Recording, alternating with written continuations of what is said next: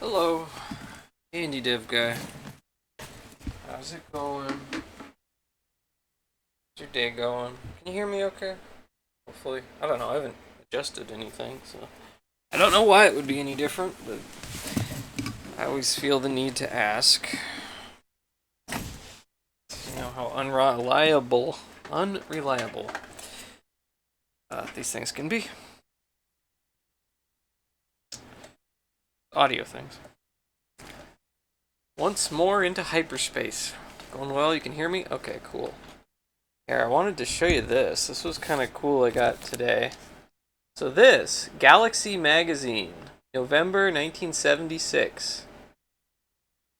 So, I was curious about the novel that this game is based on. And so I looked it up. And it was first published in Galaxy Magazine. So it wasn't even published as a novel originally. It was 3 parts. So this is part one of three in November 1976, Galaxy Magazine. These were like dirt cheap. I got them for. I ordered all 3 parts. They were, I think, about $5 a piece. So I thought that was kind of cool. So I'll read Gateway in the original published format. Kind of like the first edition, I guess you could say, of a book. But yeah, I don't know. It's weird.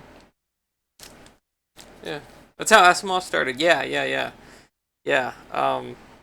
Robert E. Howard as well. Like none of his books, none of the Conan stuff, or King Kull, or any of his other stuff was ever put into book format like during his life. It entirely was in pulp magazines.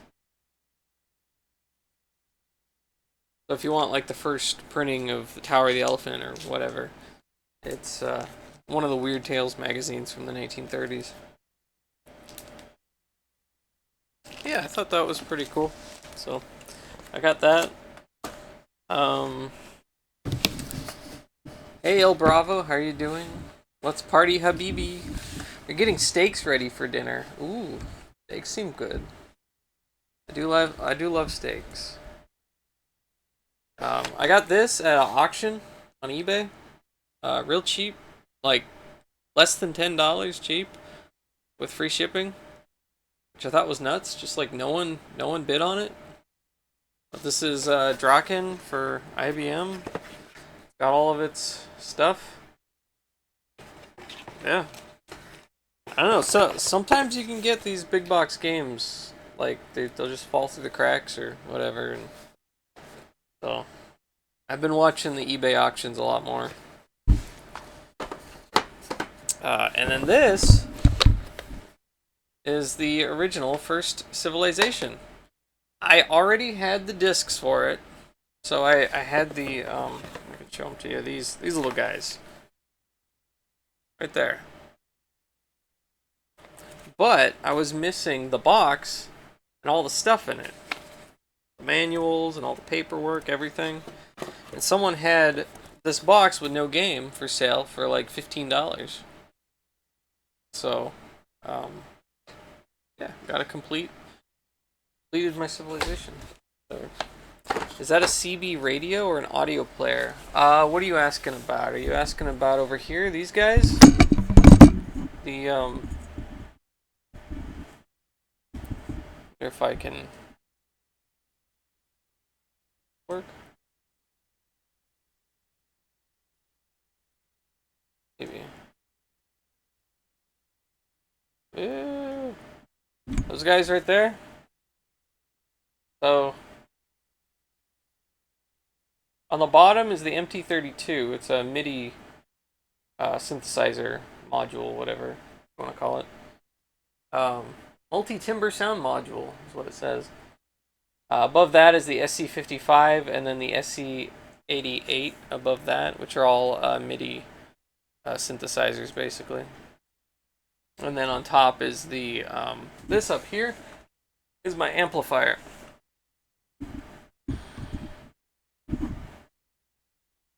It's a little amplifier. reminds me, I gotta turn these guys on.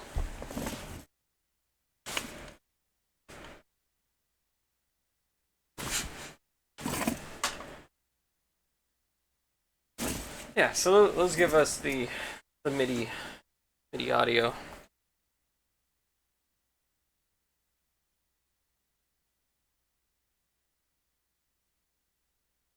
Cool MIDI sounds. How are you doing, El Bravo, by the way? I don't know if I asked. If I didn't, I'm sorry. Hope you're doing well. Things are awesome. I really love them. They are a ton of fun.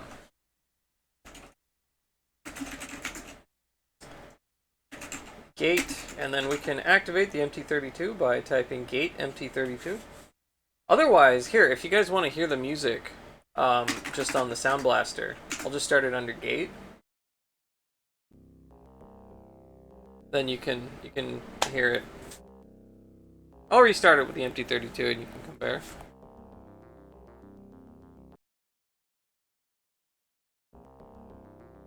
Oh.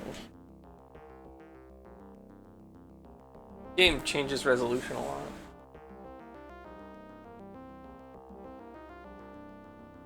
Living the life? Well, that's good. I'm getting by, I guess. Yeah, I don't know. Things could be a lot better. But I guess they could be worse as well, so...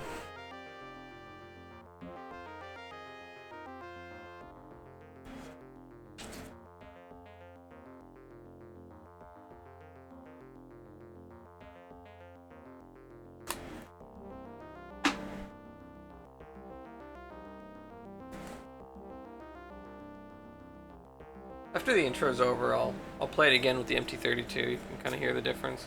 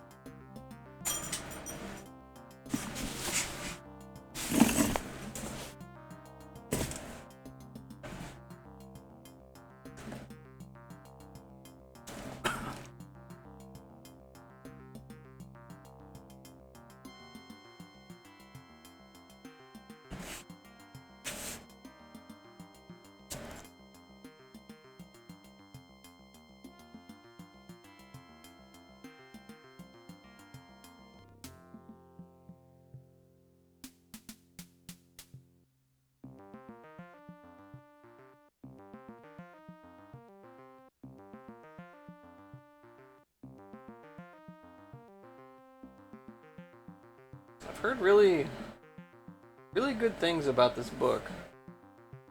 Like the few reviews and whatnot that I've read about it since starting the game. Like a pretty good one.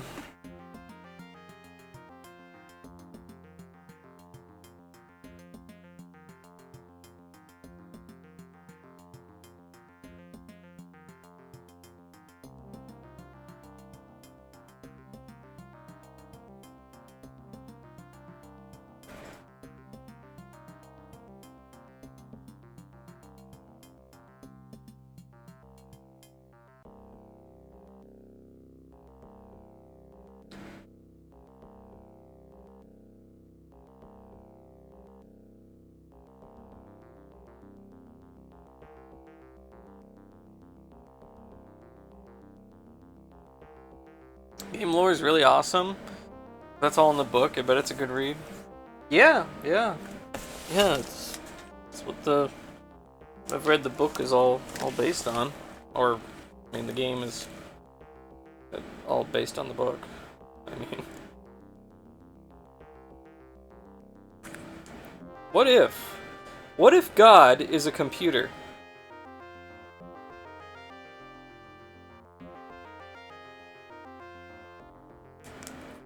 What if you find yourself on a trip to Earth in the year 2276? 135. Goddamn, man. I don't know how you do it. I don't know how you do it, honestly. I'm so bad at like keeping up with particular, like any particular streamer or streams or anything. Like just, it's amazing. I don't know. You must have notifications on. Thank you for being here. Do you want to restore? Not yet. I want to quit the game. Oh, I'll let you hear the song for a minute here. So this is playing via the Sound Blaster right now. You only watch like 3 or 4 streamers. Well, that also makes sense. Yeah.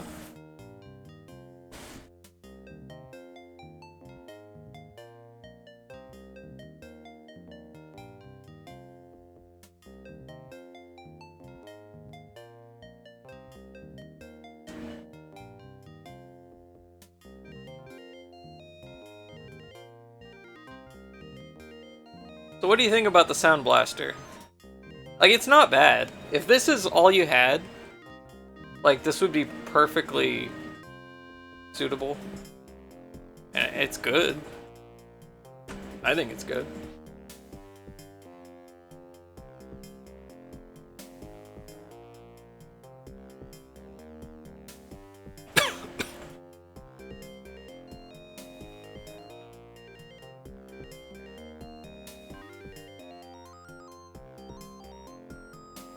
This is what you remember? I figured, yeah.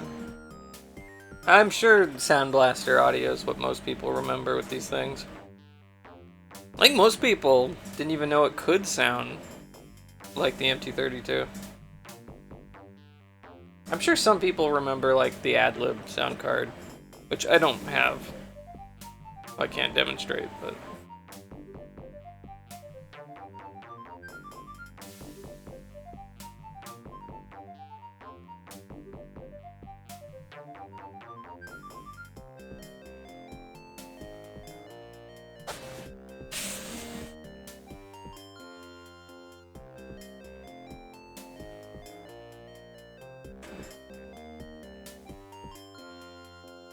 MT32 sounds awesome. Sound Blaster sounds like a Genesis. Yeah, it does!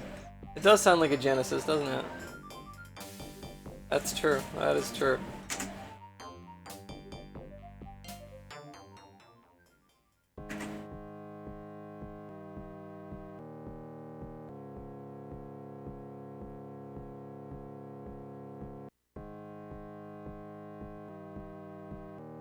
Alright.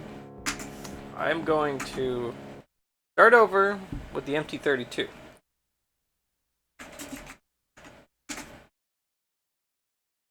And here you can hear the difference.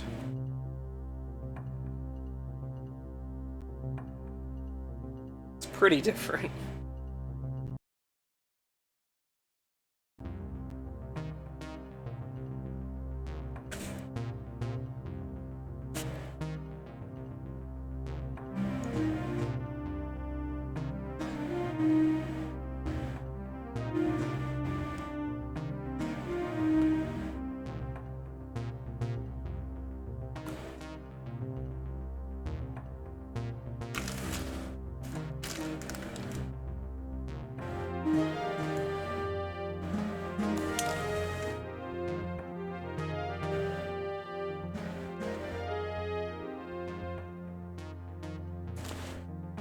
Sounds like Mass Effect? Yeah. It does, doesn't it?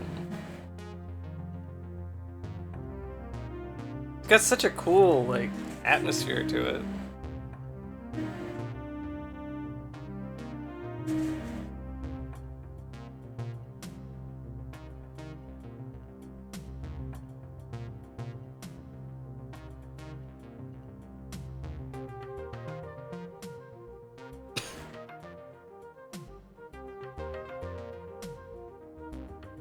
Mass Effect had such a cool soundtrack too.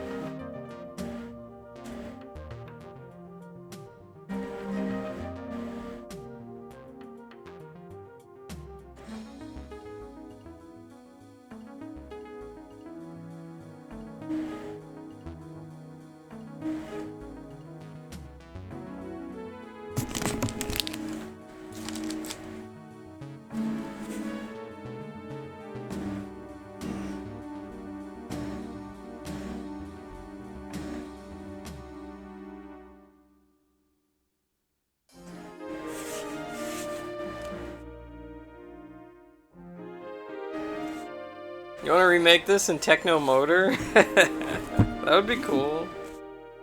You should.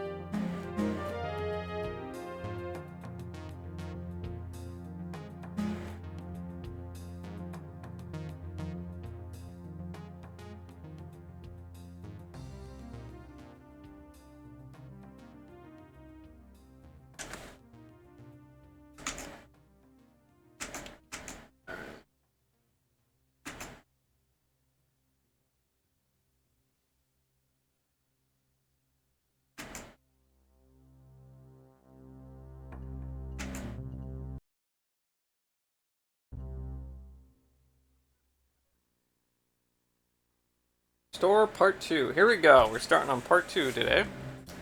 We just made, what, like... It was like 2.5 million or something for the artifact and discovering a proto-civilization.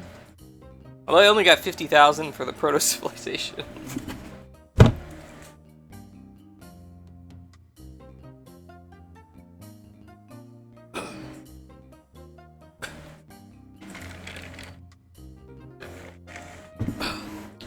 Your room is a Spartan cubicle furnished with a desk, a chair, a wall locker, and a fold-down bed. The only decorative touches are a sickly-looking plant sitting next to the desk, and a lonely picture of Earth adorning the far wall. A PV comm set set into the south wall. Above the PV is a vent. To the east is a door that leads outside. The desk has one door which is closed. You see a debit card, a data man, a magazine, a pamphlet, a napkin, a metal disc, and a maintenance key here. My status... You have a score of 357 out of 1,600 points and 760 turns.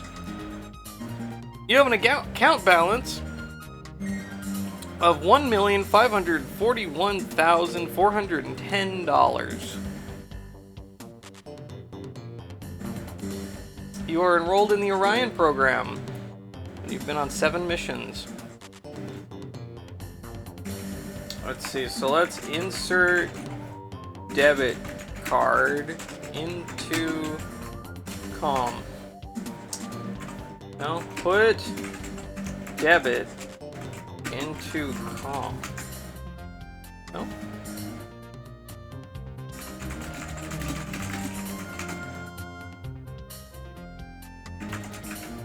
Okay, maybe look at com?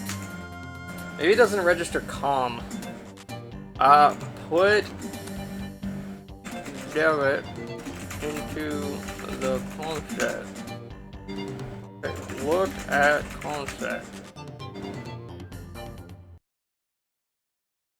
Oh, we crashed. Okay, well, let me restart computer, I guess. Weird. Weird, we went the entire stream last time. I only got one crash near the end. Now we're getting it right at the start. Oh, yeah, I gotta change the resolution back and forth. Hello, Nicholas, how are you doing? Good to see you. Feel like it's been a while. How are you?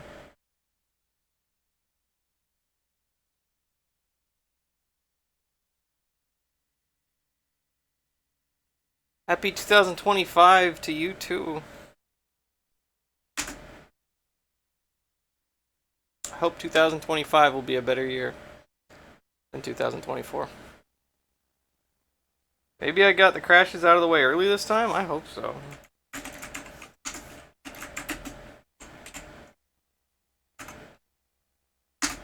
Alright, hopefully it'll be stable. So yeah, this game is weird. Oh, I gotta reset this too.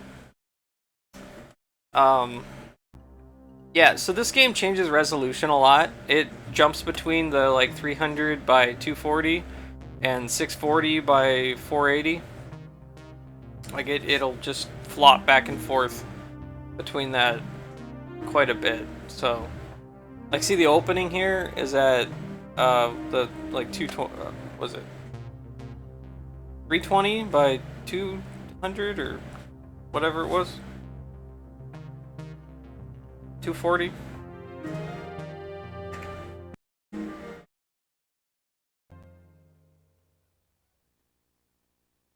And then when I start the game here, then it'll be in 640 by 480. I don't know. Doing okay, thanks. Happy to see the dossier is turning out epic. Well, thank you, Nicholas. Caught some of that previous stream. Really enjoyed some of that music you were playing while you're taking a break. Oh, yeah? Cool. Cool, I'm glad you liked that. Yeah, those were all MIDI tracks. Primarily ones that were written for the SC55, I think. I've got a ton of really cool MIDI tracks like that for various old, like, PC98 games and whatnot. Oh, thank you, Nicholas. I'm glad you appreciate it. I'm glad, you know, I can share it with people who appreciate it. I mean, that's why I stream, I guess.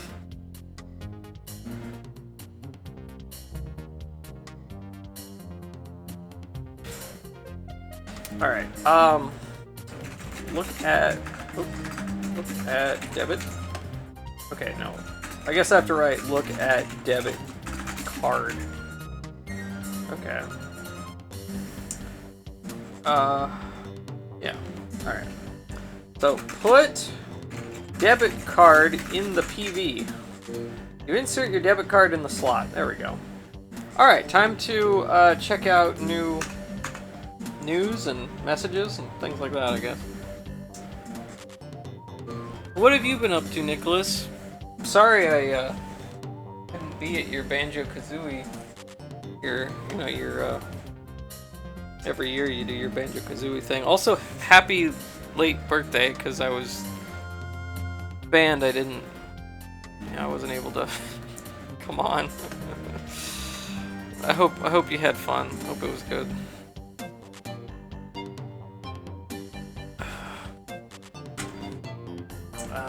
Turn numlock off, keyboard lock. There we go. Oh no, I do need numlock, right? There we go.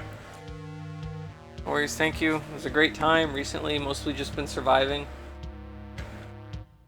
Yeah, me too. Me too. I know how that feels.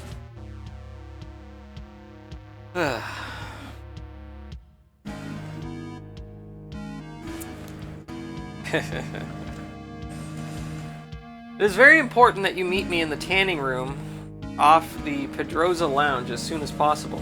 I have an urgent matter to discuss with you. Make sure that you are not followed and don't tell anyone about this message. Oh, okay. Unidentified source. Important that you meet me in the tanning room as soon as possible. Alright, I guess I gotta go to the tanning room. Sure, whatever. Alright, those are all my new messages? Okay. Let's look at account status. We're doing pretty well financially, I guess.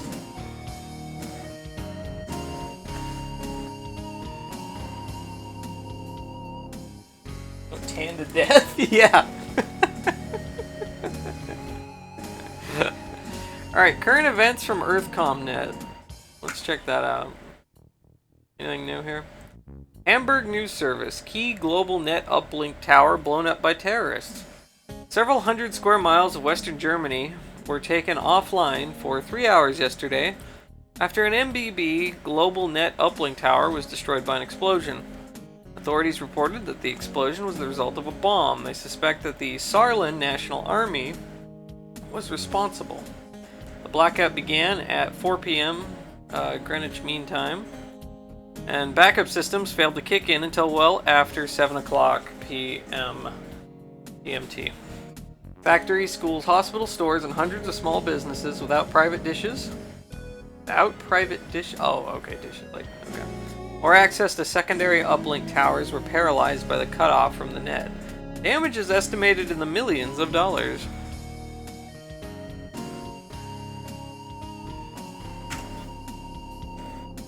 News item. Gateway Corporation press release. New uses found for Heechee metal. IBM has discovered a new way to use Heechee metal in the construction of its optical supercomputers, thereby saving millions of dollars in production costs and increasing the processing capability of the new generation of computers by an order of magnitude. The revolutionary Sterling Series 1100 massively parallel supercomputers will use keystone relays built from Heechee metal transported from Venus and Gateway. The new machines are smaller, faster, and easier to manufacture than the previous refrigerator-sized models, said Tran Hong, vice president in charge of optical computing at IBM. I am incredibly pleased with the new products, and I thank the folks at Gateway Corporation for their help in making the Sterling series possible.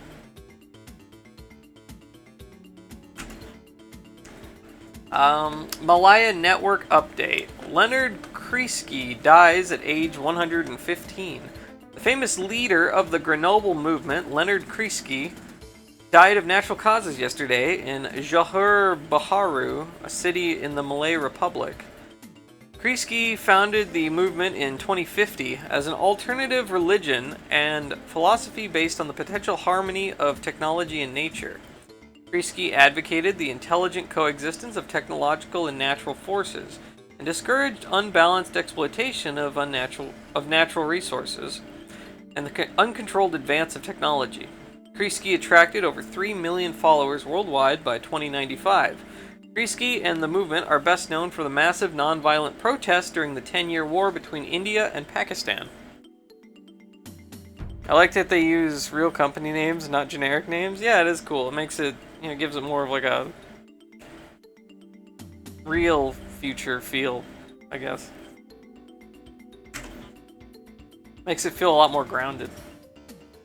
ITN CSNN. Fish and algae production down in Benguela Current. The Marine Research Institute, MRI, released data that confirms the continued decline in production of fish and algae in the Etapa, Cantalago, and the Trinidad offshore farming complexes, with shipments of protein off by 50,000 tons from last year and 167,000 tons from 2095. The peak production year. MRI scientists speculated that the climate changes over the last 100 years have adversely affected the Benguela Current ecosystem Located off the southwestern African coast, the production decline in the Benguela Current was offset by increased yields in the Santana fields off South America. Astor Media Services. Keller's Hill fire under control. But Los Angeles is not. The oil shale fires in the Keller's Hill sector of the Wyoming Petrofood mines are within a few days of being extinguished. The underground inferno consumed several cubic miles of prime petro shale. Did we already read this one, or no? Causing losses in the billions of dollars. The mines, extractor furnaces, and culture sheds taken offline in the early days are now producing again, said Andrew Walker, a vice president of Petrofoods responsible for the Keller's Hill complex. I think the crisis is over. FDA and EPA officials at the site of the disaster had no comment. L5 Space Lab suffers catastrophe. I think we read these ones. Are these the same ones? I thought it was going to give us maybe like updated ones for part 2. It seemed like there may have been some new ones, but are these... These ones are old ones that we read already. I think the first few might have been new.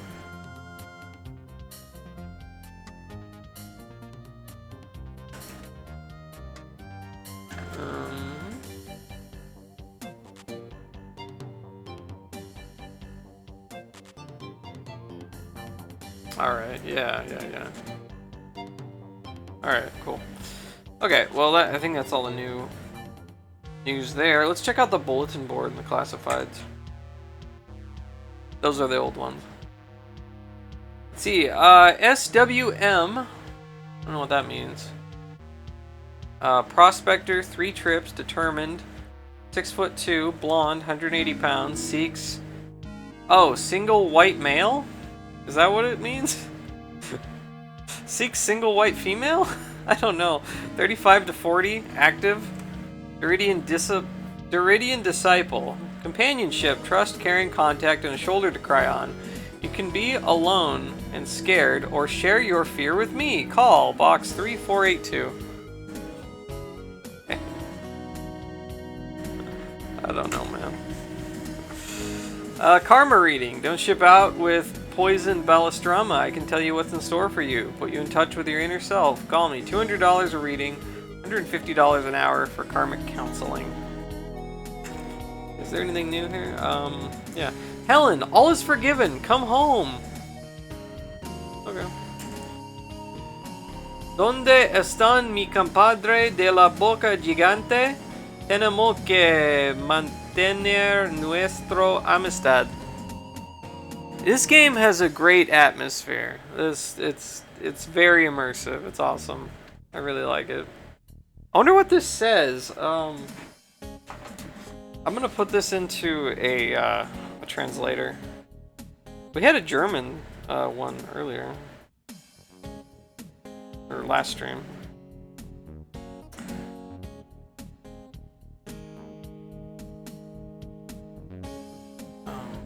Oh, no. Let's see. ¿Dónde están mi compadres de la boca gigante? Where are my friends from the where are my friends with the giant mouth? Tenemos que mantener nuestro amistad. We have to maintain our friendship. Where are my friends with the giant mouth? We have to maintain our friendship. Okay. I talked to the Hichi! Are you tired of relying on blind luck? I can help you pick course codes that guarantee a big payoff through psychic communication with the Hichi. That's an old one. That's an old one.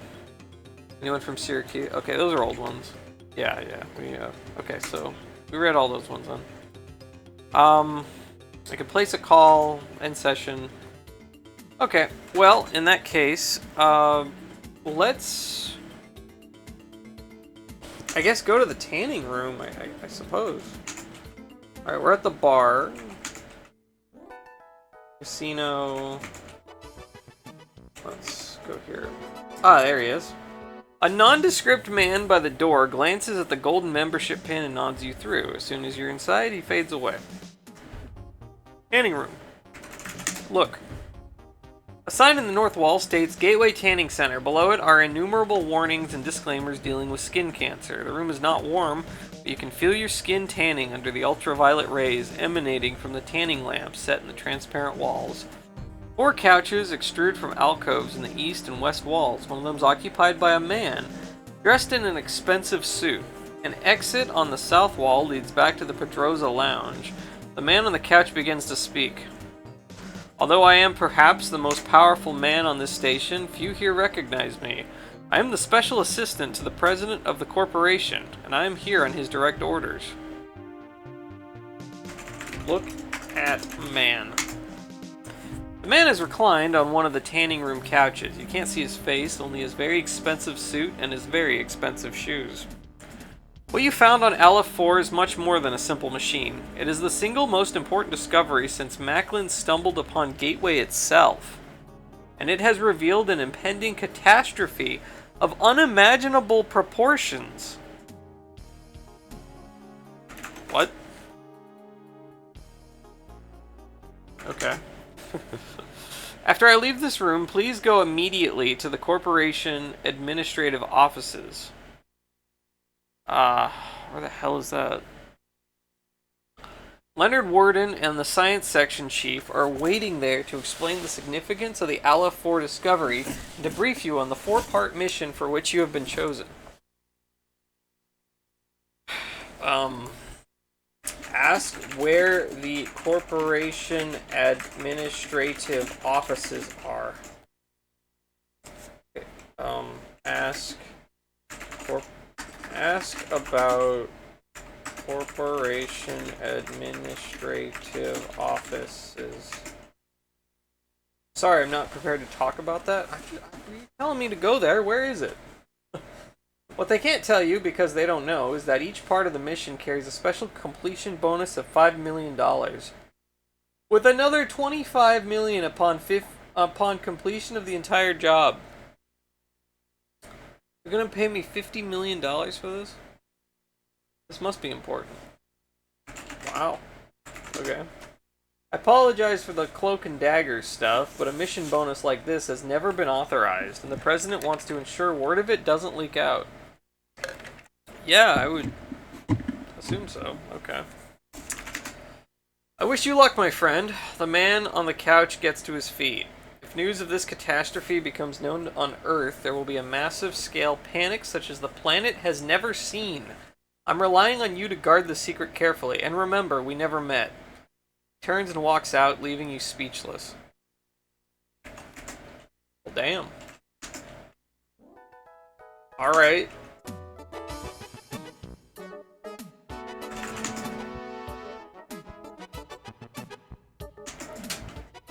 Oh, the administrative offices. They're northwest. Right here, where the secretary was. Corporation office lobby. You see a desk and a receptionist. The receptionist checks your badge and says, Mr. Worden and the science section chief are waiting for you. She guides you to the conference room. You see Young Sion Lee and Leonard Worden here. Okay. Leonard Worden greets you and offers you a seat. You have a green badge, so you know who I am. He gestures towards an oriental woman in science section uniform. It says Young Sion Lee, the science section chief. In a nutshell, we have a dangerous mission for you. We want you to activate a Heechee cloaking system that will hide us from a race of highly advanced aliens who are bent on destroying all intelligent life in the universe. Oh my god, this is Mass Effect. He stops and takes a deep breath. Confused? Let me explain. The discovery you made on Aleph 4 was more important than you could have realized. What you brought back was a functional Heechee computing device An optical computer that uses a crystalline matrix for storing and processing information. The 3 prayer fans you brought back are actually memory storage units. Totally Mass Effect, absolutely, oh my gosh. Okay. The computer calls itself the Savant. In 3 weeks since your return, it has taught our scientists the Heechee language, some basic math, and a little history. Last night, however, it told us that its primary function was not to teach, but to deliver a warning.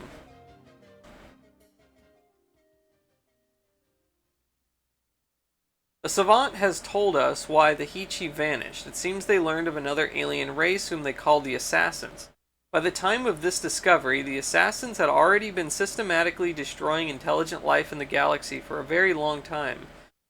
The Heechee didn't know why the Assassins did this, and so they didn't know how to stop them.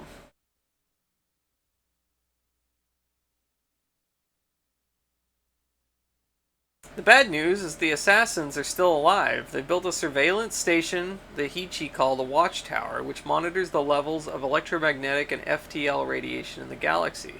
When the station detects the elevated radiation levels given off by the advanced technology of an emerging civilization, the Assassins make a sweep through the galaxy and kill off every last trace of that civilization.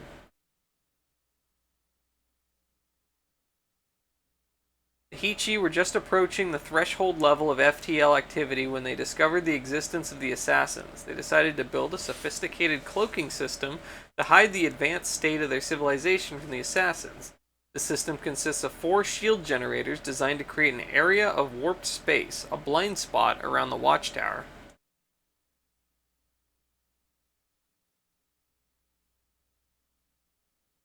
The Heechee apparently panicked before turning on their new defense system. They fled to an unknown location, leaving behind Gateway, the ships, the tunnels on Venus, and who knows what other machines, artifacts, and installations.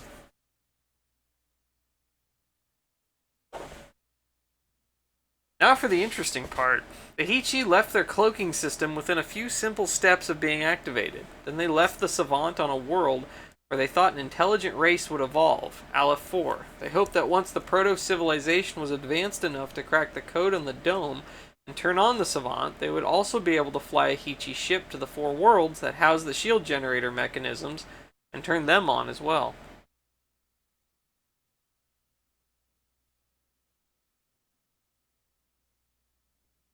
But Aleph 4 didn't make it, and now we're the ones on the hot seat. The FTL radiation that we generate by using Heechee technology must be near the threshold that will activate the Watchtower and bring annihilation down upon us, but the genie's out of the bottle.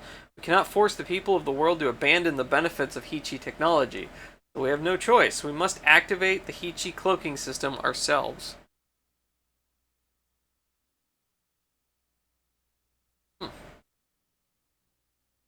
Because of your first-hand experience on Aleph 4, the mission's of turning on the shield generators falls to you. The Savant has given us a complete set of instructions. You know, I think $50 million is a little bit low for saving the human race. The Savant has given us the course codes for the 4 worlds that house the shield generators. These are massive machines, 5 miles in height, that use the heat in a planet's core to generate enormous amounts of power.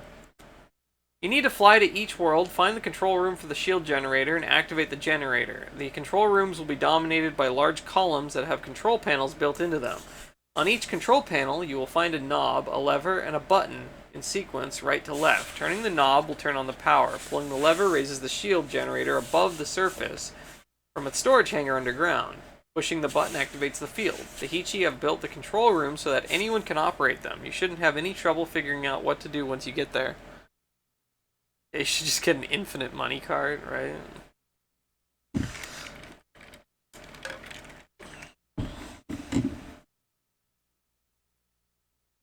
The executive pauses, then nods to the scientist. Young Xian Li turns some dials, and the screen behind them comes to life. A lush blue world floats serenely in space. The executive says, "This, courtesy of the Savant, is a Heechee extrapolation of what happens to planets that the Assassins decide to wipe out." A ring of fire surrounds the planet, slowly burning the atmosphere and the crust off the world in a violent display of ultimate power. A blackened cinder is left. Price of failure. Powerful incentive to complete the mission, eh? The executive grimaces. He takes your green badge, runs it through an encoder, and says, "These course codes will take you to the 4 planets that house the shield generators. The agent outside the hangar downstairs will enter the codes into the guidance system of your ship. One more thing, you must not jeopardize your mission by bringing anything back from these planets. You'll get plenty of money for doing your job, and you can go back to prospecting when this is over." I don't want to go back to prospecting when this is over. I want to retire. Oh my goodness. Yeah, we'll keep you as an employee. Well, goodbye and good luck. We're all gonna be very sorry if you fail. Oh my gosh. Oh my gosh. Alright. Talk to receptionist.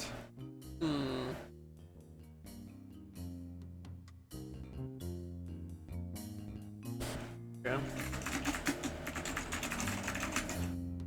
Oh.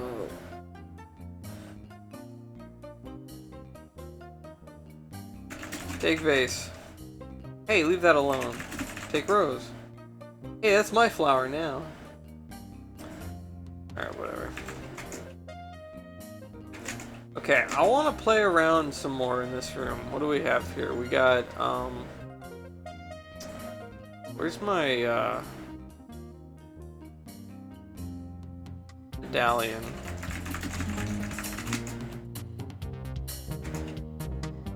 Is it in my room? Okay, yeah it is. Open drawer. Okay, my gun is still in the drawer. Cool.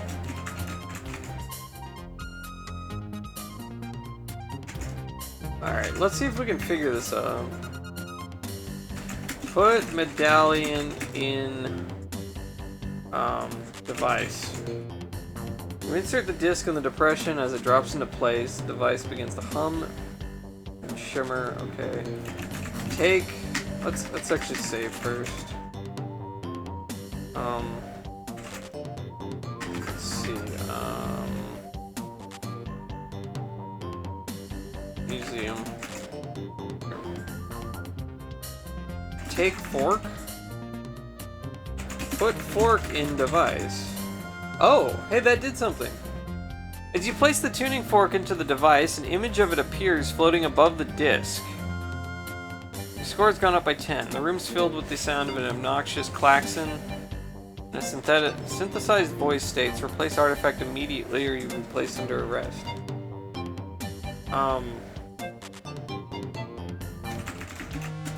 Look at image. Medallion circular, a disc about 2 millimeters thick and 10 centimeters in diameter. It's made of silvery metal. Floating above the plate is a hologram of a tuning fork. Okay. Well, that's neat. Take fork. Put fork on display. Put fork on pedestal. Alright. Look at device. Take medallion. I'm not really sure what the point of that is.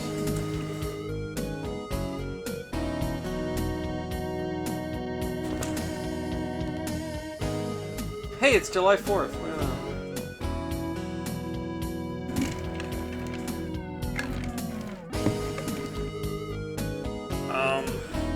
Well, I got 10 points for whatever I did.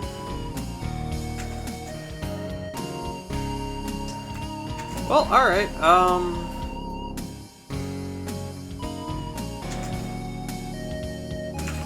put debit card in I'm gonna make a call. See if it does anything. Let's see, so we want 377617. Terry answers, "New fish, you've already been sponsored for the Orion program. Leave me alone." All terminated. Man, you don't want to, like, hang out or something? Alright. Whatever.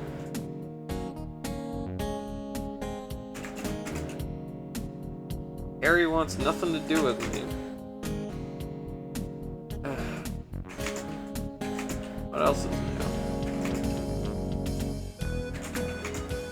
Alright, mission 8. Or jump 8, I guess It's jump 8. Yeah. Show badge to agent. What about the guy with the discs? I don't have his phone number. I mean, maybe he shows up at the bar sometimes? Around 10 p.m.? Okay. Oh, yeah. Oh, wait, no, it's... Oh, gosh. It's like... Yeah, it's not 10 p.m. at all. It's like 12 hours.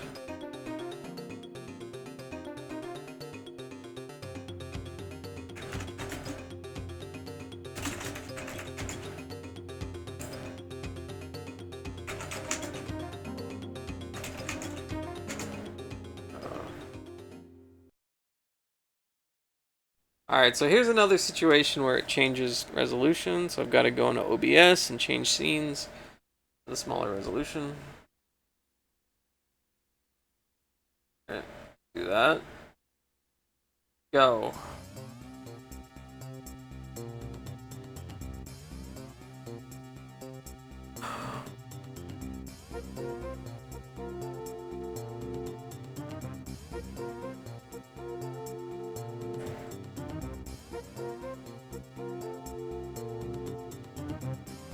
Maybe I'll have time to talk to him when I come back. Okay, so we got a planet here. Orbiting 6th planet in the Delta Argei star system. Spectral Class K. Planet has toxic atmosphere. Surface gravity is 1.2 G. Sensors detect large concentration of Heechee metal. Let's land.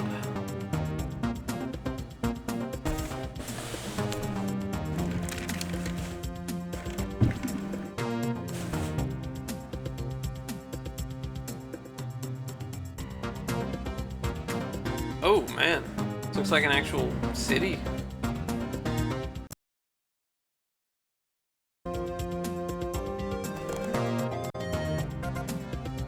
The ship descends quickly through the dense atmosphere. You feel the sudden deceleration as the ship slows and makes a gentle landing. Put on suit. Open hatch.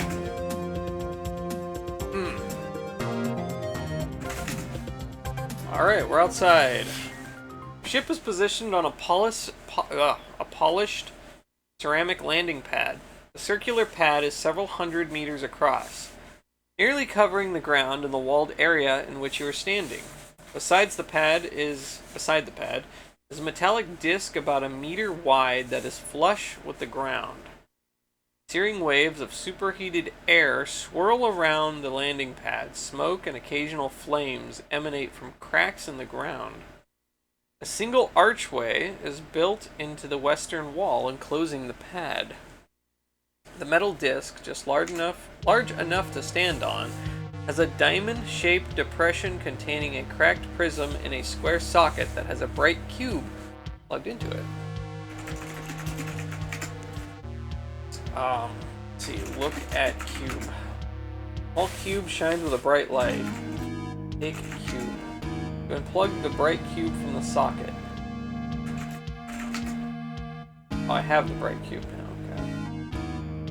now, okay. Look at prism. Cracked prism in the diamond tray is devoid of light. Take prism. Okay, I can take the prism.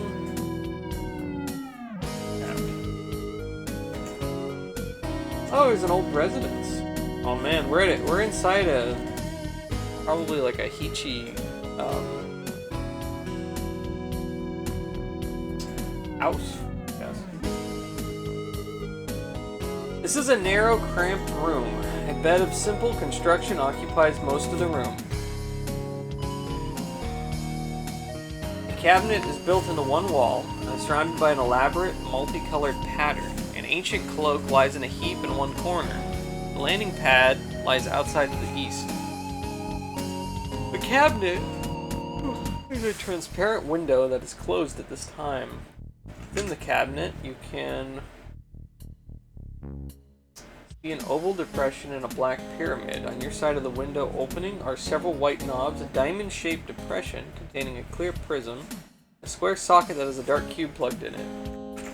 Take dark cube. Put bright cube into socket. Carefully plug the bright cube into the square socket on the cabinet, and the window retracts in the walls. Hey Deathmark, how you doing? I'm doing as well as I can be, honestly. But yeah, playing Gateway is good. Good game. We are on an alien planet right now. We're doing some, I don't know, some archaeology, I guess. Look at pyramid. Exhausted, long day, long tomorrow. Ugh. Yeah. I know how that feels.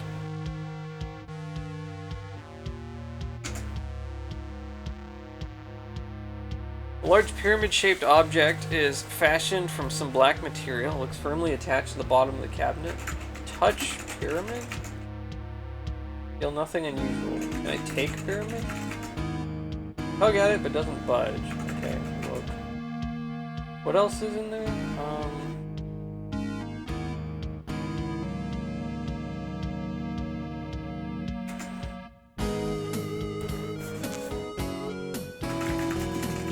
Let's look at the cloak real quick.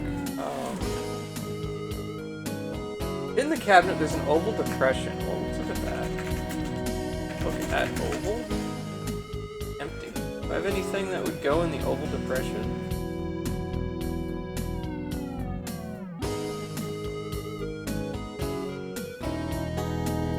I don't know. Let's look at the cloak.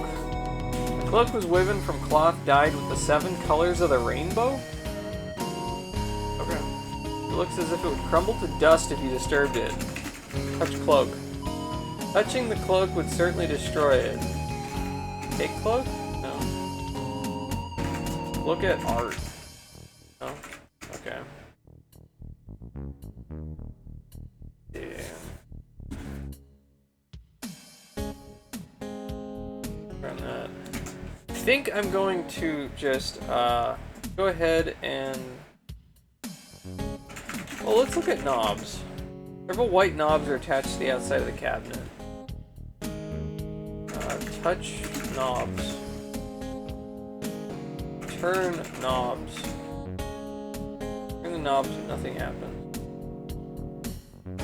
Okay, take cube. Take prism. So let's do this then. Put right cube in tray. Not tray. Put clear prism in tray.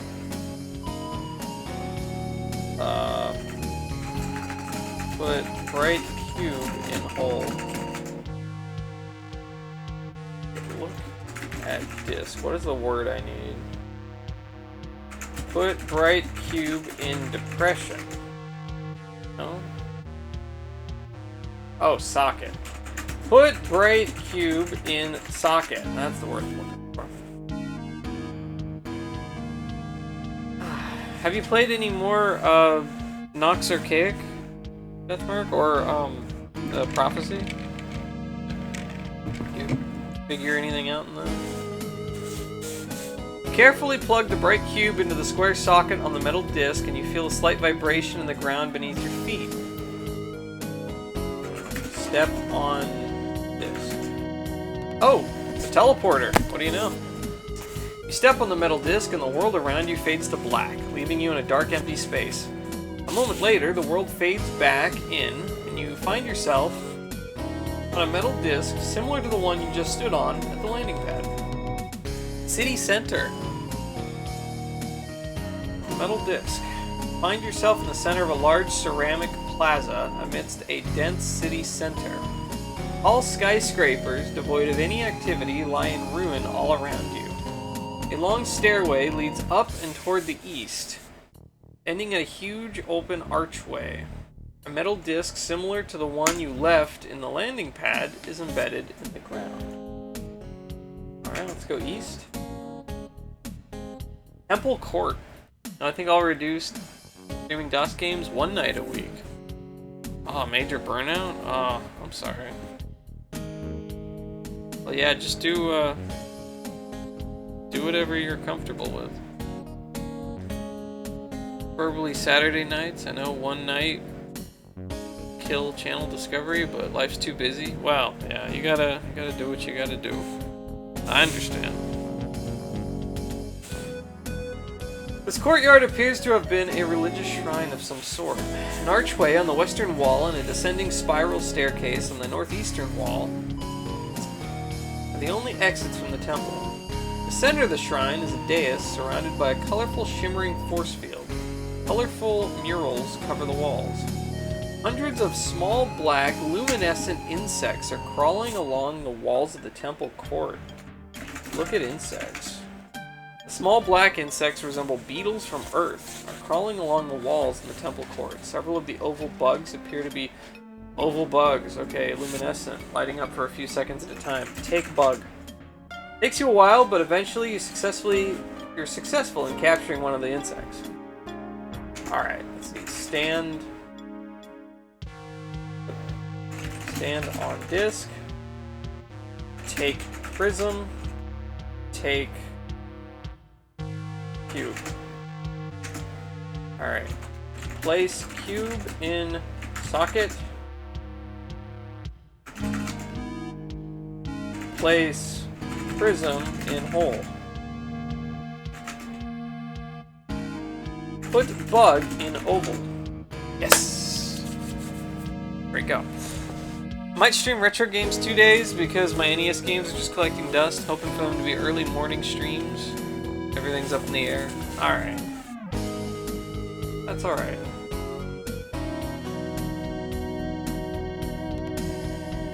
Just, you know, do what's fun for you. Don't, like, you know, push yourself or pressure yourself to do anything you don't want to do. Or that you're too busy, you're tired, or, you know. You place the squirming insect in the oval depression inside the cabinet. The bug flickers for a moment, and you hear a faint click. Yeah. Okay. Look at pyramid. Your score has gone up by 7. It did. It did it to myself. I streamed DOS games 6 days in a row. Yeah, that'll do it. Yeah. Streaming anything 6 days in a row is gonna burn you out, I think. Touch pyramid? No. I don't know what that did. Did that change anything? I have a score of 437 out of 1600. Does that mean we're like a fourth through the game? Hello, Binary Man. How are you doing? Welcome in. Good evening. What have you been up to? I watched you play a little bit of Zelda yesterday. I couldn't, like, stay in chat or anything, but I had you up for a little bit. Looked pretty cool.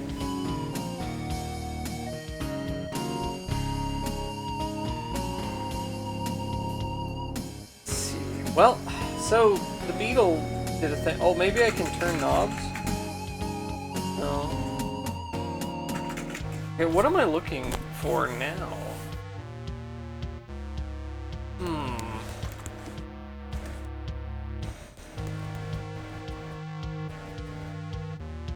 I don't know what to do with the knobs.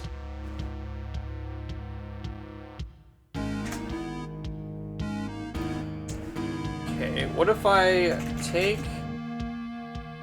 clear prism, put cracked prism in hole. Let's take bright cube, put dark cube in socket. Take cracked prism, put clear prism in hole, turn knob. No idea what that did. Wind Waker's gorgeous. Yeah, Wind Waker looks pretty good. Between 5 hours that other day, you made some progress. That's good. That's good.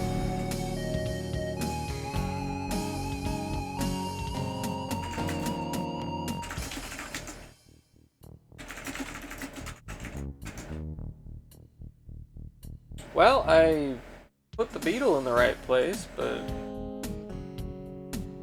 no idea what that pyramid is or what the next step is. Alright. Also sung some songs as well. I saw a little bit of that, yeah. That was pretty cool. But step on disc. Alright, so I don't know what that did. Can I take another bug? Whatever knack you developed before for catching bugs is now gone. You make several attempts, but the insects flit out of the way. Maybe you were just lucky before. Playing your guitar and everything? Yeah, yeah. I went thrift store hopping today, hoping they'd have a random Amiga or Apple II in stock for extra cheap. They didn't. Those are tough to find. They are really tough to find. I mean, I've been, you know, doing this whole used reselling business for most of my life, and I have an Apple II GS somewhere. I don't know where it went. Somewhere in the storage shed.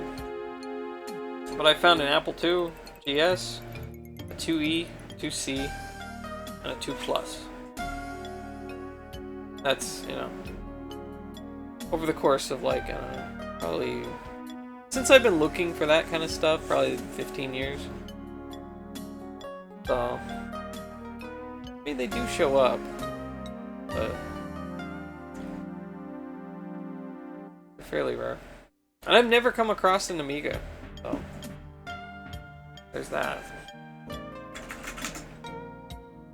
So what is this? Look at Deus.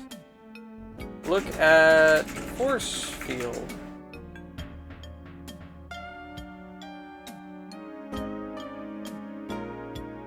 You have an Apple IIe and an Apple II GS. It was given to you. Wow. Wow, that's awesome. On the prospect of finding one, because one of the thrift stores sold you a CRT monitor for $5, gave you a VCR for free, so might as well try. Well, yeah. Yeah, I mean, you won't find it if you don't look. There's all kinds of things I've found that, you know, if you were hunting specifically for that one thing, would be kind of tough, but, you know, you come across things. Things do show up.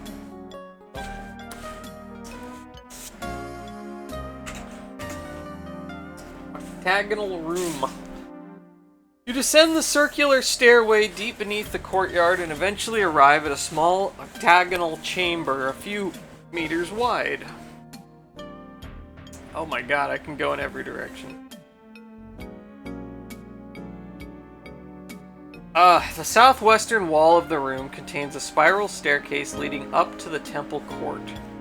7 remaining walls are decorated in elaborate mosaic designs, each dominated by a different hue. Each colored wall has an archway on it. We have a bit of a rainbow theme going on. Starting from the western wall and proceeding clockwise, the mosaic's dominant hues are green, orange, yellow, blue, indigo, red, and violet. It's sad how robust Amiga catalog is. 2,200 games. It's a lot of games. And hardly anyone has heard of Amiga. How they managed to produce so many titles is an enigma. The Amiga, that was Commodore, right? Commodore was big back in the day. But you'd think a lot more, I don't know, you'd think Amiga systems would be a lot more common if considering how popular Commodore was. And I found plenty of Commodore 64s and a couple VIC-20s and stuff. Like, those seem to be a lot more common than Amigas. As long as the TV has composite input, it won't need a converter to use for a monitor as they used to. Yep.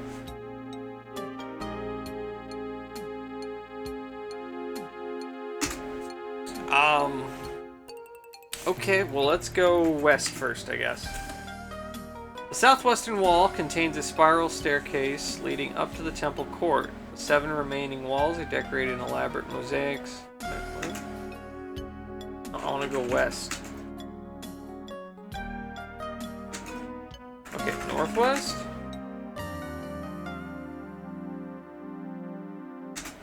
What?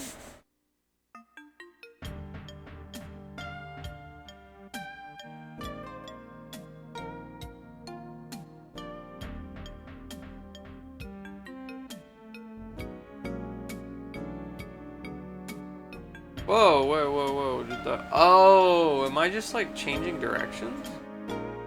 Wait, what am I doing?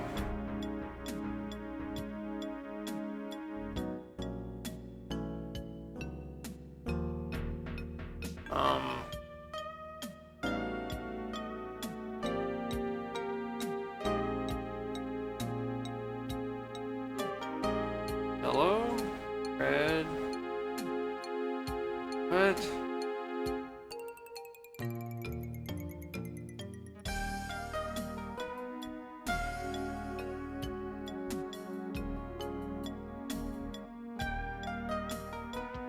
Not sure what I'm doing here.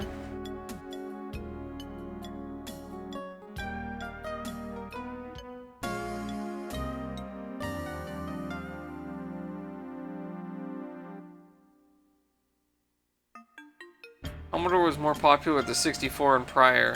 Yeah, seems that way. Amiga wasn't as popular, and it was Spanish for a female friend. Huh. Last part I thought about yourself? Never considered that, yeah.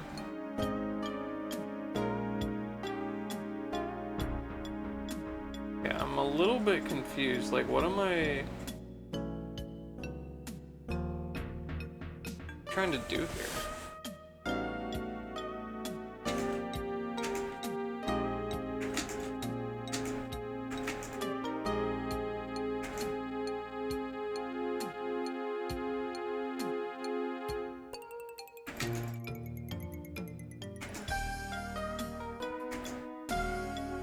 Oh, I think I understand now, maybe, but now I think I'm lost.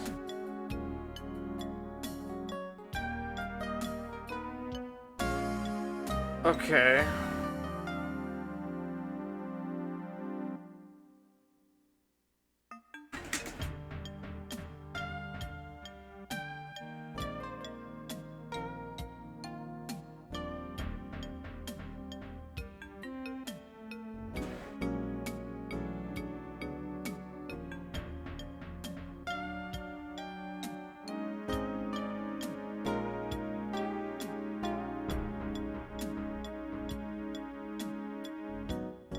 Blue, orange, green, yellow, indigo, violet, red. I think I have to go through the doors in the right order. Commodore didn't think about that either.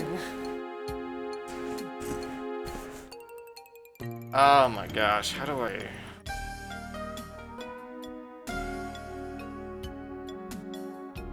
How to get out of this? I think I should have saved before I went in this room.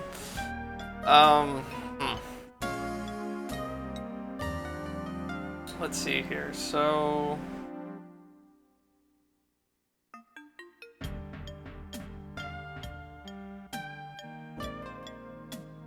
red.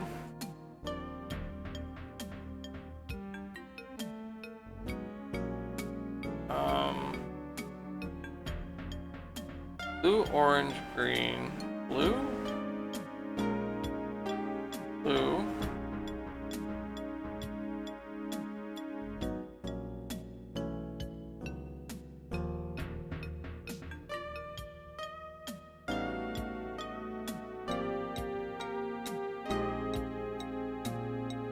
Two ways out of this, maybe three.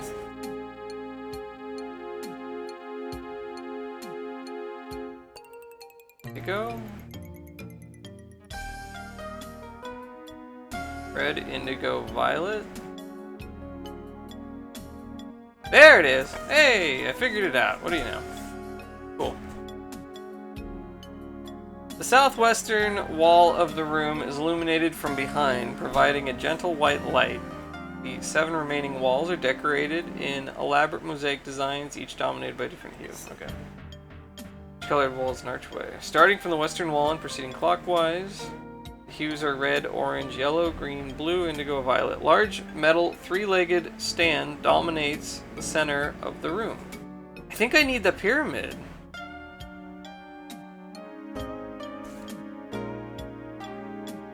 Put prism on stand. Yeah, I need the pyramid. One way, follow in-game directions or turn off the PC. Oh my gosh. So to get out, I have to follow the rainbow backwards, I think. So we're gonna go violet.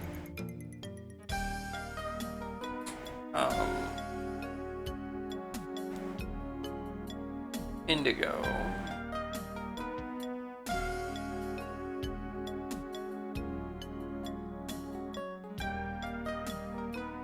Blue.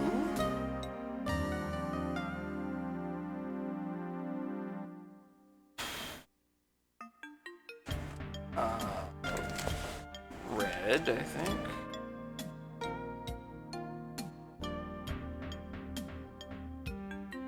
No, not red.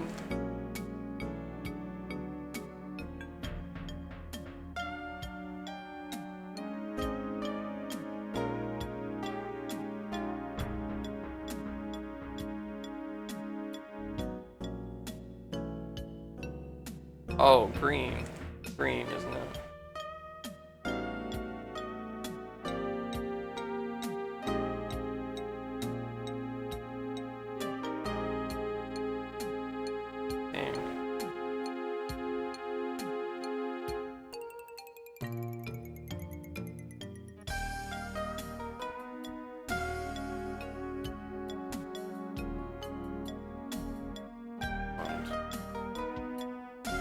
Red.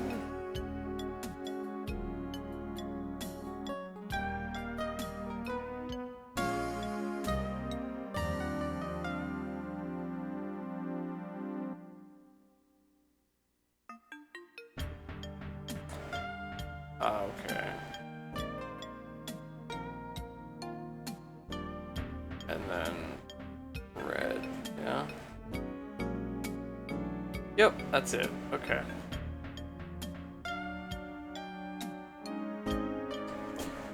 Okay. Stand on disk. I'd say the same thing if someone was stuck with a game on a console as well. Oh. Yeah. Let's see. Put prism in hole. No, not the cracked hole. Take prism. Take prism. Take cube. Place clear prism in hole. Take dark cube. Place bright cube in socket. Alright, take beetle? Place beetle in depression. Paint click. Yeah. I don't know what that did.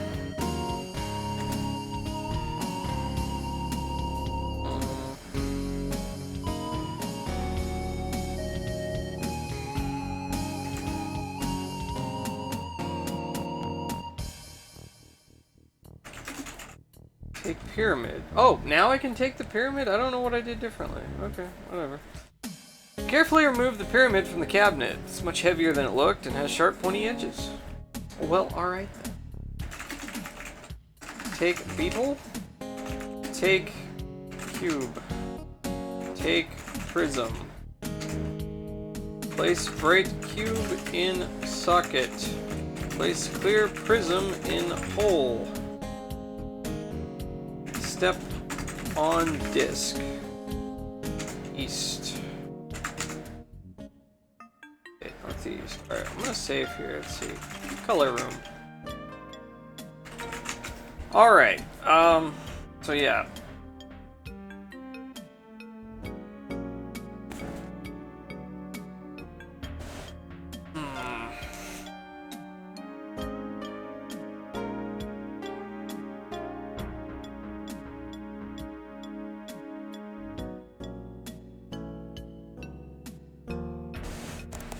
I think we want to go to red first. That's the second to last here. No. Yes? Maybe? Yes. Okay, so red. Then we want orange.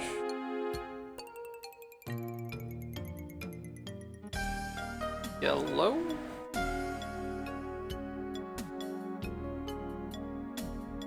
Green.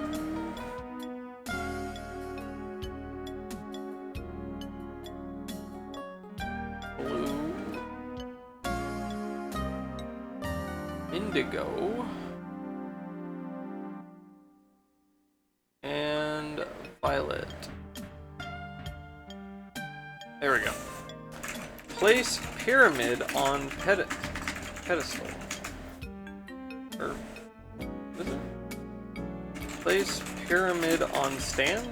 There we go. Hey! You put the black pyramid on the tripod stand.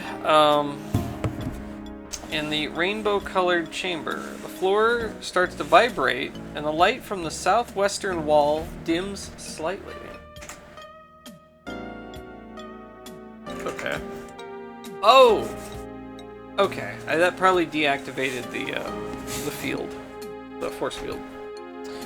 Okay, so then now we need to go to... violet is the last one. So, violet, then indigo. Oh, no, it walked us all the way back. Cool, alright. Get dais. Disc-shaped stage containing a heat sheet control panel. Look at controls. The shield control panel is a round, extruded panel made from silvery white metal. It's positioned on a disc-shaped shelf extending from a metallic column. On it are a power knob and a power indicator, a deployment lever, light, and an activation button. Okay, so, turn power knob. Turn the power knob to the oval symbol and you hear a buzzing. Push deployment lever. The lever is already pointing at the gray dot.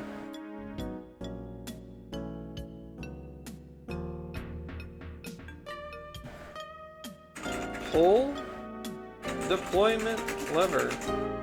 There we go. You pull the deployment lever toward the blue dot, and the entire room begins to vibrate. You hear a deep rumbling far off in the distance. It only lasts for a moment.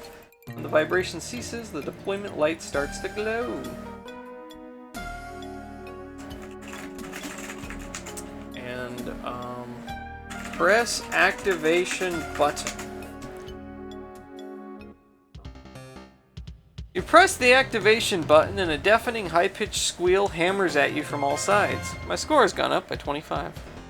Your steaks were perfect, medium rare, so good. Oh man, I'm jealous. I just ate a TV dinner. Macaroni and cheese. Not as good as a perfect steak. Hey, we got a new song.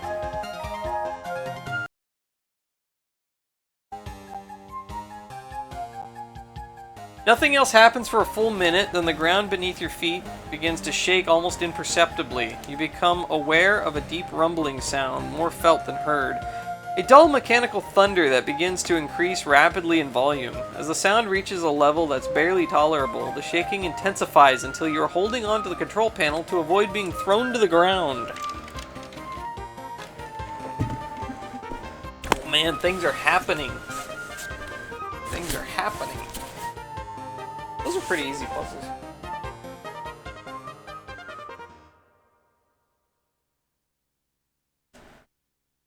Not too bad.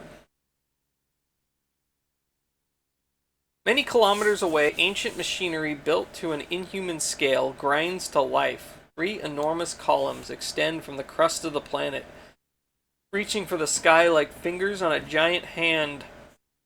They rise until the top of each column is outside the planet's atmosphere.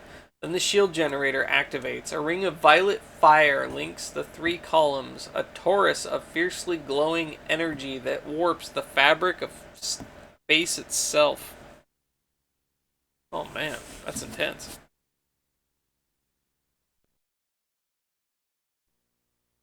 Well, alright.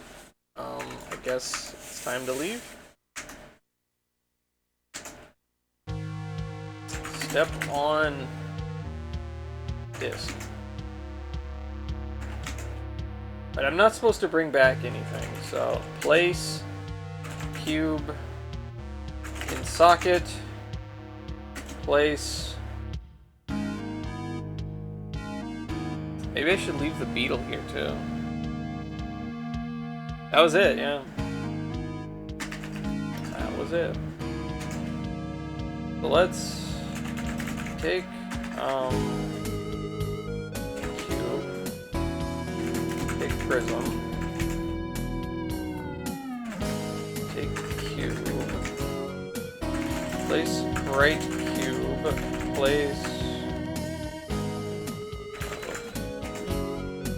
place clear prism in hole, place beetle in depression.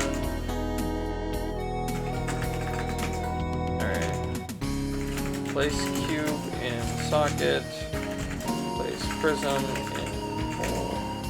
Alright. Yeah, I'm not supposed to bring anything back, I guess.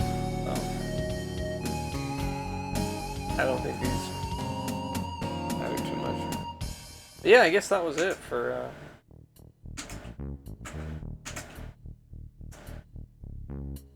close hatch, sit.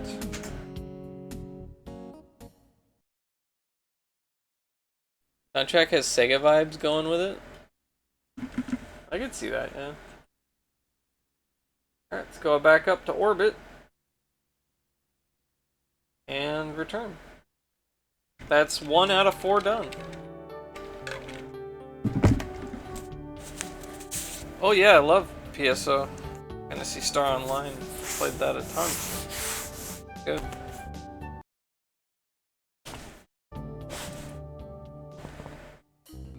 Your ship returns to the dock at Gateway and you undergo debriefing procedures. You're awarded a $5 million bonus for activating the shield generator.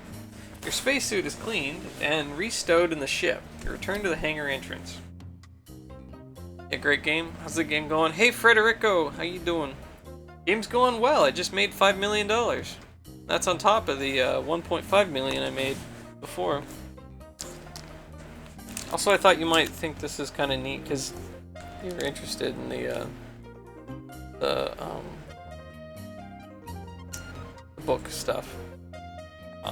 Here. This is where here, I should take it out of the plastic. This is where Gateway was originally published in Galaxy magazine. So this is part 1 out of 3. It was printed 3 parts. November 76, I think December 76, and March 76. So I'm gonna read the book. And these are really cheap. You can get these online, like, I don't know, between like $5 and $10 or so. You have Gateway in your Amazon cart? Cool, cool. That's awesome. Yeah, this is, let me see if I can, yeah, this is, there you go, Frederick Pohl, Gateway, right there. This was how it was originally published, right here. This is like, I don't know, the first edition in a way. Kinda neat.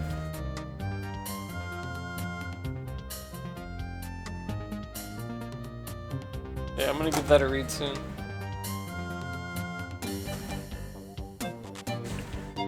It's cool to see how they used to release literature in serials. Yeah, it is cool. I like that.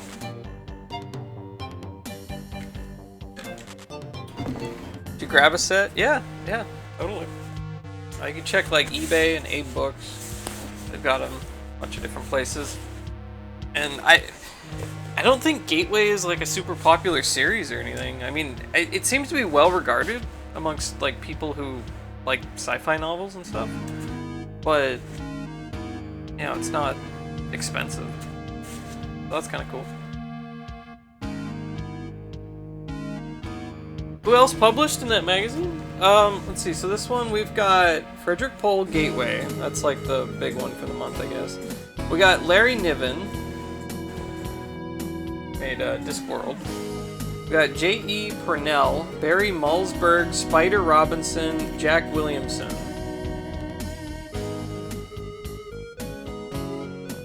Love Life of the Leghorn, Craig Street.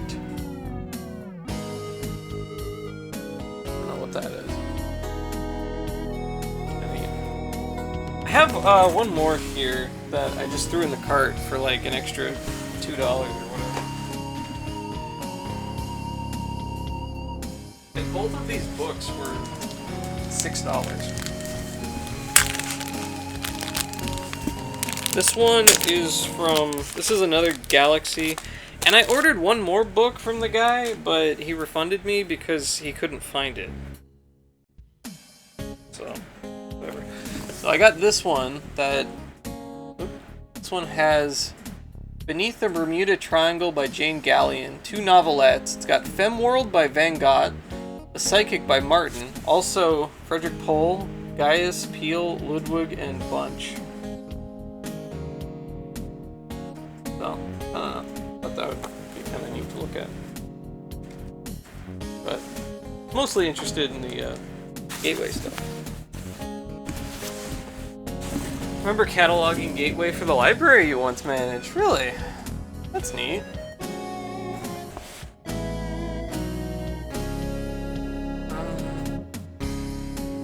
Okay. Well, I guess we need to go on the next mission. Yeah, what time is it? It's 15:52, so almost 4 o'clock. Yeah. It's a pretty cool cover, yeah. I've got a bunch of the old like Analog magazines and some newer ones. Analog still publishes. Like every month there's a new Analog. I don't have a subscription or anything, but they sell it at Barnes & Noble, the magazine section. Sometimes I'll buy a copy, whatever, if it looks interesting. So it's kind of cool that they still do that. The pulp magazine literature is not entirely dead. Show badge to Egypt.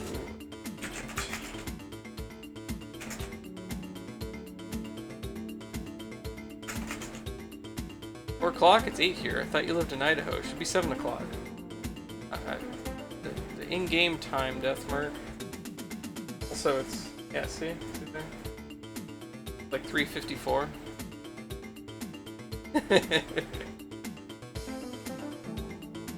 Yeah. We were thinking about trying to see if one of the NPCs was going to be at the bar at 10 o'clock, so I was trying to see if I should, like, wait 6 hours, or if I should just go on my next mission. It's fine. It's fine.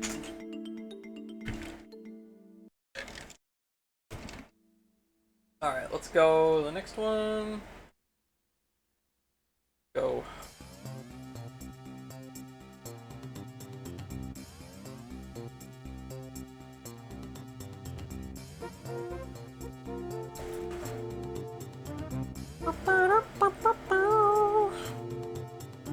I'd love to get some of the old Weird Tales magazines where the Conan stories were first published in. Those are really expensive though, and they're so old. They're from like the early 1930s. imagine they're extremely delicate. Would be cool though. Orbiting third planet in the Kaduna star system, Spectral, Class F. Planet has toxic atmosphere. Surface gravity 1.5 G. Sensors detect large concentration of heat-sheet metal. Boom, let's orbit. I mean, land. We're already orbiting.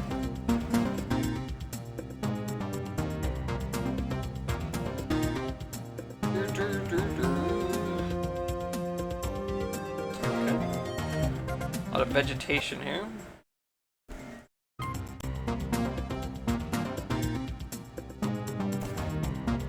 A blast of fire from your rockets clears an opening in the jungle below. Your ship settles down in the middle of the clearing. Outside, you can see an unbroken wall of lush, dense vegetation. Put on suit. Open hatch. Oh man, every time the PC speaker goes psh, it's so great. So great. Alright. Go down. What do we got here? You step down into the still smoldering clearing.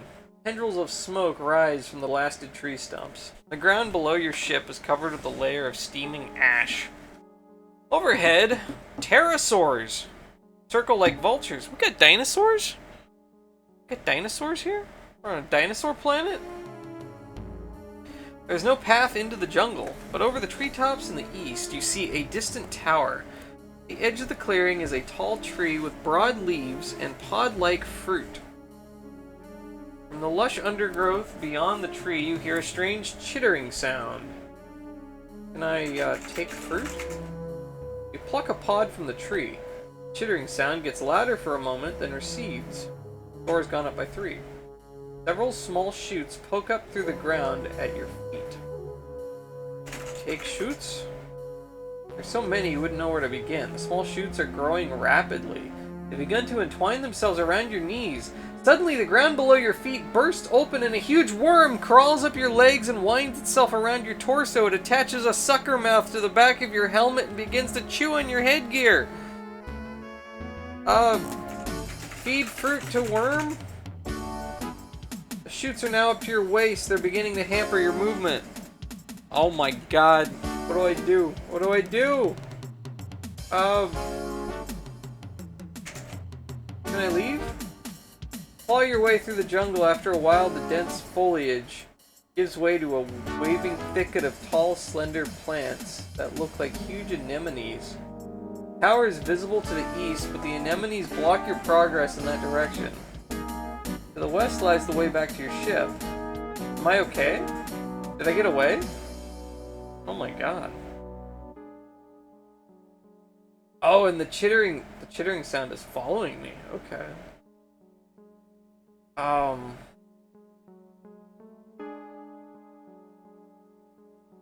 Okay.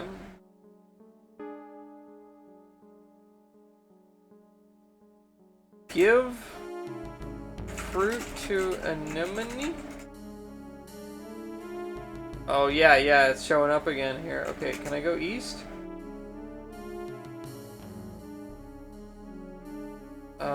God, the small shoots are growing rapidly. They begin to entwine themselves around your knees. The anemones become very agitated and you hear something crashing through the stalks in your direction. Moments later, a giant spider emerges from the thicket and starts eyeing you hungrily. The anemones are almost pulling themselves up by their roots in order to avoid touching the arachnid. Throw fruit at spider. Toss the pod at the spider, but it misses. The pod falls to the ground. Suddenly, a huge rat bursts from the undergrowth, swallows the pod in a single gulp, and races back into the vegetation. The shoots are now up to your waist. They're beginning to hamper your movement. The spider appears to come to some sort of decision, and his monstrous pincers reach out towards you. Oh no! Oh god! Get back in my ship! As you squeeze through the hatch, the worm is scraped off onto the ground. A pterosaur swoops down and makes off with it. Oh my god, this planet sucks! Jeez. Holy crap. Oh my god. What the hell am I supposed to do here? Can I get another fruit? Take fruit? Okay, I got another pod.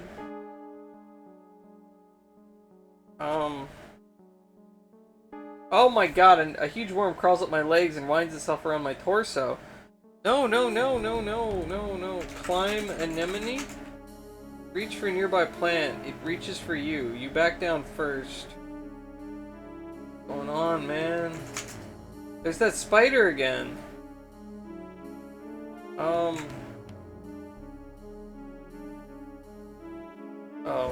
You run right into the spider's pincers. Fortunately, you don't live long enough to see what the resulting mess looks like. You have failed. Okay.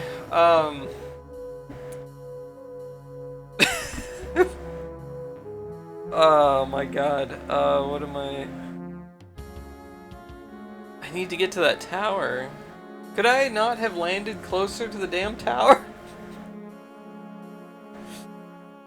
Oh my god.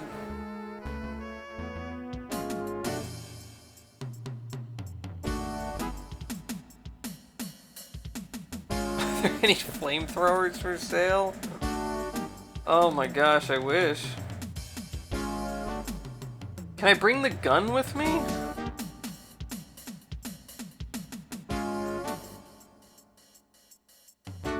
Shoot the damn spider? And the worm?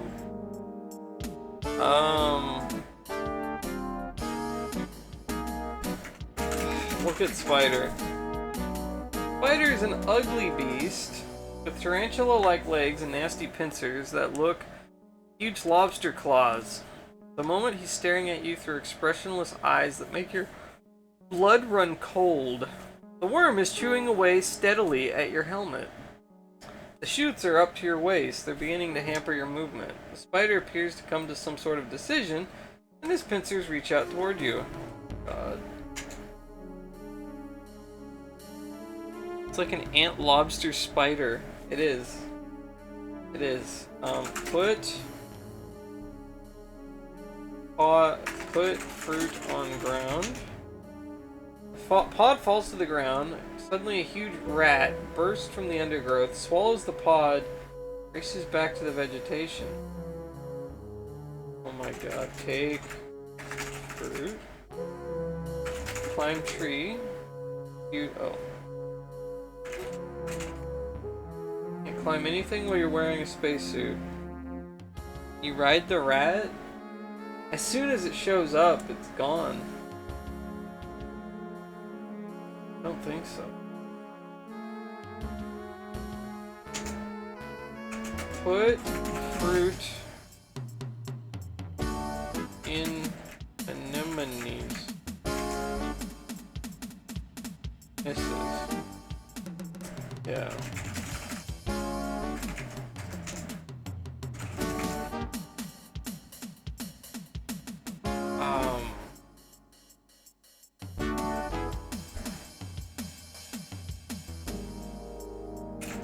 Can I take worm? You succeed in wrenching the worm from your spacesuit, but it wriggles out of your grasp and falls to the ground. It thrashes around for a few moments and starts to burrow into the soil. Suddenly you hear a great whooshing of wings. A huge pterosaur swoops down from the sky, grabs the worm in its talons, and disappears over the horizon. My score went up by 4. Several small shoots poke up through the ground at your feet. Okay. I got rid of the worm. It's a thing where you have to find the predator of the predator? I think so. I think so. Like what eats the spider?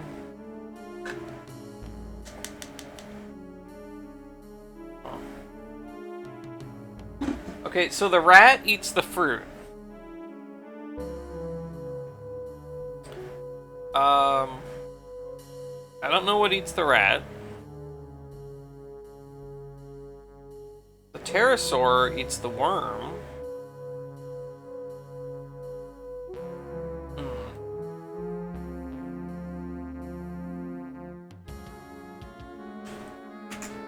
Okay, there's the spider.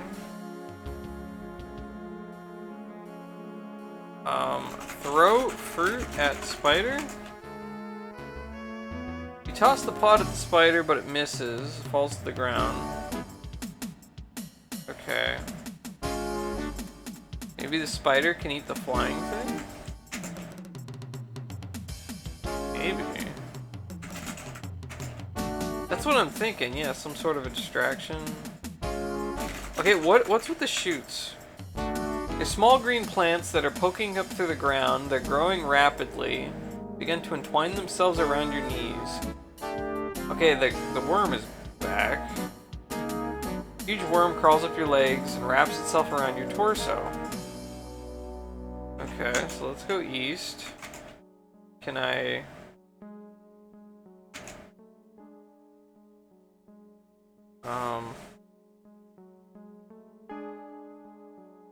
Anemones undulate toward you, mouths agape. You wisely retreat. That's what I'm gonna try to do, yeah. Throw worm at spider. Give the worm a good toss, but it falls harmlessly to the ground. The pterosaur swoops down and carries it away.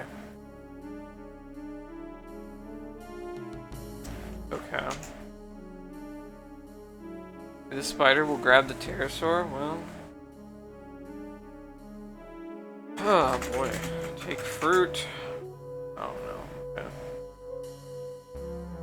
No.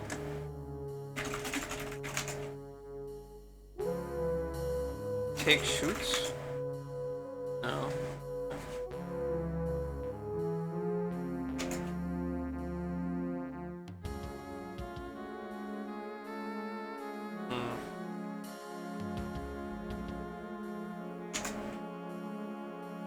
Okay, so we got another worm.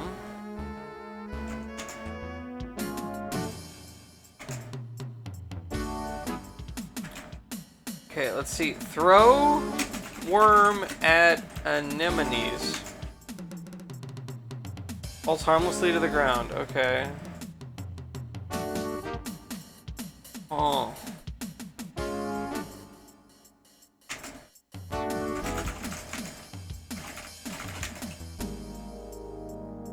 Okay.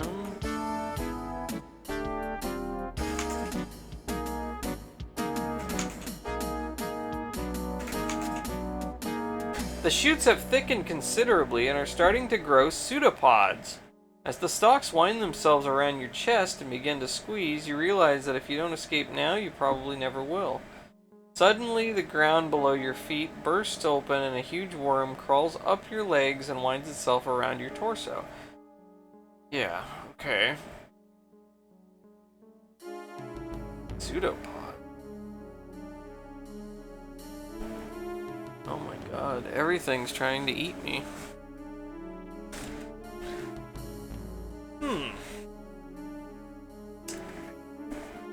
Okay.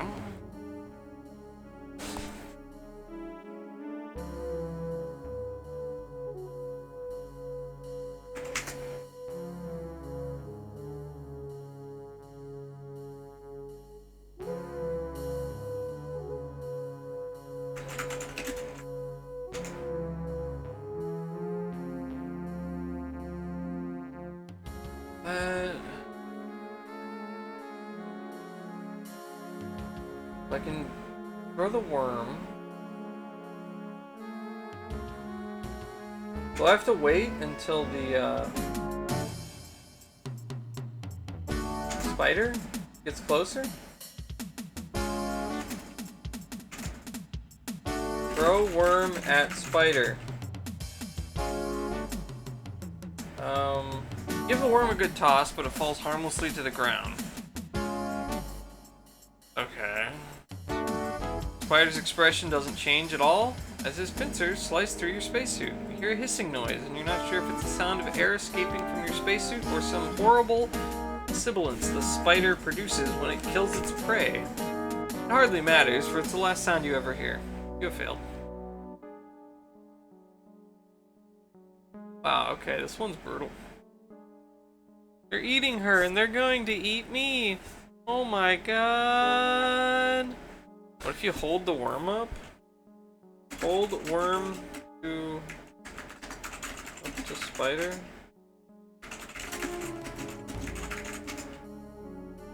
You say that another way, or try something else. Give worm to spider. Nope.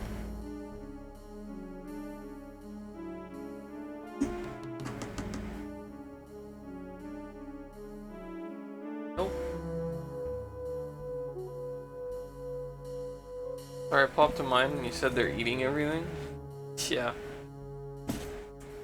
Oh my gosh. Pod. Oops. Yes. Kill spider. Good idea. Now if only you had the right weapon.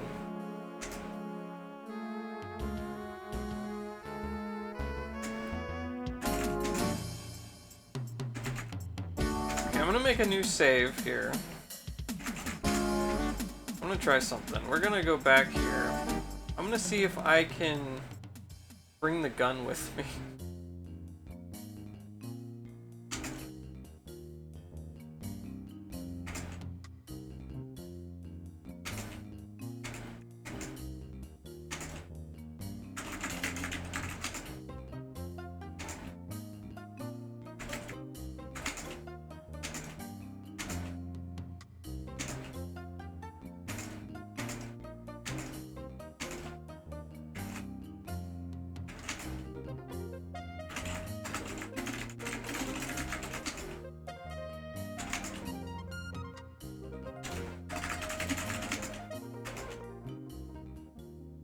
Looks like I can bring the gun with me. Okay.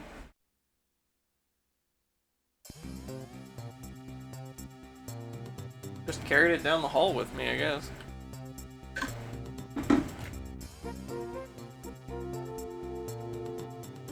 Hell yeah. Alright, maybe we can do something with the gun. Eat spider cheese.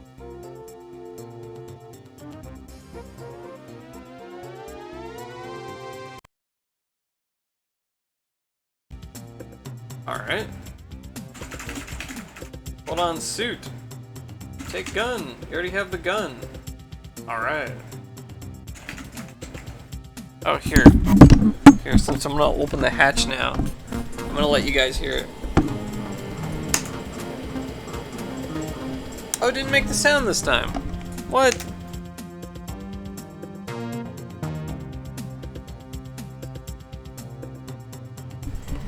Well, never mind.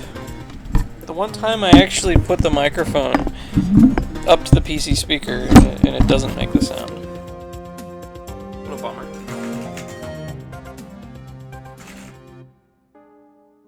Take fruit. East.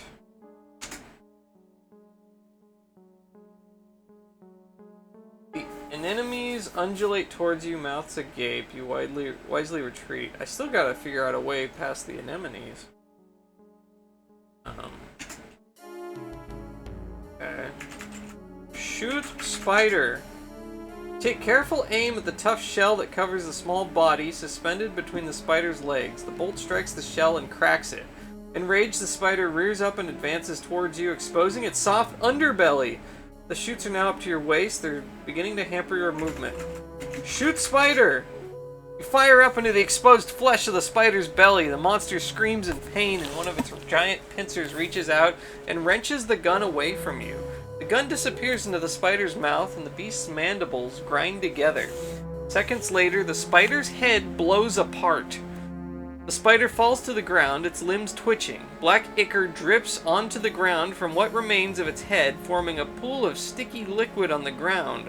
The gun now lies in the middle of the pool. Feel like I was ripped off? The lead arachnid? Oh my gosh.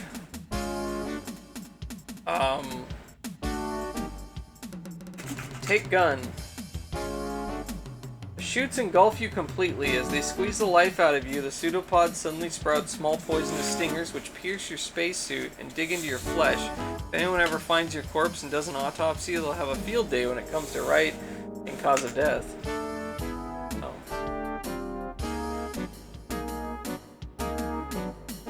Okay, gotta go back, east, take gun. You wade into the pool and some of the goo sticks to your spacesuit. You try to wipe it off, but only succeed in smearing on more. Soon your suit is covered in the stuff. You pluck the gun from the gooey liquid. Take food. Take liquid. Okay. Can I go east now? Oh, sweet! I made it. Every once in a while, an impossibly long tentacle breaks the surface of the swamp and writhes toward the shore. It plucks a worm from a plant and forces it below the surface to be devoured by what must be a monster of unimaginable size. The tower can be seen dimly to the east, so I did need to bring the gun with me. Oh my gosh. Well, good thing I had that prepared. And the anemone thicket lies to the west. From the undergrowth, you hear a strange chittering sound. Okay. Worm's chewing at my helmet. Okay, let's go ahead and save on Death World here. Throw worm into swamp. Oh my god. You throw the nematode into the swamp and it thrashes around on the surface for a few moments. Then suddenly, a suckered tentacle emerges from the depths and wraps itself around the unfortunate creature. At the same moment, a huge pterosaur descends out of nowhere, sinks its talons into the worm, and tries to take off again. As the pterosaur struggles to get airborne, another tentacle emerges from the ooze and winds itself around the bird's leg. The pterosaur's mighty wings succeed in pulling to the surface an octopus larger than any monster you have ever seen. The two engage in a titanic battle. The pterosaur repeatedly plunges its razor beak into the body of the cephalopod, while the octopus tries to ensnare the bird in its tentacles. Finally, the bird's beak pierces the brain pan of the octopus. The monster gives a convulsive shudder and then releases its grip on both the bird and the worm. The pterosaur slowly flies away with its hard-won prey. Meanwhile, the dead octopus comes to rest floating on the surface of the swamp, its tentacles stretching from shore to shore. My score went up by 10. Several small shoots poke up through the ground at your feet. Oh, nice. Alright, that one wasn't too bad. Let's save here.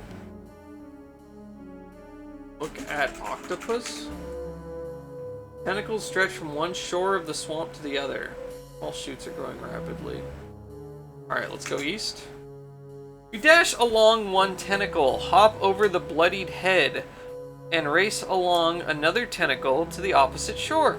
You crash through the undergrowth on the other side of the swamp and soon come to a field of very odd-looking plants. You got a lifetime supply of octopus now. Yeah. You're standing in a field of giant spikeball plants at the edge of the jungle. Tower is just beyond the end of the field to the east. Through the undergrowth to the west lies the swamp.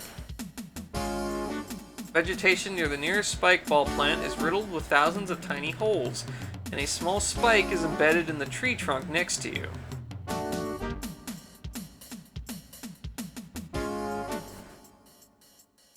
Okay, let's do another save. Take spike. Pull a spike out of the tree.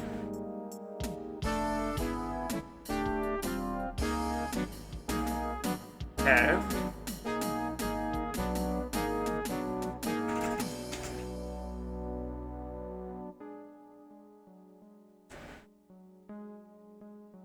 Spike ball.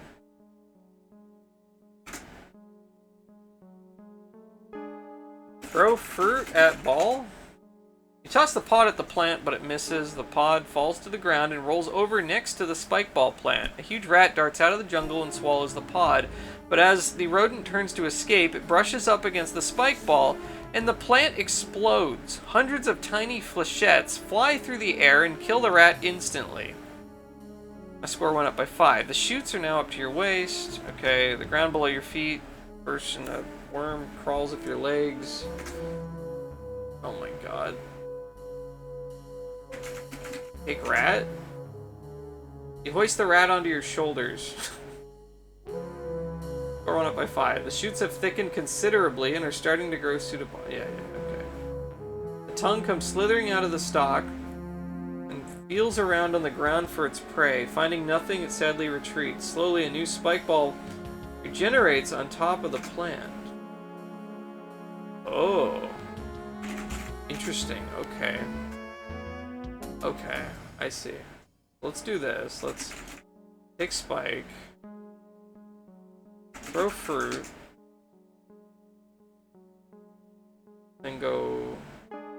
Like go east? No? Yeah. Oh my god!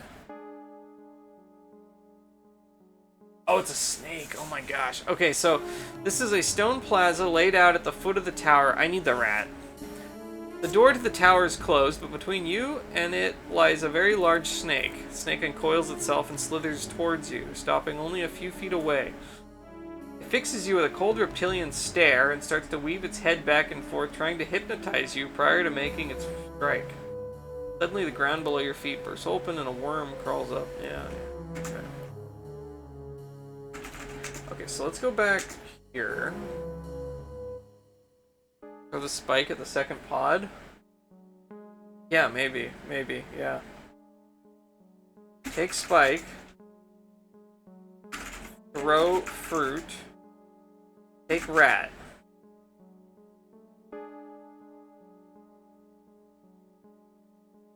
Okay, we're gonna have to go back west. Throw worm. Get the worm off of me.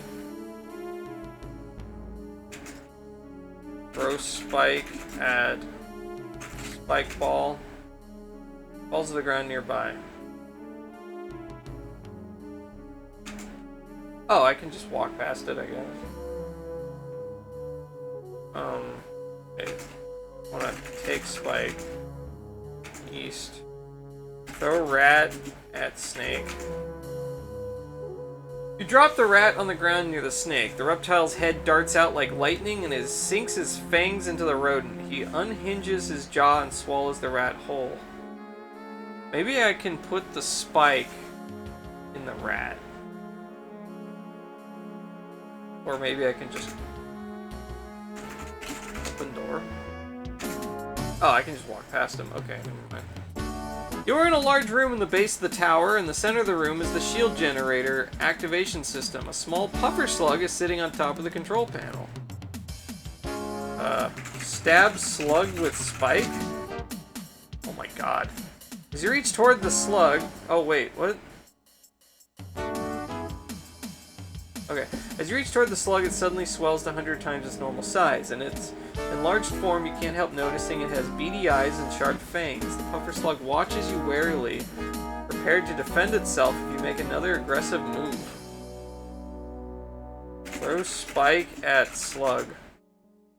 Falls to the ground nearby. Throw worm. A worm. Take spike. Stab slug. Okay, shoot slug. Gun is clogged with ichor, so it won't fire.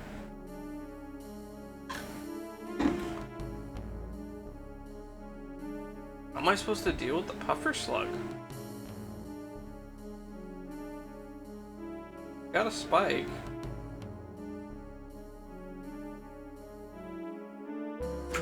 Give spike to slug.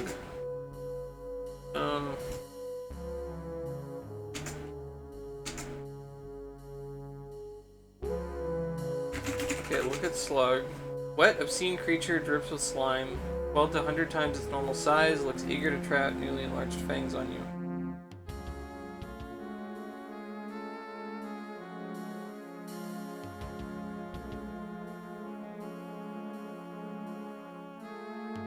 Throw gun at slug? Okay, take gun.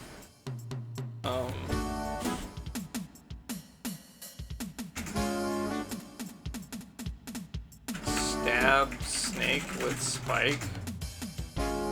Oh.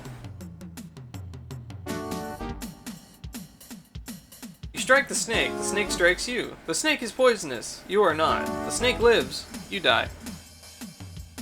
Okay.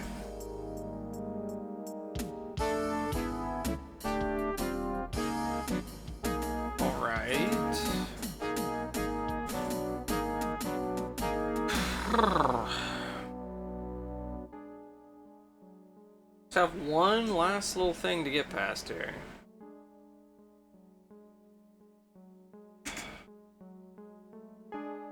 How do I deal with this puffer slug?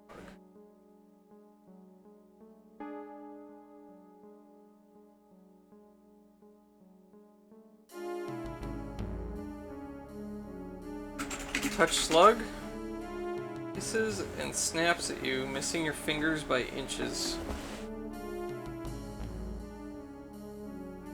Use spike on slug. Poke slug with spike. Oh. Okay, that's what I was trying to do when I said stab it. Whatever. Alright. You stick the spike into the slug and it explodes, splattering gooey intestines all over the walls. Yuck! You hate its guts. Or went up by 10. Alright, look at controls. Let's, turn power knob. Pull deployment lever. Push activation button.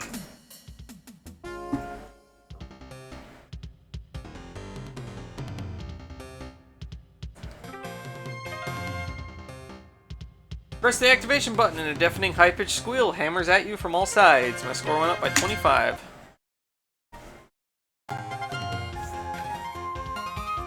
Nothing else happens for a full minute, and the ground beneath your feet begins to shake almost imperceptibly. You become aware of a deep rumbling sound, more felt than heard.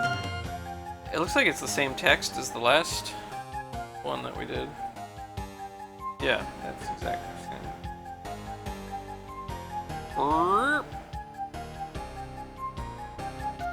Alright, Planet 2 complete. Cool.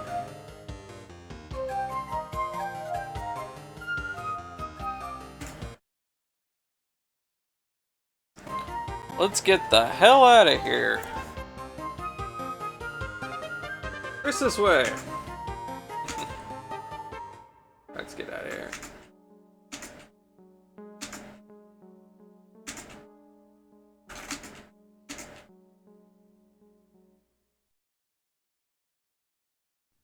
Well, that's Planet 2 finished. Planet sucks.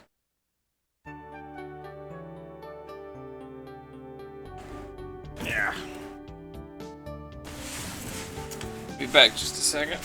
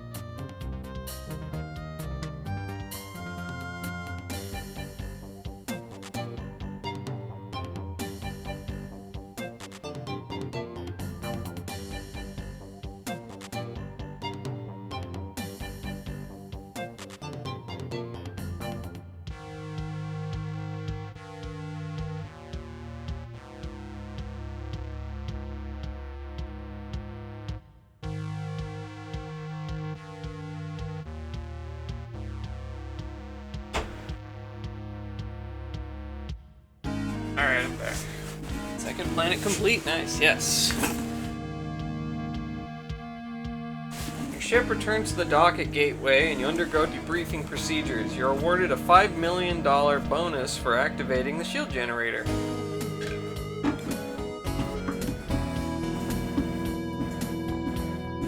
Cool. Save, we'll do jump 10. Clean gun. Can't clean a gun. Look at gun. Got a sleek, lethal looking weapon. Maybe it's okay now. I don't know. Shoot guard.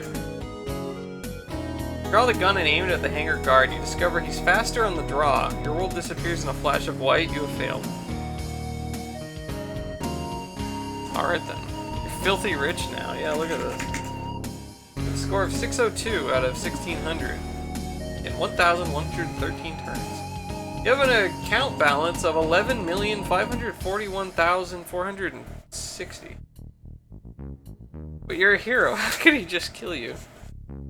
I don't know. I've been on 9 missions and I've turned on 2 of the shield generators. Alright.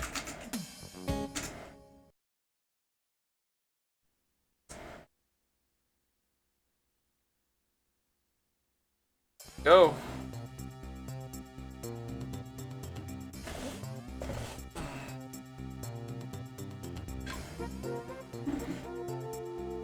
Oh, why is my capture thing kind of flipping out a little bit there?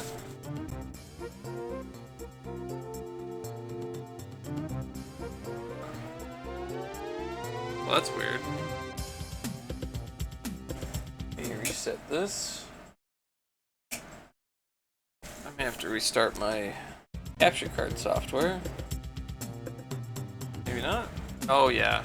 All right. Let me restart my capture card. Not sure what the deal is with that. Okay, I think that fixed it. Okay. All right. Orbiting 5th planet in the Psi-Dormasar star system, Spectral Class G planet has breathable atmosphere. Oh my god, it's actually one with breathable atmosphere. Surface gravity is 0.9 G. Rotational period is 8 hours. Sensors detect large concentration of Heechee metal. Land.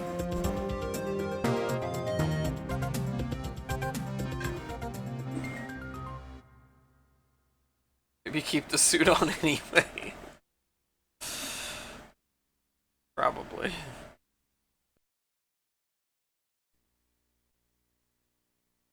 You don't want the worms to be able to get to your brain. With a scrape and a thud, your ship touches down. The high-pitched whine of its engines diminishes to a whisper and is replaced by silence.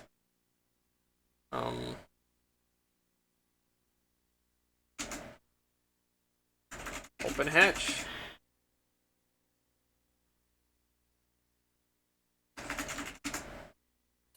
Well, I don't have my suit on. We'll see. We'll see how it goes. Hey Zeph, how are you doing? Hello, welcome. What's up? What you up to?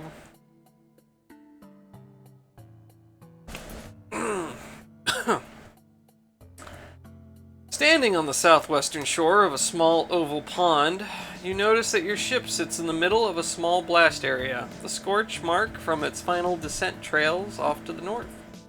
The ship's hatch is open. Occasional ripples in the water disturbs the sun's reflection from the pond's surface. Paths lead away from here to the east and the north.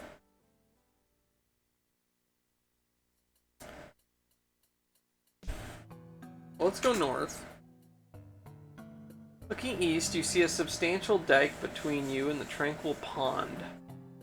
Water's flowing across the dike between flourishing strands of flowers. A black scar trails away from the dike to your landing site to the south. The lightly worn path exits this area north and south, while a thick hedge prohibits movement to the west. You could easily climb onto the dike to the east. You see a huge boulder here. ship's Metroid hatches open? It is, yeah. Let's look at the boulder. Boulder appears to have been dislodged from the dike. It's roughly 3 meters in diameter and looks heavy. Push boulder. You push, pull, kick, and tug the boulder in various ways in many directions. None of these has the least effect on the boulder. Climb boulder. Climb onto the boulder, feeling slightly foolish, and climb back down.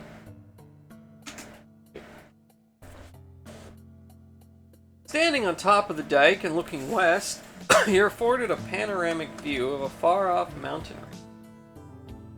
To your west lies a large boulder, lodged from the dike when your ship landed. A slow trickle of water is running through a tiny gap in the slightly damaged dike between your feet. You can enter the pond behind you or climb back down to the western shore. You enter the clear, cool water of the pond and are soon refreshed by the calm pulsing of its gentle eddies.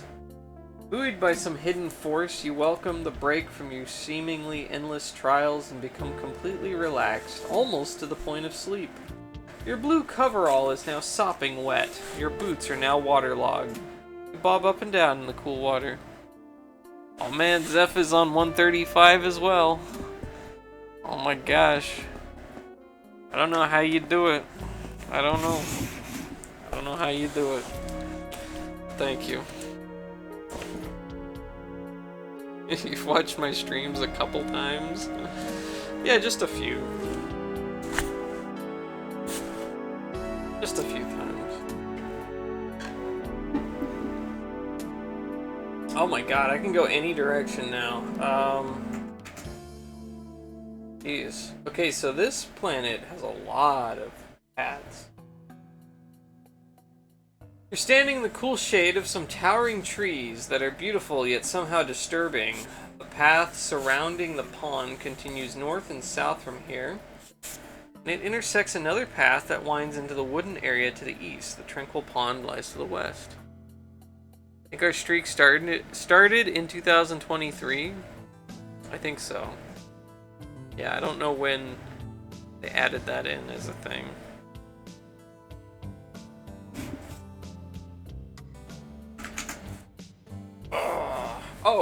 Oh, I went in a circle? No, this is a different... This is the northeastern shore. Okay.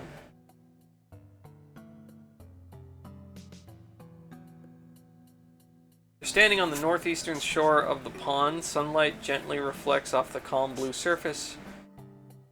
A leaf occasionally falls into the pond to the southwest, causes a small ripple distorting the sun's reflection. A tree provides a comfortable shade where you momentarily pause, enjoying the silent place adorned with flowers, bobbing lily pads. A thick hedge lies to the north and east. The dirt path weaves from west to south through this location.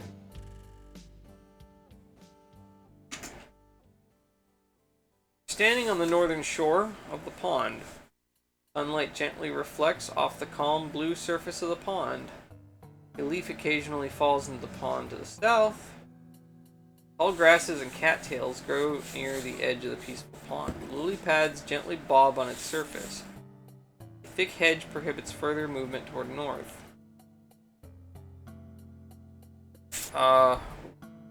You feel slightly sleepy. This feels strange given that you've only been awake for 10 minutes.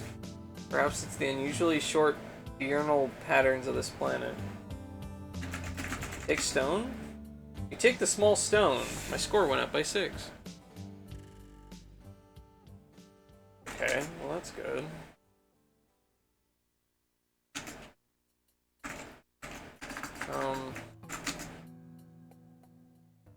Oh, I see. I get it. Okay, what's this? Standing on the northwestern shore of the pond, sunlight gently reflects off the calm blue surface. Several bushes in the area are laden with ripe red berries. Dozens of fallen berries litter the ground. Flowers adorn the peaceful shore, and thick hedge prohibits movement yet. Okay, take berry. You pluck a berry from the bush. As you take another, you drop the first on the ground and accidentally crush the second berry, inadvertently smearing red juice all over your hands. Then wash the stain from your hands in the cool pond water.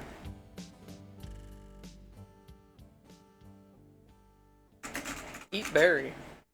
Select a large, ripe berry from the berry bushes and pop it in your mouth. Its tartness makes you swallow it quickly. Not a bad taste, really, but definitely not a candidate for hot cuisine cooking. Out. Well, maybe as a colorful garnish. The aftertaste of the berry burns at the lining of your mouth. Yeah, I'm just eating random alien food.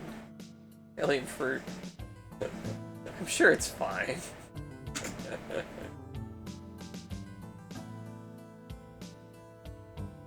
Holder. Okay, now I'm back at the...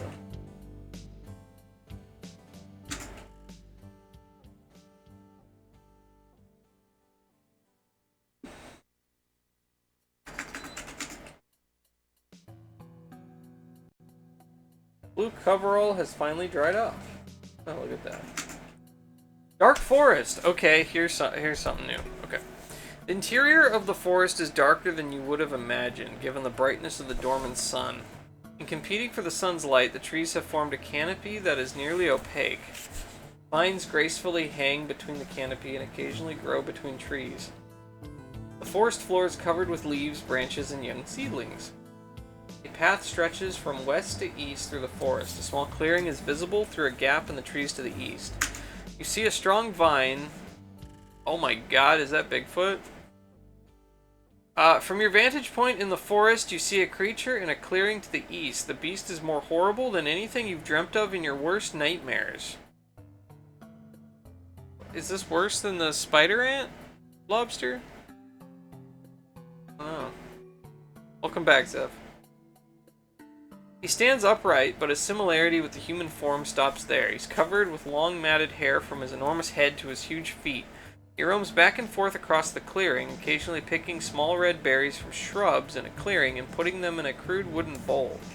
It is Bigfoot.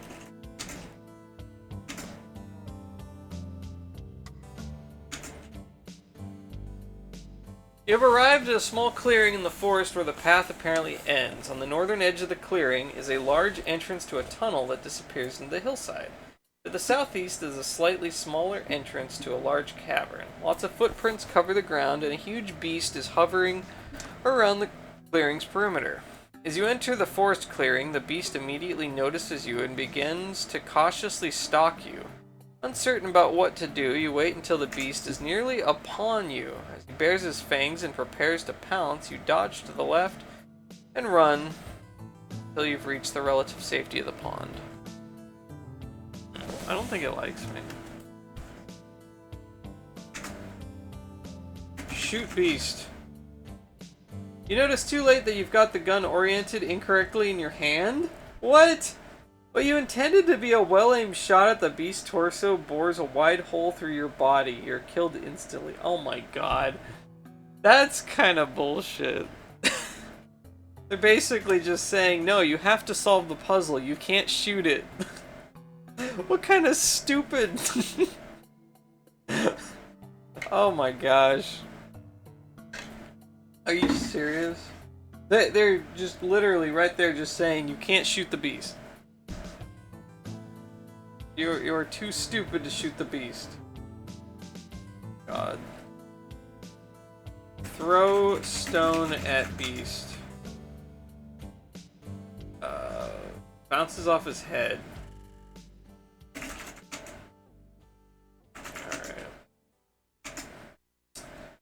Alright. God, that's so dumb. Okay.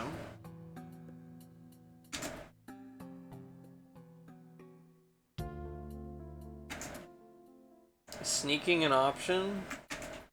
I mean, not like...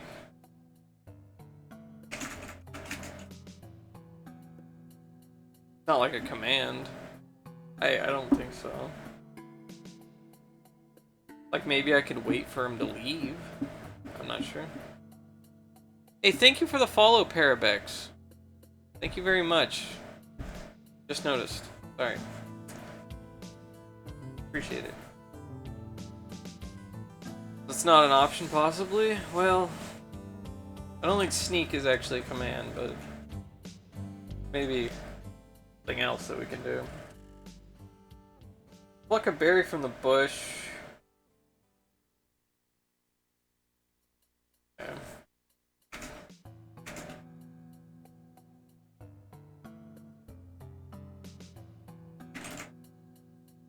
Do I still have a berry? Berry to beast. You don't have the rotten berry? Wait, what? Why are they rotten? But can you play Crisis on DOS? How are you doing, Cardfrick? Shoot berry? Oh my gosh. Let's look at hole. The hole in the bowl looks like it was gouged out by an ice pick or a large claw. The last slice of the dormant sun sinks below the horizon. It will be pitch dark very soon. You now feel extremely tired, though you've only been awake a few hours. Your body's need for sleep must be accommodated. What? Having picked the last of the red berries, the beast exits into the tunnel entrance on the north side of the clearing. Okay, oh, okay.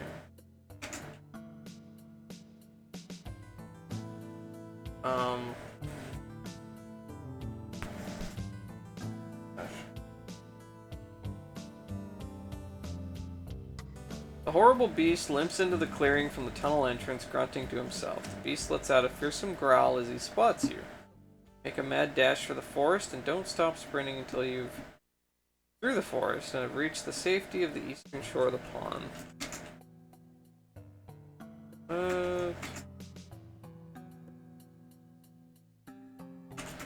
Shoot berry.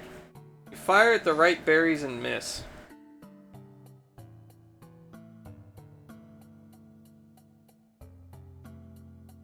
There you go.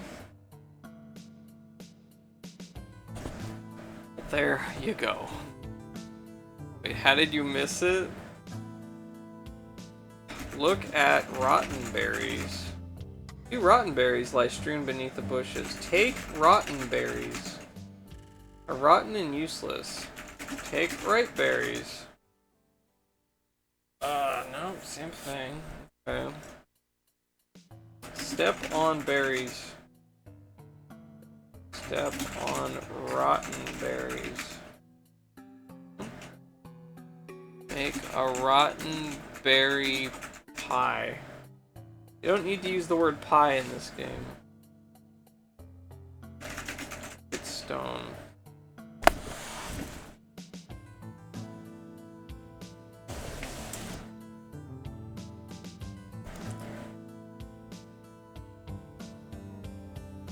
Eat rotten berry.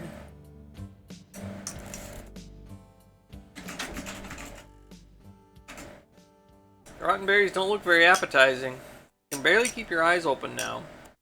You slump to the ground, making a pillow of fallen leaves, and drift into a deep, tranquil sleep. It is night! You are floating in the center of a small, tranquil body of water. Through the darkness, you can discern a vague gap and a distant shoreline, and after a while, a mild current begins to draw you slowly toward it. As you drift nearer, the current quickens. You try to swim away, but the current suddenly becomes too strong to escape. Your anxiety increases, an undertow develops you, and you struggle to stay afloat. The once tranquil dream is now becoming a full-fledged nightmare. Finally, despite your efforts, you are pulled below the surface. Magazine rotten berries? Rub the berries on your face as a ward plant. Though immersed in the murky water, you see organisms much smaller than yourself, caught up in the same deadly current. Creatures each emit a single bright pinprick of light, like fireflies at dusk in the summertime on your distant Earth. Suddenly, your outstretched hand encounters a rock anchored to the bottom, and your headlong progress is checked. To your surprise, your vision clears, and you find you can breathe freely. Oh, greater than. The scene suddenly changes, and you find yourself back on land, collapsed in a wet, exhausted heap. As you begin to rise, you notice a pair of large, hairy feet, a few centimeters from your face. You slowly pan up, inspecting the body attached to the feet. The creature is an immense beast with a frightening visage. Its claws are extended and its teeth bared, but instead of attacking you, it stares intently into your eyes, as if trying to communicate with you by thought alone. You sense intense hunger stronger than you've ever felt before, hunger so pronounced it has become a desperate madness. Dude would rather eat a magazine? Oh, how did I beat the ant lobster spider? I went back to the space station and I got my gun, and I shot it. The beast dissolves into thin air and your heartbeat slows. The score went up by 6. You awake as the sun's first light is cast upon the landscape. You feel better rested than you can ever recall.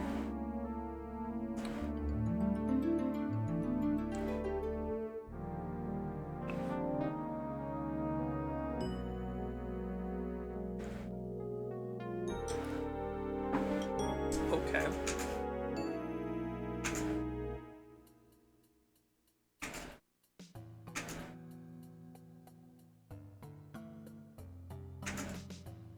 Oh, I can actually go here now. Okay.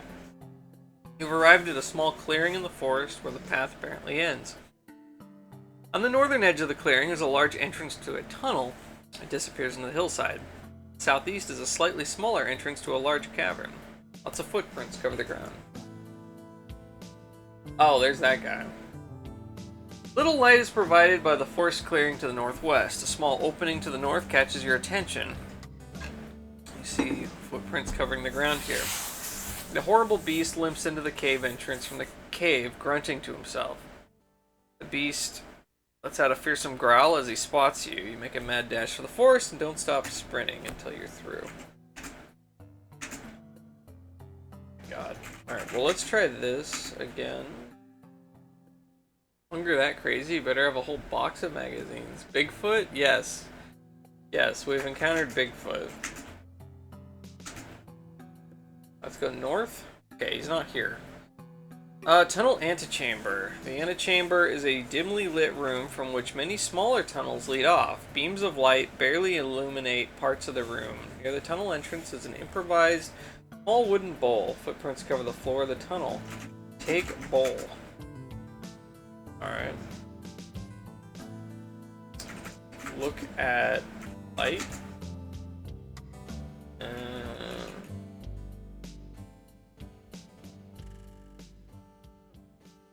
Oh, alright. Well, I got his bowl. Let's,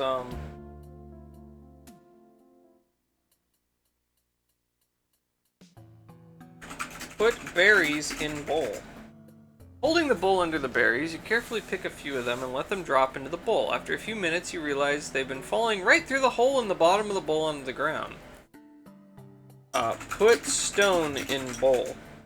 You insert the small stone in the bowl. It seems to fit well. Put berries in bowl. Holding the bowl under the berries, you pick a few of them and let them drop in the bowl. In a few minutes, the bowl is full.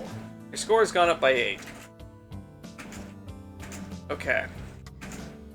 Let's give this guy...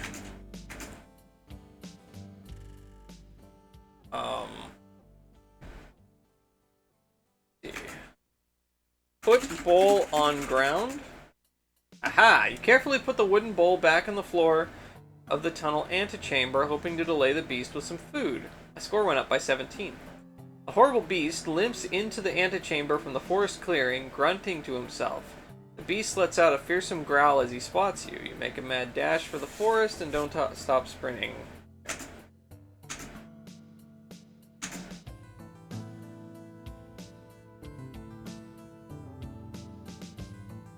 I don't understand. So I got 17 points. I did the right thing, yeah?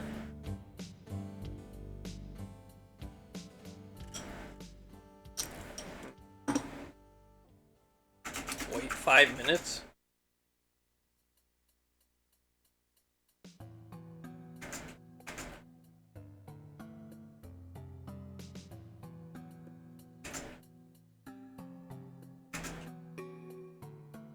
Okay, so the bowl is gone.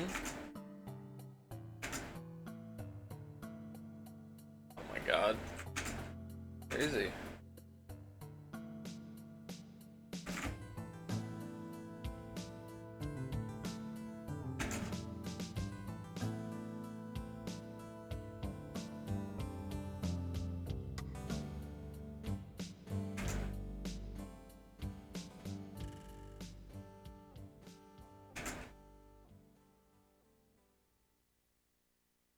Bigfoot can't say no to berries. Yeah.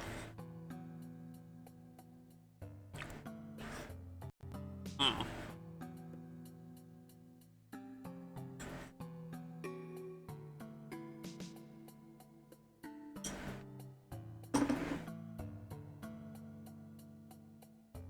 Okay. Bigfoot has that expression like, hey buddy, don't take pictures of me.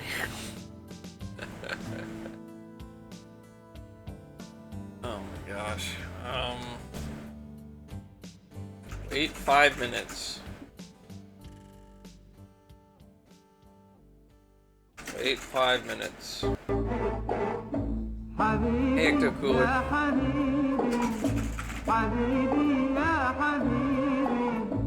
كتبت اسمك على صوتي كتبته في جدار حبيبي يا حبيبي حبيبي يا حبيبي كتبت اسمك على صوتي كتبته في جدار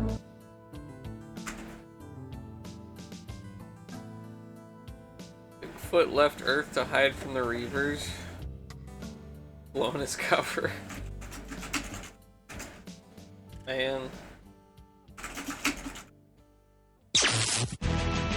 Daytona. 遊びの道に魂込めた一人の男が今日も行く真面目に遊ばぬ奴らには体で覚えさせるぞ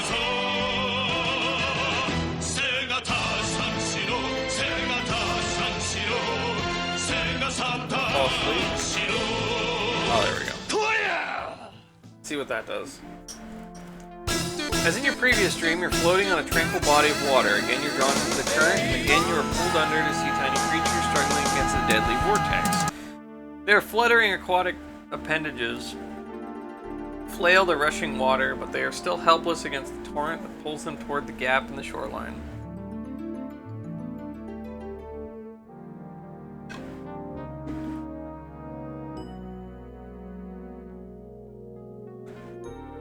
Just as you previously sensed hunger from the beast, you now sense terror from the tiny creatures rushing past you. Further, you sense the desperation is coming from all of them, as if they were collectively transmitting a single emotion. Again, the scene shifts to dry land. Instead of a monster, this time you see a young woman with a pale countenance and streaming black hair. She smiles faintly at you, but you sense the same desperation that you felt from the small aquatic creatures. Looking around you, you notice for the first time you are in a darkened cavern.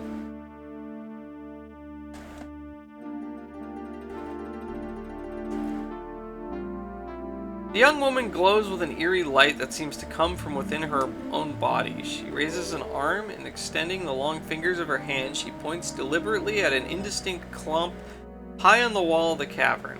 She stares at you, unblinking, frozen in time and space.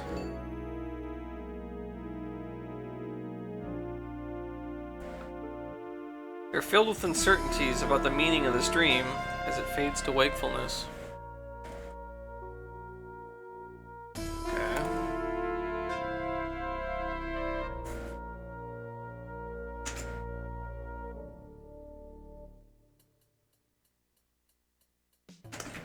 Alright.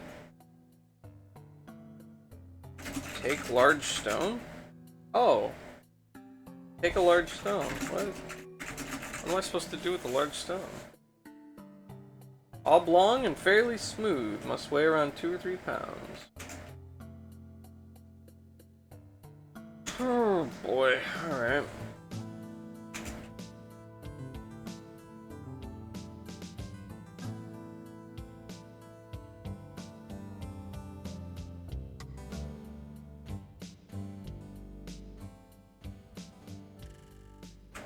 Push boulder.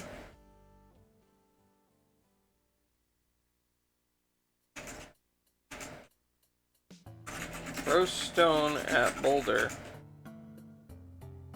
Big stone. Big boulder. Climb on boulder.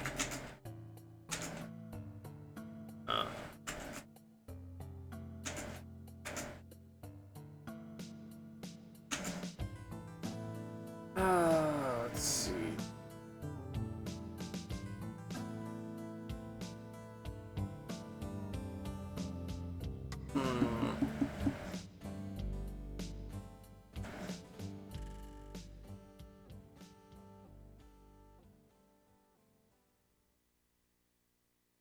I don't know.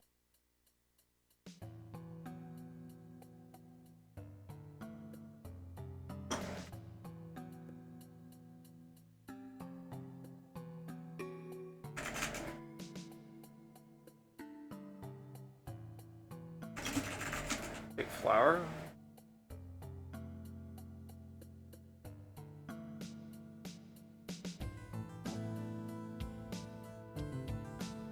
Plug the dike. Maybe.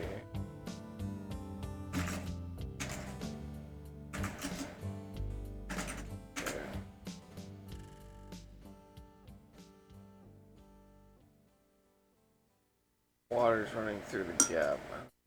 Maybe, okay, yeah. Put stone on gap. Drop a large stone.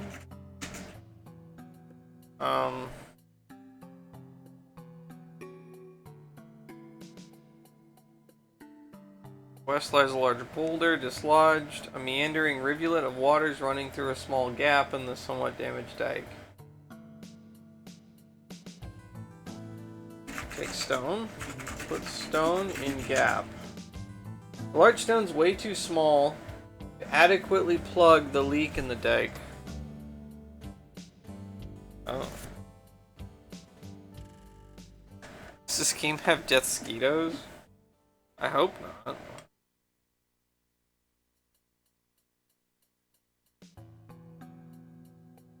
I feel like that planet I was just on would, though.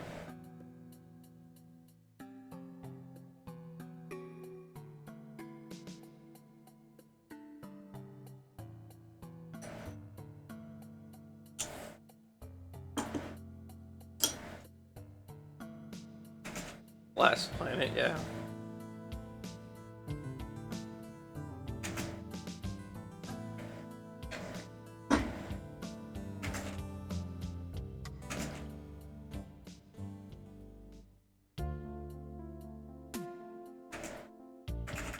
Drop large stone. Sinks to the pond floor. Take stone.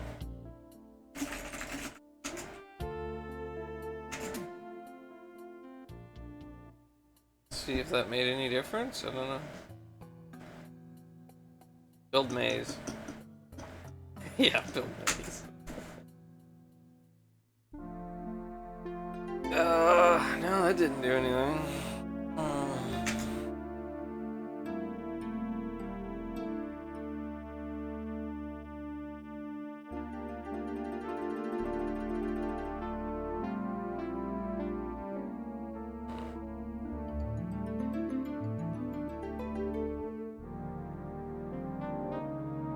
Clump high on the wall of the cavern.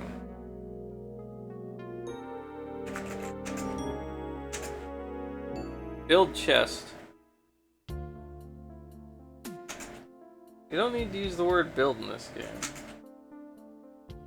Punch tree. Don't be trying to uproot the trees. Shoot tree. Don't be trying to uproot the trees.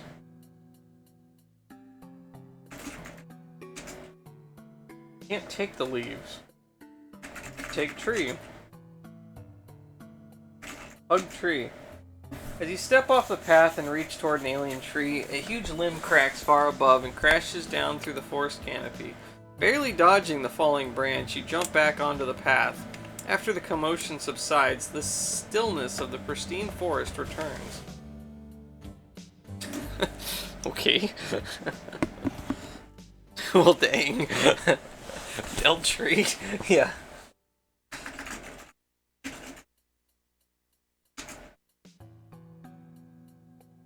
Alright. 3 minutes since his last appearance, the beast enters the forest clearing from a tunnel on the northern side of the clearing.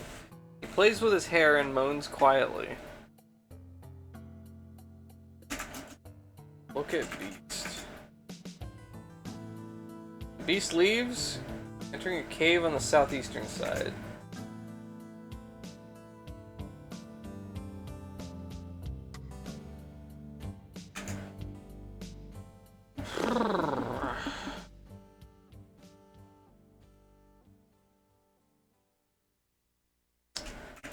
Place rock. Drop rock. Put rock on ground. Drop the large stone. You almost still die if you do. Maybe. Kiss tree. Kissing some trees, while it might satisfy some bizarre sexual urge, won't get you anywhere in this game. Ow. Take the dry coveralls.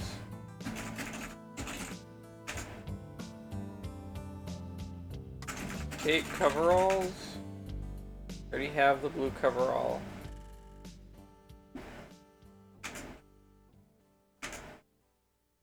Drop coverall. Take off coverall. Take off the blue coverall. Ooh. Drop coverall. Take stone. Go kissing the tree is fairly safe, but if you try to hug it, you almost die. Yeah.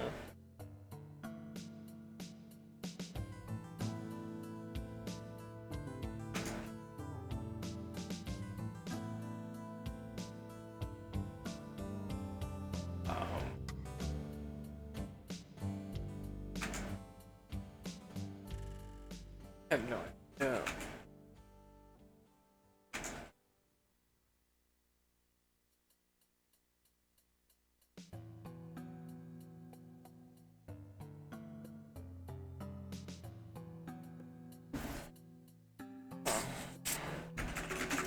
It leaves. 9 minutes since his last appearance, the beast enters the forest clearing from a tunnel on the northern side of the clearing. Pauses and howls for no apparent reason.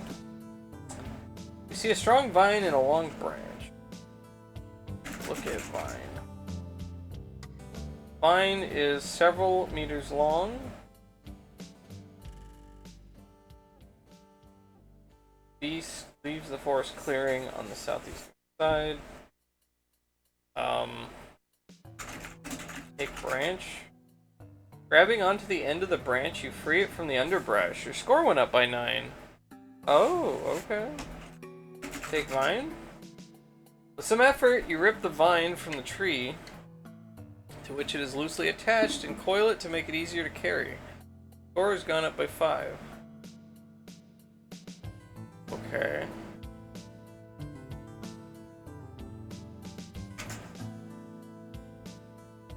Take coverall.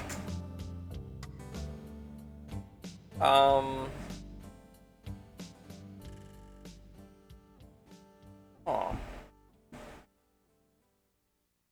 I don't know. That's what I'm wondering. Use branch on vine. Tie vine to branch. Tying the vine to the long branch would only create lots of knots that would have to be untied later. Okay. Tie vine to stone.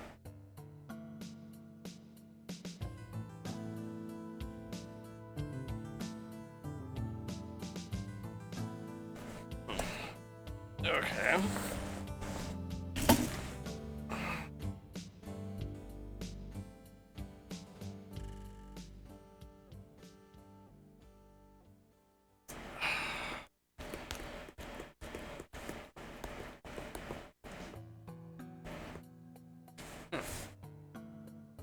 Okay.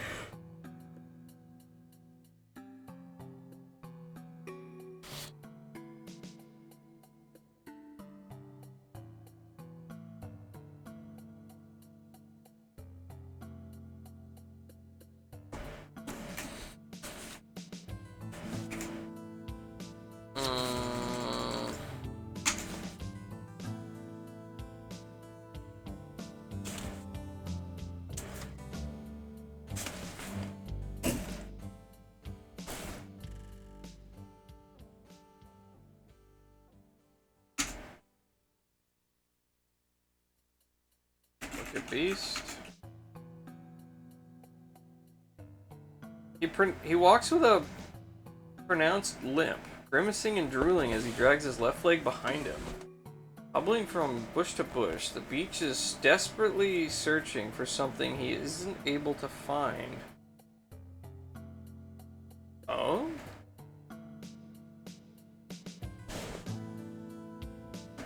What is he looking for?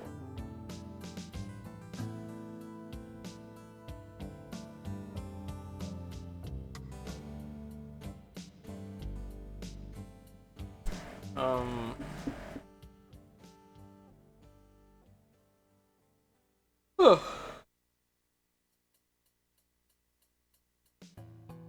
That rock?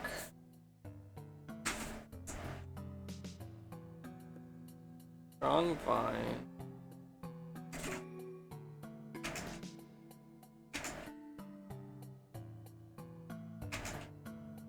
Small clearing in the forest where the path ends. On the northern edge of the clearing is a large entrance tunnel that disappears on the hillside. To the southeast is a slightly smaller entrance.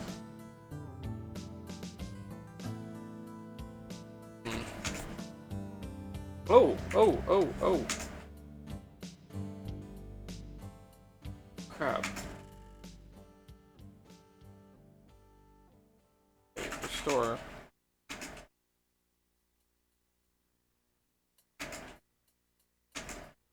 There we go.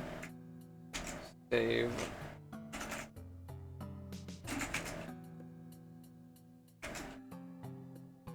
Little light is provided by the forest clearing to the northwest. A small opening to the north catches your attention. You also see many footprints. Okay, so let's go north. Crystal Cave. Given the meager light coming from the cave entrance, you have trouble making out much in this room. In the little light there is, you can clearly see an outcropping of some sort on the cave wall high above you. Areas high on the walls are covered with dried mud that seem to have been thrown on in handfuls. The mud splatters seem concentrated in the area around the outcropping. Mud is flaked away in some spots, and beneath it you can barely make out several shards of sparkling metal or material. Sorry. A thin beam of light emanating from the cave. Paths lead off many directions, and then he got angry at me. So, restore.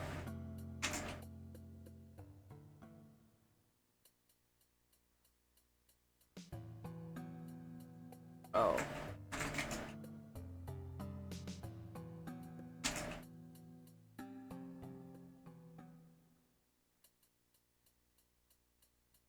Wait 1 minute, and then go north. No?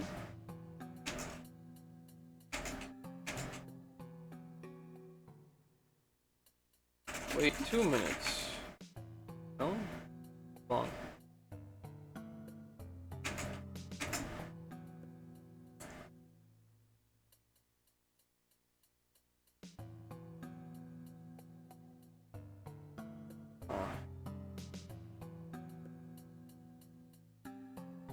I think I have to sneak around this guy as he like wanders.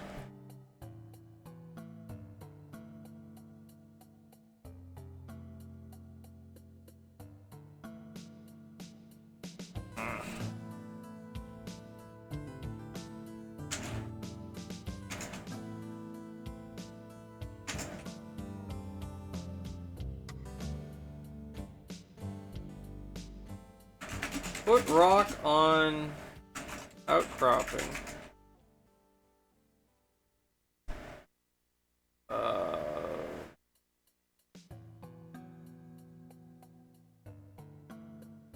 A 3-minute and 9-minute cycle? Yeah. Yeah.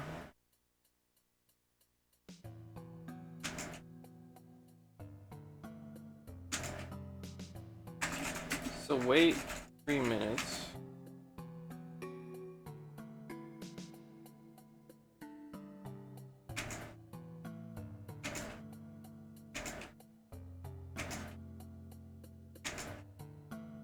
There we go. There we go. Okay.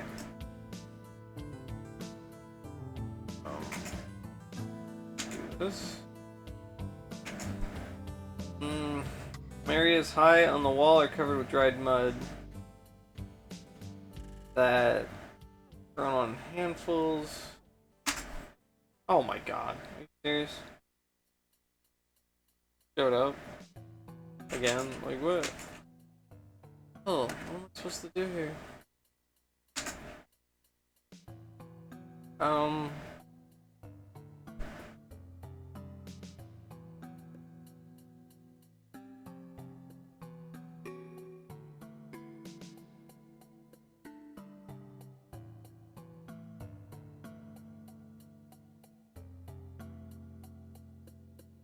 What do I do with him?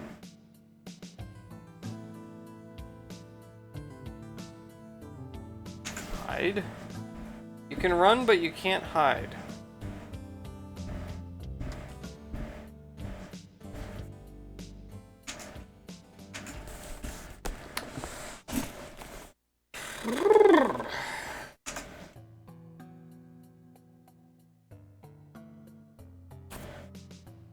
Take crystal? Can't reach the mud-encrusted shard.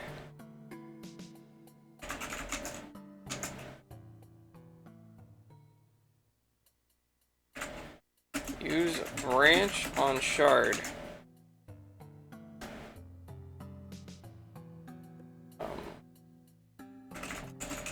Crystal with branch. Oh! Standing on your toes, you carefully extend the branch up toward the mud-spattered outcropping. You manage to wedge the end of the branch under it, and with a slight push, dislodge a fragment, which falls to the ground. My score went up by 12. The beast limps into the cave, and he got angry. Well, that was something, I guess.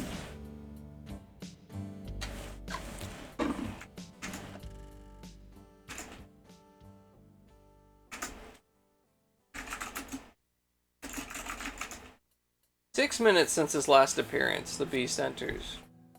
Oh my gosh, the beast leaves.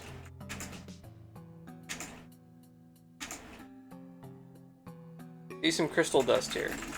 Take crystal dust. Can't take the crystal dust. Why? What? Oh my god.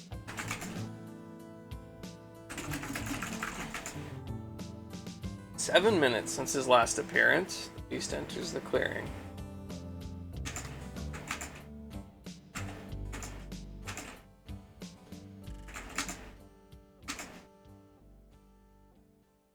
Take crystal. Can't reach the mud-encrusted shard.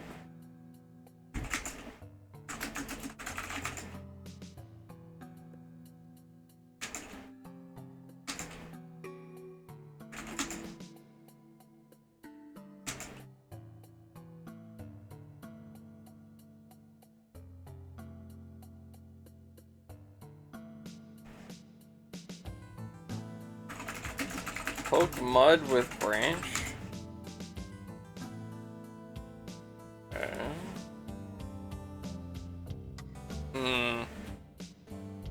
Alright.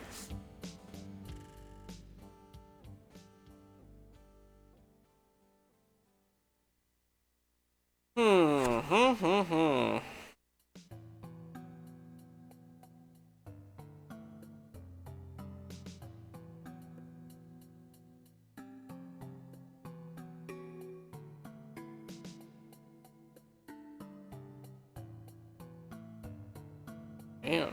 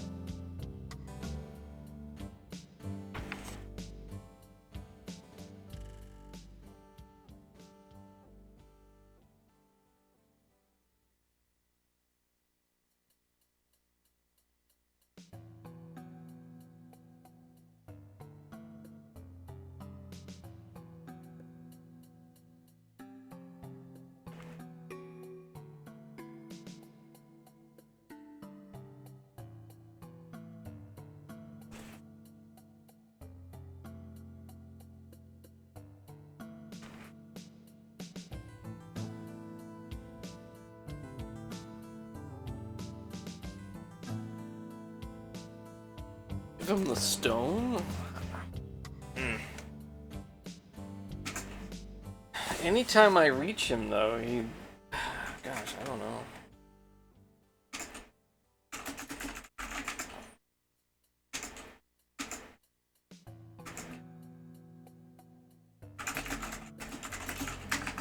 Put stone on ground? Okay.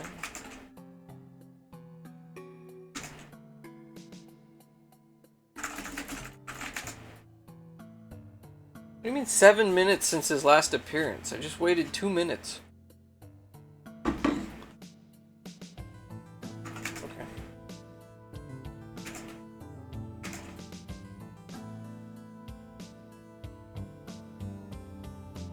Take crystal shard? Can't reach the mud encrusted shard.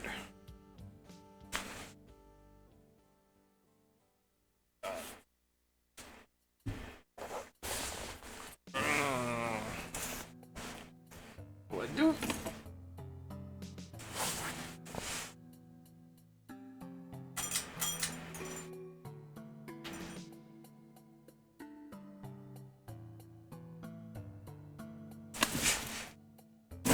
Can I throw the rock at the...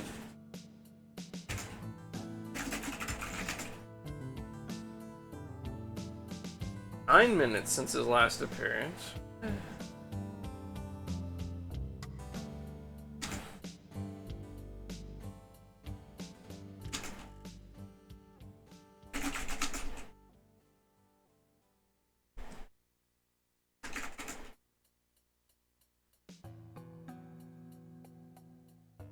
God. Why? Why is this so hard?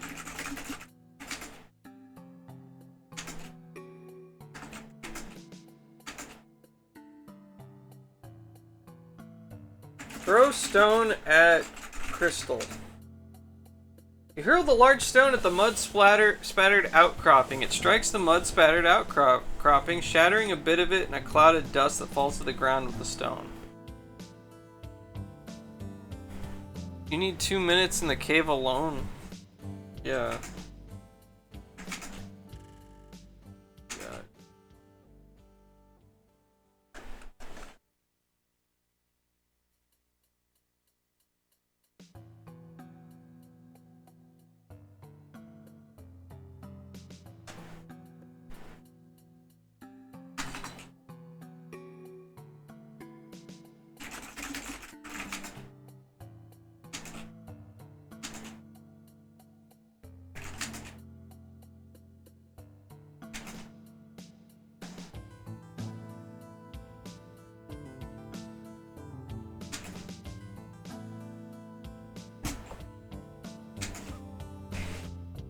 Okay.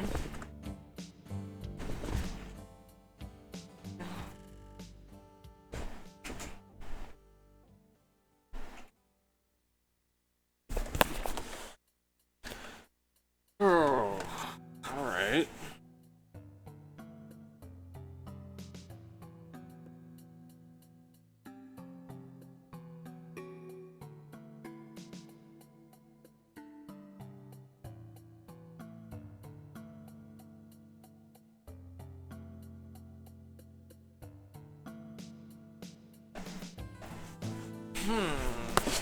What do I do with the vine?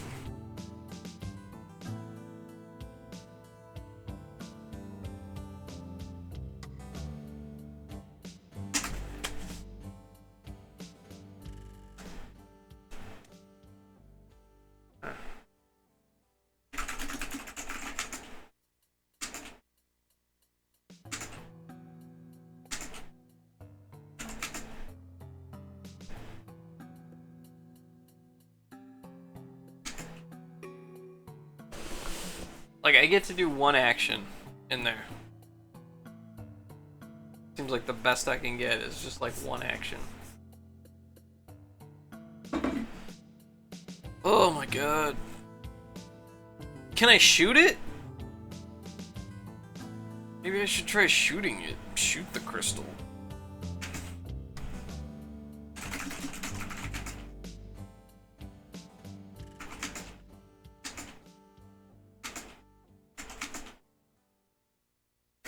Shoot crystal.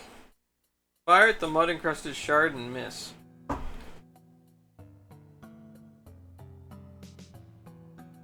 I think I need to get whatever that crystal stuff is.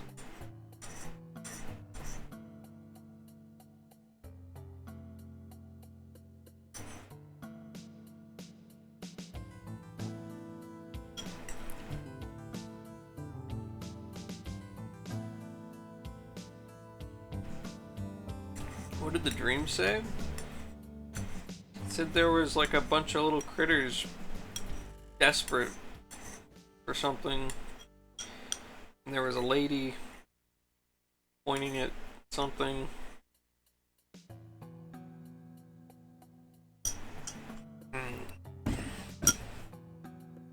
The lump high in the cave. Should I try to like take lump? Maybe.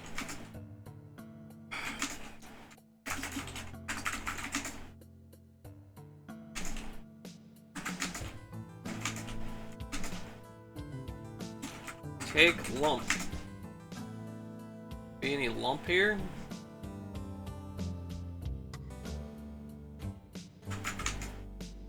Oh, okay. You can see an outcropping of some sort on the cave wall high above you. Some areas high on the walls are covered with dried mud that seems to have been thrown on in handfuls. Mud splatters are concentrated in the area around the outcropping. The mud is flaked away in some spots. Beneath it you can barely make out several shards of sparkling material.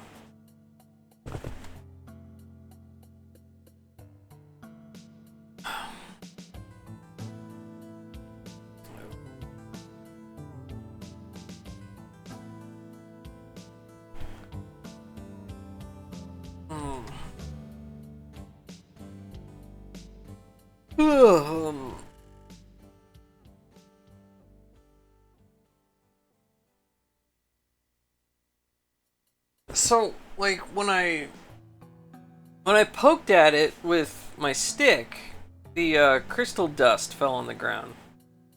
But I can't grab the crystal dust.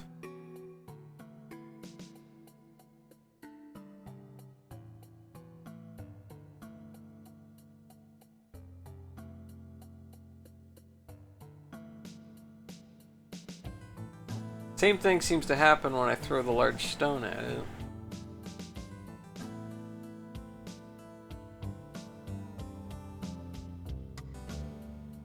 You need the extra minute to grab the dust? Oh my gosh.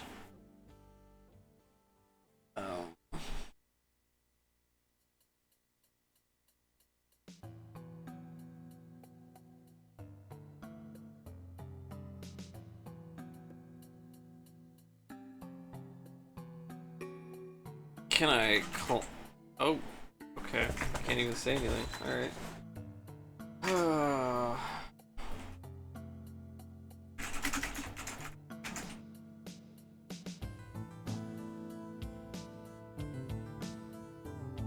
It's a clock for when the beast catches you in the clearing. Maybe you could go in the cave at that time.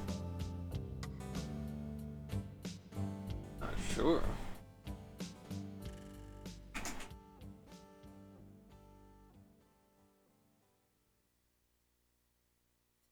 If I wait 1 minute and then go north. Oh.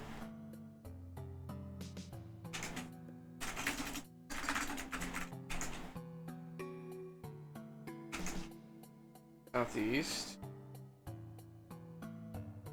Wait 2 minutes. 2 minutes.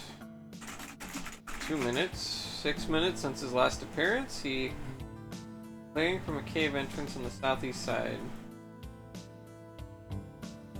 Oh, he just entered the tunnel on the north side. Okay. Maybe now. Okay. Okay. Okay. Okay. Take crystal dust. Oh my god. Here, I thought that was gonna work out.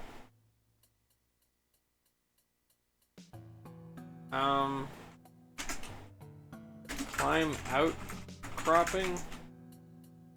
Be too difficult to climb the outcropping.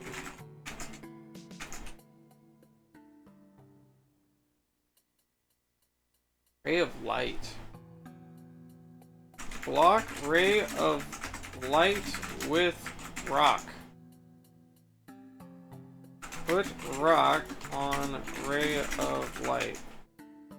It seems to be a suitable place to put the stone on the ray of light.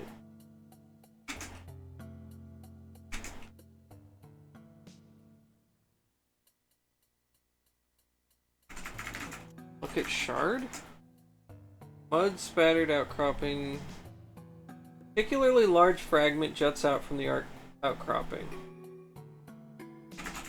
Okay, I need the shard, I think. Take shard. Can't reach the shard. Get shard with branch.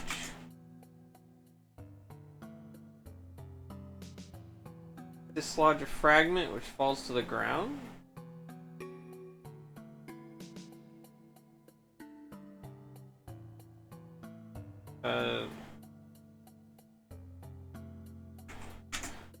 Fragment, not dust, right? We'll see.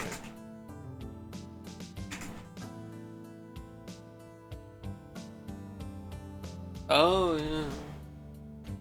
I forgot you can do combined statements, yes.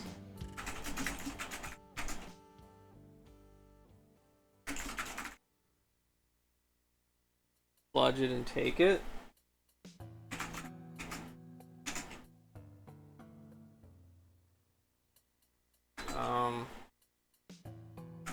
Dislodge shard with branch, then take shard.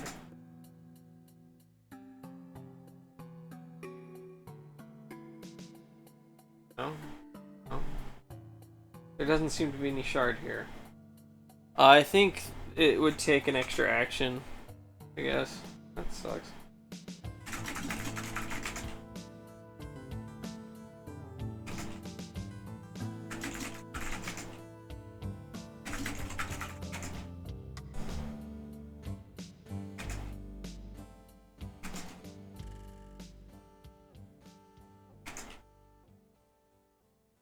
Take shard. Can't reach the mud encrusted shard. It.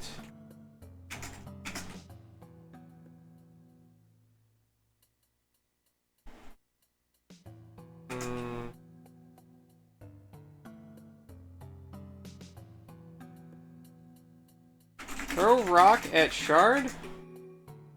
Throw the stone at the outcropping. It strikes the outcropping, scattering a bit of it in a cloud of dust.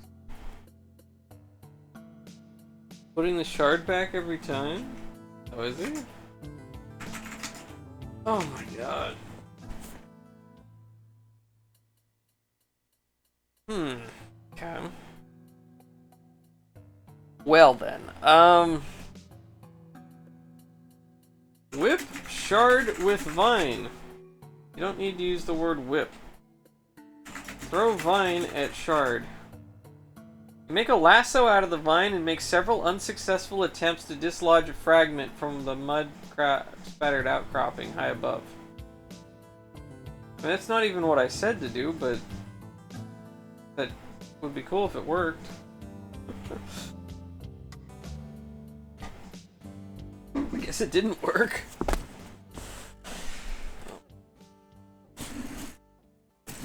I'm gonna get some water real quick. I'll be right back.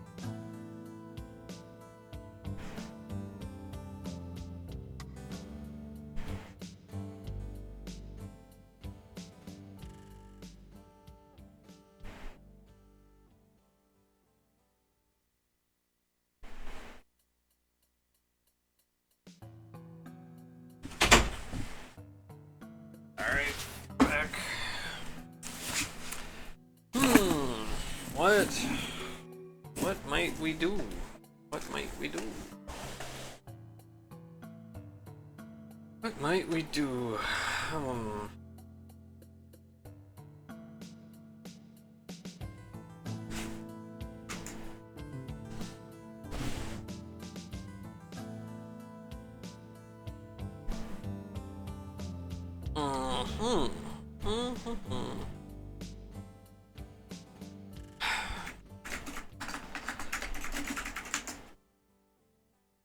Got a medallion.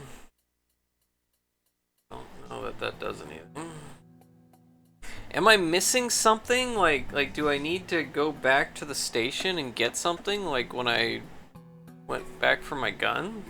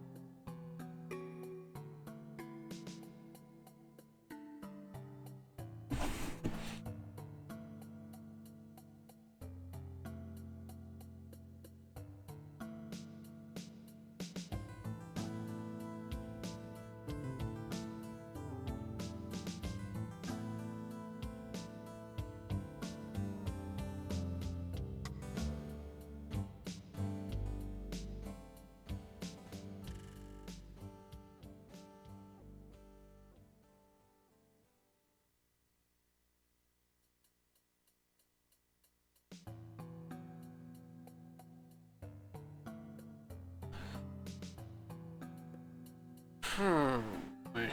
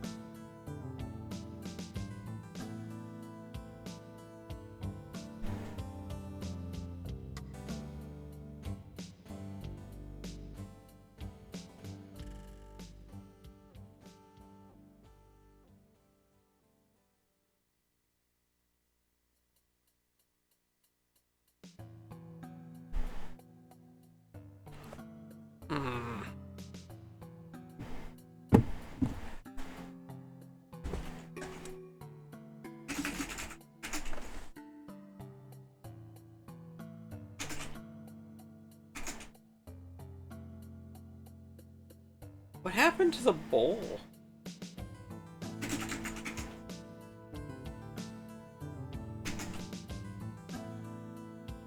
Where did the bowl go?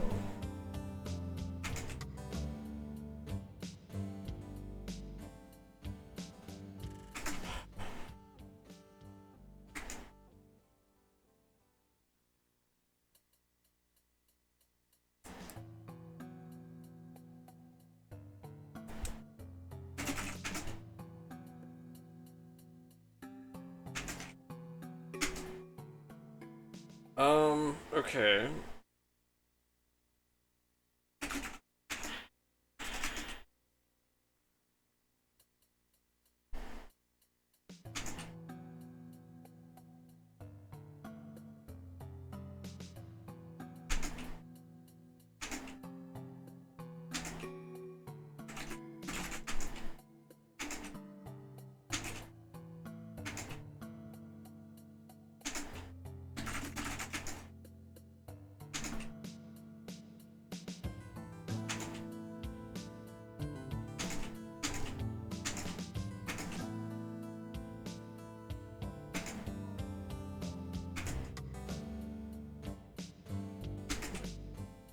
Fine. Branch. Wait 2 minutes. Wait 2 minutes. minutes. 25 minutes. Exits the tunnel entrance on the north side. Okay. 25 minutes. Southeastern side. No. East. North. Big bowl. South. West. Bowl.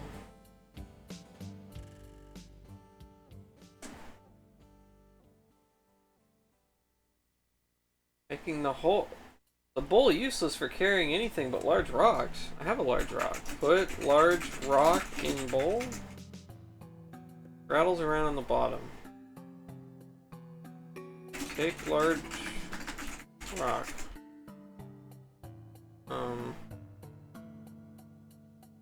Put small rock in bowl.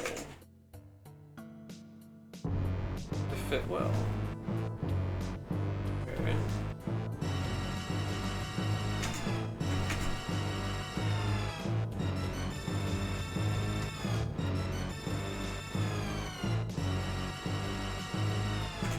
Hey, Toasty! I don't know how to fix that thing.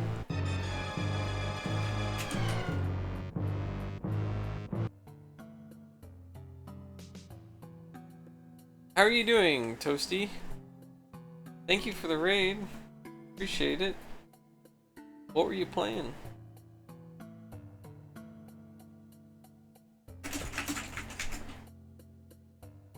It filled? Oh. 4-player Borderlands? Sweet. Borderlands 1, 2, or 3? Which bot were you using? Stream Elements, I think? I want to say. We joked that it's retro? Oh, the first one. The first one. I mean, it is kind of old now. There's the problem? Why is that?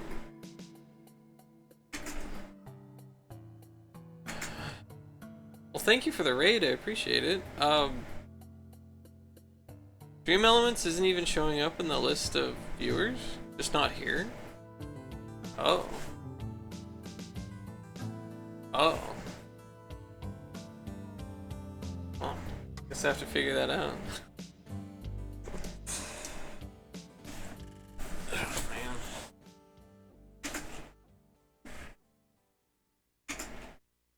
Oh, we're falling asleep again. I like that you're playing cool DOS game. Oh, thank you. Yeah, I've been doing DOS stuff. Did it in December for DOSember, and I wanted to keep doing it for January, so we're doing more DOS games for DOSuary.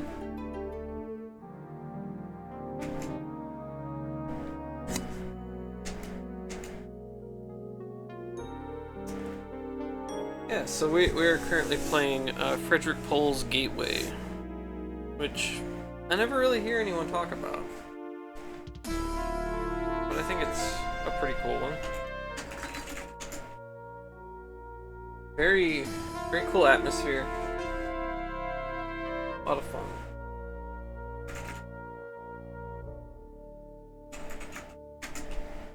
Right now we're dealing with a Bigfoot, Sasquatch fellow on an alien planet.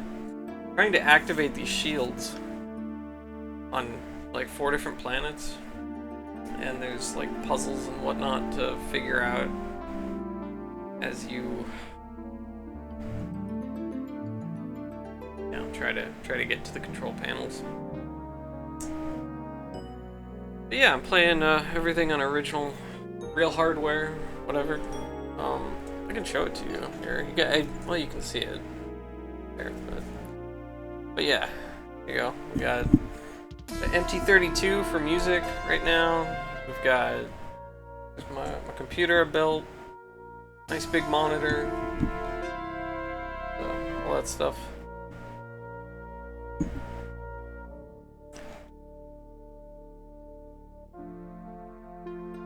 like a nice desktop case. Oh, thank you. Yeah, it was had a few different cases to work with. I think that one was a 386 case. Maybe it was a 386 case that I kind of rebuilt as a 486. All green screen. Meta's just really good at effects on screen. Yeah. Very old school, yeah. Yeah, sometimes I'll do Windows 98 stuff, sometimes I'll do console stuff, sometimes I do VHS tapes. I just got a really cool tape. Give me a second, I'll grab it and show it to you. I'm really excited for this one.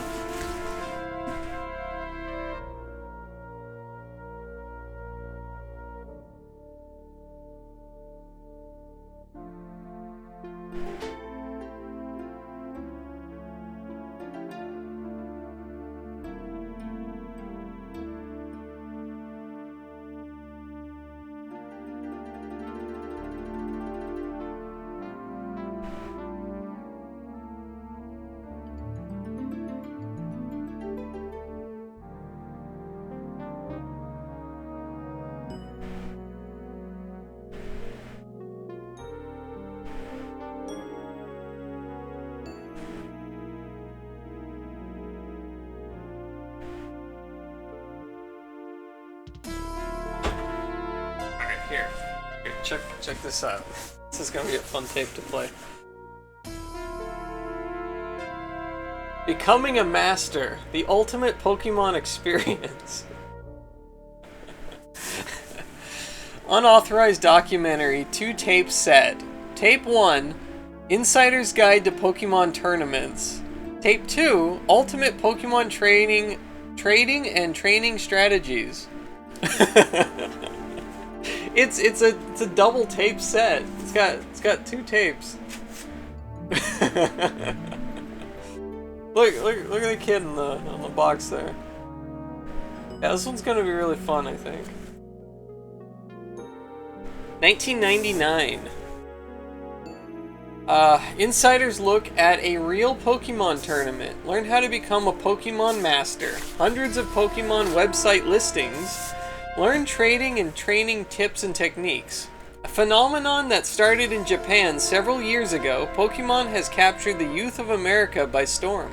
Combining baseball card trading with elements of chess, Pokemon introduces kids to the world of strategy and negotiation as they construct collections of the most desired Pokemon cards. What are Pokemon? Pokemon are small, pocket monsters that can, through skillful card playing, be captured and tamed to become pets, guardians, or companions. This 2-tape set explores all the aspects of Pokemania. Tape 1 covers the evolution and overall phenomenon of Pokemon, including exclusive behind-the-scenes footage of a Pokemon Championship tournament. Once in the tournament, we'll observe the techniques and strategies of the Pokemon Masters as they attempt to root out and capture Pokemon, seek out the elusive secret Pokemon, as well as compete with other Pokemon players. Now is your chance to achieve the highest title of all, Pokemon Master. This tape also includes hundreds of Pokemon website listings for you to explore, approximately 40 minutes. Tape 2 focuses on the world of trading and training. Tips are provided on how to trade cards, where to trade, what to look for, and which are the cards of value. Also covered are training methods and strategies, which can transform an average Pokemon trainer into a Pokemon Master, approximately 40 minutes. Due to its highly interactive nature, Pokemon has been bringing children of all backgrounds together for one goal: to capture the Pokemon. This product is not sponsored, endorsed, licensed, or approved by Nintendo of America or Wizards of the Coast. Pokemon is a trademark of Nintendo of America.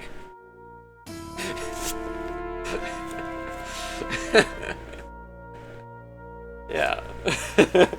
Yeah, it'll be fun. The kid is a badass. YouTube in a box. Yeah. The Kid looks like a kid from all those 80s movies. Lady in White, also Witness. That one Amish movie with Harrison Ford. Secret Pokemon. Yes, the secret Pokemon. I got the tail end, so Gateway inspired Pokemon. Nintendo of America owns that kid. There's something about watching how Master catch Pokemon or something. Yeah, something like that. So, Deathmark, this is just a VHS tape set that I got. It's 2 tapes. I guess each one is 40 minutes.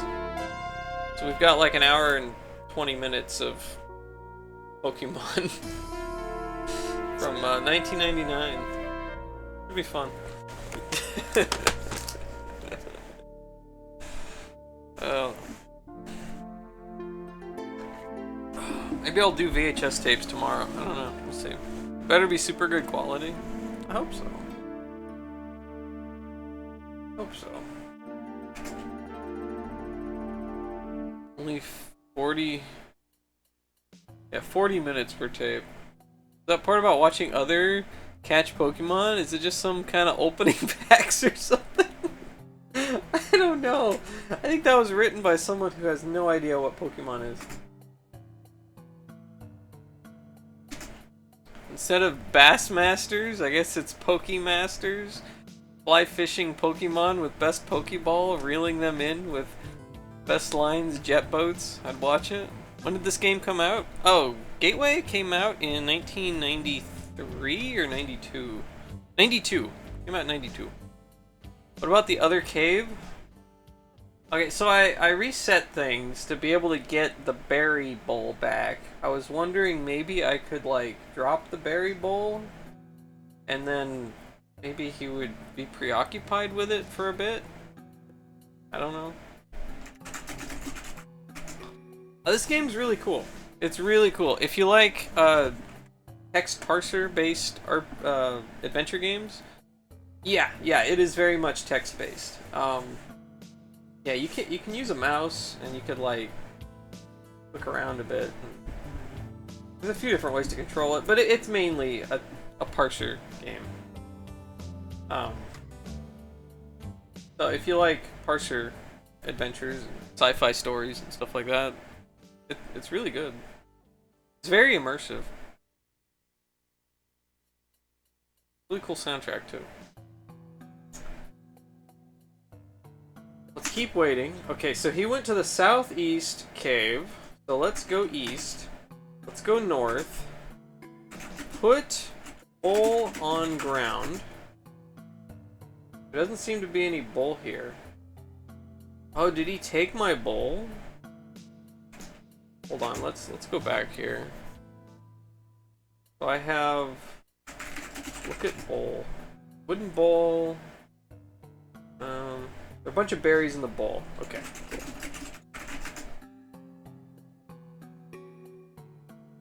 Stops and sniffs the air. Okay, wait 2 minutes.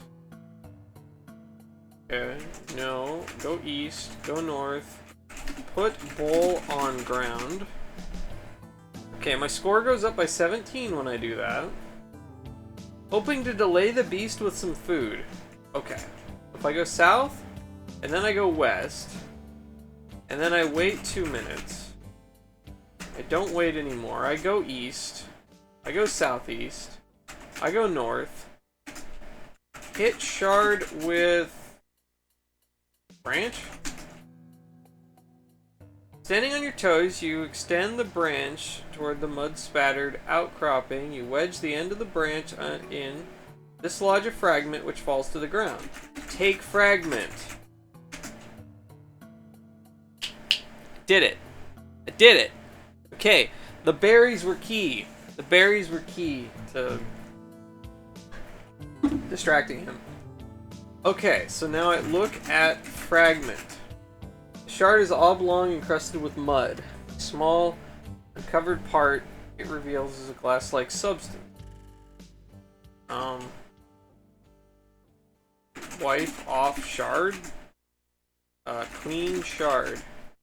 Oh god.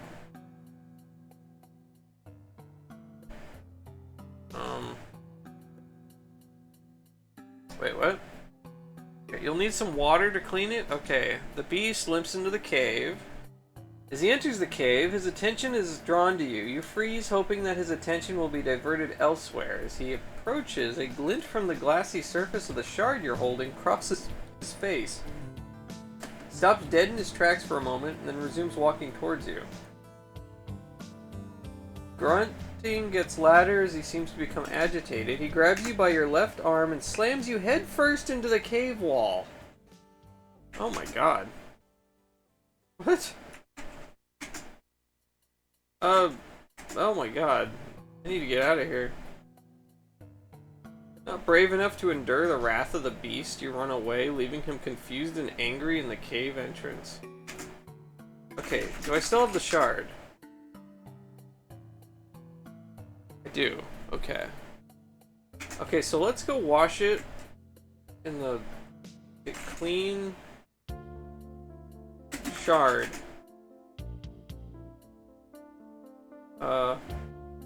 Oh my god, as you wade into the water, the mud-encrusted shard slips from your hand into the pond and disappears from sight.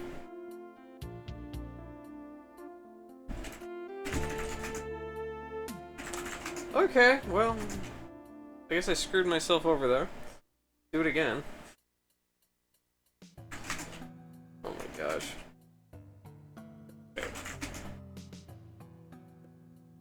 Okay. Wait 4 minutes.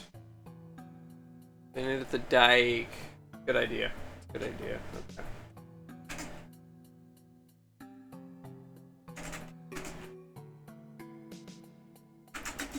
Put bowl on ground.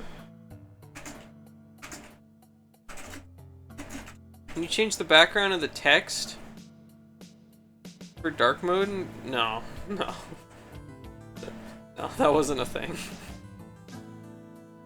No, the background is what it is. Unless, well, no, probably even in like CGA mode. Probably still white.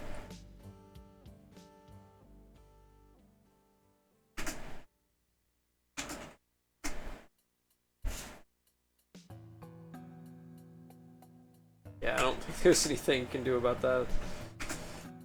Hit shard with... Take shard.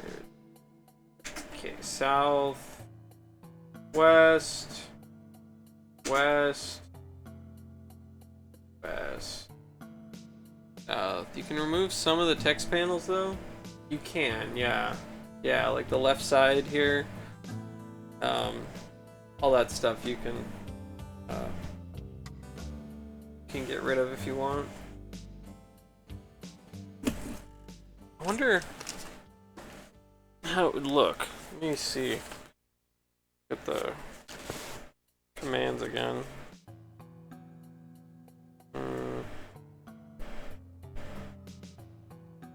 Customize. Oh, maybe.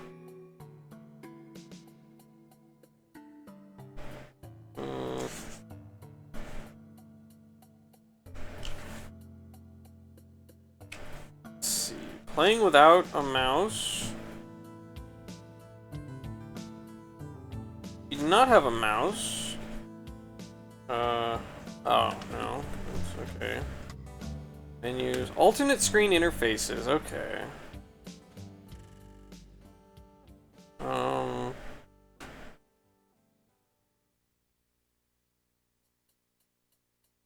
No, I don't think that's it. Never mind. F1 displays the help screen. F4 puts you into full screen text mode. Oh, okay. There you go. You can play the game with no graphics. You just play it entirely in text. Cool. Nice. F2 returns the menus. F5 displays a picture in the graphics window. Huh? Okay. F6 displays your score in the graphics window. Oh, okay. F7 displays your inventory in the okay. Interesting. F8 describes your surroundings in the graphics window. Okay. F1 does help. Function keys, this display, menu mode, half screen mode. What's half screen mode do? Oh, okay. It extends the text box.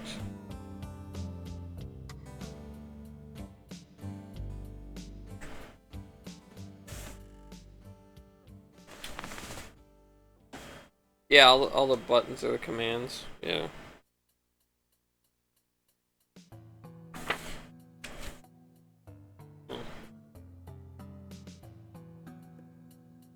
Okay.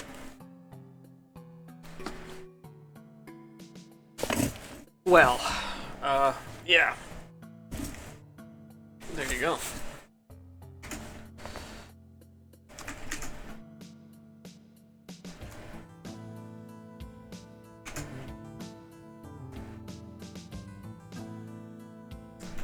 Clean shard.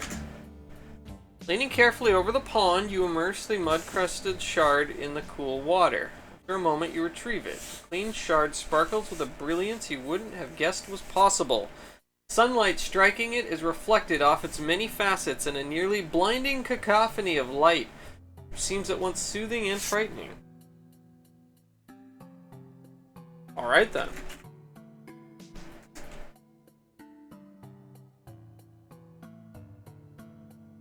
What is half screen mode again?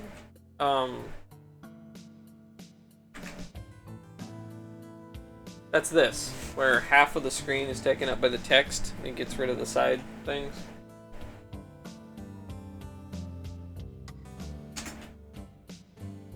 Makes more room for text, I guess.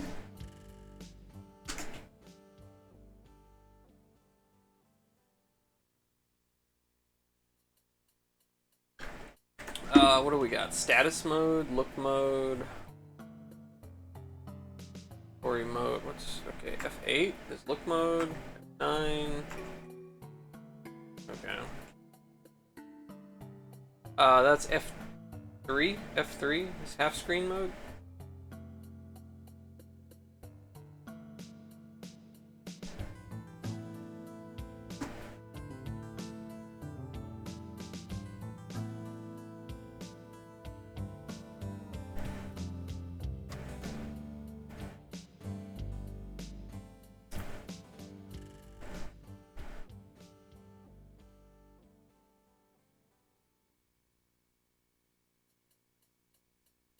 Okay.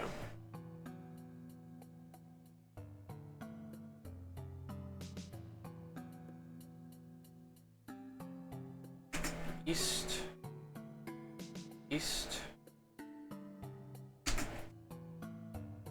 As you enter the tunnel, the beast's attention is immediately drawn to you. He immediately becomes transfixed by the light, reflecting off the many facets of the crystal, and stands motionless, staring intently at the crystal shard.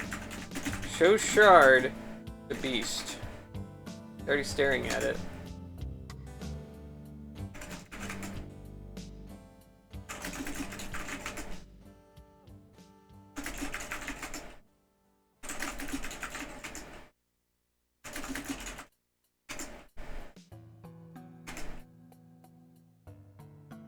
Okay, he's not attacking me now.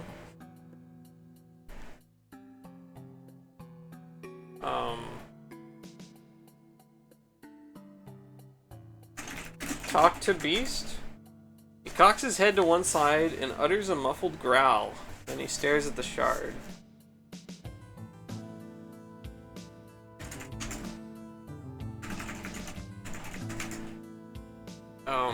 Eat shard. Doesn't look very appetizing. Sing to beast. Give boots to beast. Take off boots. Give boots to beast. Hold the boots out toward the beast. He either doesn't want the boots or doesn't notice your kind offer. He seems awfully busy right now. Put on boots. Okay, give shard to beast. You hold the crystal out towards the beast. Although he seems extremely interested in it, he doesn't make any move to take it from you. He has big feet, yeah, true. Throw shard at beast. You hurl the sparkling crystal fragment at the beast, it bounces off his head and lands at his feet. He leans over to continue staring directly at it. Okay. Shard.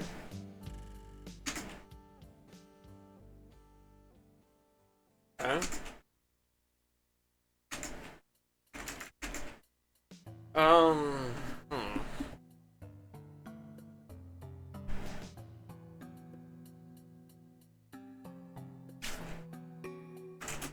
Shard with branch.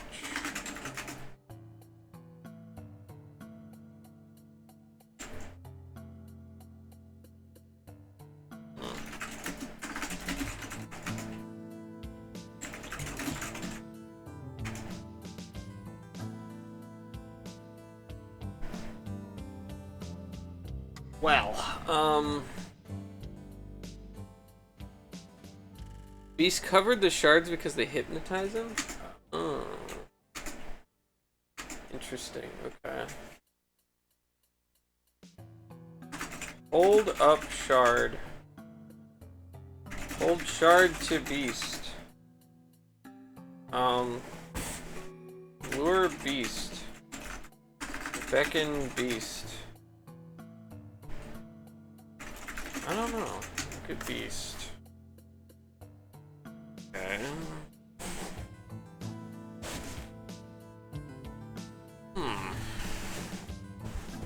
So what do I do with it?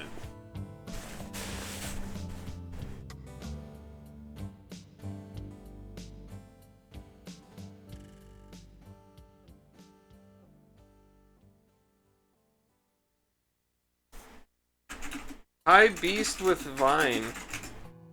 You uncoil the vine, wrap one end around the beast's neck, and tie a strong knot. You hold the other end of the vine in your right hand. Well, that works, I guess. I made a leash. Power your space bong, of course. You got a beast. You gonna follow me? Yeah, he's following me. You lead the beast to the forest clearing. He pauses for a minute and scratches the fur on his head, twisting around in a position that looks anything but comfortable. What do I do with him now?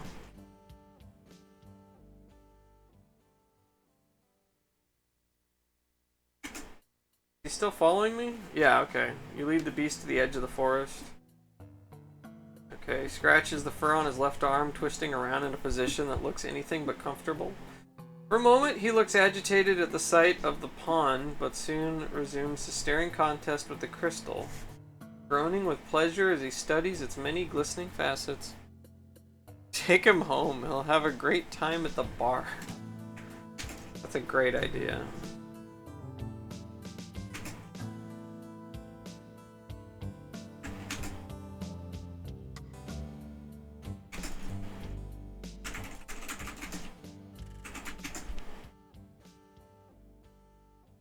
Remembering Warden's instructions, you leave the strong vine, sparkling crystal, the large stone, and the long branch on the ground before you enter the ship.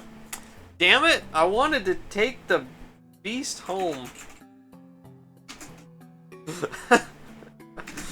Oh, that's a bummer. Oh well, whatever. Fine. Alright, maybe he can push the boulder. I don't know.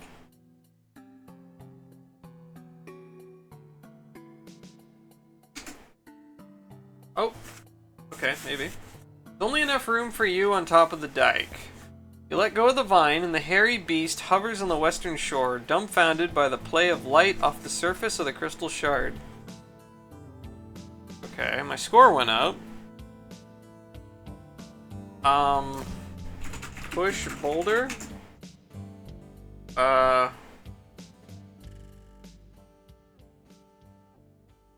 Okay. Put shard on boulder? No? Okay, put shard in gap. Crystal would be washed away if you put it on the dike.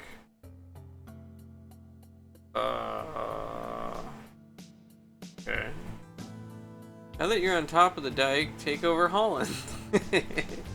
Exactly. See a hairy beast and a huge boulder here. Can I tie beast to boulder? You aren't holding the hairy beast. Tie beast to boulder. You aren't holding the hairy beast.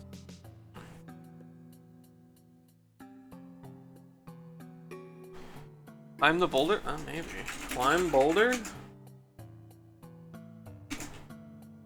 Climb boulder. Nope. Nope, same thing. Rope.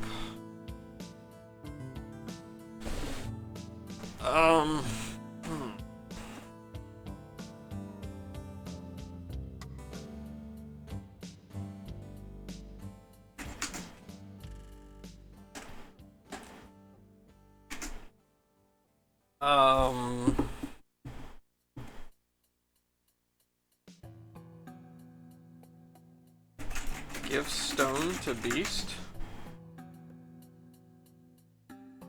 Approach beast.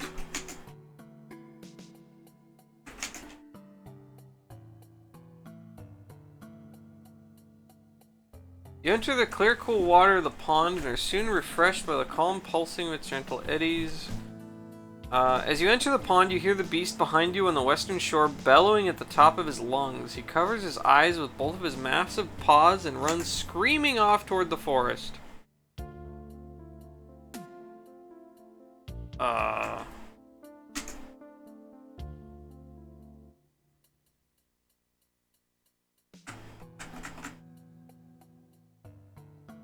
No, that seems to be a mistake.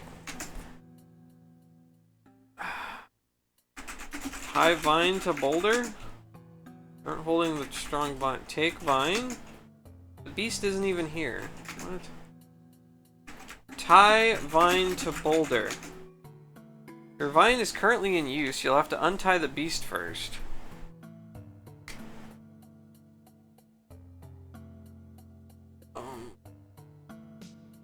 Okay.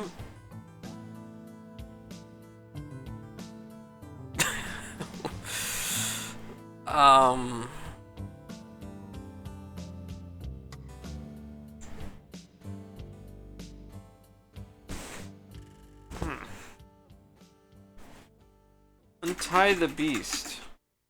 You untie the vine from the beast, but he doesn't notice. Okay. Tie vine to boulder.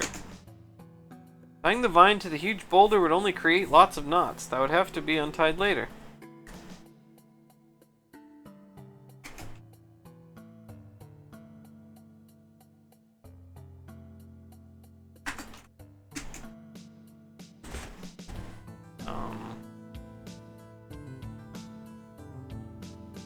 Looks happier.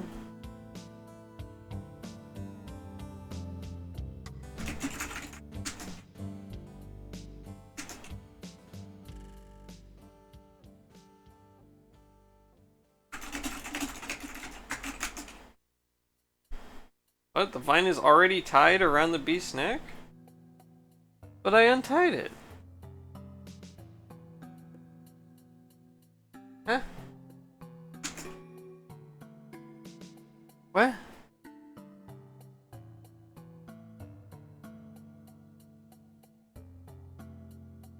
Untie beast.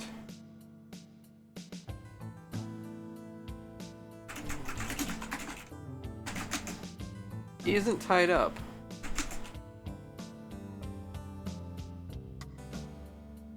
What? Pull beast. Pull beast. Oh? He knows he can't be trusted? He put it back on himself? Schrodinger's beast? Put vine on beast. Already tied. Untie beast. The hairy beast isn't tied up. The vine is already tied securely around the beast's neck. The hairy beast isn't tied up.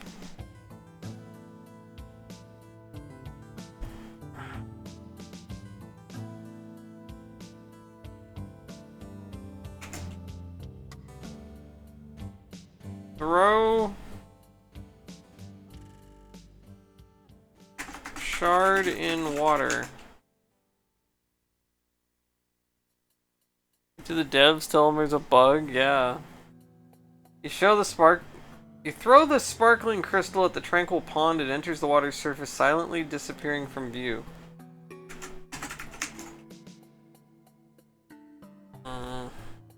Okay. The game has ended. What would you like to do? Oh, as you climb down from the dike, the furious beast grabs you with both of his claws and viciously tears your body to shreds. You have failed. Hey, bloody cactus! Hello! That was uneventful. How are you doing, bloody cactus? Thank you for the raid. How are you doing? Welcome in. You love Legend Adventures?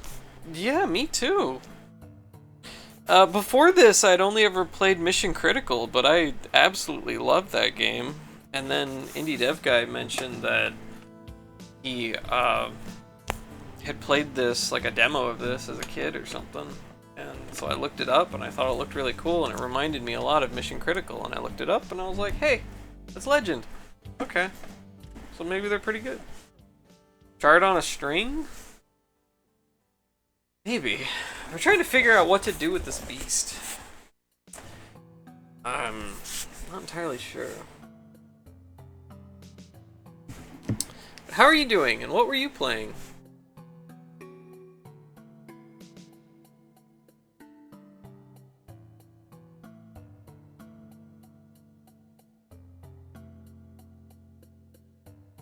Doing some Adam roguelike? As long as you have the shard, he won't murder you. Throw shard in water. Oh! Wait, why didn't that work last time? Was it because he was bugged out? I'm so confused. He picked up the boulder. He did not do that last time. I'm so confused. What? I was actually supposed to throw the shard in the water. I don't know. I think the game bugged. Okay. What is this Adam roguelike? What is that? I'll have to look it up. Ancient Domains of Mystery. Let me search real quick.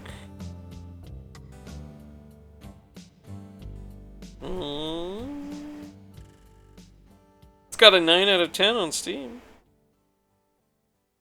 Okay. That looks pretty cool. That looks really cool.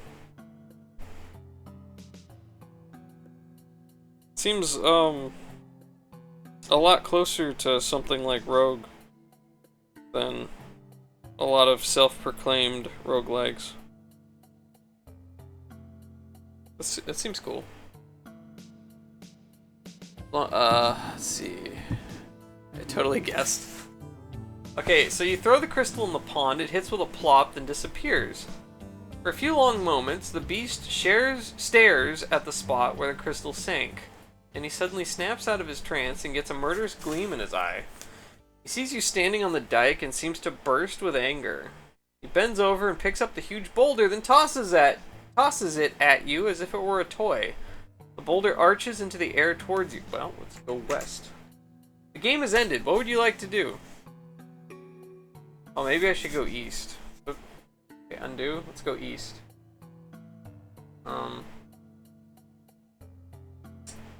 As you enter the cool water, you hear the crash of the boulder hitting the dike. Looking back, you see it settle snugly into the gap, repairing the damage done by your ship. The beast, infuriated and scared, sprints around the edge of the pond and runs, bellowing into the forest. After a few moments, his desperate cries fade in the distance.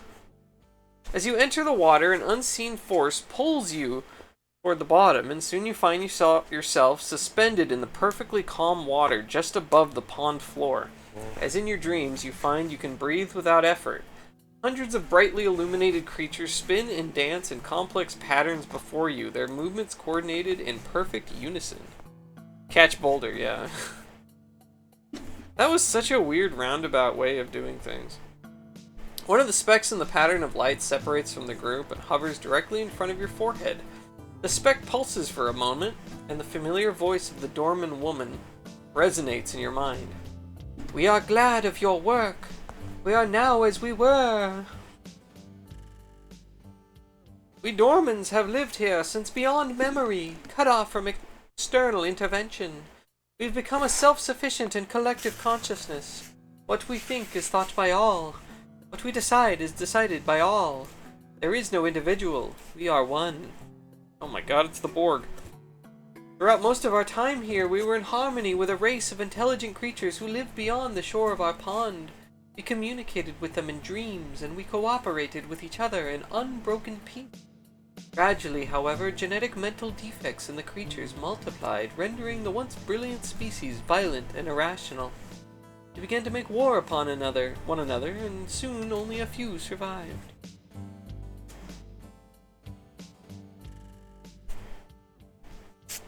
The sole remaining member of this species is the beast who lives in the forest cave. Aged and without a family, he lives for years at a time in a semi-permanent state of sleep, comforted by the images we present to him in his dreams. Only when he awakens every few years to feed is he tormented by the madness of his race. During those few days of agony, there is little we can do to care for him. We thank you for not harming this creature, who we know seems threatening to you. Unity? What are you doing in a pond? I don't know. "Centuries ago, those whom you call the Heechee came to our world. As they were a gentle people, we assisted them in their work. Now you come in peace to continue that work, and as we helped them, so shall we help you." Speck of light rejoins the group, and the pattern of light begins to flow in a new direction. You are pulled along behind them until you come to an underwater passage. There the pattern parts, and you hear the single word, "Farewell." Then you are gently propelled through the passage alone.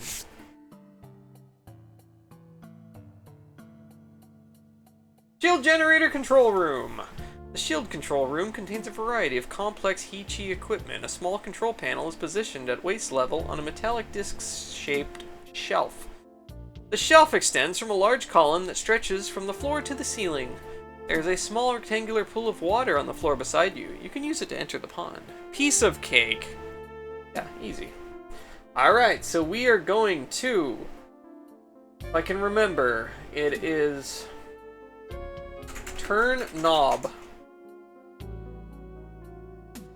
pull lever, push button.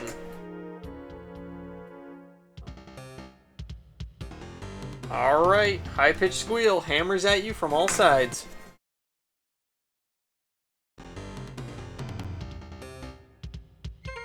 Alright, while the cinematic plays, I'm gonna run to the bathroom. It's the same one we've seen twice already.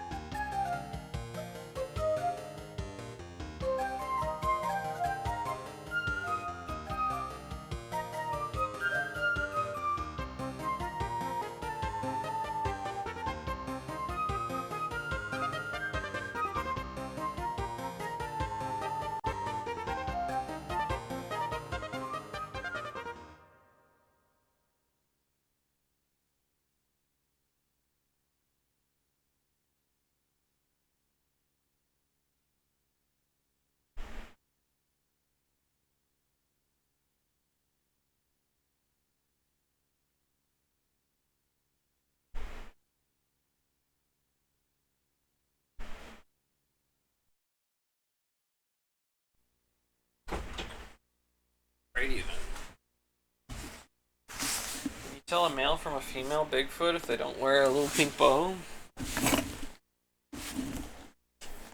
He, she were an androgynous race of aliens?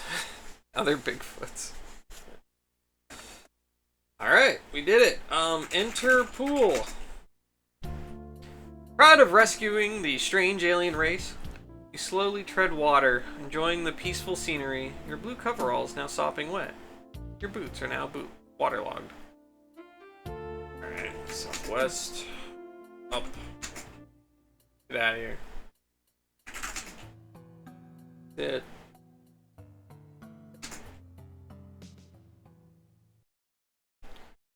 Yeah, I know it was off, but I was about to get to the screen anyway, so.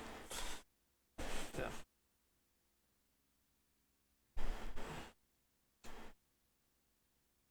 Alright, we're back in orbit. Let's return. Yeah, I have to manually switch between how I have my scene set up for different resolutions in OBS. Because it'll switch between 640 by 480 and 320 by 200 or whatever. Your ship returns to the docks gateway and you undergo debriefing procedures. You're awarded a $5 million bonus for activating the shield generator. How are we doing? Status 802 out of 1600. Does that mean we're halfway through the game now?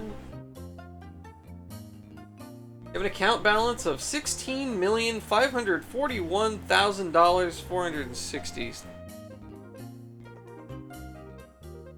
Alright. Okay, so now we're on jump 11, I think. Create 4 generators, yep. Yep, one more to go. Up. Sit. Got one planet left here. Alright. Go.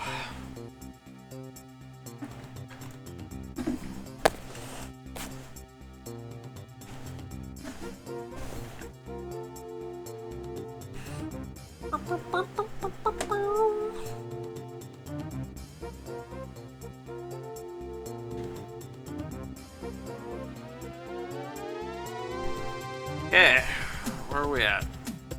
Orbiting the third planet in the Nemira star system, Spectral Class G planet has breathable atmosphere. Surface gravity is 1.1 G. Sensors detect large concentration of He-Chi metal. Alright, let's go ahead and land.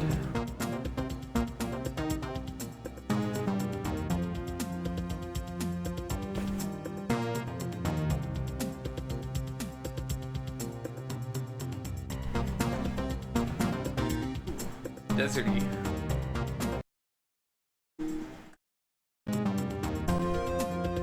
Your ship levels off, pauses while the automated landing system evaluate the terrain and makes contact with the surface. Okay. Here, maybe now when I open the hatch you guys can hear it on the PC speaker. Here. Put it right next to it. Open the hatch. Seriously? Seriously? It didn't make the hiss! It knows. It's like it knows. Every time I don't have the microphone next to it, it makes the sound. And then when I put the microphone there, it doesn't make the sound. Dang it. That's so annoying. Alright, well, whatever. Need to find the He-Chi metal band. Yeah, we do. The plateau on which you've landed is surrounded by tall, spindly rock formations. Mountain trails lead down to the northeast and west. There's a natural archway to the south through which a ledge is visible. Ship is here and the cabin hatch is open. Whoa.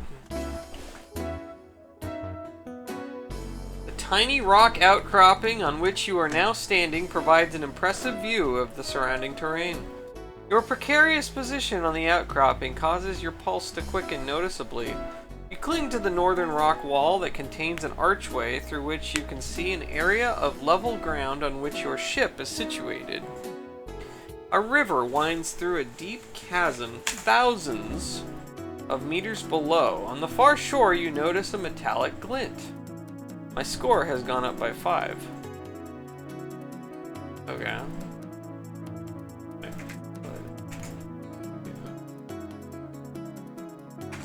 Shield 4. Jump. Jump off cliff. You're not in the steep rock wall. Jump into river. If you dashed against the cliffs and you probably wouldn't even make it to the river if you jumped from here. Well, let me try. Let me kill myself, man. Suicide. Kill me. With the gun? But without you, the story would be so uninteresting. Would you really like to die? Yes. You would? Yes. Are you sure? Very sure? Yes. Okay, you have failed.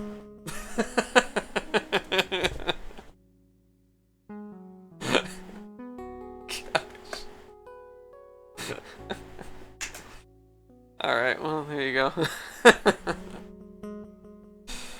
Oh, man. Oh, a pickaxe! Climbing down a steep circular cliff trail, less and less sunlight reaches the depths to which you're descending. The trail suddenly comes to a dead end. Looking straight up, you get the sense for the depth of the shaft you've descended. A shallow pit has been carved out a few centimeters below the surface. You see a strange bush, a rusty pickaxe, and a pit. Take axe. Look at bush. Bush reminds you of a creosote with funny fly swatter shaped leaves. Take bush. Look at pit. It has been carved out a few centimeters below the surface of the ground. Pick pit. You can't harvest a pit. If you can pull the pickaxe out of the ground, you become the king. Oh yeah. Swing axe at pit. You wave the rusty pickaxe around for a while, but it doesn't seem to do any good. Take flour? Eat bush. Okay. Okay, what's over here? Sprinting down the mountain trail at breakneck speed, you arrive at a small level area about half of the way down the mountain. The remainder of the descent looks like it's going to be extremely easy. The halfway point on the steep mountain trail gives you a chance to scan the terrain of the valley below you to the north. Gently rolling desert hills stretch north to more verdant meadows and occasional stands of trees. One especially large tree is visible far to the northwest. The valley is bounded on the east by a deep chasm, gouged over the eons by a winding river. About 1,000 meters below you, to the northeast, you spot the wreckage of a small Heechee ship. Looks like you might have some company. Trails lead away in several directions. Pile of rocks in the ground. To the northeast. Let's go southeast. Crash site. Confused by the many turns, climbs, and descents of the mountain trail, you arrive at the mountaintop crash site. Clearly, the remains of a downed Heechee single-place ship. The pile of rubble nearly fills the flat area on this lower mountain plateau. Various pieces of Heechee junk and disassembled equipment litter the plateau. An apparently abandoned nest occupies a rock formation. Opposite side of the plateau, a large cactus is here, and a path climbs away to the northwest. You see a venturi, a fuse cover, a Betastor, terrain sensor, a Doppler antenna, a maintenance crib, an actuator chassis, and a cactus here. On the maintenance crib, you see some Thyristor clips. The actuator chassis has an actuator panel. The actuator panel has some grommets. On On the cactus, you see a wooden whistle. That is a lot of information to take in. Okay. I'll take the whistle. You untie the whistle from the cactus and wear it around your neck. Take chassis. Take panel. 4 metal grommets appear to be the key to opening the panel. Take grommets.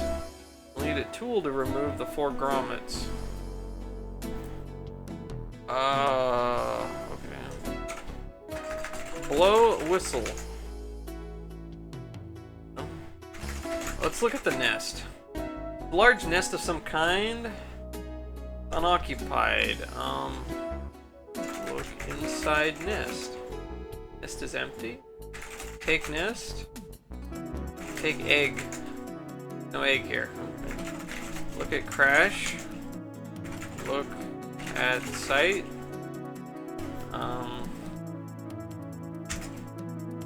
Take thyristor clip.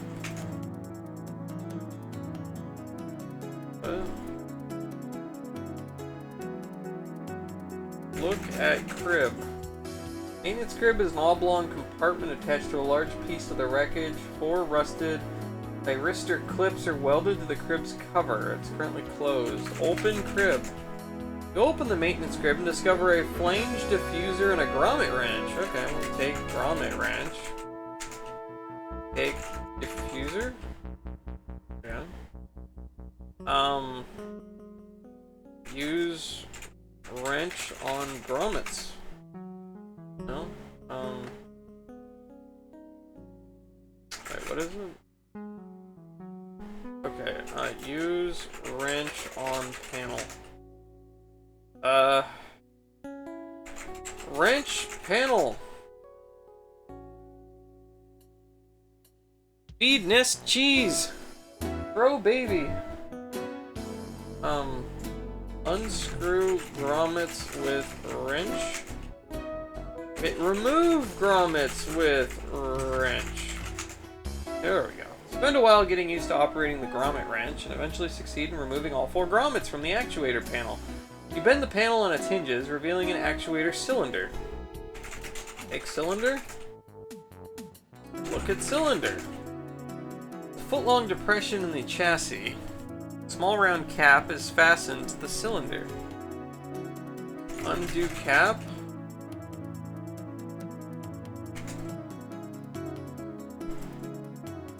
Oh, wait. I think because I wrote undo, that undid my action. Open cap. Screwed into unscrew cap. With minor effort, you unscrew the cap from the actuator cylinder, revealing a field actuator. Okay. Look at field actuator.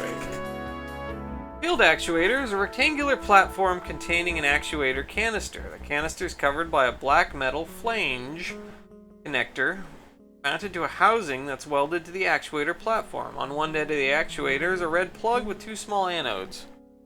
Or grommet. Now what did Wallace do? I gotta... okay. How do I... okay, black metal flange connector. What does a flange diffuser do?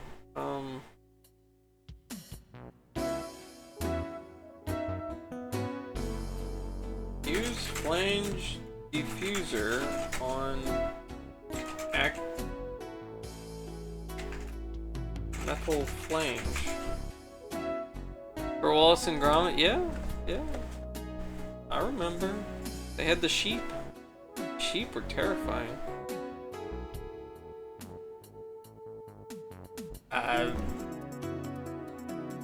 Diffuse flange with diffuser.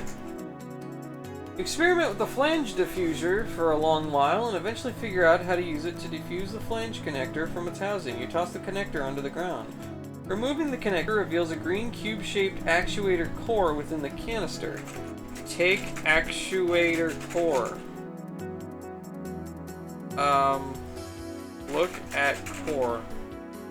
Core is a green pentagonal tube a few centimeters in length. It's recessed inside the actuator canister. Curse the wear sheep. Yeah.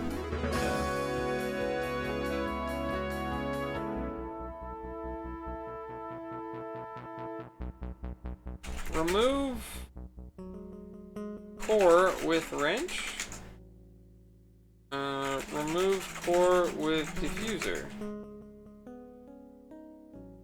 Gosh. What else we got?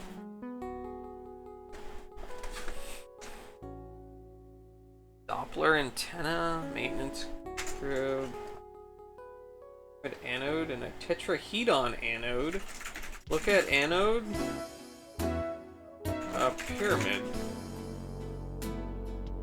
Take anode.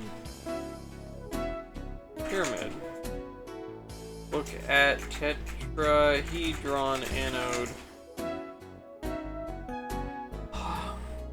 I have no idea what I'm doing.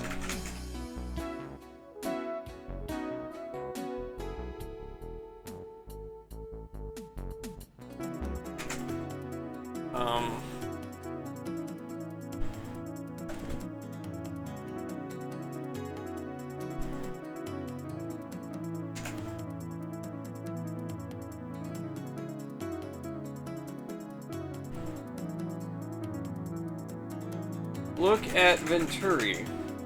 If you've seen one Venturi, you've seen them all. Look at antenna. Antenna severely damaged in several places, all of which are embedded in the ground. Take antenna? No. Take canister? No. Okay.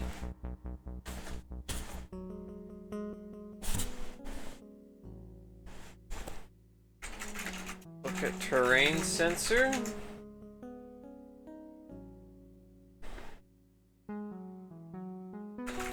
Look at cactus.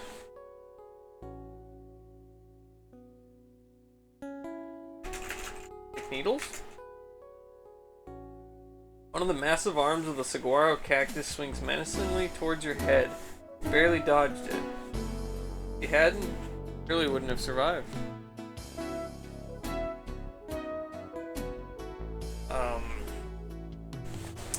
Okay.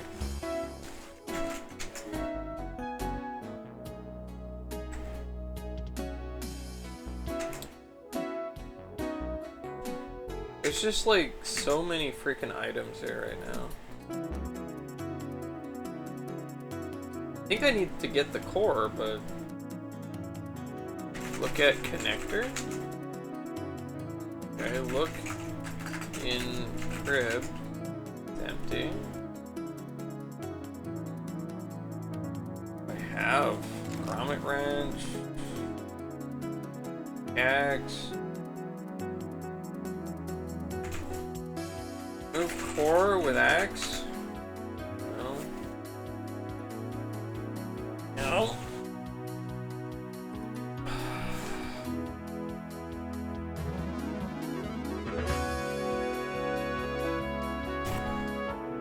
Oh my goodness.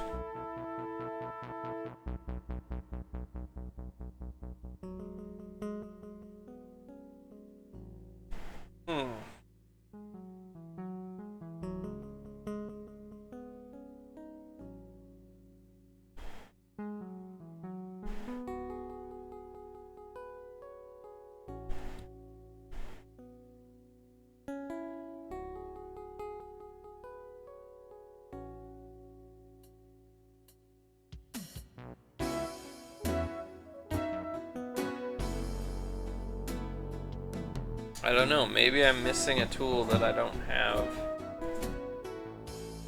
Oh. Okay. Okay. Maybe. I don't know. Pile of rocks on the ground. Take rocks. Whoever built this pile of rocks seems to have put considerable work into constructing it. Maybe it'll keep you from getting lost if you leave it alone. So, break rocks with pickaxe. Disturbing the cairn Like, hiking through this country much more difficult than it already is.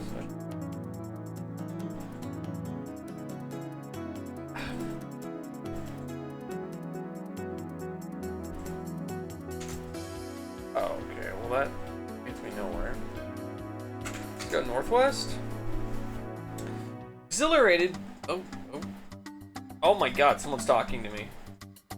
Exhilarated by your jog down the mountain, you turn around and gaze with pride at the distance you've traveled in such a short time. Mountain trail rises steeply to the southeast up the side of the mountain. Other less traveled trails lead off toward the north, west, and northwest. An old man with a wiry beard looks like he's been waiting for you at the trailhead. As you approach, the energetic codger walks up to you, introduces himself. Howdy, stranger. Name's Becker. Rolf Becker. The old man extends his right arm towards you in greeting. Okay, shake his hand. Shake hand. Well met, says Becker. Maybe you're okay. I've sort of had my fill of people and wasn't looking for company, but I've got a mind to hang around here. Least I can do is be a friendly host. Becker pauses, studying you for a moment. Let me tell you a little bit about myself. My score just went up by 1. Okay. I came here as a young and very successful pilot. By the time I was 35, I'd flown just about every kind of ship and mission imaginable. I was filthy rich and seemed to have a special knack for finding Heechee stuff and coming back alive. Didn't they think the guy died because he never got back? I think so, yeah, I think this is him. When I crashed here and realized I probably wouldn't be making it back home, I was overcome with despair. After a while, I got over that and started filling my days with the work necessary to keep me alive. I was damned lucky that this place has breathable atmosphere, I'll tell you that. Anyways, I began cataloging all the various plants and animals around here and grew to love each and every one of them. Yep. Studying and caring for the creatures on this plateau has given me a peace of mind I hadn't imagined possible during my days as a hotshot pilot. There can only be one. Take his head back. Highlander style. Old man. Shoot man. Squeeze off a shot that hits Becker in the center of his chest. He tumbles to the ground, writhing in agony. Finally, he utters the single word, Adriana! He stares at you, and in his last moments of life, withdraws a whistle from his pocket and blows a single high-pitched note. Fighting for his last breath, he expires face down in the soil. Oh my god. Oh my god, you can kill him. Holy crap. Okay. Okay. Okay, let's go back. Go back. Well, I guess that's the end of my story. There's a lot of other stuff I can tell you about, but you don't seem that interested. Wait. No. I'm interested. Ask about Crash. Ask about Sight. Ask me about that later, pilot. I'm not done with my story yet. Well, I guess that's the end of my story. What is that? Ask me about that later. I'm not done with my story yet. Well, I guess that's the end of my story.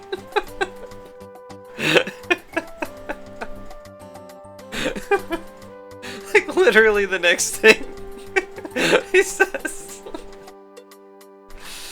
He had one more well to get out. There's a lot of other stuff I could tell you about, but you don't seem that interested. I got some errands to run, so I'll be going now. He wanders off. Becker turns to you and says, "Come by my house sometime and we'll share some conversation. By the way, take it slow across the bridge. I hate to have my new guest fall to an untimely death." He laughs to himself as he departs the mountain trailhead. Don't interrupt a man's story. Oh my goodness. Oh my goodness.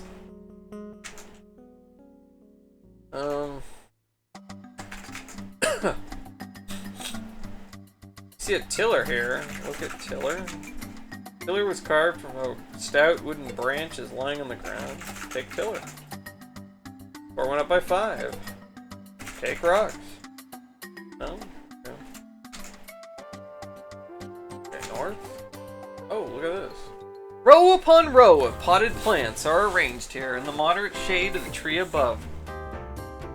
Many varieties of flora are being grown. One plant with long palm-shaped leaves gives off a pleasing aroma. A metal pail catches your eye.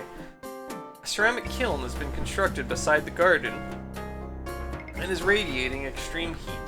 A handmade shovel is on the ground behind you. A huge tree towers directly above you, and a rope ladder hangs down from a tree house built in the tree's lower branches. Take shovel. Take pail. I'm just gonna take all of his stuff. Take the metal pail from his tidy garden and dump the plant in it onto the ground. Just dump the plant on the ground. Okay, sure. Oh, there's an axe. Suck it, Becker. You scramble up the ladder into the well-constructed tree house. The interior of the makeshift fortress is extremely tidy and Spartan. A wooden desk with a single drawer occupies one wall. Huge windows provide a bird's eye view of the desert valley. See an axe on a wooden desk here. A wooden desk, you see a field notebook. Take axe. Read notebook. Taking the field notebook first. You open the field notebook and read the first entry. Date February 21, 2088. Subject South Canterlope humunga. Observed a 4-legged animal that strongly resembles a horse grazing in a grassy area on top of the mountain plateau. It saw me and ran away, but was back in a few hours. Found a good place to hide and observe him. I named them S. Canterlope humunga because they canter like horses and are really big.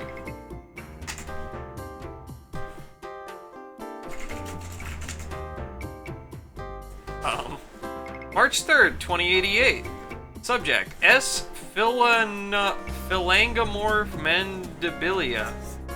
I've been sighting these things on the plateau since I landed. They range from about 10 to 20 centimeters in length and are about 7 centimeters wide. There are thousands of them. They're invertebrates of some kind, but have many of the traits of amphibians. Their bite is poisonous and hurts like hell. I've been bitten a few times and the wounds take weeks to heal, which is why I've named them Philangamorph mandibilia. Their pincers are about 10 times larger than their abdomen. They're nearly impossible to catch, making them difficult to study. The next several pages contain a comparative analysis of the migratory behavior of Gyranthemus swoopa. You stop flipping pages at an interesting entry on page 18, July 9, 2088. Hey, that's in 2 days will be the whatever anniversary of that. We're on July 7th right now. Since my arrival, I've had to deal with a huge variety of bird that is quite prevalent. They strongly resemble pterodactyl species from Earth textbooks I read as a kid. The child. The indigenous species here are much smaller, though, and extremely intelligent. I learned quite by accident that various high-pitched tones elicit specific and often strange reactions in them, perhaps relating to migratory or mating behaviors.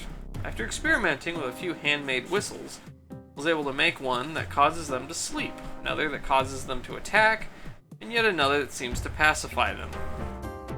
A few months after I arrived, one aggressive one of these birds made a nest beside the wreckage of my ship and wouldn't let me get near it. Eventually I was able to find the correct frequency on a whistle to drive it away. Another one built a nest in the pinnacles outside my house, and yet another whistle was required to appease it. The whistles don't seem to have the same effect on each animal. Very strange indeed.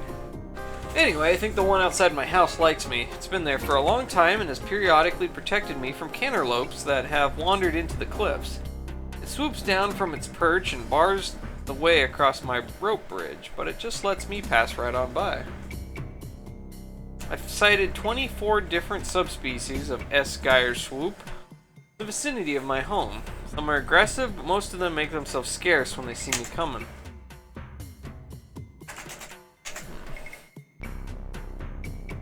Page 19. February 15, 2089. S. Geraldo cassius. An aggressive species of cactus occurs sparsely throughout the desert terrain of this planet. Standing over 4 meters tall, an adult S. Geraldo cassius possesses limbs of unimaginable destructive power, clearly as an evolved defense mechanism. These organisms are able to propel their massive limbs at will to the detriment of the casual observer. The slightest pressure on the surface of one of the spine-covered limbs causes the plant to swing its limbs wildly in the direction of the unwary victim. I was lucky enough to learn of these plants' behavior by watching one impale a helpless, injured jackalope that happened to brush one of its arms. Needles from the arm of the S. Geraldo quickly skewered the animal, causing immediate death.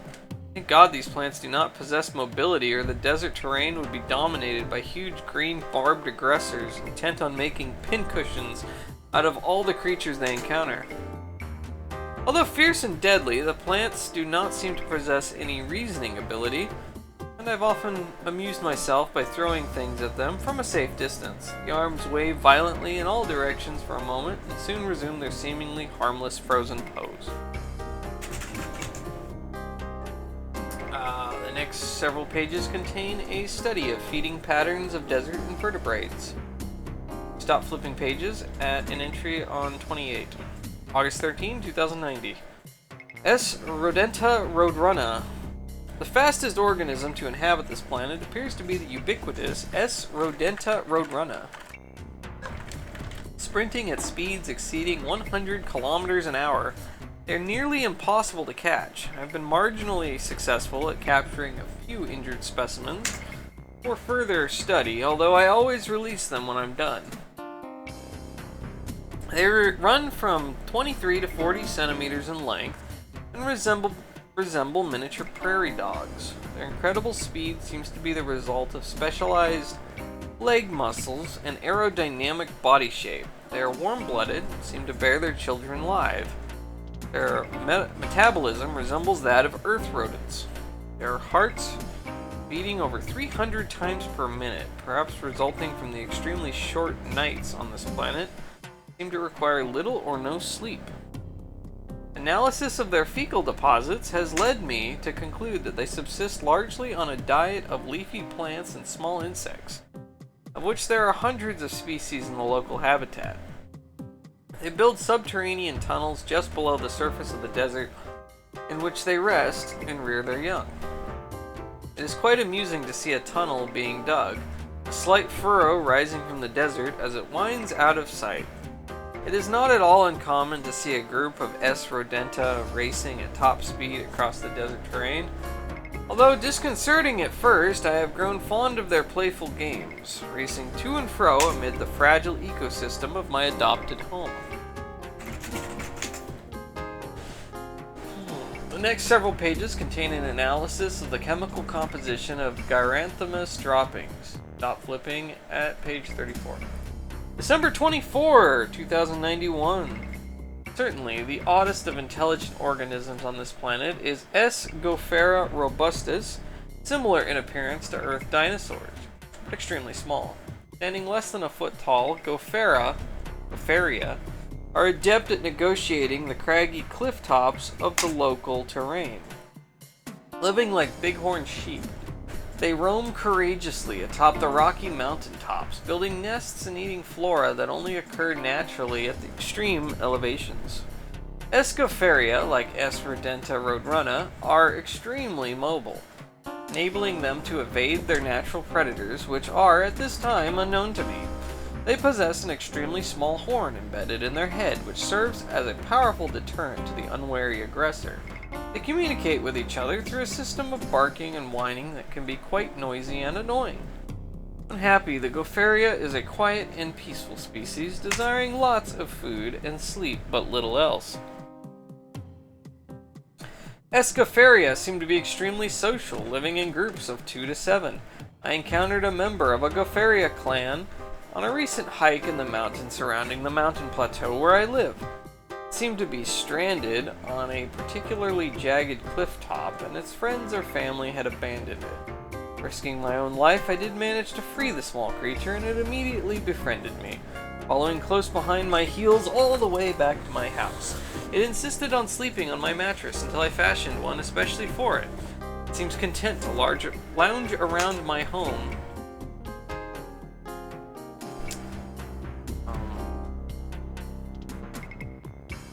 Day in and out, leaving only occasionally to hunt for the mysterious plants it needs to survive.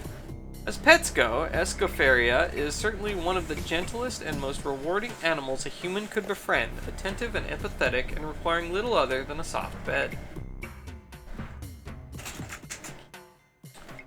Next several pages contain observations of the mating rituals of Gofferia robustus. You stop flipping at page 47. January 1st, 2092. Tracking my adopted Escoffiera, I was able to finally determine the exact species of plant it requires for subsistence. S. jubifrutis deliciosa is a quite delicious and sweet leafy plant that occurs naturally at extreme elevation in the mountains surrounding my clifftop home. The leaves of S. jubifrutis give off a pungent and sweet aroma, and Escoffiera seems to eat twice its weight in them every few days.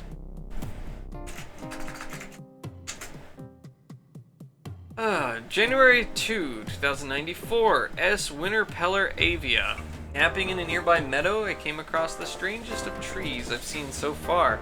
These trees, which I've named S. Winterpeller avia, produce seeds which occasionally take flight like some small helicopters, spinning around a few feet in the air, and then settle back toward the ground. Perhaps this behavior is a defense mechanism, protecting them from predators.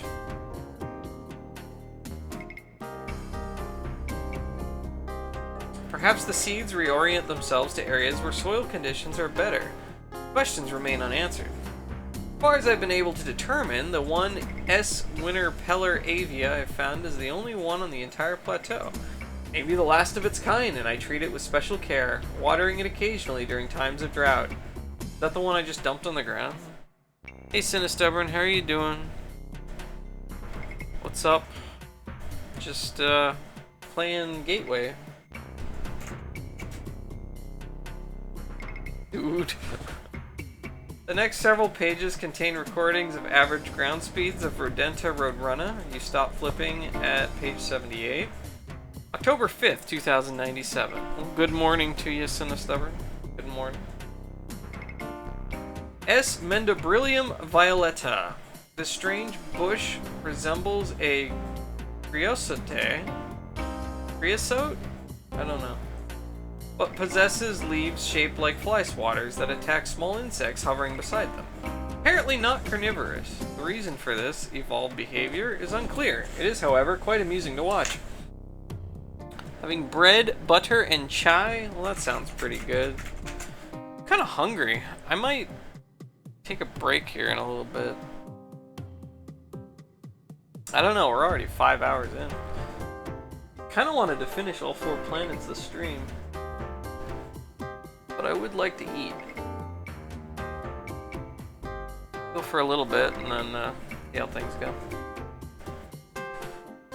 S. Paru vocalis. We're in 2098 now. He's been here like 10 years at this point in the book.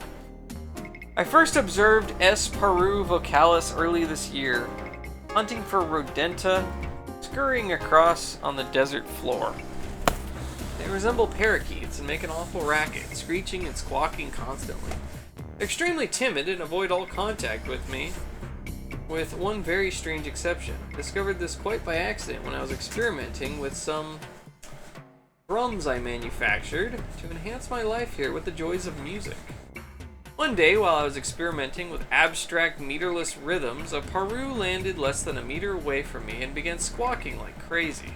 The moment I stopped playing, he flew away, but immediately returned when I resumed my playing. I'm not sure this is a trait shared by all S. Paru, but whenever I start playing, one of them soon appears and lands on the stand, squawking along with me until I'm done.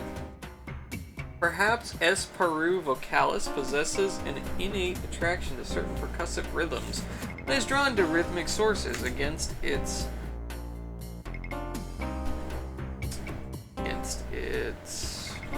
will. More study is required of the strange bird. You've already read the entire notebook. You want to start at the beginning again? No. Yeah, it wasn't very interesting reading, was it? Jeez. Open drawer. Open the drawer and discover some actuator calipers and a discharger. Alright, take calipers. Take discharger. These are probably what I need.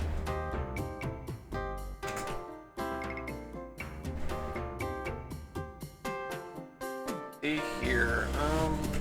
What's north? Oh, there's a raft. Okay. Homemade wooden raft is pulled up on the shore. The path ends as it approaches the shore of the river from east to west, and then immediately turns southward out of view. You can hear the crash of white water in the distance, although it is fairly calm beside the shore. Let's say raft, I guess. Made out of timber and rope, it's a garden variety raft. Ride raft. Get on raft. Push raft into water, then get on raft. With a strong shove, you push the raft off into the strong current of the river. The raft starts to take on water. A moment later, the raft is sunk below the surface of the water. Drag it back to the shore and dry yourself off.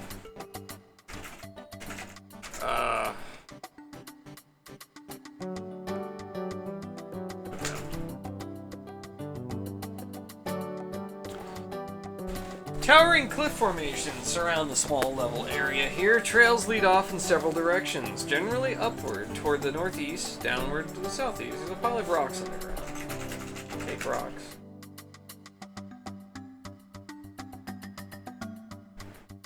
Dig under rocks.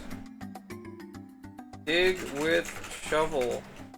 Digging around in here with the shovel would be hard work with no result. Okay. Whatever.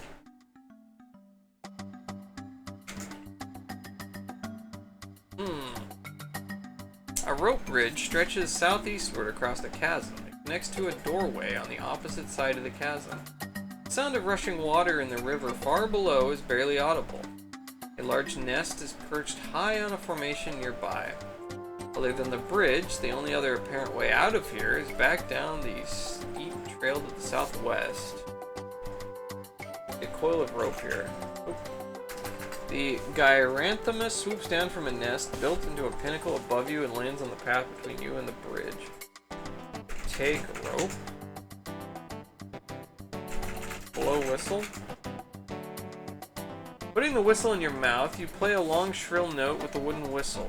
The Gyranthamus immediately takes to the air and lands in the nest high above you. Okay. Cross bridge. You make your way cautiously onto the rope bridge. It sways dizzyingly as you slowly make the treacherous crossing. I'm at Becker's house. Becker's house is a cavernous room built inside the top of a rocky pinnacle. A large Heechee column extends from the ceiling to the floor with a disc-shaped shelf extending from it at waist level. There's a small control panel on the shelf covered by a small handmade mattress on a Gofaria, on which a Gofaria is sprawled. The small housing underneath the panel is open, revealing a tray for a focal lens, a socket for a lens cover, and a slot for an actuator cell. Ah, okay, so the control panel's right here. We just gotta find the parts to fix it. And I know exactly where to get the actuator cell. I don't know where the focal lens or the lens cover is, but I'm sure they'll be around. Back just one second.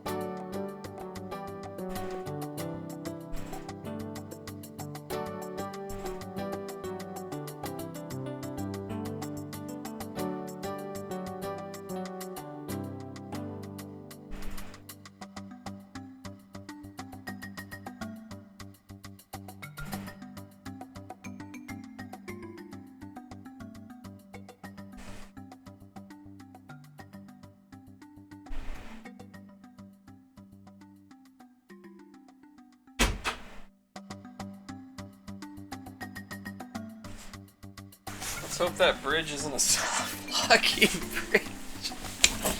Oh god, yeah. I hope not.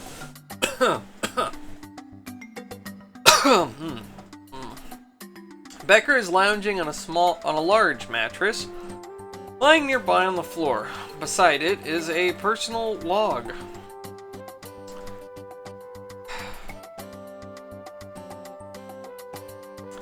A closed door is set into one wall. A wooden stand occupies a corner beside a strange blue machine. Becker notices you coming in his front door and says, "Oh, you found it, did ya? Come on in and have a look around." Sure. Okay. Look at control. Look at controls.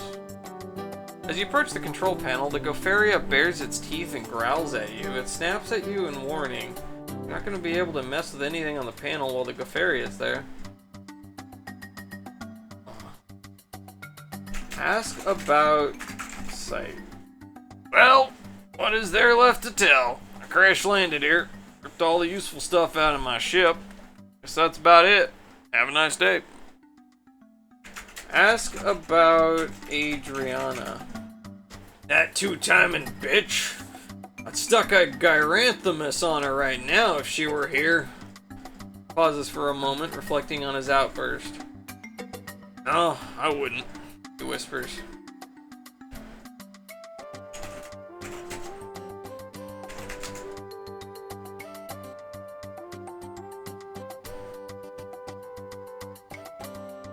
Yeah.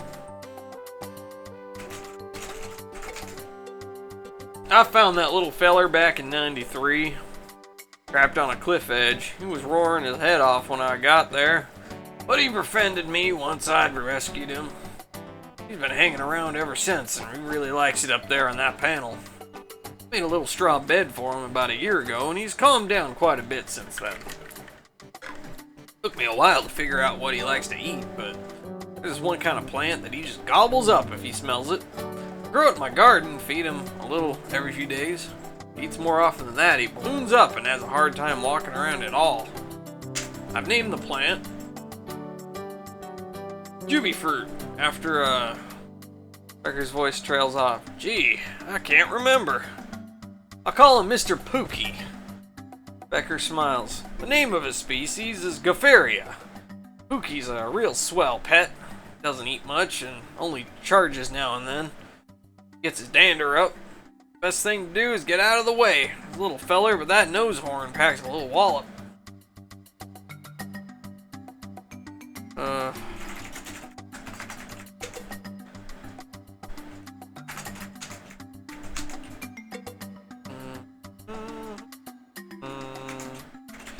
Look at personal log. Take personal log. Becker's apparent dormant period comes to an abrupt end as you reach down to pick up the personal log. Don't be trying to read my personal journal, boy! He looks very serious. Quietly and deliberately, he continues. Everything in that book is personal. Very personal, okay? Okay. Thank you. I am sincerely grateful. What has a man got that's worth anything if he doesn't have his privacy?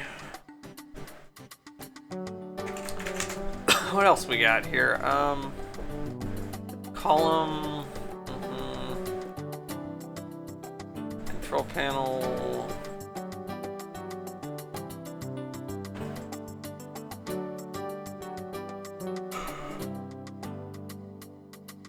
Okay.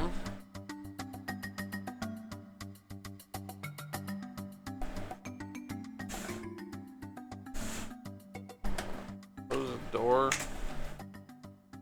Stand. Look at stand. Open door. Open door with pickaxe. Hit door with pickaxe.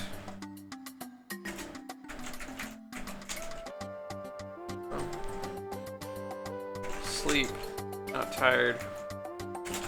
Lie on mattress.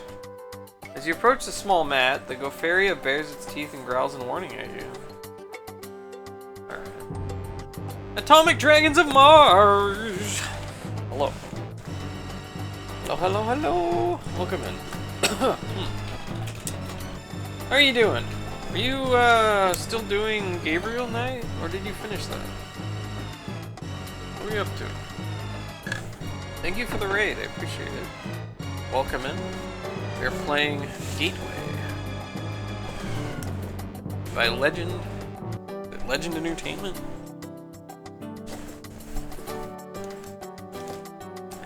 We cleaned up Gabriel Knight 2 and are leaping into FMV Madness. Is that the name of the game, FMV Madness, or is that... Are you just calling something FMV Madness? FMV stuff's really cool, though. How was Gabriel Knight 2? What did you think of it? I haven't played any of them.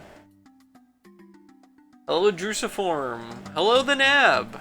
How are you guys doing? Welcome.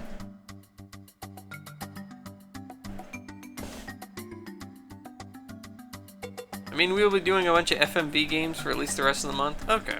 Okay, cool. Cool. What do you got planned? Are you gonna do Ripper? I just love watching people play Ripper. Boy. It ended really strong, but getting there took quite a while. Oh, okay, okay. Cool. I'll have to give that one a try one of these days. I'll get there eventually. Ripper, don't know it off the dome? It's got Christopher Walken. It's like a sci-fi detective point and click with FMV, like cinematics, and all the characters are real actors. Christopher Walken is amazing in that game. It's really cool. Yeah, it's a Christopher Walken FMV, yeah.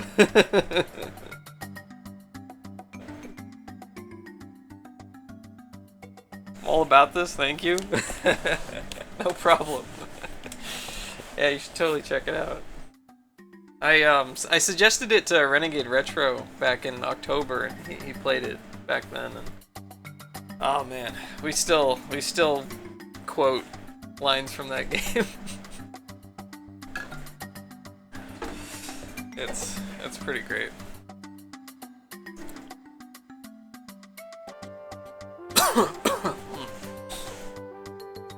Alright, so we gotta deal with this dinosaur. We gotta find some food.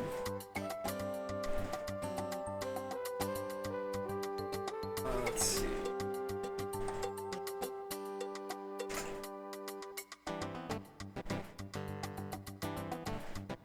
Absolutely. Awesome. I will absolutely be trying to get Ripper going soon then. Sweet, sweet. Yeah, if you play it, I'll definitely try to stop by. Love watching people play that game. Take Jubifrutus. Potted plant is too heavy to pick up. Did you teleport to a dinosaur planet? Yes. Yes, I did. I sure did. Take Jubifrutus leaf. Ah, there we go. You pluck a few of the palm-shaped leaves from the Jubifrutus. Game kicks ass. Yeah, this game's awesome. It's really good.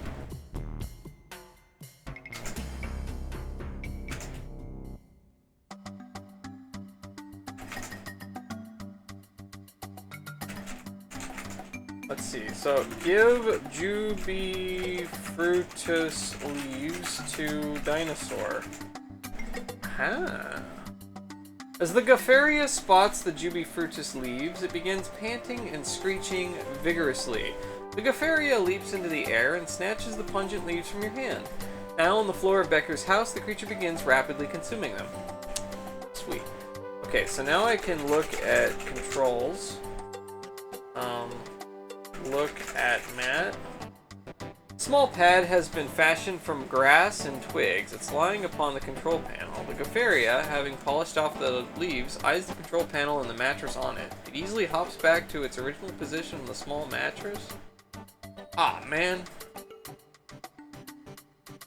Okay, that's a little bit of...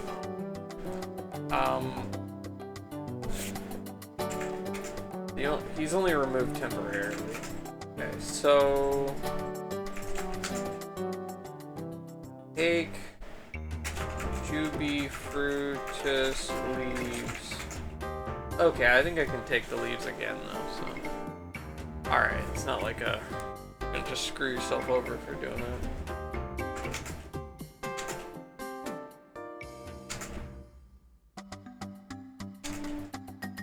Okay, what's this? Meadow. A small, desolate meadow is home to a large winterpeller tree. One especially long branch extends out from the tree's trunk. Dozens of seeds lie about the base of the tree. On the other side of the chasm, you notice something small and glassy. Chop tree with axe. You chop away furiously at the winterpeller tree, and it eventually falls down toward the east, providing a bridge to the other side of the chasm. When Becker finds out what you've done, he's going to be extremely disappointed with you. Cross tree. You carefully cross the chasm on the fallen tree, pick up the pieces of glass, and return to the safety of the meadow. Take that, Becker. Oh, man. A tiny glass-like Heechee focal lens. Oh, cool. We got the focal lens. Nice. Alright. So let's go west, northwest, north. No, south. I don't know where I'm going. I probably should have made a map, but this is fun.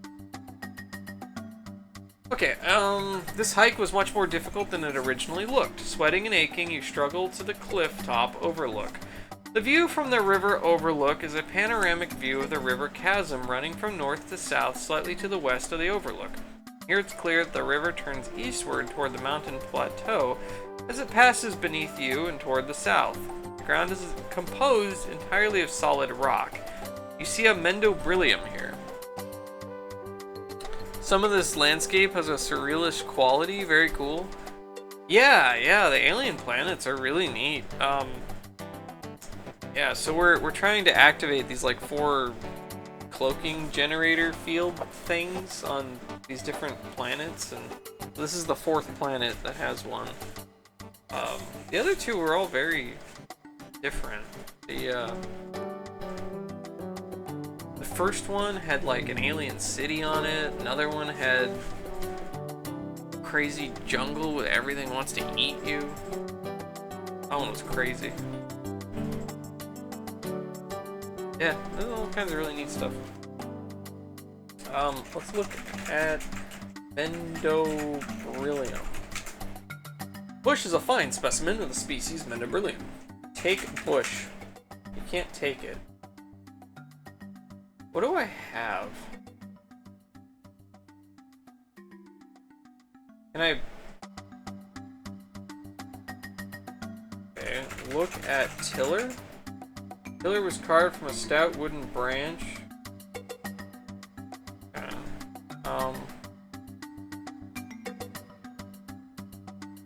Uproot uproot bush. Take bush with tiller. Delicate and rare. It'd be good to leave it alone. I want to put it in my pail. Put bush in metal pail. You'd have to take it first. Ryan, take bush. Can't take it. Oh my god. Alright, fine.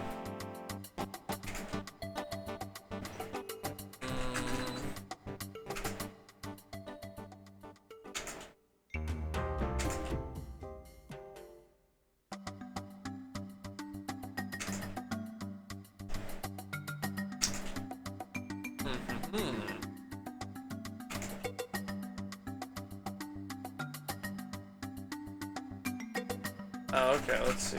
So, southeast. Southeast. Where I want to go? Yes. And then southeast again. Okay, here we go. So, remove actuator core with calipers. The calipers are much easier to use than the wrench or diffuser, and in a moment you have the caliper secured to the core. As you pull the core from the canister, you notice a soft rumbling tone emanating from the interior of the core. You recall that this tone signals the inevitable explosion of the core. Put core back in... Put core back in actuator.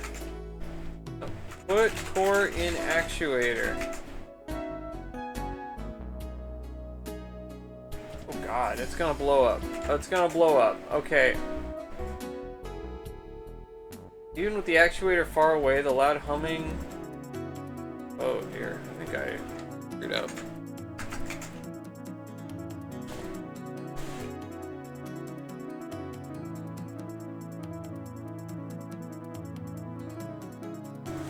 Hey Zuki Wookie, how are you doing? Remove actuator core with calipers is an amazing command for a text adventure. Yeah, okay. Take core. Oh, what? I have it. The pitch of the core continues to rise until it passes out of your range of hearing. Your muscles relax as painful noise subsides. Oh. A blinding light and a wall of superheated air flatten you. In a brief instant, you and your environs are reduced to smoldering ash. You have failed.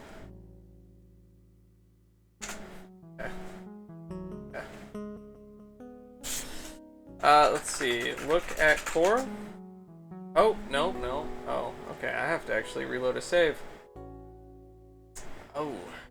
Just a little bit back here. Okay. Oh, that's okay.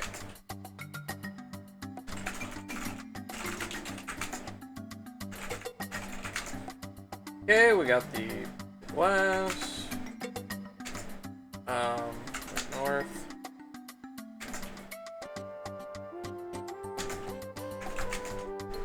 There we go. Cake, Juby, fruitus, leaf. Look at kiln. Of ceramic construction and doesn't look all that sturdy. It has been built over a natural vent from the planet's interior. You can feel intense heat radiating from the top of it. Okay.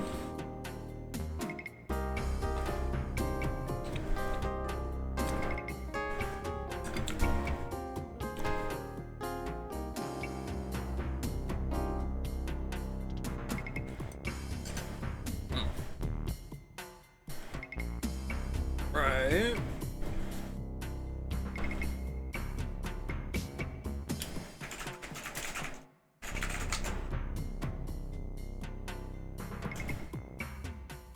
The actuator discharger is a small metal box with 2 clips connected to it.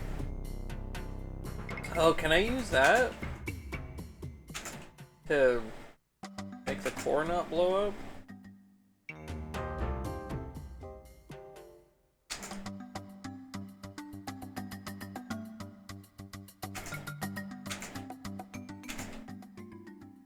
Maybe. Oh my gosh, where am I going?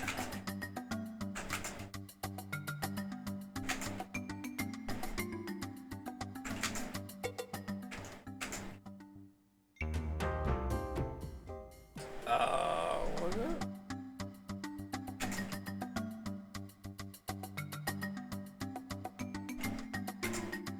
There we go.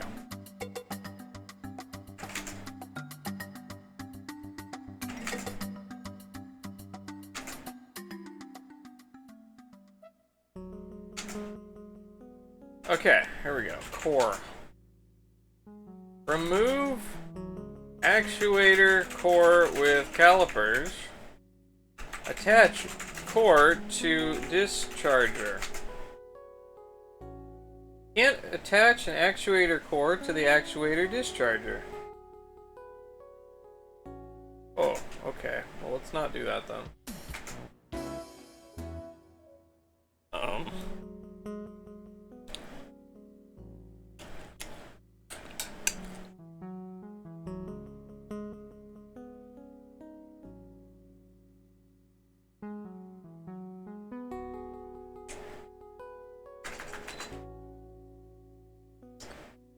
Discharge core?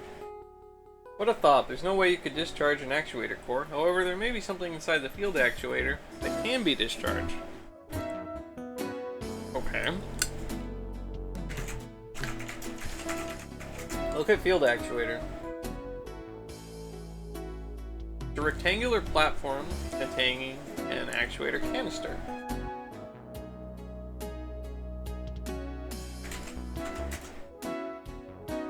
Attach discharger to actuator plug. Attach discharger to actuator? No. All anodes. Attach discharger to anodes. Pyramid anode or the tetrahedron anode? I don't know. Pyramid one, I guess. Okay, you can't do it. Oh my goodness.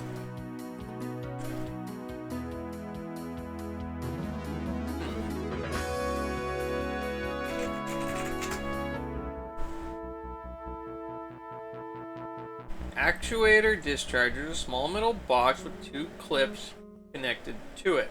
One clip is gray, the other is blue. Okay. God, who would ever be so uncouth as to confuse their tetrahedral anode and their pyramidal anode? I know. I'm like a caveman.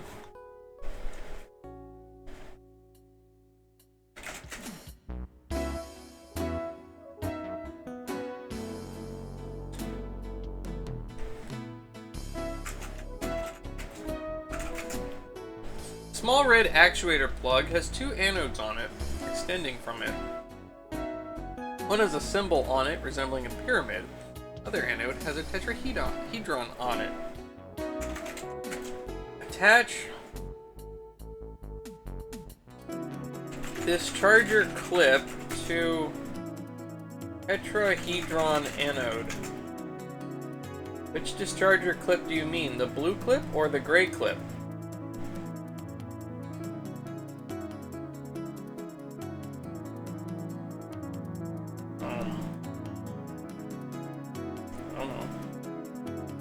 Gray. Hey, it did something! You attach the gray clip to the tetrahedron anode and hear a pleasing click. Okay. Attach discharger clip to the pyramidal anode. Okay. Attach discharger clip to the pyramid anode. Blue one. Hear a pleasing click. Precise procedural nature of this sequence, it's like real engineering. Yeah. Yeah, it is. And I don't understand it.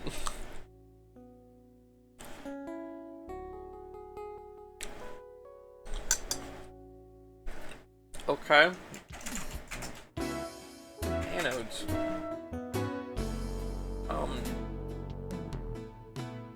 Activate discharger? No. Okay.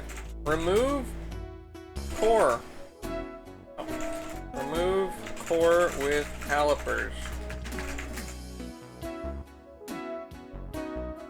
The actuator calipers are easy to use. Pull open the core from the canister. Its top pops open to reveal an actuator cell. Remove actuator cell. Please specify what you want to remove. Take actuator cell. You pick up the actuator cell. Your score's gone up by 12. Oh my god. Oh my god. Alright, we did it. We did it. God damn. Alright, cool.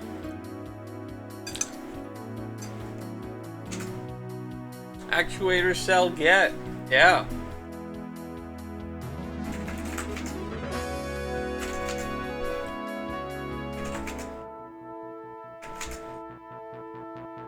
Okay, that's the last thing we need, I think. Look at metal. Metallic glint is located far below you on the other side of the river with the chasm. In the chasm. You get a degree for passing that test? I hope so. If not, I don't know what I'm paying for.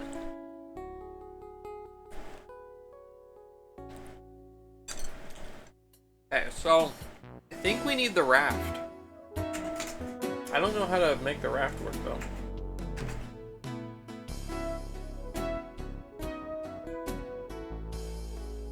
We have 2 out of 3 of the pieces that we need. That I know of.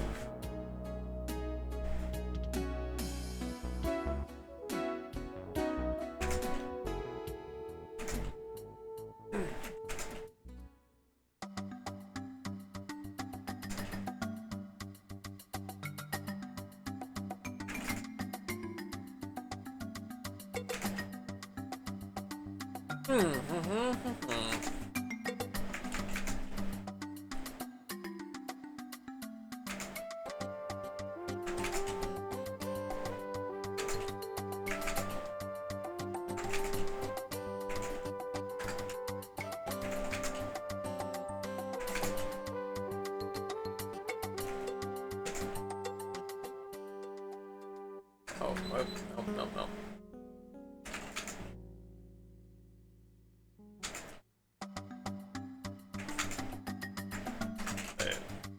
There we go. Okay.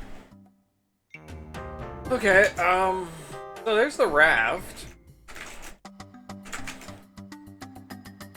The garden variety raft. Oh, wait, there's rope. I don't... No.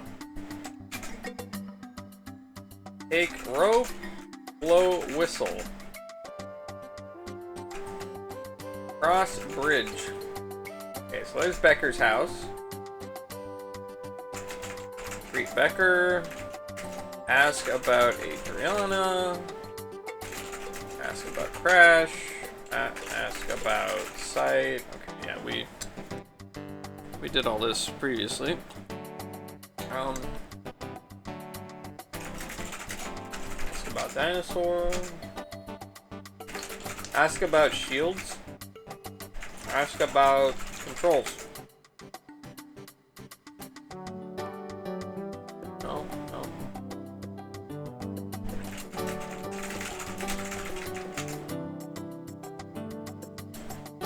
That's a funny panel over there, right?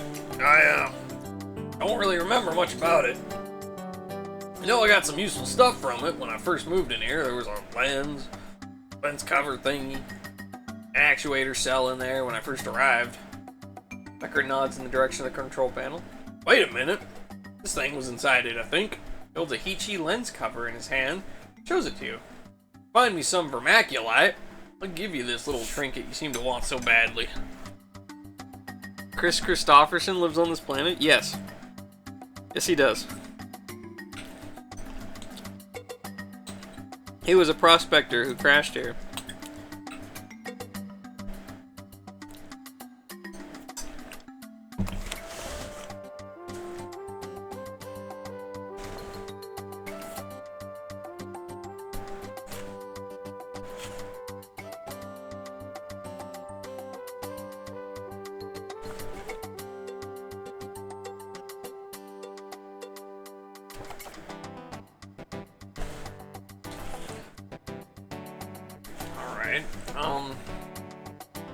Vermaculite.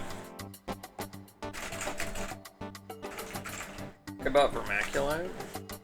I mined a fair bit of vermaculite from a shaft in the mountains to the south. Turns out that vermaculite makes my garden pots about 100 times stronger than they are without it. Took me forever to find some, and when I finally did, I used it up real fast. Did you bring me my purple dust? No, not yet. I'll have to find some. Is vermiculite like vermiculite? I have no idea. Could be.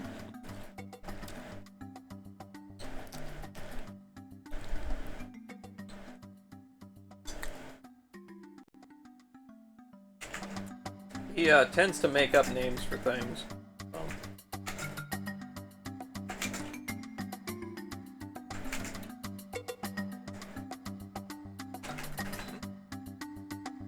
Ooh. Out of the corner of an eye, you spy a rodenta scurrying along the sandy desert. When you turn to inspect it more closely, it freezes in anticipation of your next action.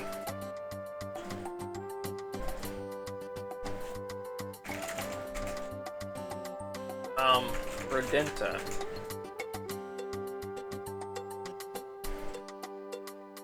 Can I catch it?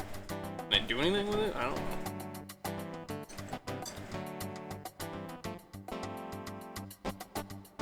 I could shoot it.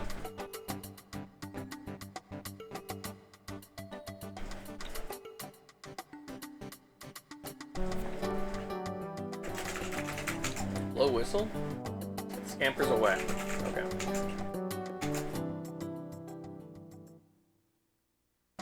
Shoot rodenta. Get off one clean shot and miss. Alright. Great.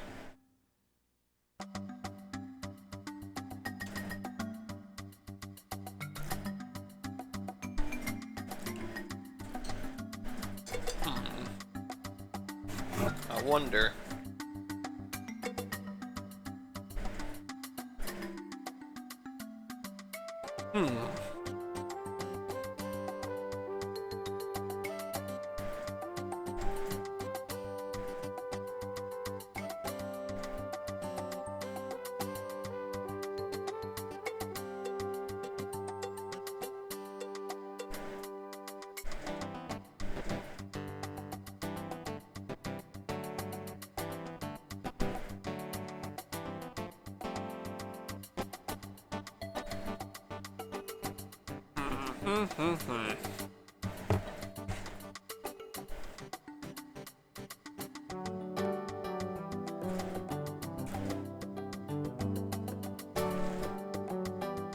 Do I have to do anything with the rodenta? Not sure.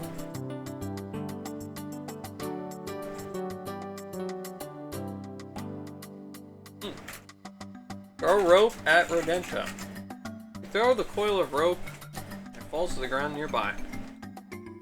No. Okay.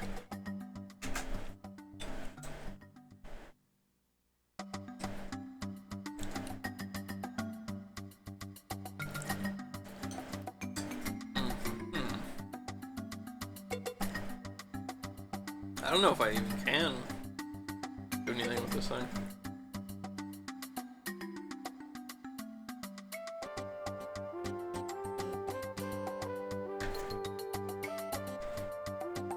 I don't know. Southwest. Garden.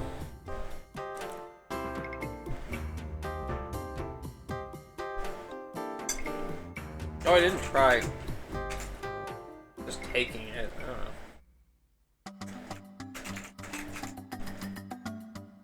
It scampers out of view.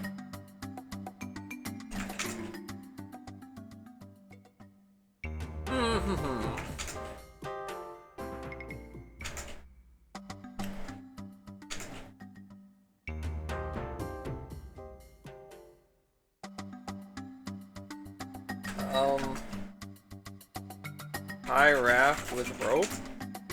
Try various ways of attaching the rope to the raft, none of them work. Oh.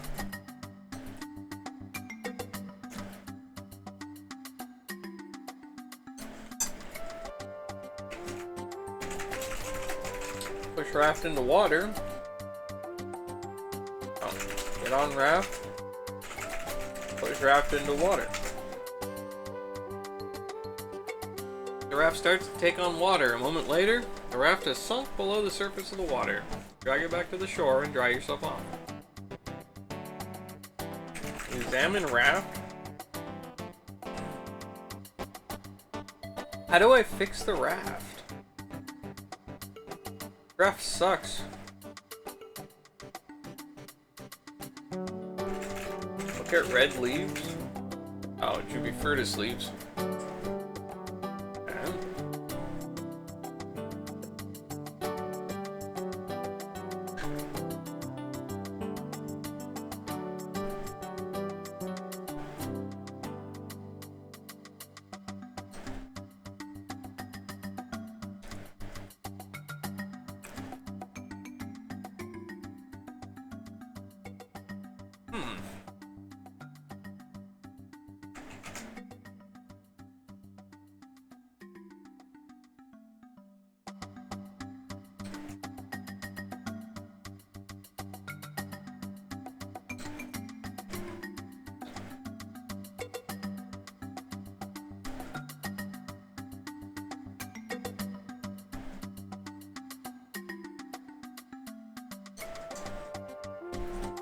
I don't know.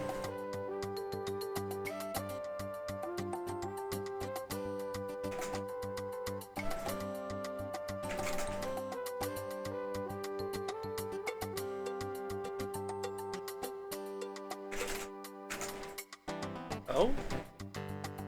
Upon closer inspection, you notice the pile of rocks is actually a crude cairn pointing southwest.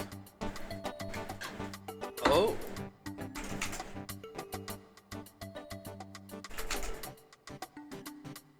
Oh.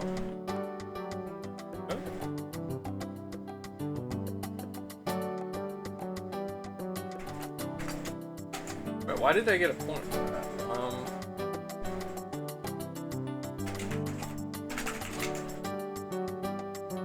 Cairn points southwestward.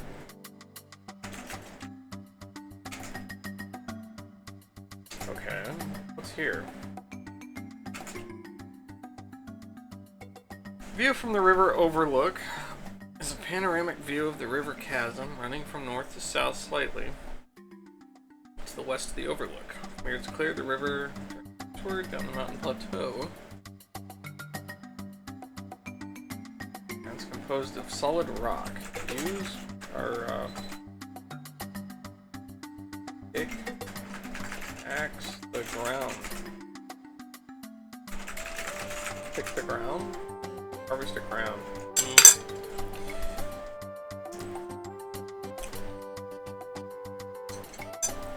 Dig.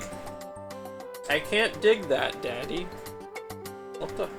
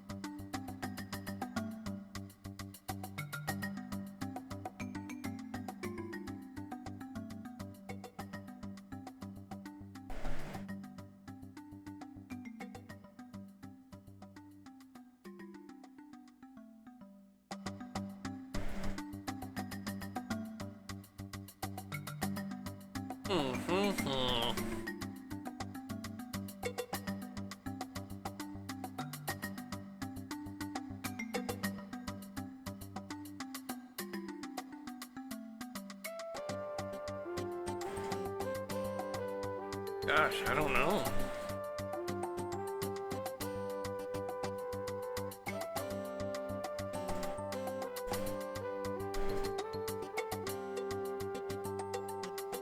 Notice the cam of your CRT? Oh, yeah.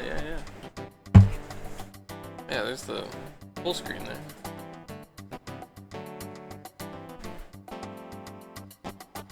That's a 21-inch Intergraph. I just got it.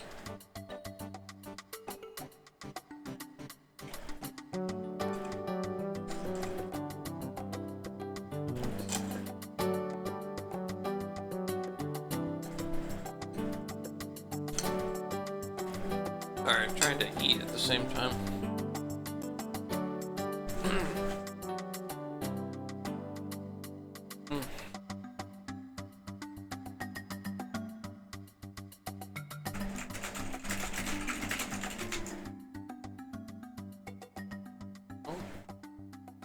Do it anyway? No. Little TSR box sticking out there too? Oh yeah. Yeah. Full of Radiance. I was gonna play this sometime soon. I was trying it out. Trying to test it out, make sure it all worked and everything.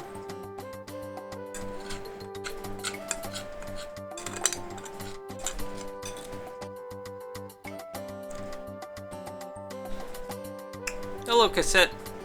Cassette. I'll just call you Cassette. Cassette Bay? Cassette Bay? How are you doing? Welcome in.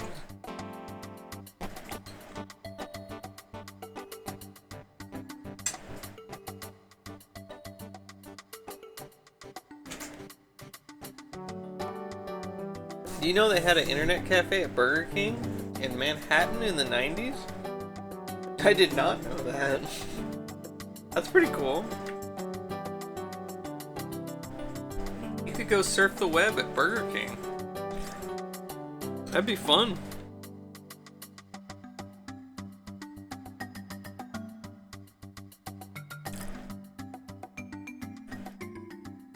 That would be pretty awesome. Did you ever go to it? Inside of the Burger King. That's really cool.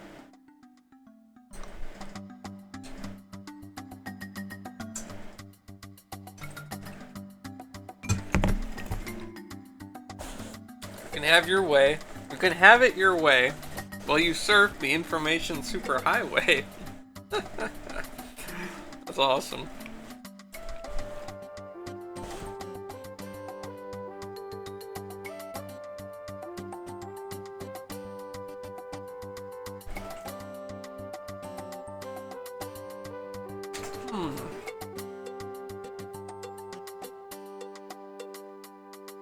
I have no idea where to go.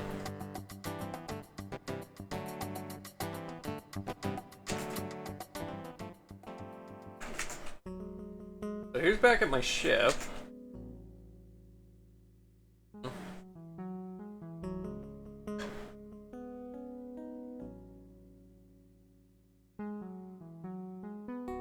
Dig pit? Would this be the mine where he successfully mined vermaculite? Dig it with shovel.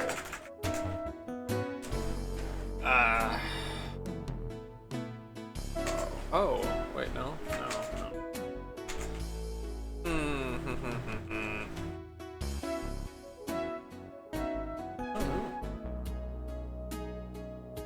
Mendabrilium.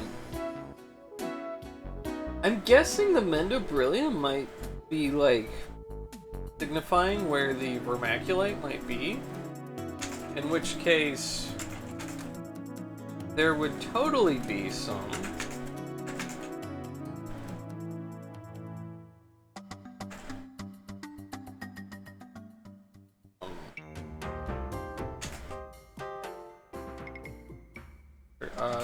Southwest. Right here. There's the Mendabrilium here. Dig pit. Dig a hole. Dig the ground. Oh! Hey, there we go. You swing the pickaxe hard at the rocky surface, you barely scratch it, but you've made some progress. After a short while, you're so exhausted, you collapse from fatigue. My score's gone up by 12. Yeah?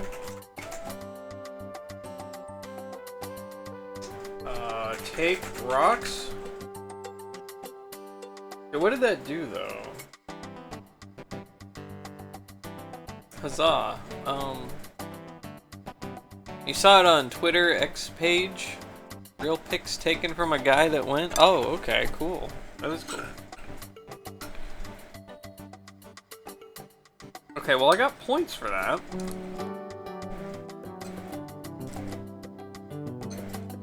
Can I dig more? Dig ground. You dig some more and get all sweaty and irritable. You dig some more, realizing how hard digging rock with a pickaxe actually is. Approaching total exhaustion, you discover a tiny vein of vermaculite. You take the vermaculite from the pit. Sweet. Alright. We got it. We got it. Okay, now I need to go... Where am I going? West, north, north. I'm thinking on the plant relation.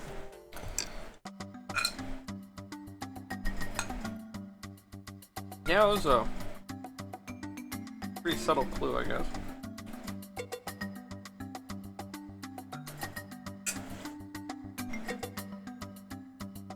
Let's see, go north, no, northeast, southeast. Give vermaculite to Becker. Yep. This is more than enough to make hundreds of strong pots. I'm gonna have to check this vermaculite out and make sure it's real, but it'll only take me a few minutes. I'll be down by my garden a little while. If it's real, I'll give you this thingy I promised you. He dashes out the door of his house toward the garden. You're even more sleepy. You better find a nice place to sleep. Okay, sleep. You slump on the floor and fall to a deep sleep. If you have any dreams, you don't remember them as you awake to a new day.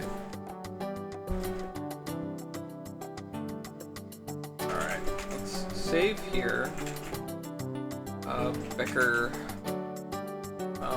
Give Jubifrutus leaf to dinosaur. Alright. Put... What's it called?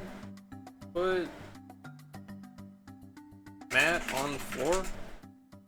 There we go. There we go. Little dinosaur's on the floor now. Drop the small mat on the floor beside it, the control panel, and the Gofaria leaps onto it.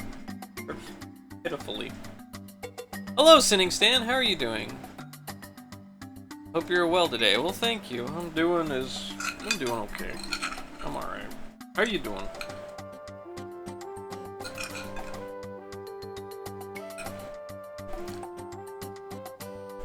I think it was 97. Yeah, that would make sense.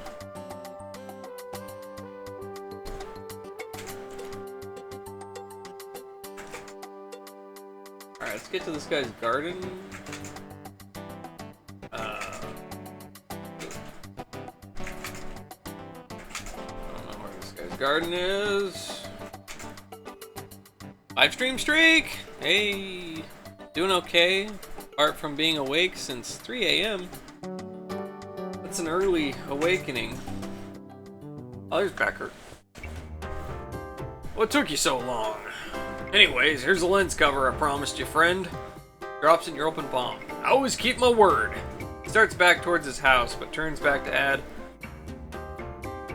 if I haven't told you already, leave my gardening and pottery stuff alone. Oh, damn. I hope he's not angry.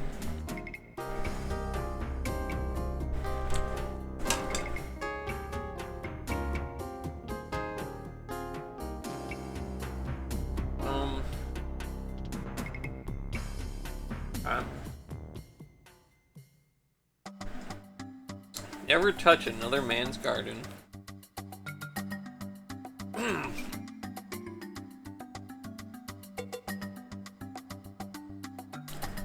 I made use of the time. So far I've failed to install a hard drive and failed to get a laptop on the internet. I have time to fail at something else before going to work, I'm sure. Oh man. I'm sure you'll get it.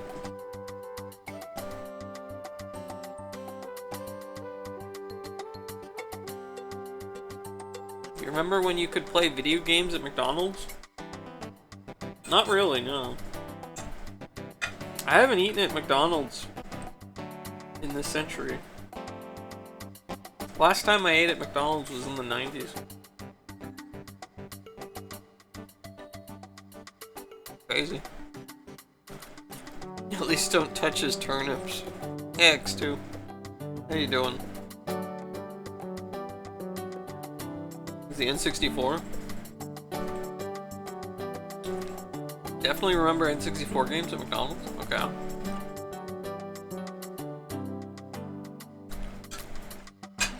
Yeah, well. Yeah. This millennium as well. Yep. Not in this century, not in this millennium.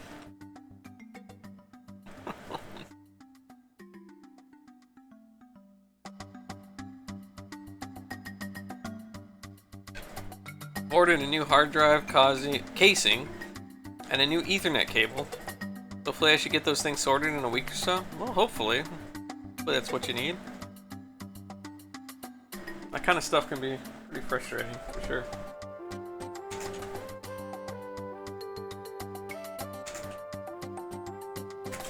Ask Becker about raft.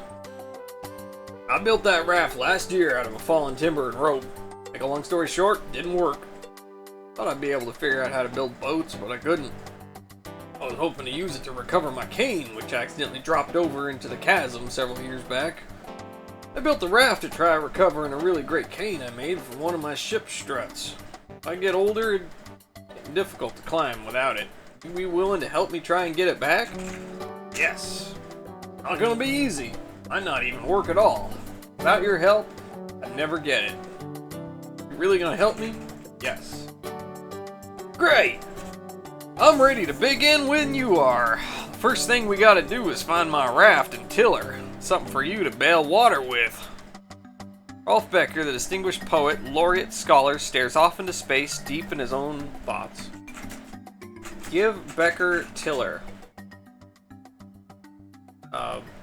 What do you want to give Becker tiller to? What? What? What does that even mean? Becker tiller doesn't seem to be here. Give tiller to Becker. Thanks. Taking the tiller. I need this to steer that old raft of mine. Rolf Becker, the compulsive conservationalist, stares at his navel and examines a hole in his shirt. Give pail to Becker. That pail should do just fine for bailing.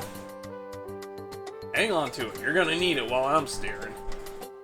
Rolf Becker, the master carpenter, stares at the ground as if looking for something that is about to appear. Something else you needed?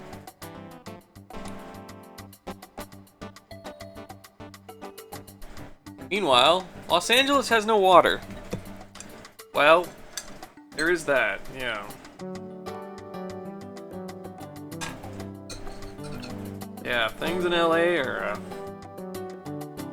not doing so good right now.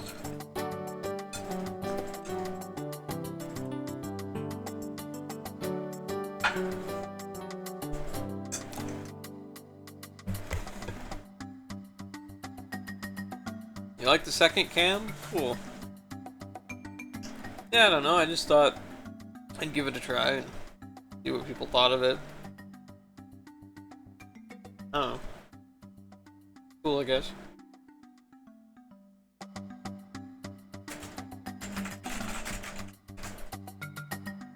We're gonna have to find my raft.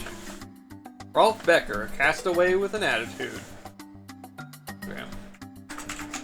You gonna follow me? Yes. Yes.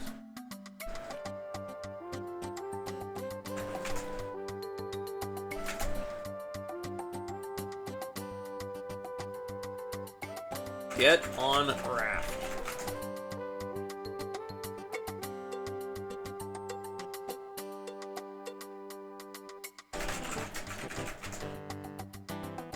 We're ready to rock and roll, sailor. By the way, I already asked if you can swim.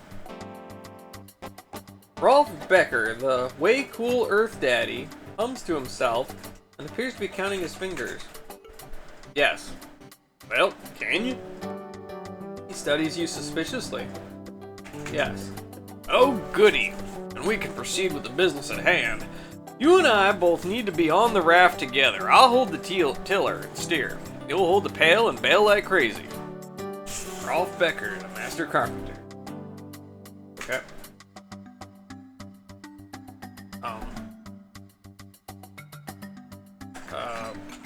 Push raft.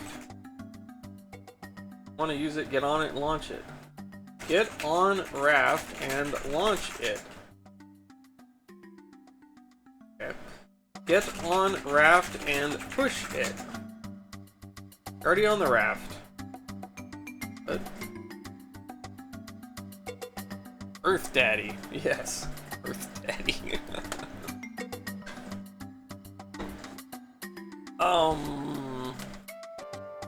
Tell Becker to get on the raft. Oh yeah, sure.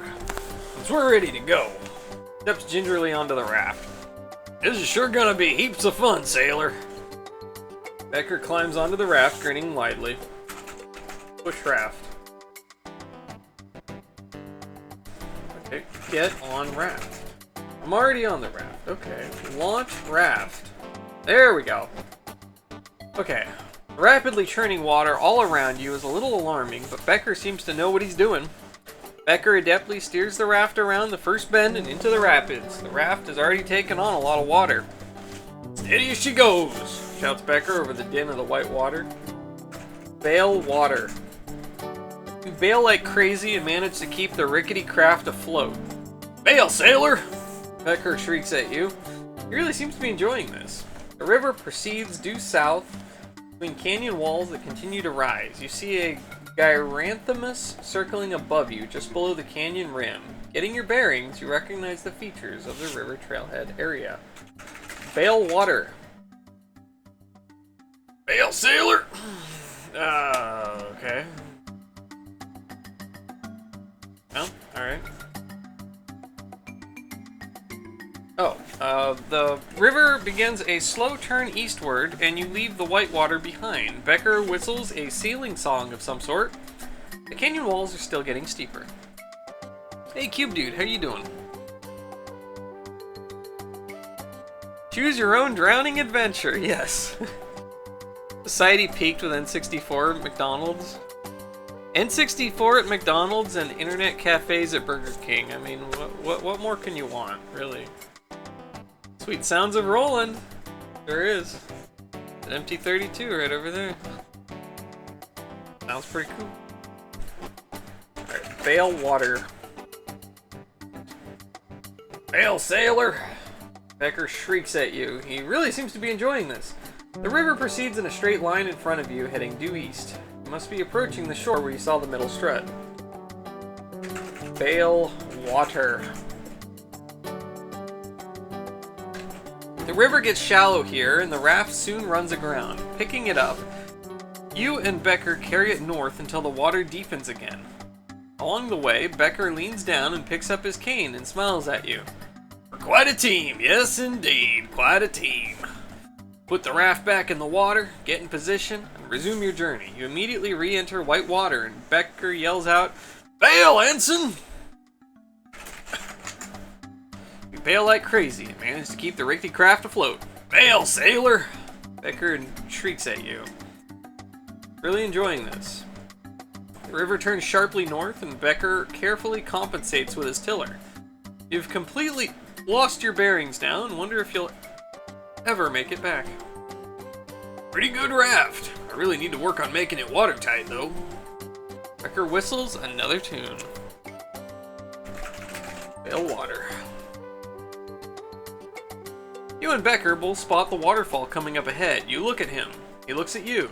Just in time, you both dive from the raft and climb up safely onto level ground. Becker looks with interest as his raft and tiller are thrown over the waterfall and destroyed in the white water beneath the fall. Now that's what I call a decent field trip, says Becker, beaming. I got my cane back, too. Holds out the cane and twirls it artfully. Been missing this sucker for quite a while. I'll make me another raft in no time. Then we'll do it again. Can't wait. Wasn't that fun, Ensign Baylor? Starts climbing off towards the northwest. You're standing beside the dramatic waterfall that terminated your raft trip with Admiral Becker.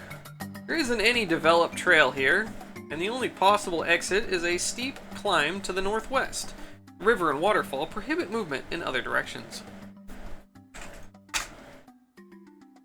Oh, we're back here. Okay. Alrighty then. Becker sprints ahead of you and out of sight. Okay.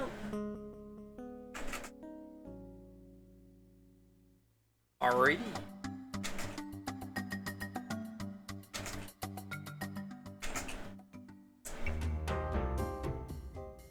East. Northeast. Southeast. Alright, look at controls.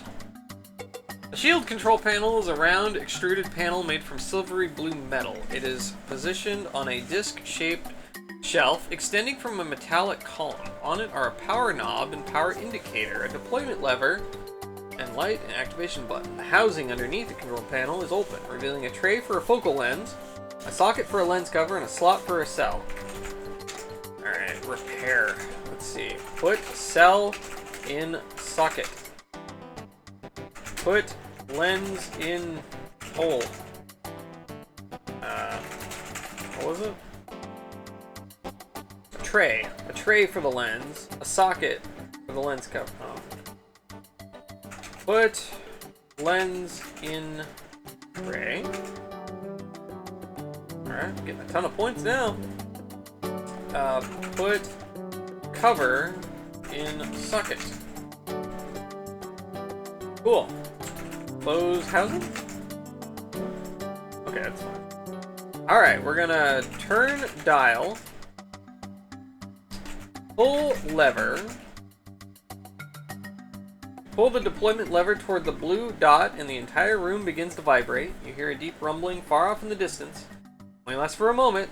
Vibration ceases, the deployment light starts to glow. And I'm going to press the button.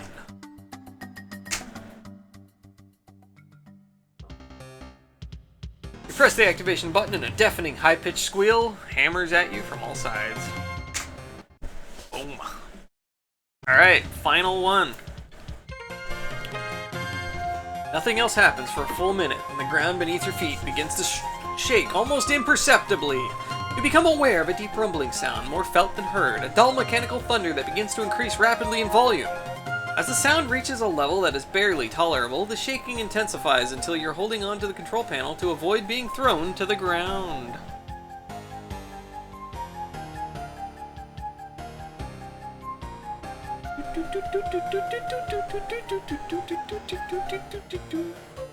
Oh man. Woo.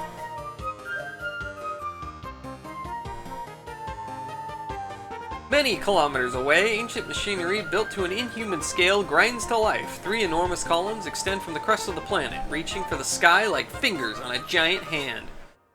They rise until the top of each column is outside the planet's atmosphere. Then the shield generator activates. A ring of violet fire links the 3 columns, a torus of fiercely glowing energy that warps the fabric of space itself.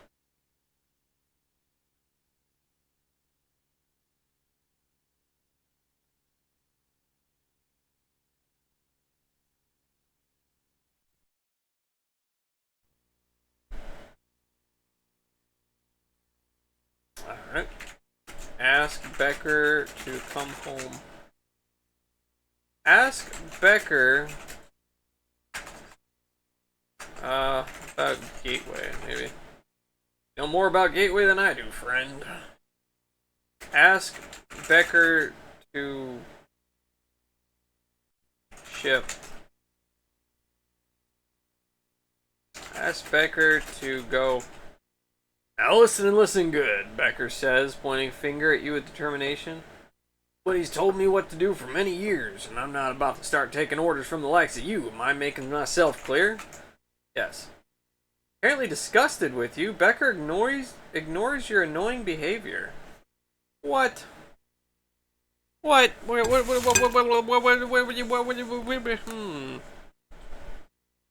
What?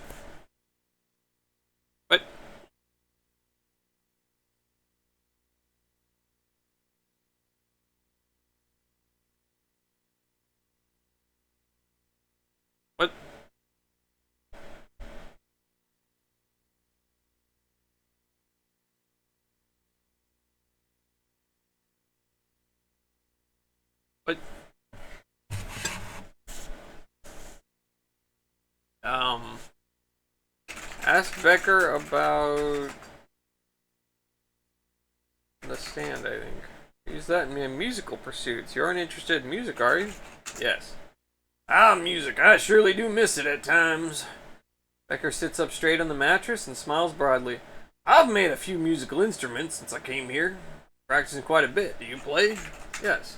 You do? Wonderful. I've been looking forward to playing with other musicians. Do you want to play? Yes. Oh, okay. That was weird. Great! Says Becker exuberantly. Becker opens the wooden door and disappears for a minute. He soon emerges holding 2 wooden drums with tops made from animal hide. The animals I skinned to make these drums were long dead when I got to them. Figured I might as well put them to good use. Music soothes my soul, as they say. He places one of the drums in front of you and sits back down on his mattress and begins to tap out an interesting beat. Join in whenever you want, says Becker. Play drum. The score went up by 1. You exercise your musical talents and join in the percussive fray. Becker and you continue banging away on his fine percussive instruments. Here, I think the PC speaker is like making some noise or something. Not sure. Is that the speaker? Sounds like it's coming from inside the video. Also, we have been on the wrong resolution. We're already jamming with Becker. Becker and you continue banging away. Fine percussion instruments.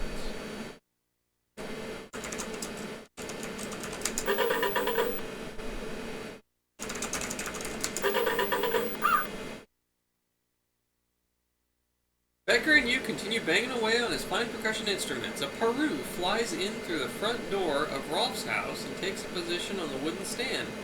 Immediately joins in, squawking approximately in time with Becker's pounding.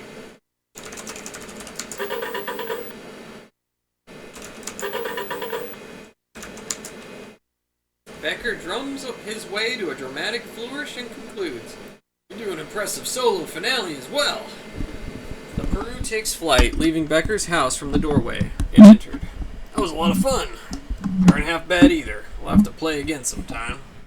Takes both of the drums, returns them to the room behind the wooden door, and securely fastens the door again. Okay. Maybe that'll earn his, I don't know, friendliness again.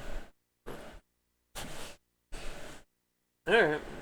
Can I pet dinosaur? Oh, it made another noise. It went rah, rah. As you approach the Gofaria, it rears up and growls at you. You recoil in abject fear. Pet Becker. Why would you want to pet Becker? Pet Becker? I don't know. Okay.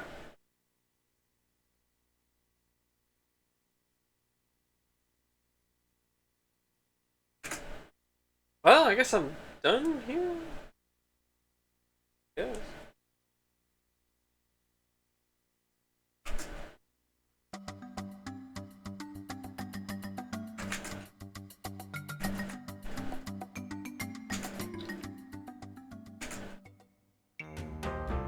This way, or was it no, north, south, south? Yeah. Oh, looks like you're getting ready to leave, friend. Well, listen.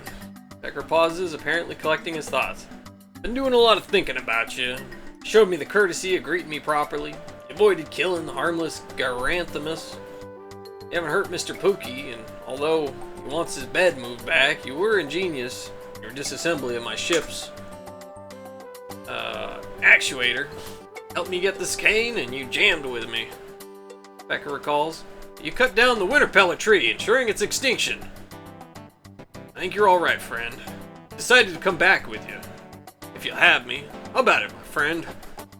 Becker seems to be waiting patiently for your answer. Rolf Becker, the way cool Earth Daddy, stares at his navel and examines a hole in his shirt. Yes. Ready to go when you are. Lead the way. Rolf Becker, the distinguished naturalist, stares at his navel and examines a hole in his shirt. Alright. Alright, let's see. Final planet leaving. There we go. I don't know if it is the final planet, but it's the final planet of these 4. Up. Well, guess this is it, says Becker, dejectedly. He looks around slowly, takes a deep breath, and prepares to enter the ship. Remembering Worden's instructions, you leave the coil of rope, the actuator core, the actuator discharger, the actuator calipers, the field notebook, the axe, the metal pail, the shovel, the cylinder cap, the flange diffuser, the grommet wrench, the rusty pickaxe, and the wooden whistle on the ground before you enter the ship. My God, that's a lot of stuff.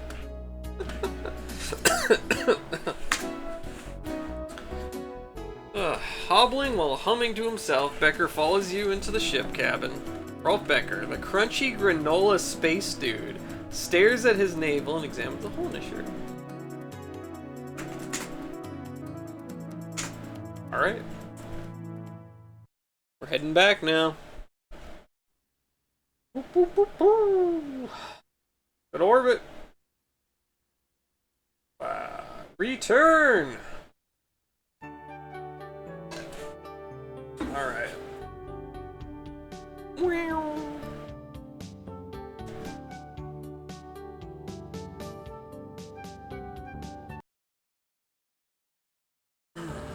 Okay, here we go. So, your ship returns to the dock at Gateway and you undergo debriefing procedures. You're awarded a $5 million bonus for activating the shield generator.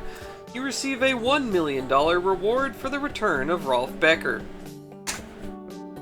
Part 3! Endgame! Oh my gosh, we made it to part 3. We're on part 3, you guys. I wonder how long part 3 is. If this is like gonna be as long as part 2, or if it's just like an epilogue or something. I don't know. Not sure if I should like take a break here, or maybe I should just go straight for the end. I was thinking with those rewards you'd probably retire now. Yeah. Yeah. You're met immediately after your debriefing by a very serious looking MP. He escorts you up to the conference room in the corporation offices on level Dog. Leonard Worden and Young Seon Lee are waiting for you. Boardroom, you see Young Seon Lee and Leonard Worden here.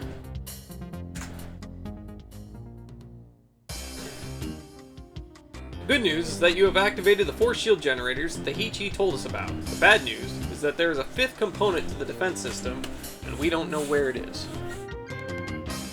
Adjusting for inflation, it's about $20. Yeah. The shield won't actually work until the 5th component of the cloaking system is activated. This 5th component is the command and control center, taking it to calling it the Vertex, because it seems to be the focal point of the 4 energy fields produced by the generators you've already turned on. When the Vertex is activated, a series of onboard computers will communicate with the 4 shield generators and orchestrate the delicate ballet of forces necessary to warp space around the assassin surveillance station and blind it. Yeah, so this is Mass Effect, essentially. The assassins are the Reapers. The Vertex is in orbit around the same star as the Assassin Watchtower. The final step in the shield activation sequence requires traveling to the Vertex itself. The Savant did not give us the course code that will take you to the Vertex, but we believe the information may be stored right here on Gateway. When we ask the Savant about the Vertex, it prints the course code for Gateway, then displays a diagram of 4 circles arrayed around a rectangle. The circles representing the shield generators flare brightly at one at a time, then the rectangle disappears in a flash of light to reveal a perfect silver sphere. Can't figure it out. Obviously, the silver sphere is the key, but we have no record of finding such an object. Can't initiate a full-scale search for it because news of the assassin threat would inevitably get out. Afraid it's up to you. Let's find that sphere and bring it here as soon as possible.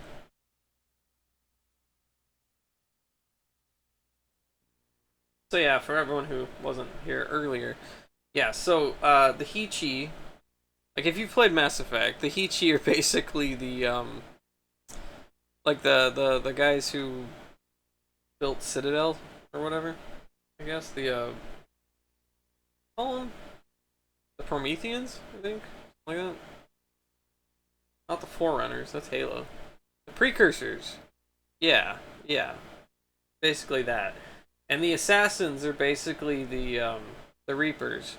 And what they were saying was earlier in the game, before we started activating these shield things, was that there's a assassin watchtower. Protheans. Protheans? That sounds a lot more correct.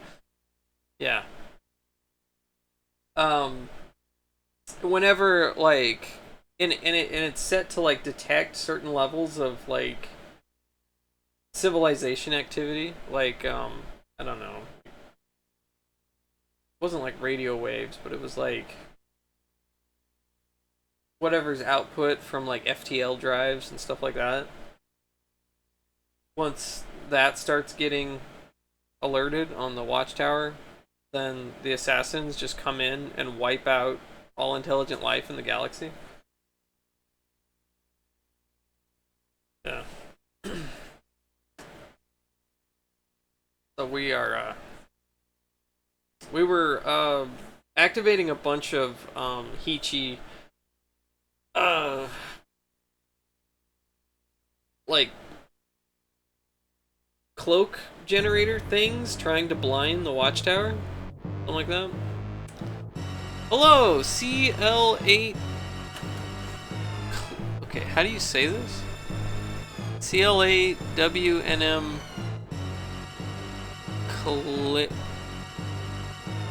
You'll have to tell me how to say this.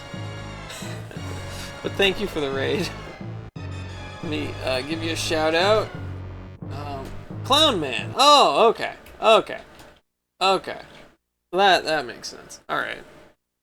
The boss from Mega. Oh, is it? That doesn't work. Gotta do it that way. Here we go. Well, welcome in. Thank you for the raid. I appreciate it. So you're a Mega Man fan. Cool. Which Mega Man is that from? Is that like one of the later ones? I'm not super familiar with the Mega Man series. No, Pochi Mochi is? It's from Mega Man 8. Oh, okay. Cool. Well, welcome in. What were you playing?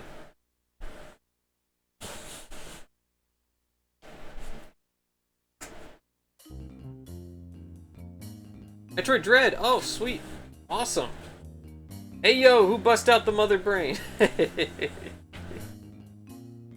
Yeah, my raid alert sound is mother brain. Normally there'd be like a big GIF of mother brain that would show up, but my visual alerts are not working right now. All right. Hopefully you can hear it still. That's awesome. What do you think of Metroid Dread? It's cool. Also, hello, Mochi. Mochi. Welcome in. We are currently playing Gateway, as you can see. This is based on Frederick Pohl's novel, which was originally published in this Galaxy magazine, 1976. It's like one of those kind of pulp sci-fi magazines. I actually just bought a copy of this because of playing this game, And these are really cheap. You can get these real cheap online, like $5. So I was gonna give the book a read.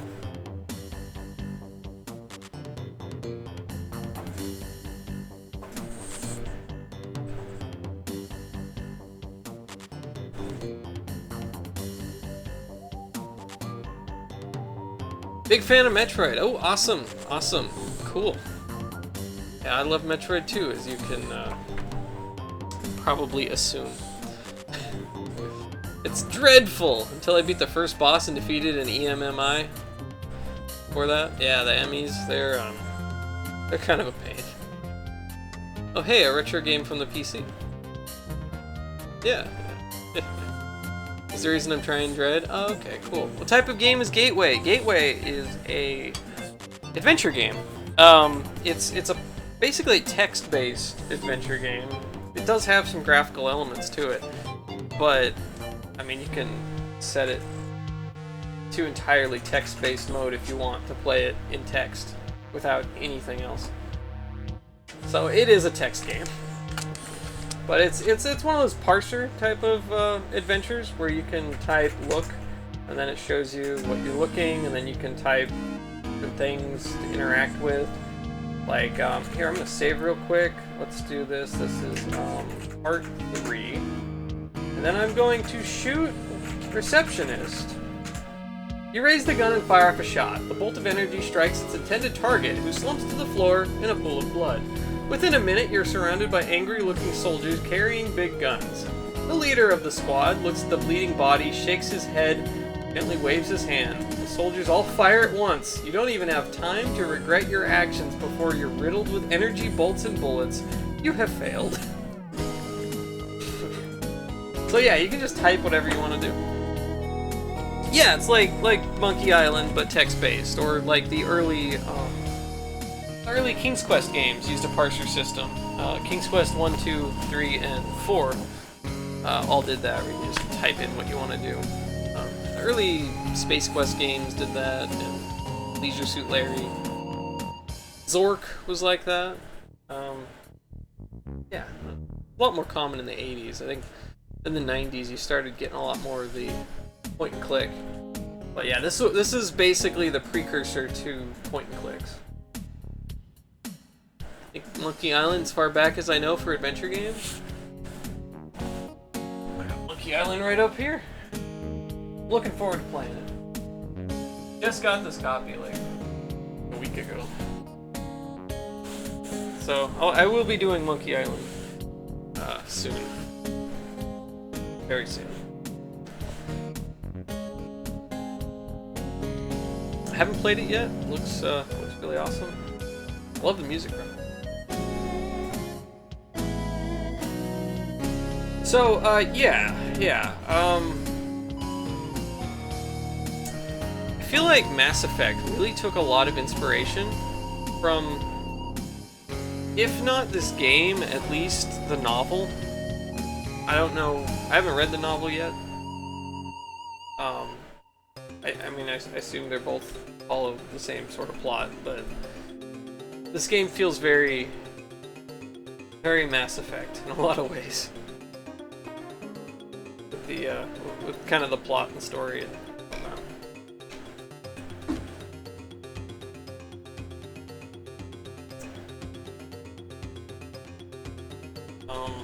Yeah, I guess to just, you know what, for everybody here, I'm gonna read the intro of the manual for you guys.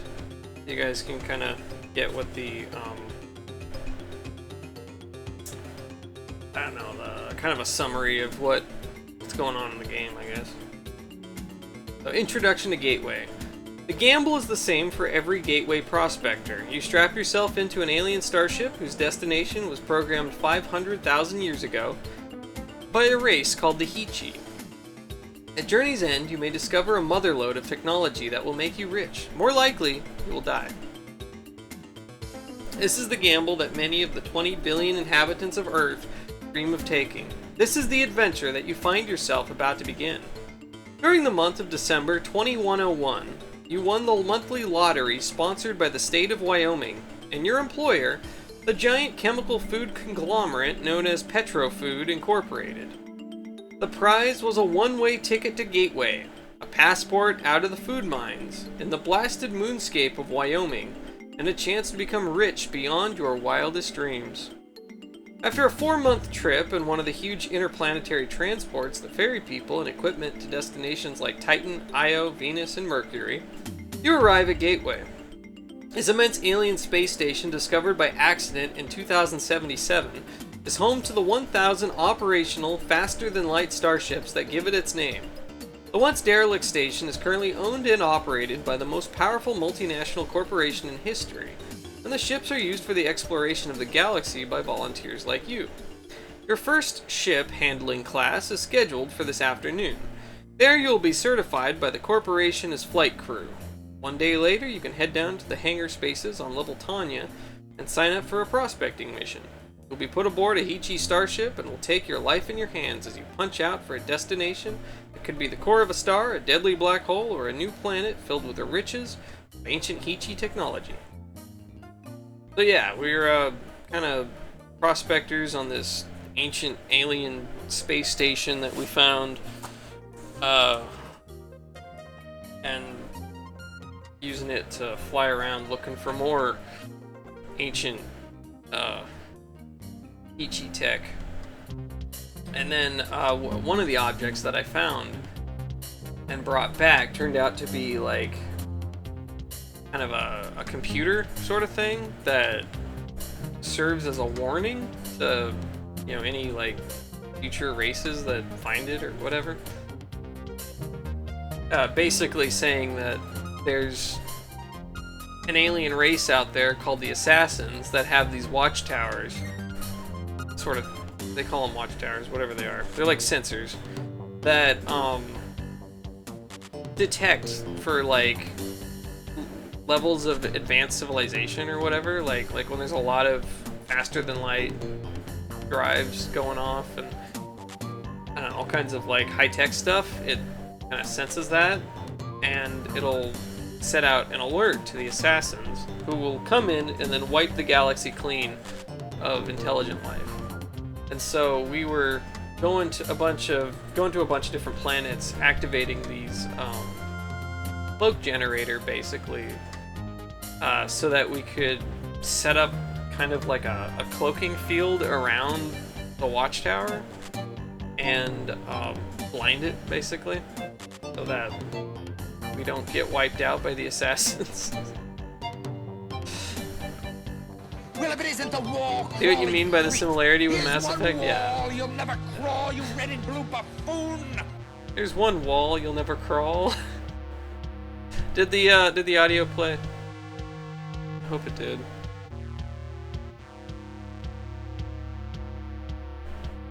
I've been having some audio issues and okay, good, cool. Yeah, that's from usually there's a little video that plays with it too, but that's it's from the Spider-Man Electric Company. You can find it on YouTube, the whole like clip. It's like a 5-minute thing. The whole thing. It's so weird. It's so weird. Pretty funny though. Let's see. So yeah. So right now I have to find. The guy just said I have to find the coordinates for the vertex. Where the vertex is? I don't know. The vertex is like the control station, I guess, for these cloaking generators. Like the final bit that we need. Yeah.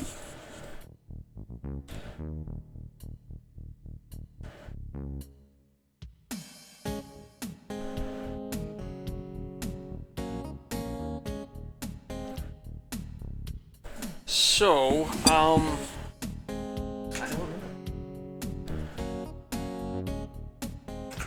Put debit card in TV. So, this is like our computer thing. Gateway ComNet by NAT&T.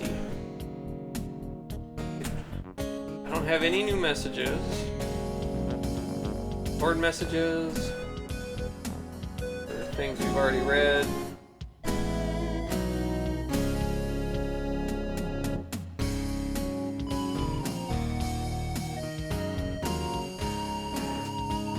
Bulletin board, classifieds. I don't know if there's anything in here that I need.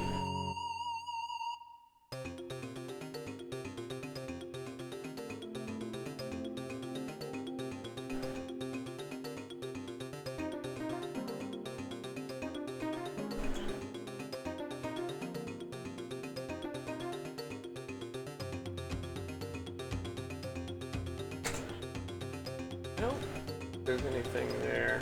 What account status? God, I got $22.5 million right now.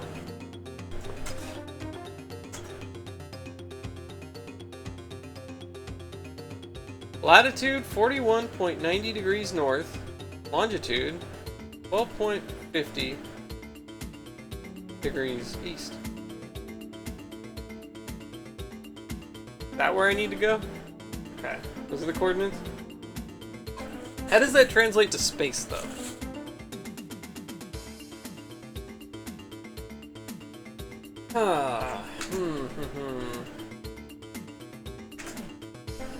Anyone at the bar? Order drink. You insert the debit card in the slot in the bar counter. The bar computer hums and the order panel lights up with a menu of exotic cocktail selections. You order a drink for yourself. The bar computer acknowledges your order with a series of musical tones and spits out your debit card.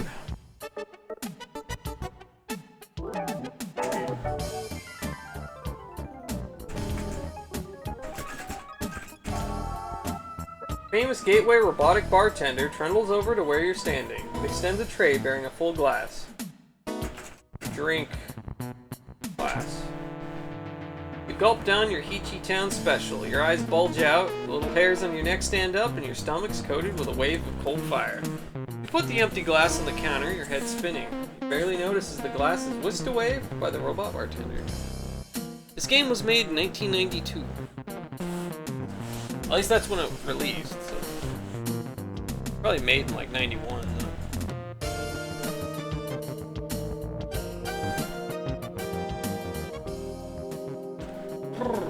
I'm not sure what to do.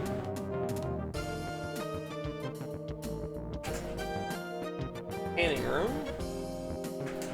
I think I need to do anything here. Open display case. Already open. Look in display case. Empty.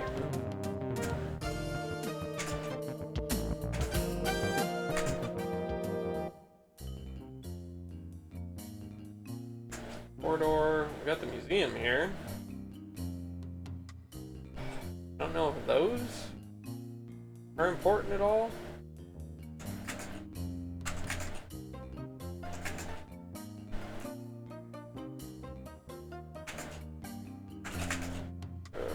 Down. Level Tanya. Anyone in here? Nope. No debit cards were out yet? I guess so.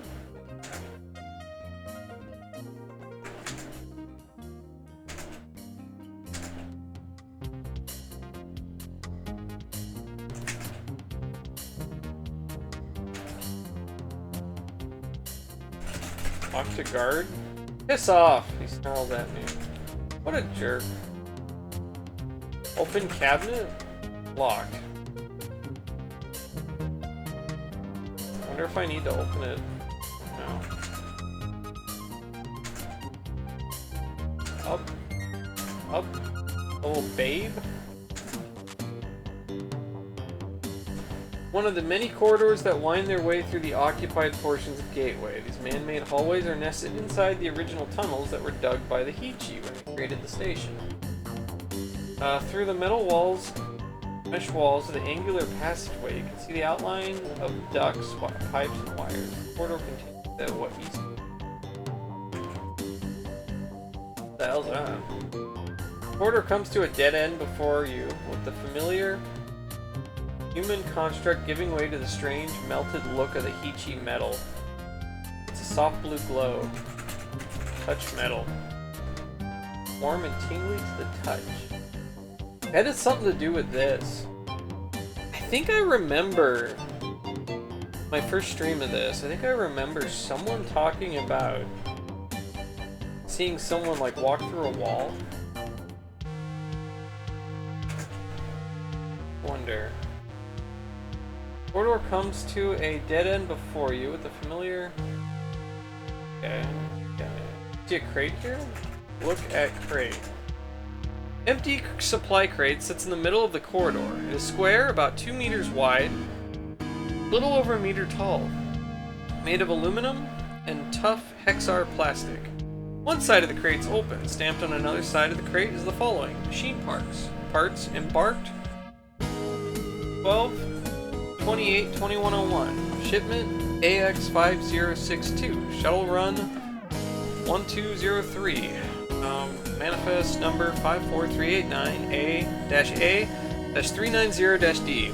Origin Los Angeles. Transshipped via Venus Prime. Open crate. Climb inside crate. Hide in the supply crate.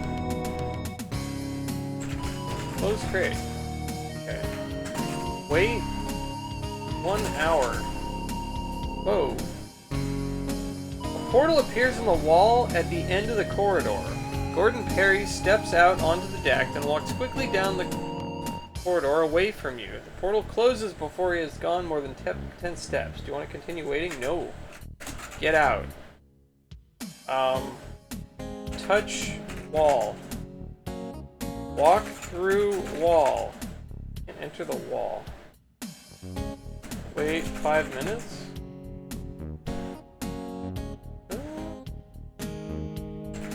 Climb in crate. Wait 1 hour.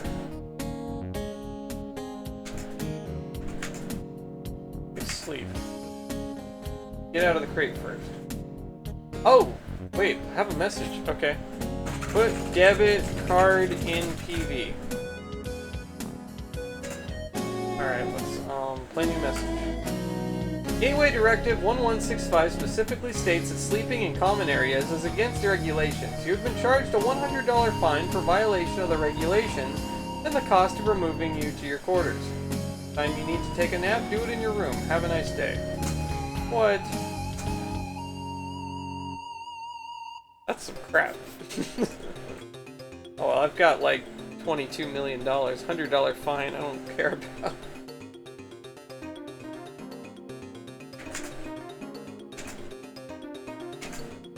Imagine getting a $100 fine when you're a multi-millionaire. Like, yeah, sure.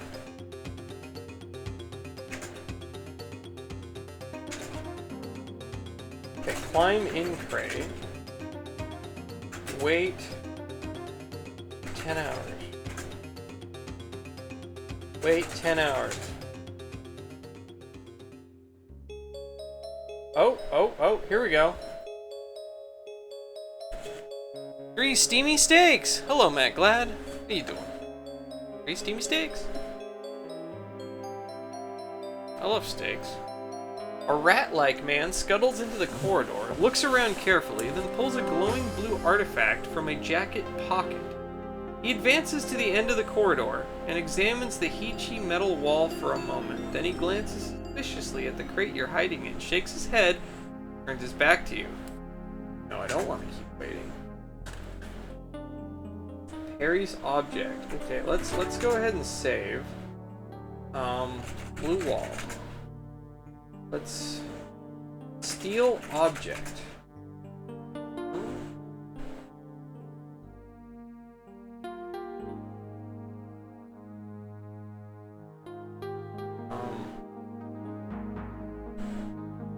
Oh wait a minute. Did I lose my gun? I did. They took like a whole bunch of stuff off me when they arrested me.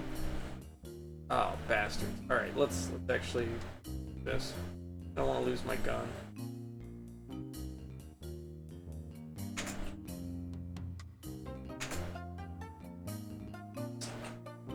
Let's go north, up,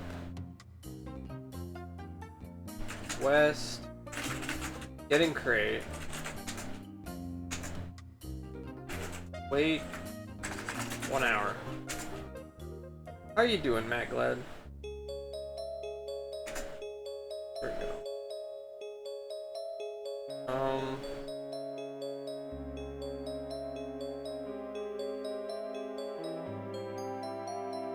What did I do? Knock out man.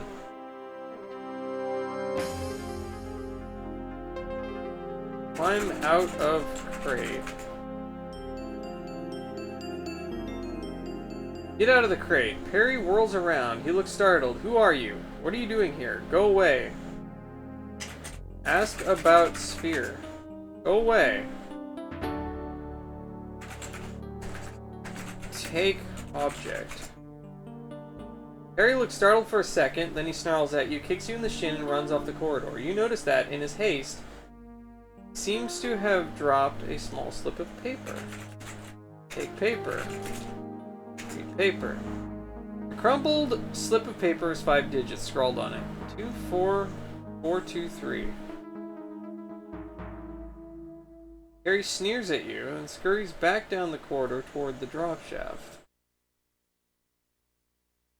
24423? What does that mean?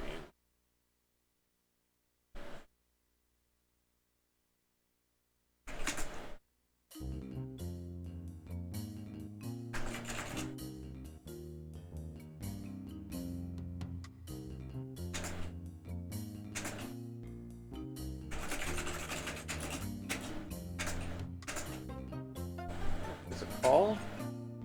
24463?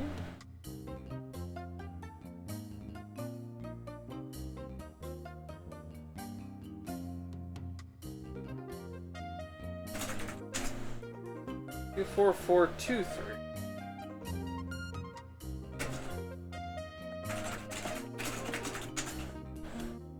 442. Work though.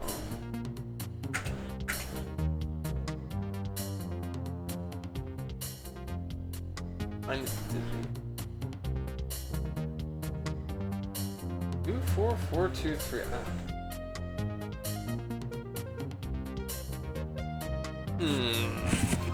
I wonder. Wonder.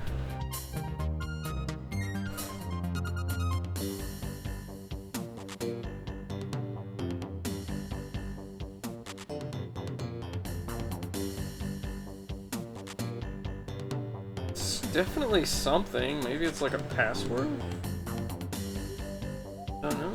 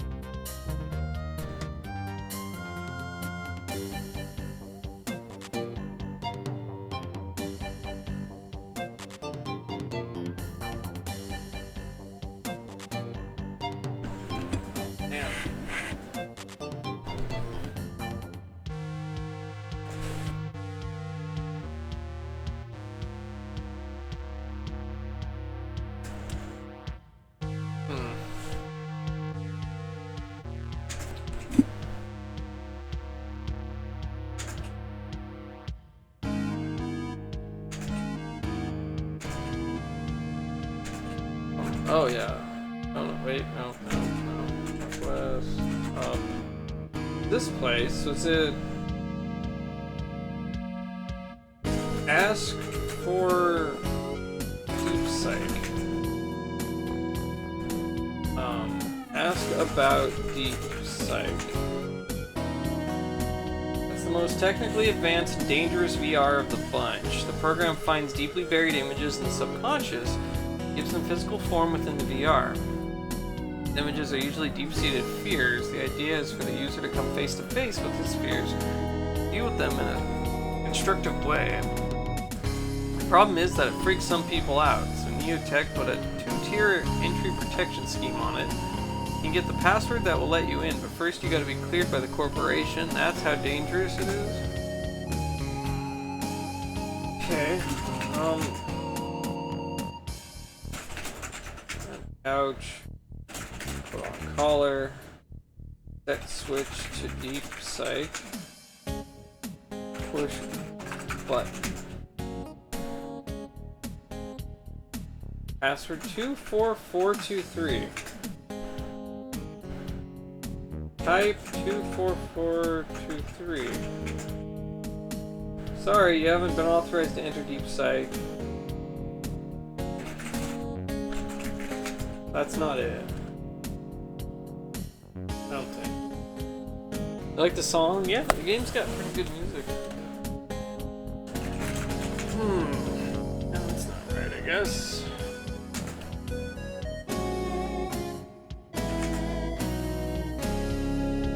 Well,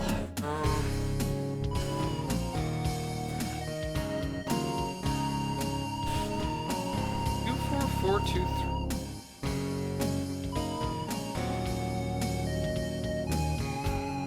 I'm also kind of curious.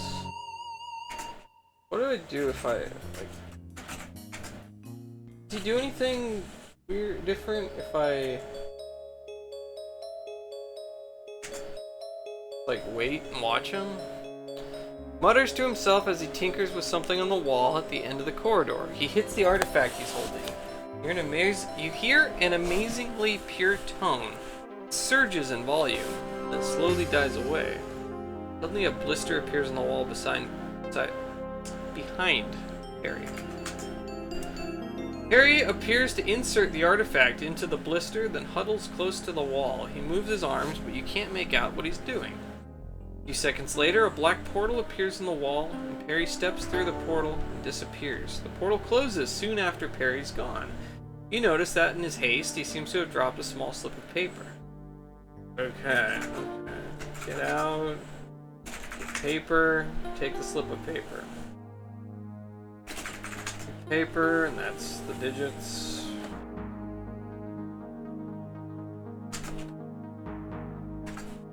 Whew. Okay. Gosh, I wonder if there's something to do with these things here. It's like I put the disc in there and I put the medallion in device.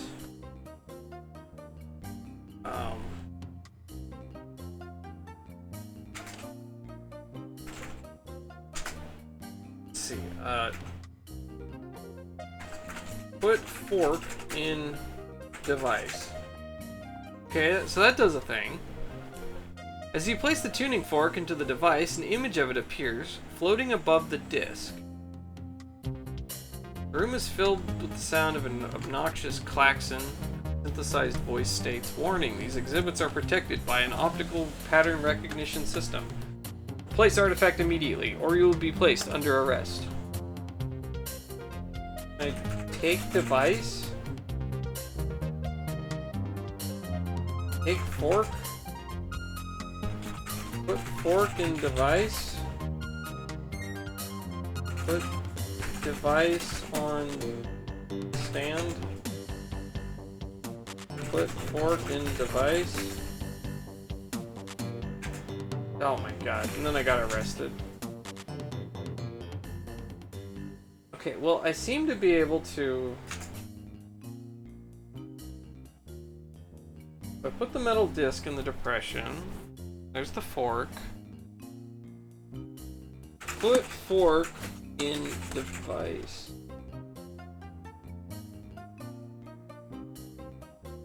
Bring fork? Happens.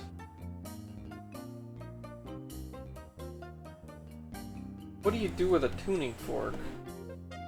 Give Whack it on something? Hit tuning fork on device. Strike the tuning fork against the Heechee device. It produces an eerie humming tone. Okay.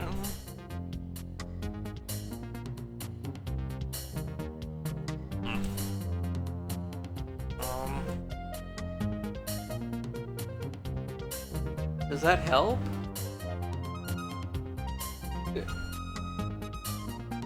Okay, put fork on pedestal.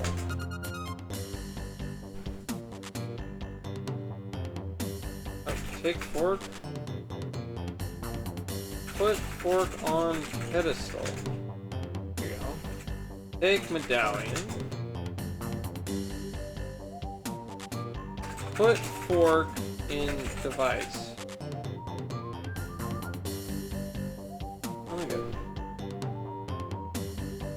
Put fork on pedestal. Yeah, I think you have to put medallion in device. Okay. Hit fork.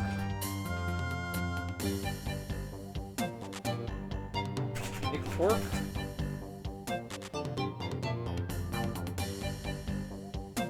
Put fork on device. Put fork on device. Hit. No. Put fork in device. Hit fork. Produces an eerie humming tone.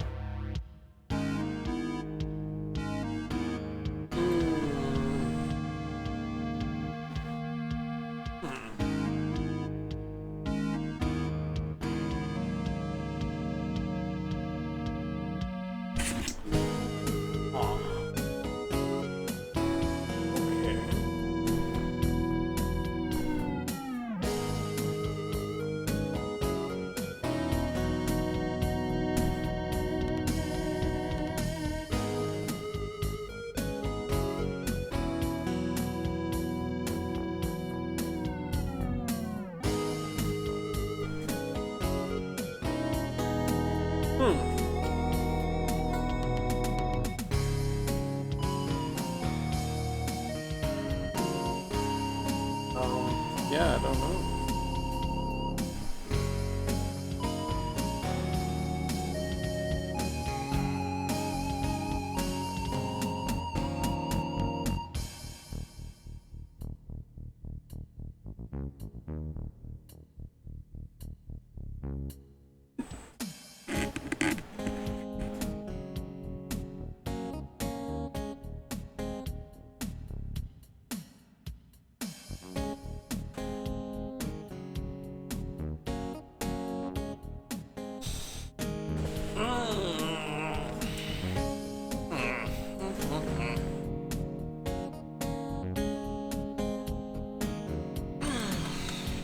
Put fork on pedestal. Big fork. Oh my god.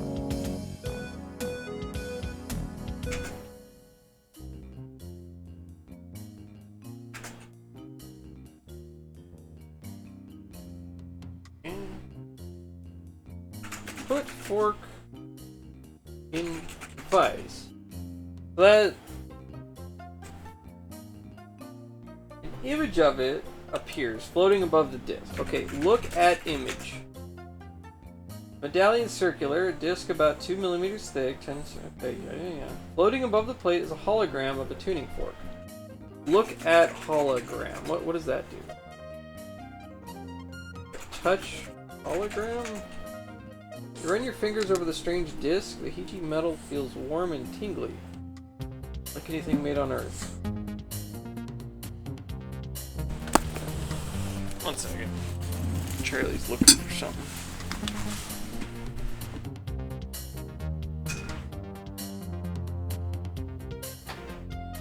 Charlie.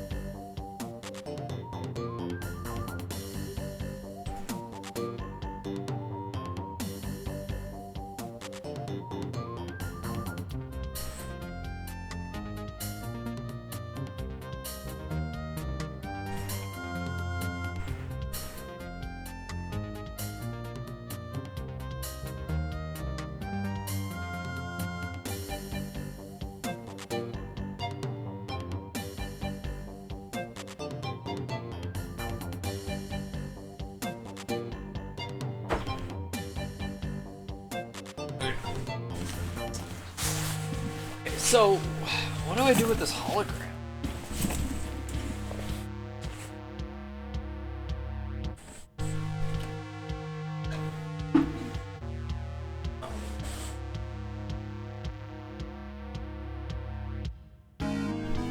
Touch hologram and just touch the disc. Take the disc. You remove the disc from the depression, the device ceases its humming and shimmering in the air. Vanishing. The image of the tuning fork remains floating above the disc. Look at tuning fork image. Look at image.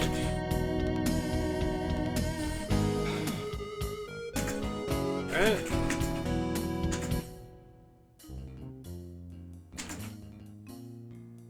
Okay, put tuning fork in device.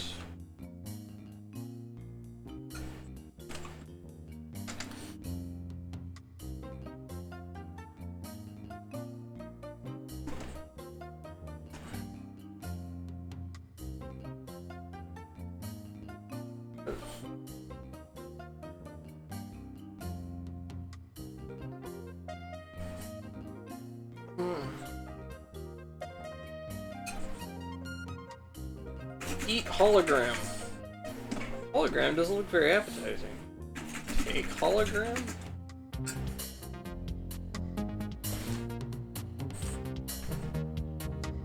What? The image? Okay, wait a minute. So you remove the disc, the device ceases its humming and the shimmering in the air vanishes. Image of the tuning fork remains floating above the disc. Put disc on pedestal? Oh. What? You put the hologram on the pedestal. Oh. Look inside device. Yeah, tuning fork. Take tuning fork. Oh. Oh. Oh. Okay. Okay, what's my score? 1068 out of 16? Okay. Interesting. Alright. Huh. I got the tuning fork. Okay. So hit wall with tuning fork? Oh, here we go. Here we go. Strike the tuning fork against the wall. It produces an eerie humming tone. A blister appears on the wall of the Heechee metal. Touch blister with fork. Touch blister. What did he do? 24423. Say 24423. Okay, you said it, now what? Hit wall with fork. What did he do after the blister? Oh my gosh. Okay, so let's save here. Let's watch what he does again. Blue wall. Okay, wait 1 hour.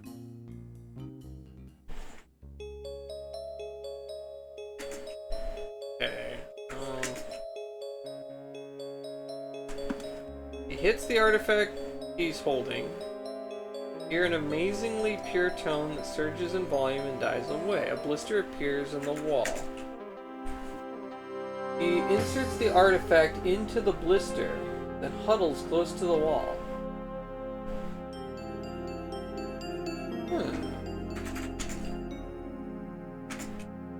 Okay, he inserts it into the... Hit wall with fork.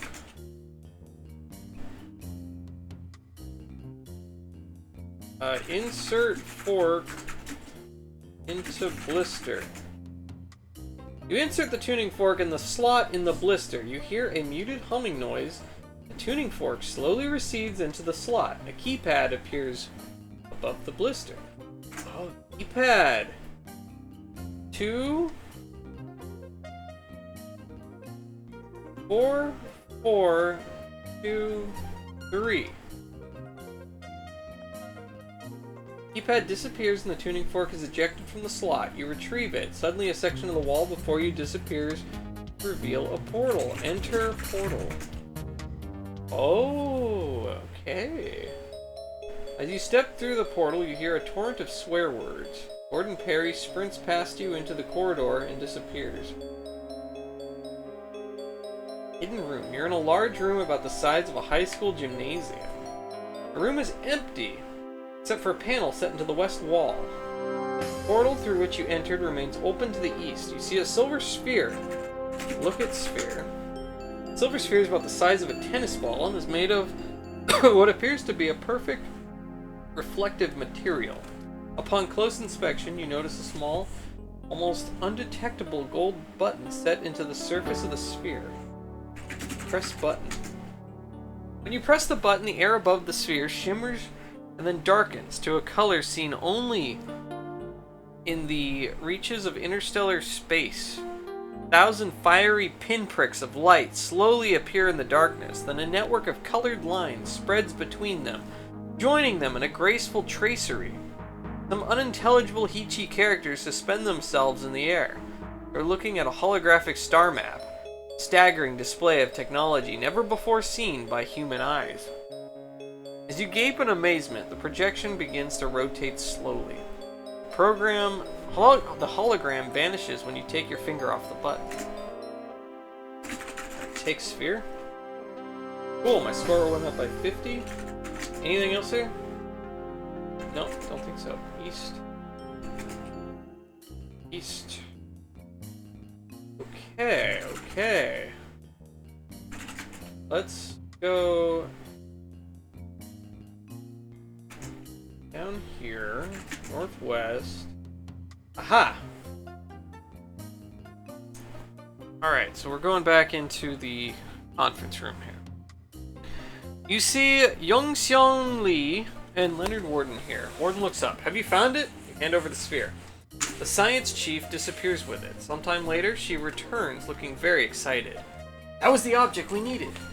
We were able to determine the location of the vertex. She adds the course code to your badge.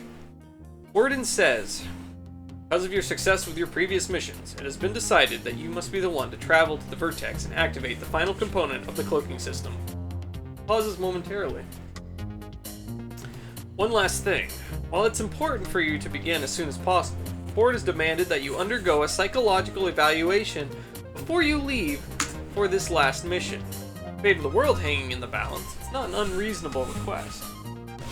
The VR terminal in this building has the appropriate program. I'll alert the tech on duty that you're going to show up. The program is named Deep Psych. Once you receive a stable evaluation, you'll be authorized for flight status and should then head out. Good luck and Godspeed. Alright. Here we go. Tech gives you a sympathetic look. I received the authorization for you to enter Deep Psych. Now that's a nasty VR.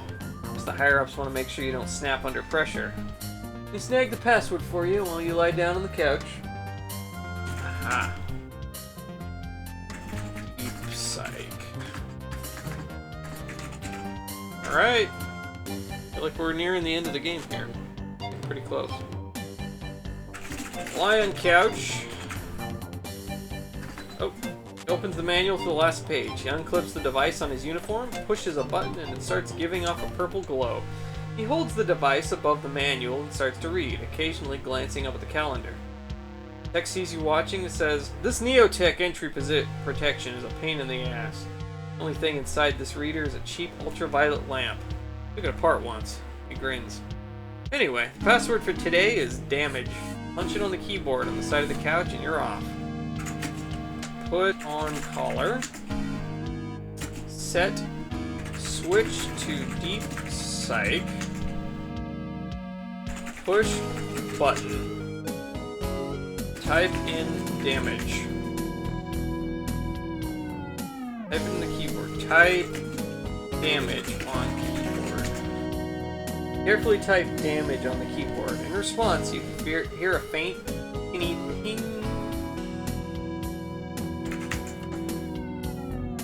Push button. You press the button. The couch starts to hum with power and the collar begins to glow a dark blue. Everything around you fades to a milky white, then a picture begins to form. Solid blocks of blacks and purples slowly resolve into the rocky walls of a gloomy cave. A dark spot on the floor quickly stretches out into a crack that runs the width of the cavern. You suddenly realize that one end of a sturdy rope is tied around your waist. To your horror, a demon suddenly appears on the other side of the crack. The other end of the rope knots itself around him. What the hell? I guess we're in hell. A huge door slowly forms in the wall behind the demon, and then a red button pops into existence and hovers in the air right in front of you. Greet the demon. The demon grins broadly and waves at you. Unfortunately, it's the hand that grasps the axe, making the gesture somewhat ambiguous. The crack dividing the room opens with a shudder and continues to widen. The demon looks at the crack and back at you. He snarls. If you had something to do with it. Jump over crack. You leap over the crack and land safely on the other side. My score went up by 10. The crack pulls back even further. The resulting chasm is now about 3 feet across. The demon takes a tentative swipe at you. You dodge easily and notice that his follow-through leaves him wide open for a counterattack. Attack demon. Taking advantage of the opening in the demon's defense, you thrust your knife into his chest. He grabs at your blade as he falls backward into the chasm, pulling you along with him. The rushing walls begin to blur, then fade away as the scene dissolves. The hues and colors of the virtual world swirl in a soft cloud and drift away. Soon you're back in the real world, but after images of the ultimate reality linger in the back of your mind. A message is flashing on the small screen above the couch. The tech glances over to you from his alcove. Well, you didn't quite get through. Tell you what, read the screen and go back in. Get off my nose. May mean your career. Alright. Jump across crack. Okay. Tug at demon. Pull demon. You advance toward the demon. He backs away, clawing the air with his talons to keep you at bay. Crack pulls back even further. Flank is totally undefended. What do I have? Got an axe. I should probably get him to cut the rope.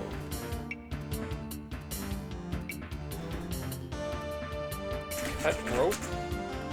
Saw at the rope with your hands, but it fails to part. Hey, Cortland12, hello, hello. I'll give you a shout out. Thank you for the raid, appreciate it. Oh, that was shout, not shout out. Go. Welcome in. How you doing? What were you playing? Super Cortendo. Hello. What are you up to? How are you doing? We are currently playing Gateway, as you can see.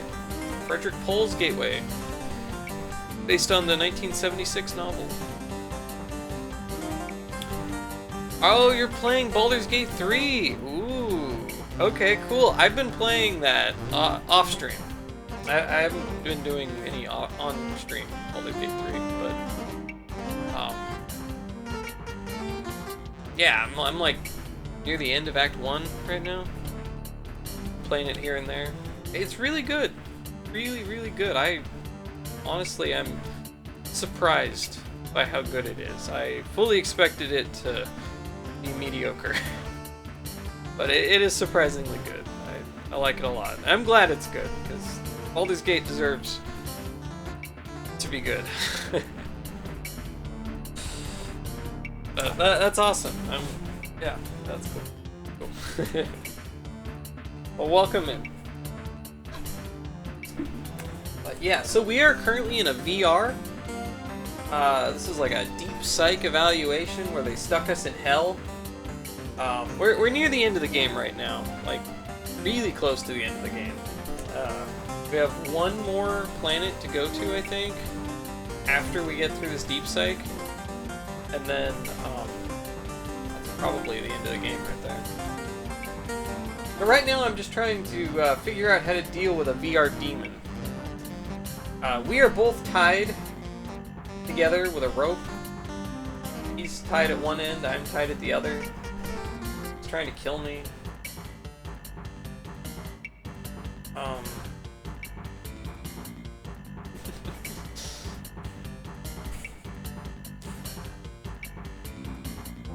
Yeah, the chasm opens to the width of about 6 feet. You can't see any bottom to the widening pit. The demon raises the axe high above his head, with pure hatred in his eyes.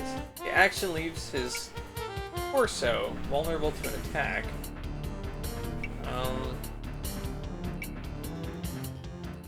Like, cut rope with knife. You slice at the cord around your waist and toss the rope away with a flick of your wrist. Your moment of triumph is short-lived, however, as the scene dissolves around you. Hues and colors of the virtual world swirl in a soft cloud and drift away. Oh. Okay. So I'm not supposed to cut the rope, and we're not supposed to fall in the pit. Okay. Try that again. Pull demon.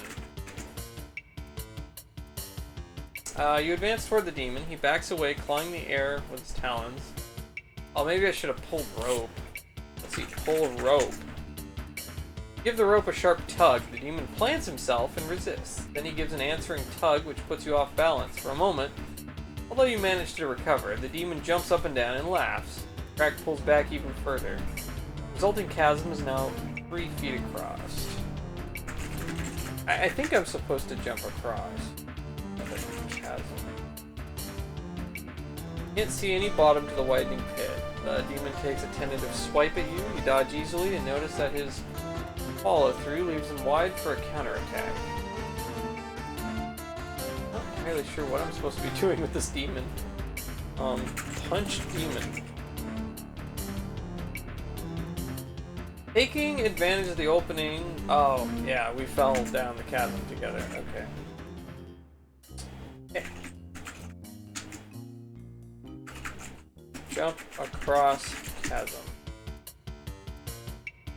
What do we do? What do we do?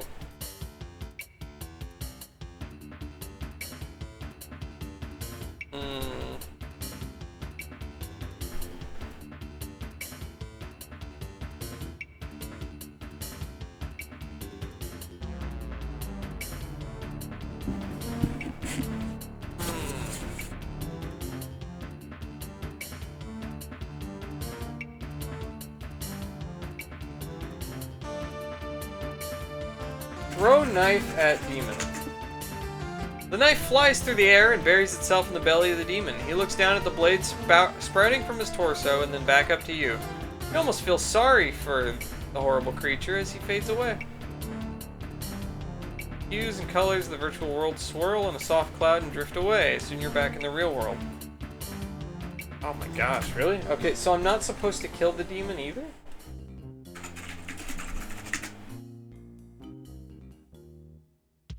Okay, jump across chasm. Open door. The door is barred with a thick wooden plank held in place by iron supports that are just out of your reach. It's possible to open the door with this bar in place. Okay, the crack pulls back even further. Yeah. Stand in front of door.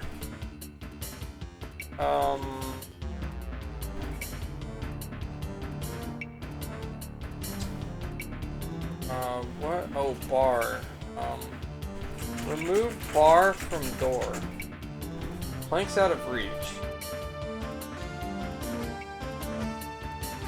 Let's see,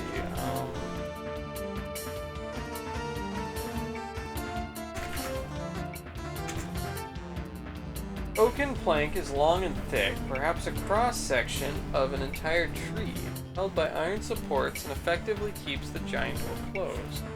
The chasm's about 9 feet across. Both you and the demon are beginning to run out of space to stand on. The demon whips the axe in a wild backhanded attack. It misses by a country mile. The attack upon the demon now could eliminate him. I don't think I want to.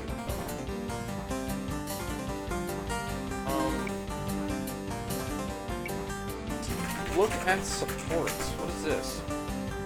The supports are forged from iron and driven deep into the hard wood of the door.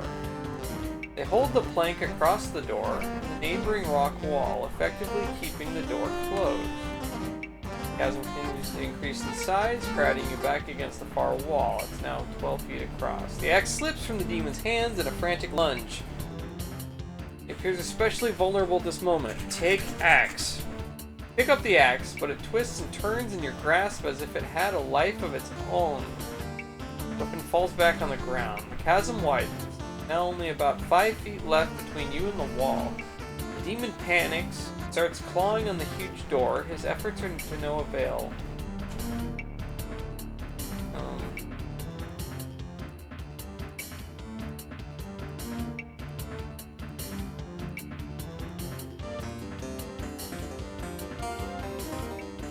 Break down door. Break door? You like to break things, don't you? Only 3 feet of standing room. The wild-eyed demon begins to froth at the mouth. He rakes his claws over the door, but the hard wood refuses to yield.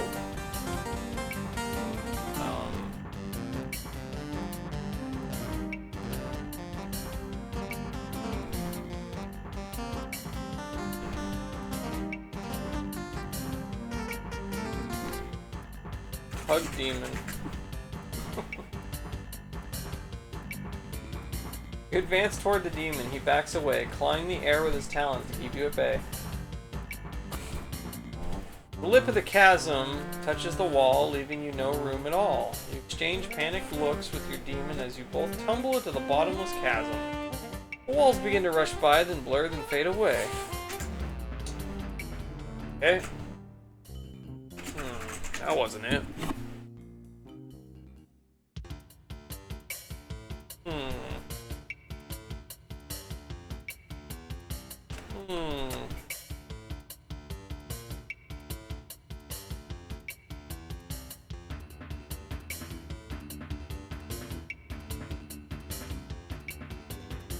I don't know.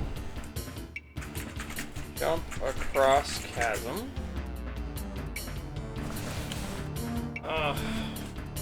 Hug demon. Okay. I don't know. The move bar. Planks out of reach. Open door.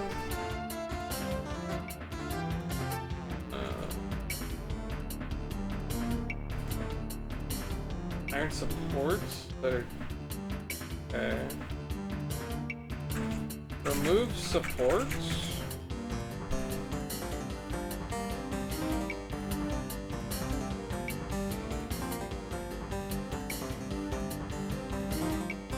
Pick up demon. Dances away, laughing and cheering.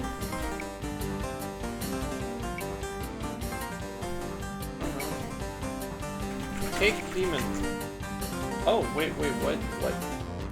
You grab the demon, but in his frantic state, he hardly seems to notice. Instead of attacking you, he continues to claw against the door. Take demon was correct? Okay. You hoist him over your head, and he immediately pushes the plank off its supports. Cool. Alright. The plank clatters to the ground, the door swings open, and still carrying the demon, straight into the golden room beyond.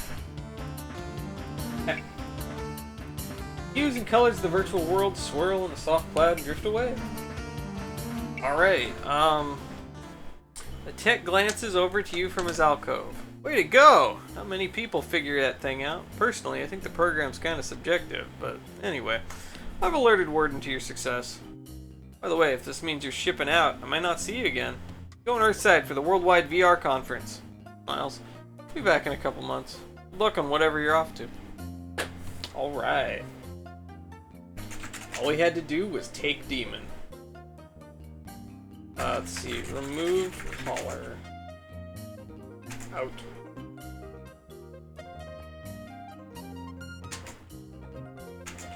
Let's go sleep.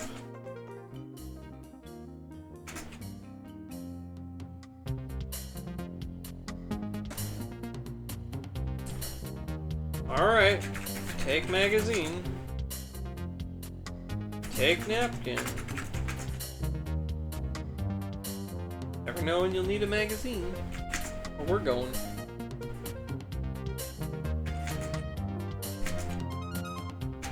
North, north, north, down. Alright, final mission, I think.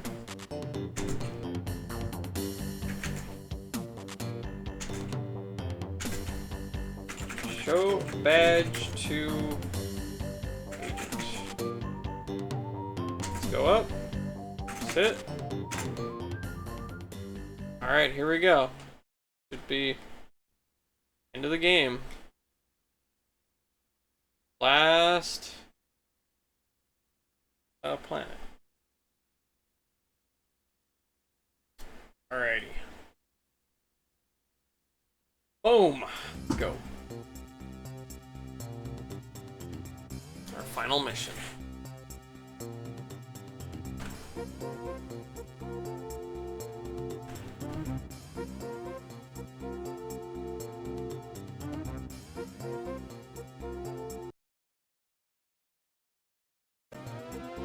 Your ship is suddenly rocked by the pull of powerful tractor beams as it's forcibly drawn toward a satellite orbiting the planet. Pallet clanging echoes through the ship as the docking takes place. Rolls of your ship go dead. Put on suit.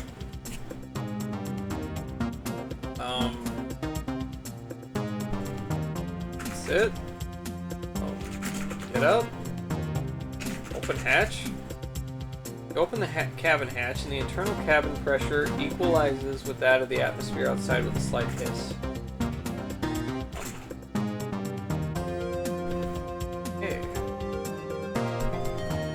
Given the comfortable climate and the breathable atmosphere in the satellite, you remove the spacesuit and leave it inside the ship. Oh. Okay. The oxygen atmosphere and the blinking lights around the room indicate that the Hichi satellite is still operational. The thick windows look out over solar energy collectors, and in the distance, a planet hangs in the sky. The watchtower is nowhere to be seen. Small chambers packed with Hichi technology. There's a engraved metal compartment in the north wall. It is closed, and on its face you see a large button. Heavy door set in the east wall. It is closed. Look at button. Press button. The entire room hums to life. Lights everywhere flash and cycle. Before a minute has passed, however, the chaos dies back down. Resulting quiet, the lone compartment on the north wall pops open, revealing a silver globe and a metallic ring. Look at ring. A large ring, slightly bigger than your neck. Surface is smooth, reflective, and unmarked. Notice a spring clasp upon one side. Opens easily and snaps shut when released. Look at globe. Silver globe's perfectly round without blemish. It sits in the center of the small compartment affixed to its interior. Put on ring. Oh, it's a collar. Like a VR collar? You open the clasp and slide the ring around your neck. The result is not uncomfortable, and although the collar is snug against your flesh, it doesn't confine or restrict you in any way. When you close the clasp, blue sparks start appearing on the surface of the silvery globe. They bathe the room in an eerie violet light. Touch globe. Carefully, you lower your hands onto the silver surface of the globe. Blue fire leaps from the points of contact, blowing up your arms to the collar. The pinpricks of electricity make the hair on your arms stand straight up. The collar sparks and emits a high-pitched whine. An arc of electricity fires across the globe's surface. You start to feel a little sick and your vision becomes hazy, as if you were squinting through a blue fog. A disembodied mechanical voice says, "Greetings, visitor. Welcome to the Guardian." Oh? Oh my god. What is that? My goodness. I am a Heechee created virtual personality or artificial intelligence program. I am contained in the collar you wear. Please remain in contact with the globe and do not remove the collar while I am talking. We have much to discuss and very little time. You are to be congratulated for completing the shielding sequence. Unfortunately, doing so has created a new difficulty. A living assassin resides inside the watchtower, and by activating the final component of the defense system, you have revealed your presence to him.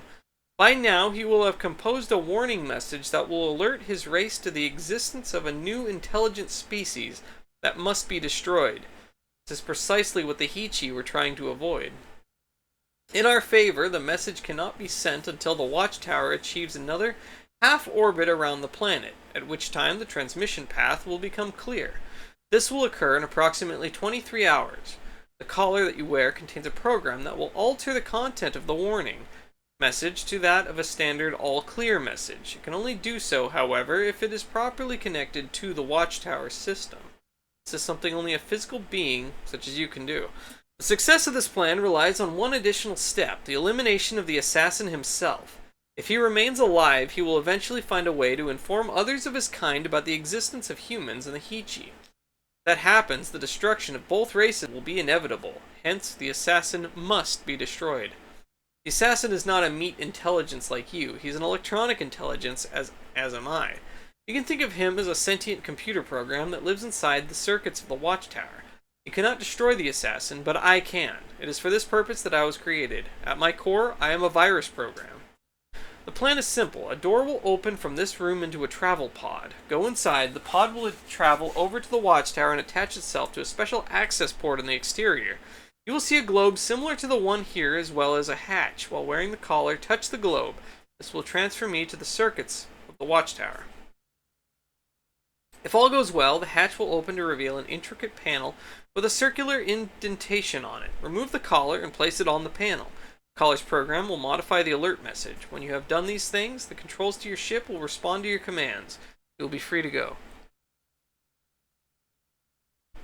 I know you are wondering why the Heechee did not carry out this plan themselves. The reason is that when the Heechee built this defense system, they didn't know there was a live assassin in the watchtower. When they learned of its presence, they became afraid that if they tried to kill the sentry and failed, the assassin would send out the warning message that would trigger the annihilation of the Heechee race. That is why they did not activate the system they had so carefully constructed. Instead, they left the system intact, waiting for another race to develop the capabilities necessary to turn it on. The time is now at hand. Good luck. Oh, man.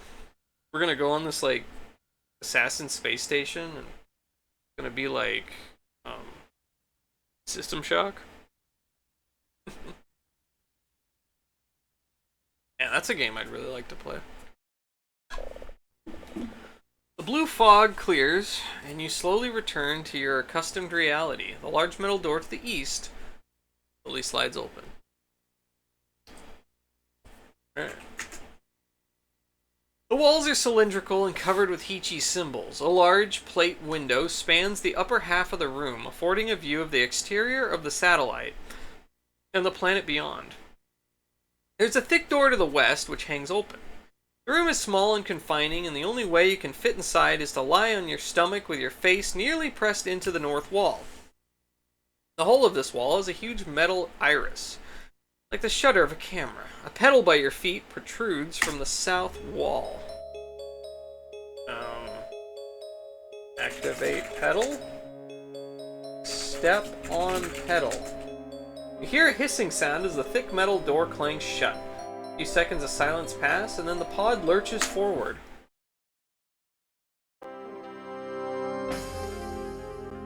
Through Through the plate window, you see the planet's surface whisk by. In just a few moments, the awesome watchtower comes into view.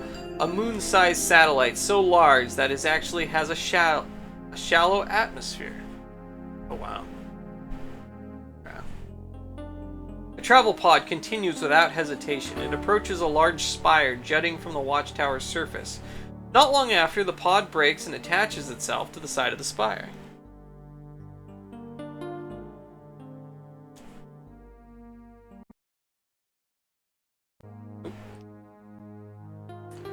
The north wall dilates open, revealing a small alcove lined with a strange black metal that you've never seen before. To one side of the alcove is a globe, the other is a hatch. Globe? Oh. With a great deal of apprehension, you lower your hands toward the globe. Upon contact, red fire shoots up your arms. The pain is a unique experience, worse than anything you've ever felt or even imagined. The agony becomes unbearable. Red flames dance in your vision. Just as the red haze threatens to overwhelm you, it disappears. Everything becomes clear and the pain subsides. The hatch clicks and falls open. Who's the lady in there? Crawl towards the hatch, but instead of the unexpected wall of metal, it seems to open on a conventional doorway. Beyond the door, you hear music and laughter. You shake your head, but no trace of the headache or fogginess remains. Suddenly, a young woman appears at the hatch opening. She smiles and says, "A new arrival! How wonderful!" She sees your collar. "Oh, poor dear, did the Heechee program put you through a great deal of pain? Let me take that." Before you can react, she reaches over and removes the collar from your neck. We all went through the same process. I'll just add it to my collection. Drops the metal ring into a box that contains at least 50 other collars, just like it. "Now come with me, please." She reaches over and takes your hand. As she guides you through the hatch, you are too shocked and mystified to even think of resisting. What the hell? Ballroom. This room is immense. The vaulted ceiling rises almost out of sight, and the towering windows that look out on the star-filled galaxy create the illusion that the room never ends. The scene is graced by an artificial waterfall that feeds a large burbling stream, and a crystal bridge leads north across the stream to a secluded bar. 3 large alcoves to the east, west, and south hold amusement booths, each of which features a different game. The center of the room is dominated by a large marble fountain, around which people are gathered in what appears to be a spontaneous party. A serving robot wheels around serving exotic treats to those who ask. To the southeast, you see a closed hatch. The room's decoration is rounded out by a small potted plant. To the southeast, you see a closed hatch. Your beautiful young guide notices your puzzled expression. You must be curious. Allow me to explain. Like you, we are all prospectors here. Through the years, each of us stumbled on these coordinates by accident when we randomly punched in a course code just to see where it would take us. When we arrived, our ships went dead and we were trapped. The Heechee are keeping us here, but no one knows why.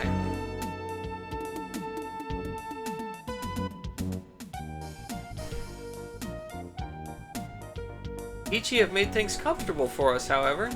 They've seen to all of our needs, including food, drink, and entertainment. You must look around and decide for yourself if this truly is a trap, or if instead it's the ultimate reward that every gateway prospector has always hoped to find.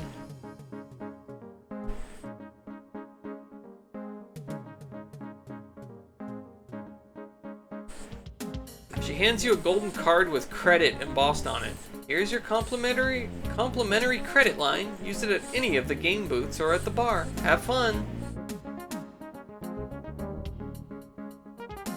One walks off into the crowd, leaving you holding the embossed gold card. So, near the beginning of the game, did a bunch of VR stuff. Specifically, trying to recognize when you're in a VR program and how to break yourself out of it.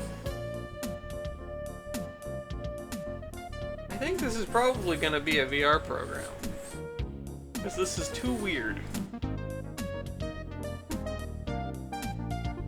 Let's see, talk to lady. Hostess ignores you. Punch Hostess.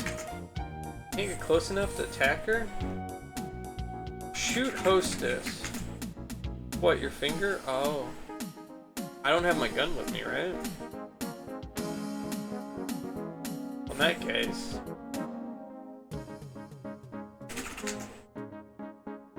Yeah, I don't have my gun. That's... Right. That gives it away, I guess. This has gotta be a VR. Gaudy lights frame this booth like a movie marquee. Spinners and brightly colored signs are everywhere. While still more lights flash and whirl around the walls, word that instantly doesn't leap into your mind is subtle. On a shelf against the far wall are 3 pyramid formations of 6 bottles each. Behind the counter, a GameBot wheels back and forth barking, "Everyone's a winner!" A sign and a slot are set into a post behind the wall. On the counter you see a ball. GameBot rolls up to you and exclaims, "Ho! Look what we have here! You look like a man who enjoys a challenge. I'll bet you could do this blindfolded. Just insert your card into the friendly slot and try your skill." Card is made from plated gold, has the word credit embossed on it. Below that, the amount of debt or credit accumulated is displayed. It currently reads $0. Take ball. Bot stops you from taking the ball and says, "Ah, very enthusiastic. I like that in a player. However," he adds sadly, "you must get through the preliminaries. You would be so kind as to insert your credit card into the slot."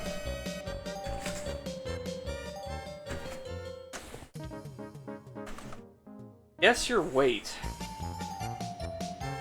Hostess follows you into the booth and says, "This is my favorite game. I'd really like to see how you do here." From the large banner on the wall, it's clear that the game here is to have your weight guessed. Behind the curved counter, a robot barker shuffles back and forth, occasionally bumping into things. The scale for the patrons has a readout with huge numbers that would be visible from miles away. So the scale is a sign. The GameBot trundles up, peers in your direction through inch-thick, virtually opaque glasses and says, "Ah, customer." Squints a bit more and asks, "Would madam like to try her luck? Just insert your card into the slot. Only $5, I guess." Punch Robot.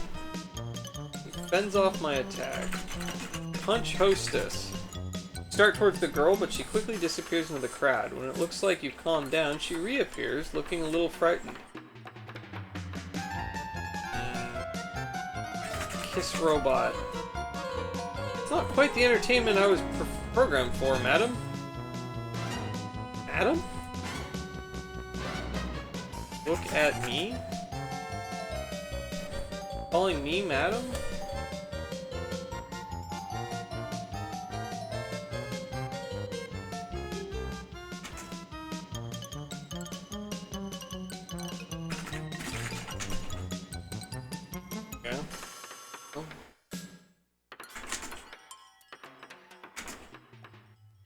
Up here. You climb over the crystal bridge, admiring the tumultuous flow of the waterfall into the stream.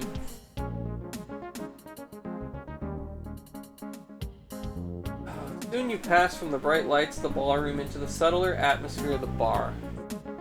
The bar is very dim, lit only by the starlight from the huge windows. In this intimate atmosphere, the women around the curved bar seem especially attractive. A few of them seem to have noticed your arrival with interest. Behind it, a barbot trundles quickly from customer to customer serving drinks. A poker game seems to be in session at a table to the west. A closed door is located on the north wall, and a bridge crosses the stream to the south. An especially beautiful woman draws circles on the bar with her fingers, staring at you. Okay, talk to woman. Woman looks softly at you, not really listening so much to your words, but just the sound of your voice. Whoa, now so risque. I know. I know. Did not expect this. Ask woman about Kichi. You start to ask her a question, but realize you haven't even met. Greet her warmly, and she looks at you mischievously and snuggles up beside you. Hello, handsome. I've been watching you. You're new here, aren't you? I bet you have the most exciting stories to tell. He glances at the back room. Would you like to go somewhere private where we can talk? Giggity toss. Okay. That's great, honey. Lead on. We'll go when you're ready. God. Okay. Okay. Tell lady I'm ready. Oh, okay. Ask lady about Peachy. Sorry, can't help you.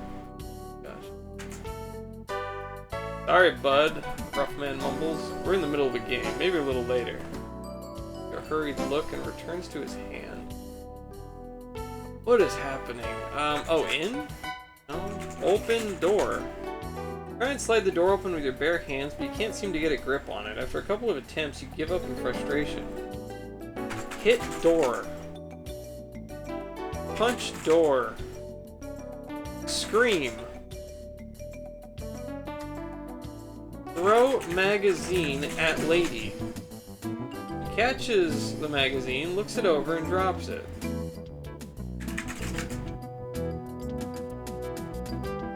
Punch lady. Dodges out of the way and says, you know, there are better ways to work out anger and frustration.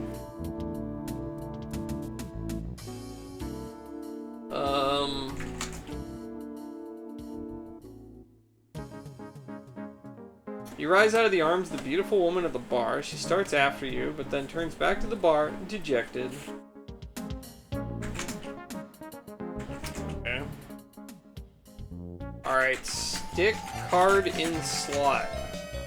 A true gamesman you are, sir! Ready to take up the challenge. Well, I shan't delay you. Take this ball and toss it toward yon bottles. Your skill and a bit of luck shall decide the outcome. The ball with a formal gesture and waves toward the shining pyramids. Throw ball. You heave the ball in the general direction of the booth. Suddenly it changes course in midair and makes a direct hit on the collection of bottles. The pyramids fly apart. The bottles drop to the floor. Amazing! Never have I seen such force, such accuracy, claims the GameBot. Amid the commotion of sirens, buzzers, and flashing signs, he adds, I only wish I were programmed to give you more than the $40 grand prize minus the initial $5 charge, but please take the credit and my congratulations. GameBot produces your gold credit card and places it in your palm. Put card in slot. Throw ball at robot. Yeah.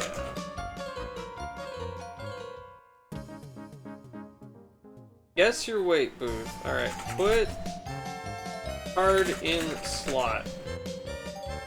Thank you so much, madam. It's people like you that make my job the joy it is. Now let me see. GameBot makes a show of looking you over. I'd have to say you weigh 389 pounds. Now step on the scale and we'll see if you win.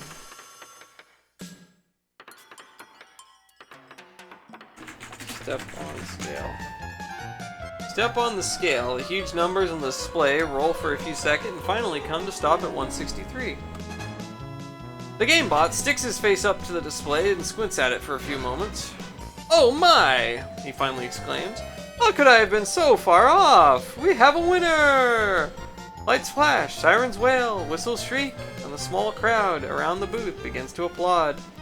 Madam, you are walking away with a $20 grand prize, minus the $5 charge, of course. The difference has been automatically added to your credit line. Congratulations! After he presses a small hidden button, the gold card pops out of the slot. The GameBot grabs it, presses it back into your palm. Press button. Press hidden button. Gosh. Wheel of Fortune booth. Large crowd gathers at this popular booth, which is decorated with gaudy lights, streamers, and signs. The booth is manned by a GameBot who seems to really enjoy his work. He rolls back and forth in front of a large wheel that has 9 numbered sections on it. The counter in front of him also has 9 slots, one for every number on the wheel. GameBot barks, "Hurry, hurry! Place your bets on the lucky wheel. $50 a bet, but worth... every nickel. Play the most popular game around. Step right up, my good man. $50 a pop might seem a little steep for a $100 prize, but we're the most fun around and nobody's got a bigger payoff. Try your luck." Put card in slot. Oh. Put card in slot 1. Oops. Put. You insert the card into the slot labeled 1. It makes a soft click and the number begins to glow. The card then pops back out into your hand. The GameBot says, "Please hold on to your card. If too many people bet, it gets a bit confusing when it comes time to reclaim them." The GameBot yells out, "Any other takers? Step right up, don't be shy. Get your bets in now before the big wheel starts a-spinning." All bets are in. Very good. No more, please. The wheel is about to start turning. The GameBot reaches up to the wheel's controls. Wheel turns quickly at first, then it slows. A hush of anticipation goes over the crowd. The wheel slowly grinds to a halt, finally stopping on number 1. The crowd erupts in applause. "Congrats, my good man! You win the grand prize, $100 minus the $50 cost of playing, of course. Feel free to come back and try again." GameBot shakes your hand and touches your credit card, adding in the grand prize money. Let me try something. Put card in slot 1. Put card in slot 2.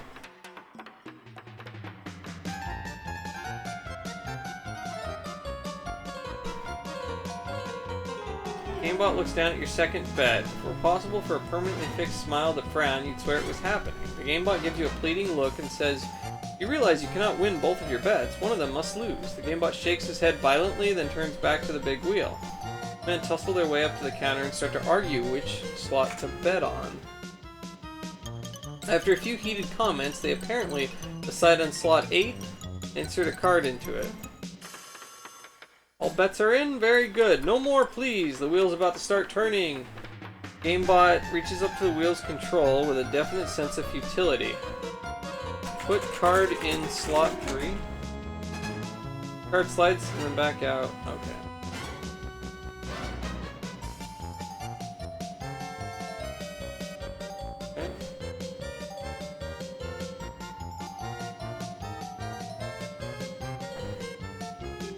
Oh, it's bouncing all over the place. The wheel stops on number 1, but then suddenly backtracks to 2. The crowd steps back and the GameBot flattens himself against the counter. He turns to stare at you. "You can't win," he says, in front of the oscillating wheel. "It's impossible. It doesn't follow the rules." The wheel moves faster and faster between the 2 numbers. Screams erupt from the crowd as the world shakes. The maddened GameBot lunges forward and falls on the counter. Everything starts to become blurry, then reality suddenly shatters and you're left in darkness. We did it. We broke the program. Sweet. Tendrils of smoke swirl around you and gradually coalesce into a blazing wall of flame. Through the inferno, you see a demon behemoth sitting on a mammoth throne. The hideous creature drops his gaze to you and favors you with a sardonic grin. Oh my god, it's Satan. Welcome, human, to my domain. I am keeper of the gate. It is my task and pleasure to preside over your eternal torment. You have stupidly thrown away your chance at virtual pleasure. Now you will something. Escape from my realm is impossible, even if your inevitable death will provide no release, for it will only bring a new cycle of agony and suffering. For torment shall you have, and 4 times 4 days to die. Ways to die. Even so, you will soon wish for more, and the wish itself... Okay, I will delay you no longer. Go unto my world and taste its fruits. I am sure it will find you appetizing. Okay. Now we're in hell. Cool. Good thing I have a little bit of experience with this, eh? Piles of thick gray ash cover the rocky ground like a threadbare carpet. Scattered flames dance around a porous rock ledge that drops off into an inferno. From the depths of the flames rises a nightmare vision, a writhing, multi-headed hydra. Pairs of eyes dart back and forth, taking you in with a disturbing, sinister intelligence. A pair of blue portals indicate egress to the north and south. You see a rusty sword here. After regaining your senses, you notice that most of what you are carrying has disappeared, leaving you with only your cover on. Oh my gosh! It's the MX... How do you say this? Welcome in. I think you told me before, didn't you? Let me give you a shout out. Thank you for the raid. I really appreciate that. Let's see. So / shout out at... Oh my gosh, I feel like I remembered. You got it right? I got it right. Yeah! MX6Dizzy. Welcome in, everybody. Thank you so much for the raid. I appreciate it. His game soundtrack is awesome. Hordes of creatures are crawling from the city sewers. Oh no! Hello, Chiromancer. I love that name, by the way. That's great. Love is dead. Oh no. Hello, Sonneveld. Welcome in. Welcome in. It's better every time. It's pronounced M sus very sus. M sus very sus. Oh, that's a good one. Welcome in, Nifty Nelly, and a Maple Mystery. Hello. Oh, just bought a secondhand Frederick Pohl book. Never read him. Oh, really awesome. So I started playing this game, I guess about a week ago when I started it, and I learned that it was based on his novel, which I thought was pretty cool. A novel called Gateway.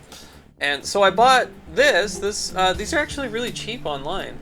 This is the November 1976 issue of Galaxy, which is where Gateway was first printed, which I thought was really cool. It was printed in 3 parts. So, the November issue, the December issue, and March 77, if you want the entire novel. Or you could just buy the novel. It's been printed in book form. But, I mean, these were really cheap. I paid like, I don't know, $4 or $5 a piece for these. And so yeah, I'm gonna read Gateway after playing the game. It seemed really cool. The game seems really... like the lore and everything is really deep. Oh, did he really edit these? He was an editor on this? Oh, that's awesome. And that would make sense why he would have so many of his own stuff in there, I guess.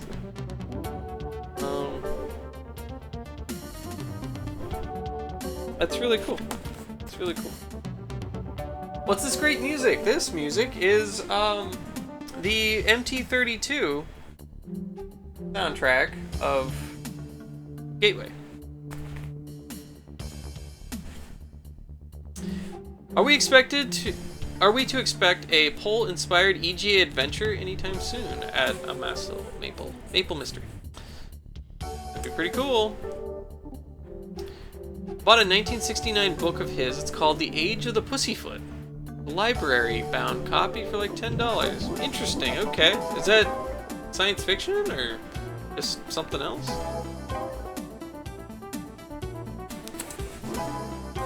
Yeah, welcome in. So I do DOS streams quite a bit. Lately I've been really into DOS computer stuff, a little bit on Windows 98. I've got another, if you can maybe, over there, that's where my 98 PC is, over in the corner.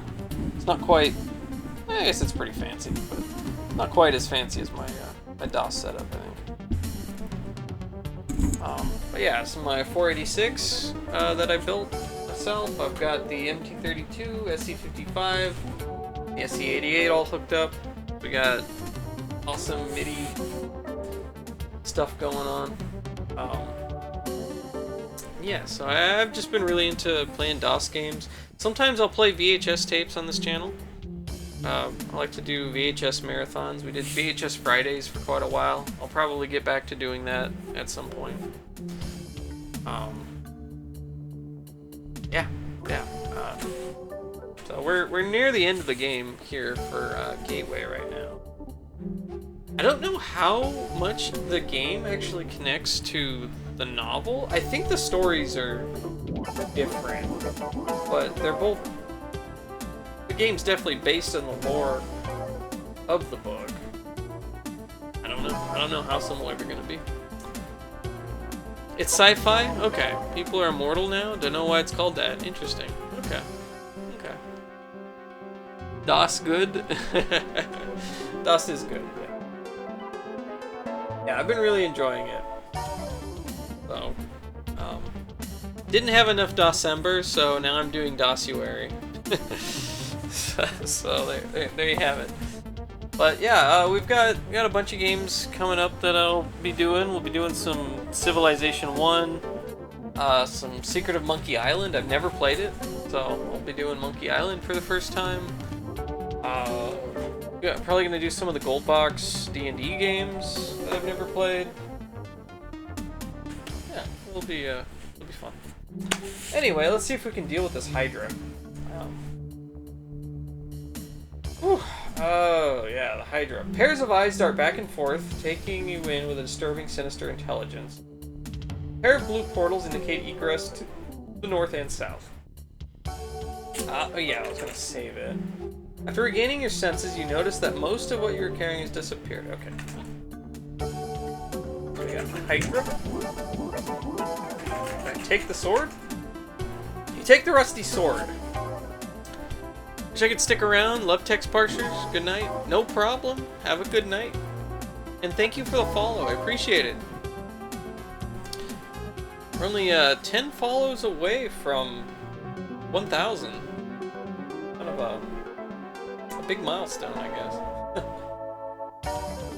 I'll probably do some sort of a special stream for 1,000. Yeah, thank you and have a good night.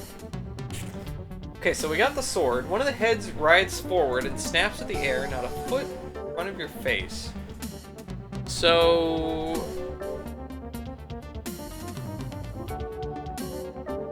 chop head with sword.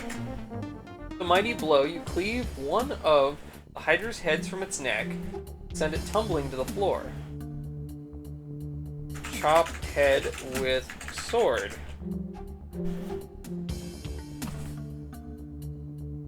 You hack away at the Hydra head for a while, but inflict no noticeable damage. The decapitated neck swings back and forth in a frenzy, spewing its gore everywhere. Amazingly, the neck stops bleeding and begins to heal at an accelerated rate. The stump of a new head appears, and then another. Stunned, you watch the two heads, now almost fully formed, shoot up from the neck and glare at you with intense hatred. You haven't defeated the monster, you've made it more formidable, and if possible, angrier.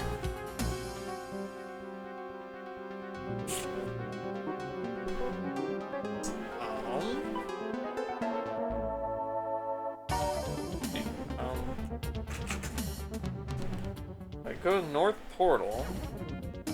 This is a huge natural cavern, an eerie landscape of malformed stalagmites and stalactites. In the Stygian gloom, you notice that the point of a nearby stalagmite has broken off, leaving behind a flat stump.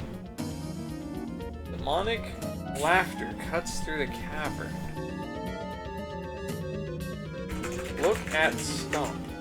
One of the larger stalagmites is broken horizontally, creating a level shelf about 3 feet above the ground. Climb on stump. Not quite enough room for you to balance on the stump. Feel something brush against your leg, but as soon as you reach down, it's gone.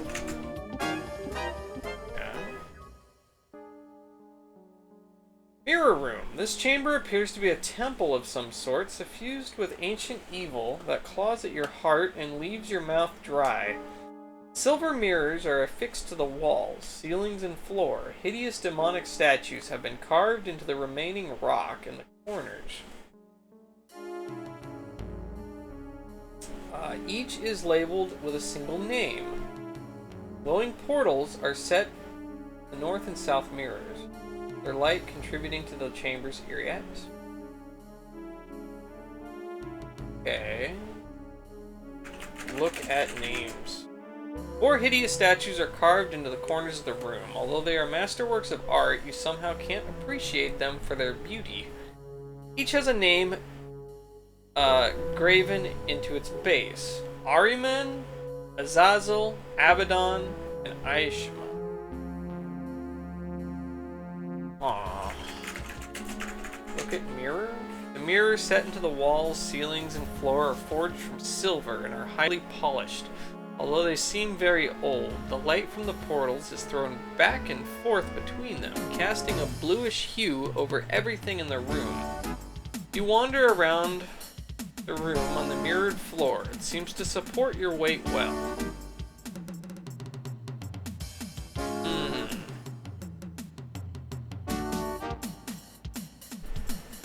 Okay.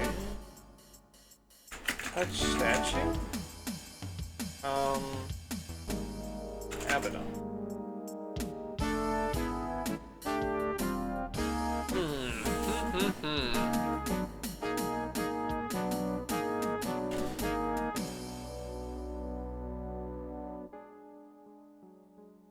Well. Yeah. Hit mirror with sword. Bang on the mirrors, but they just sit there. Touch mirror. Feel nothing unusual.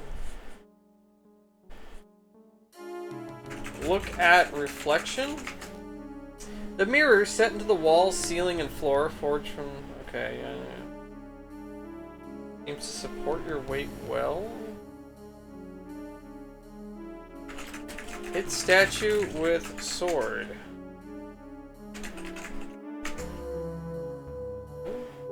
Stab Azazel. Something unsettling about the statue prevents you from defacing it. The statue, Aishma, moves a little. Then the features begin to reorient themselves, changing the demon's expression. Look at Aishma. The statue wears 7 carved rings upon long taloned fingers. It glares into the room with multifaceted eyes, and its hideous grin reveals sharp, wicked fangs. The word Aishma is graven into the stone base. The carved face of Aishma animates in an obscene sneer. It looks around the room and then takes a deep breath. When it exhales, glowing red dust emerges from its mouth and fills the chamber, settling on you and every other surface. The red dust sinks into your skin and you start to feel dizzy and confused. It begins to make you a bit angry.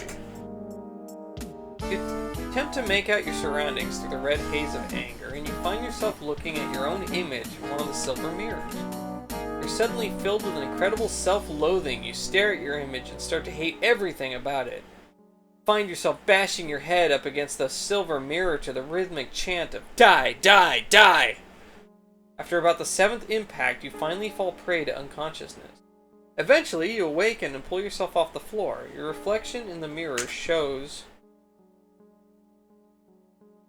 your injuries, and they appear more cosmetic than life-threatening. Shake the cobwebs from your head, which clears your vision, but makes your headache worse.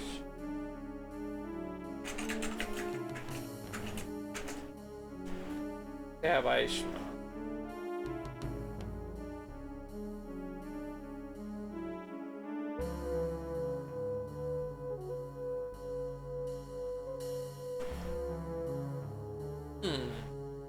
Kill self. Or kill me.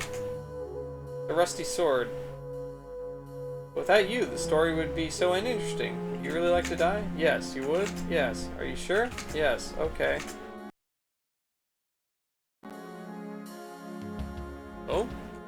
Ah, you can't escape my realm by simply dying. You think it would be that easy? We're just starting to have fun. Let's try it again, shall we? Choose your fate. Okay. That wasn't the answer. Yes. So, Take sword. Stab Hydra. Try to sneak up on the monster, but it's hard to escape the watchful gaze of so many eyes. Finally, in frustration, you leap at the Hydra, clawing and kicking. One of the heads languidly swings over and snaps you up in a gulp. There we go.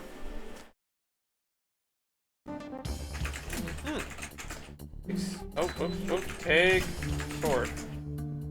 Chop head.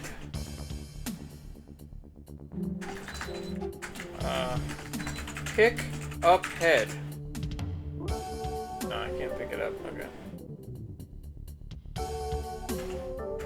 Chop head.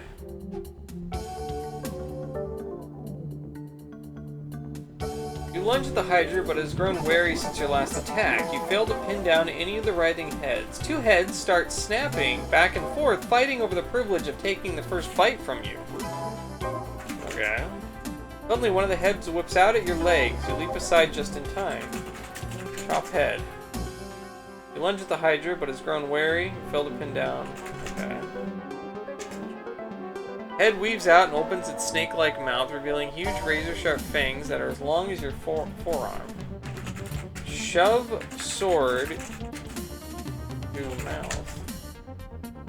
Chop head. Fail to pin down. Head stares right through you, sending a chill into your heart. Its eyes burn into yours.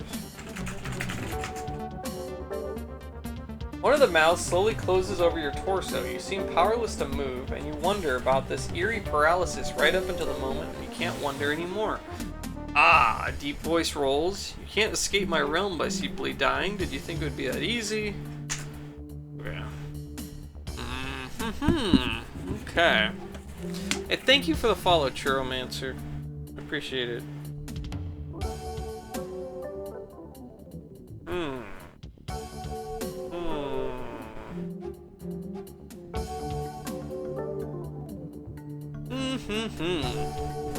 Alright.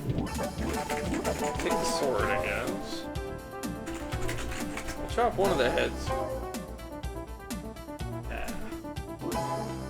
Okay, what else do we got? Oh, what is this? Oh my gosh, that's a lot of demons. Holy moly. Two glowing blue portals stand at either end of an immense cavern. Connecting them is a long, precarious catwalk. Rises above a fiery abyss. Cavern walls are notched with narrow cliffs, upon which are perched hordes of screaming demons who wave pointed weapons at you and dare you to traverse their dangerous gauntlet. Walk forward. Take a cautious step, inching along the cliff walkway. One of the demons lobs a pointed rock at your head. You easily duck, and it falls into the abyss below. The demon looks disappointed and angrily looks around for more ammunition.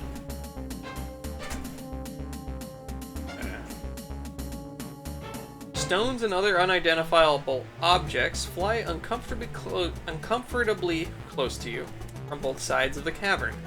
Many of them cause you to dodge and nearly lose your balance. Some of the demons, frustrated with the misses, start to gather together a rope net. Okay. Demons have heave a rope net at you. You try to dive out of the way, but there's not enough room on the catwalk, and the net ensnares you. Chop net with sword? You start to hack at the rope net with the sword. Some of the rope falls away, but quite a few remain. Oh, okay, my score went up, so that's good. Some of the demons, seeing your plight, start to pull their ammunition. One of them produces a makeshift sack, and the rest loaded up with stones, dead animals, and other items you don't recognize. The largest, meanest demon you've ever seen, although you don't really have all that much experience with them, grabs the sack, whirls it around his head, and releases it straight at you. It hits you like a ton of lead, and knocks you from your perch on the catwalk as if in slow motion. You fall downward into the fiery abyss and scream. Okay. And I die. Alright, so take sword. Well, it seems like the demon gauntlet is the way to go, because I actually did get points for doing this. South, chop rope, or chop net. Chop net. Oh, there we go. Loosen net falls around your feet. Okay, my score went up again. Good. The largest, meanest demon you've ever seen throws the sack. Okay, freed from the net, you take a swipe at the sack and knock it onto the catwalk, spilling most of the garbage into a pile. Maddened, the demons begin hurling everything they can grab at you. Some even pick up their neighbors and toss them in your direction. The sheer quantity of missiles alerts you to the danger of staying here much longer. Oh, I made it. Okay. Aha. Alright, well now I'm back in the mirror room.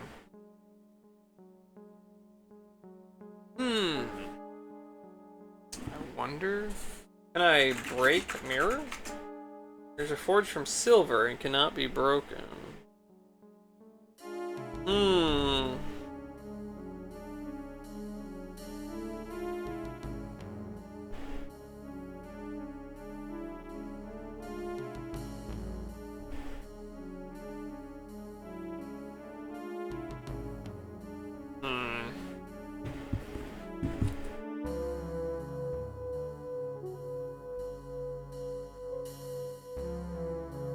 Look at Aishma.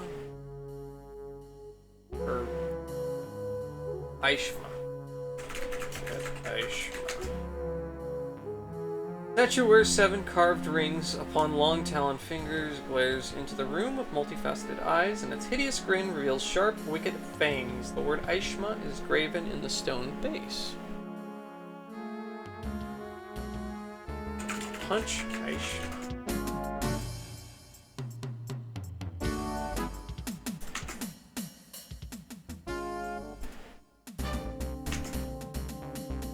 Glowing blue portals stand on either end of an immense cavern.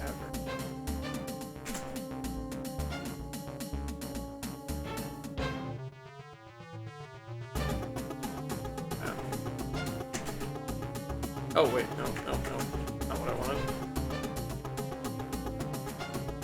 Jeez. If I go back here.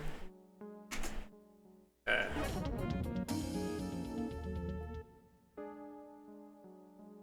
Oh no. That thing spews like some dust at me. Okay.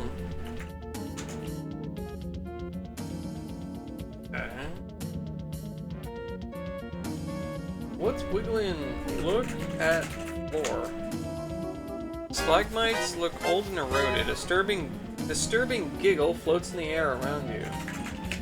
Listen to giggle. Listen to room. Listen. You hear a furtive motion but can't quite seem to locate. Okay. Screeching laughter like the scraping of fingernails on slate echoes through the cavern. It bounces off the rocks and walls, making it impossible to pin down the source. Okay. Wait 2 minutes? Disturbing giggle floats into the air around you. Yeah. Sudden shove from behind knocks you headlong into a rock outcropping. An irritating screech of laughter rings through the cavern. You hear a scuffle but can't pin down where it's coming from because of the echoes. You hear a ripping sound and look down to see that the leg of your coverall has been slit cleanly to the ground. Laughter explodes around you.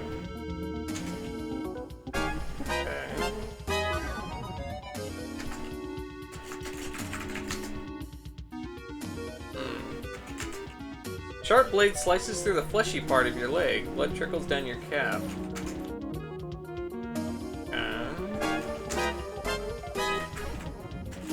Not sure. Something heavy slams down on your foot. You reel but catch yourself on a stalagmite. Maniacal laughter fills the cavern.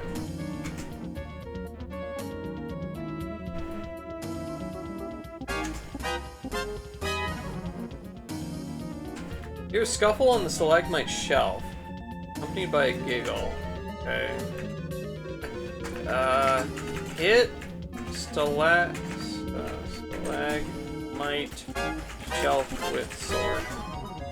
Bang on the stump, but it just sits there. Attack noise. Attack sound.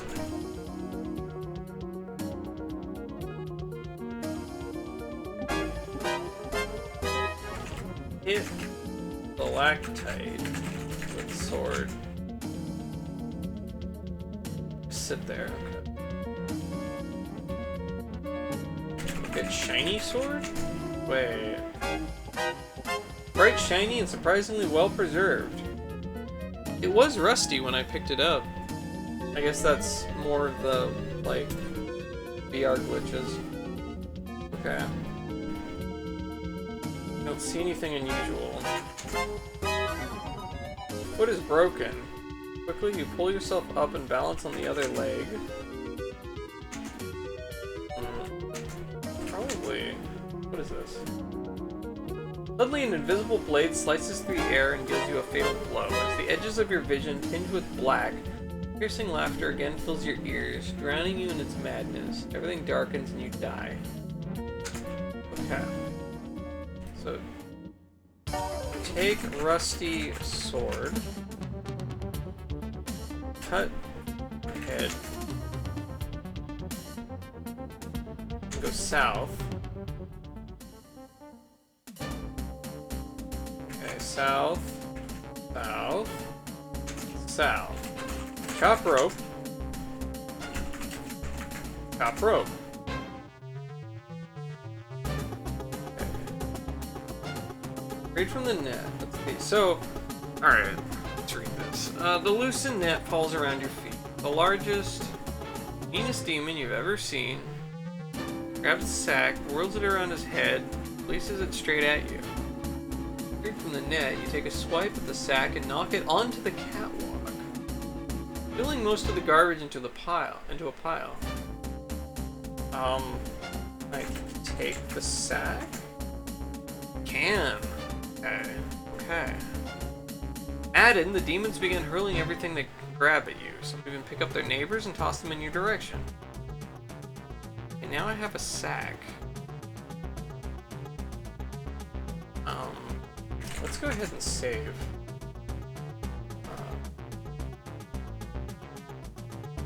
Sack bridge. What about the rope? Can I take the rope? Take rope? Yes, yes I can. Okay, cool, cool.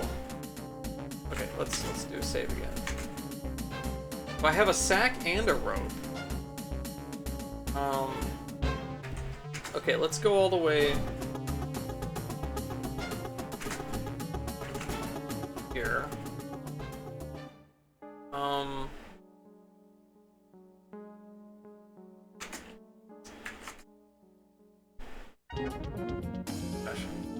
Let's see, can I throw rope at Hydra? The net falls far short of their heads, which is just as well. They would have simply bitten through it anyway. Two heads start snapping back and forth, fighting over the privilege of taking the first bite from you. Throw sack at Hydra. Pick a head at random and throw the empty sack at it. The other faces the Hydra look confused momentarily, but as soon as they get a whiff of the rotten cloth, the confusion turns to rage. Hydra whips the sack from its head and snaps your head off with one bite.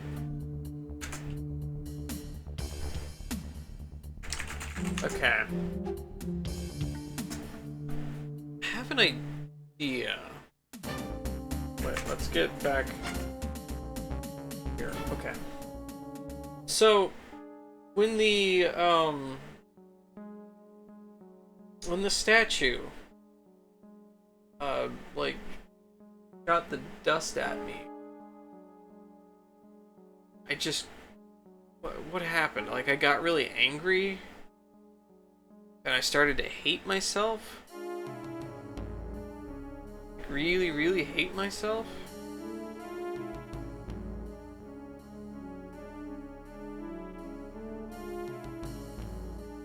Did I... I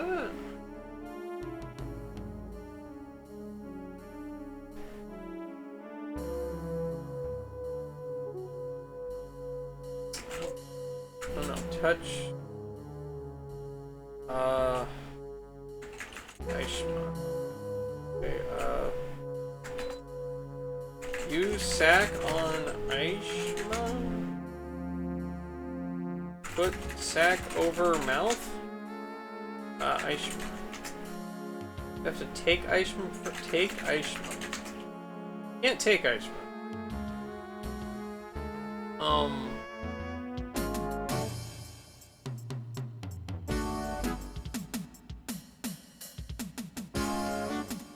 did I get it to attack me?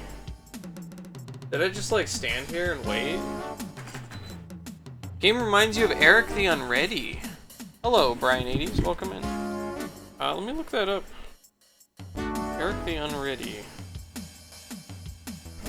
Eric. What kind of game is this? Let's see. Oh! Hey! Published by Legend Entertainment for DOS in 1993. Yeah, this was also made by Legend. So the same people made this game as that. I'll have to check that out. I've been really enjoying these Legend Entertainment games that I've been playing lately. Like Mission Critical was fantastic, and I think this is even better. And yeah, so looks like Eric the Unready came out a year after this. It uses the same, I don't know, text engine, parser engine, whatever it is. Right on, you've introduced me to a new one I didn't know about here, so it works both ways. Awesome. Awesome. Sweet. Yeah, I'll have to check out Eric the Unready. That's cool. Like, this game's fantastic. This is based on Frederick Pohl's sci-fi novel from 1976 called Gateway. It's pretty cool. We are in a VR right now. That's why it's all like fantasy. We're in hell, basically. But we're on an alien space station thing, and yeah. So I got a sack. Can I put sack on Eichmann? I can. Oh, okay. There we go. We put it on its mouth. That's what I was trying to do. I said put it on its mouth. Whatever. You place the rotting sack over Eichmann's mouth and hook it over one of the many jagged edges on the statue's face. How did I get it to spit it? Like, dance? Wait 5 minutes? Statue of Eichmann moves a little, then the features behind the sack begin to reorient themselves, changing the demon's... Okay. Yeah, I think I just have to wait. And then he'll... Yeah! Okay. The carved face of Eichmann animates in an obscene sneer. It appears to take notice of the bag draped over its mouth with an expression of disgust. It draws a great breath, then blows with such force that it seems the stone itself will crack. A torrential flow of glowing dust shoots from its maw into the sack, but the fabric holds together, and you obtain quite of collection of it. I think that's maybe a typo there. But that seems to be the correct, I don't know, way forward, I guess. Cool. Alright, save. So we got dust. What's my status? What do we got? Okay, we're at 1326 out of 1600 points. Getting pretty close there. We have 20 hours and 6 minutes until the assassin's message is sent. Okay, so we do still have a time limit here. Okay, take bag. Look in bag. You can see some magic dust. Okay. What do I want to do with the magic dust? Do I want to throw it at the demons? Or the Hydra? I guess we'll try both. North? Let's see. Throw dust at demons. You heave the sack at the horde of demons. It smacks a large, horrible demon full in the face. The dust explodes over the demons, creating a glowing red haze. Maddened, the demons begin hurling everything they can at you. Some even pick up their neighbors and toss them in your direction.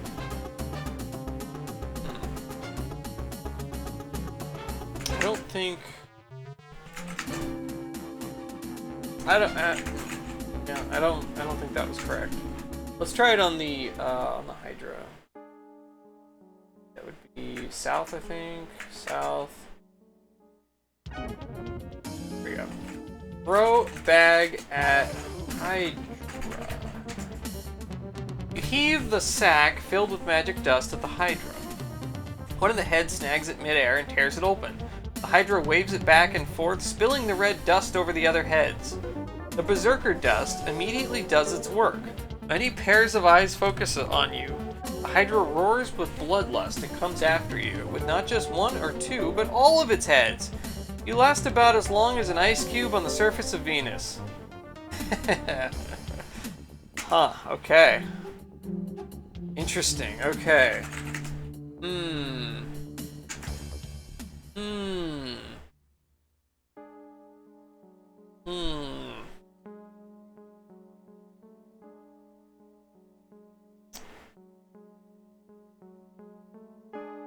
Is it, can I like take a mirror? Take mirror?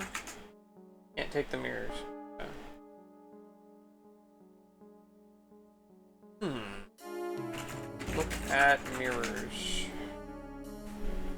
The mirrors set in the walls, ceiling, and floor are forged from silver and highly polished. Light from the portals is thrown back and forth between them. Okay.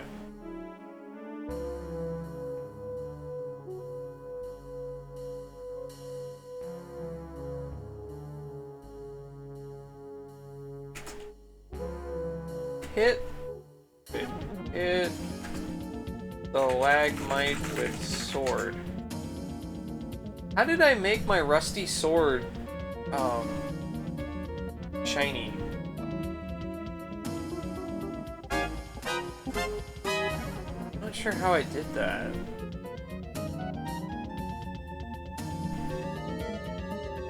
Hit stalactite with sword?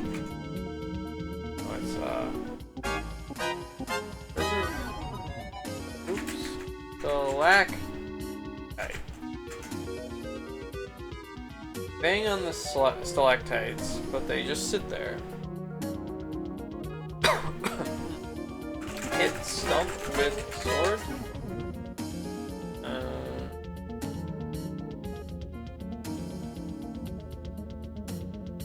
Okay. Attack laughter with sword. Can't see what's attacking you. If only there was some way to make it visible. Screeching laughter, like the scraping of fingernails on slate, echoes through the cavern. It bounces off the rocks and walls, making it impossible to pin down the source. Throw net at laughter. Can't see what's attacking you. If there was some way to make it visible.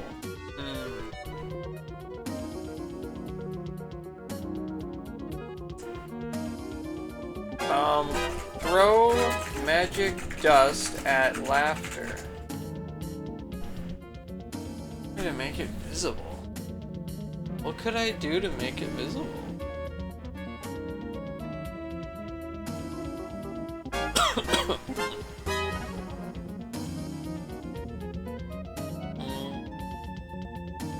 Oh.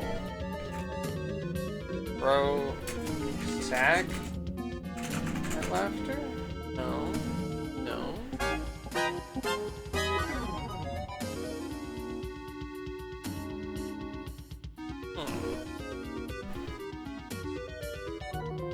Throw sack at stump. With a flick of the wrist, you toss the sack onto the stalagmite shelf. Red dust puffs out in a cloud. After a moment, it settles over the shelf and blows away. Well, that's not what I wanted.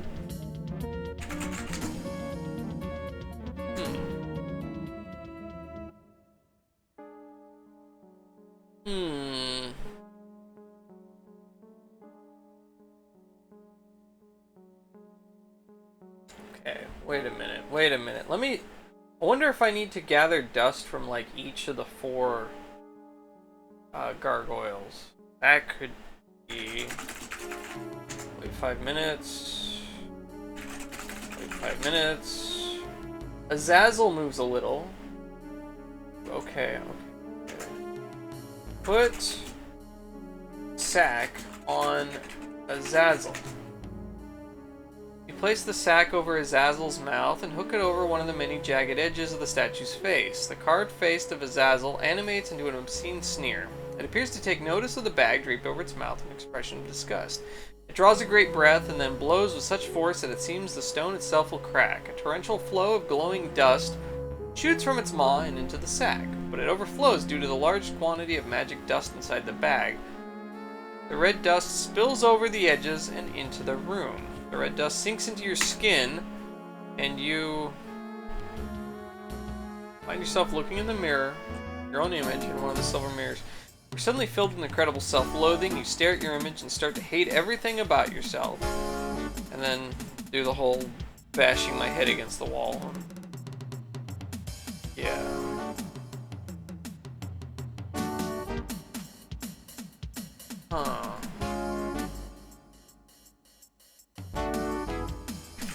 Take bag. Look at dust.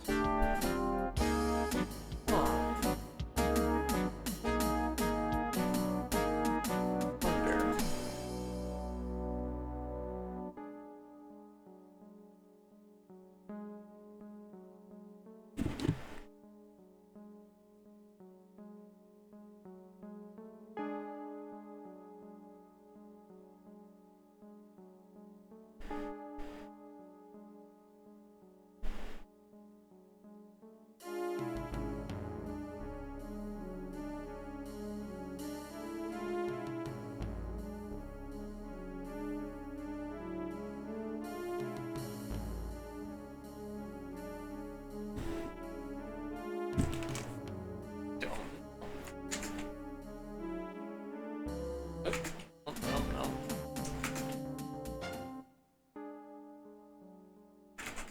What's in the chamber? Let's see.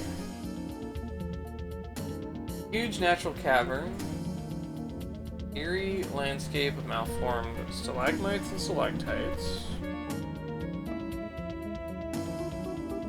No.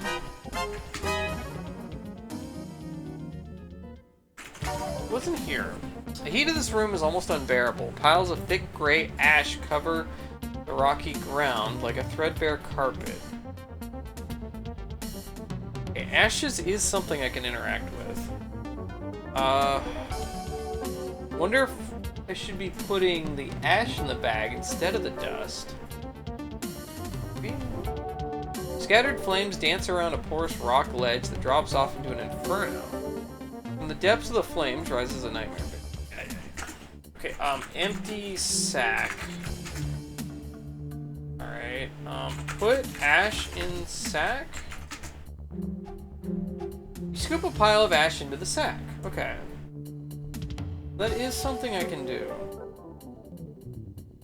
Okay, well, let's save under ashes.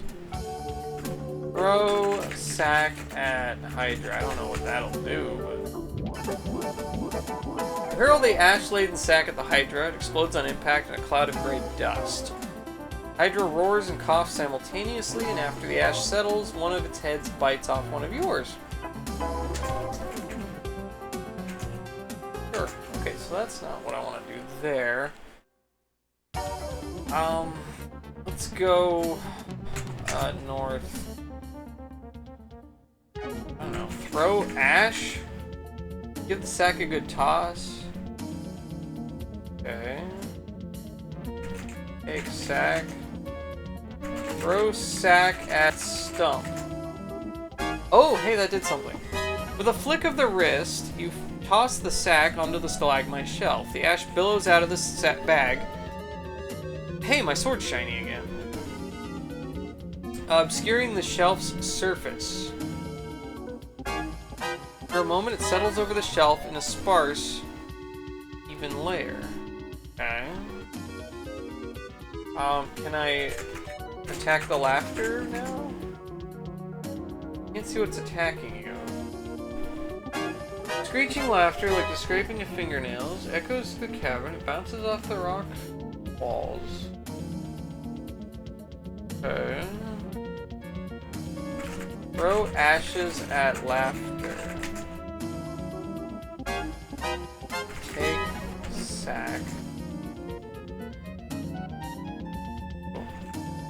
ashes at laughter. Throw sack at laughter.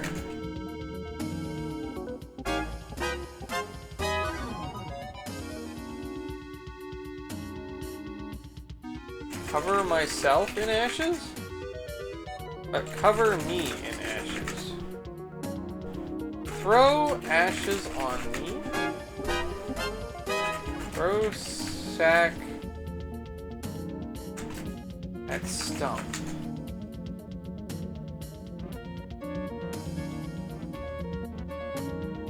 Well, I did get points for throwing it on the stump the first time.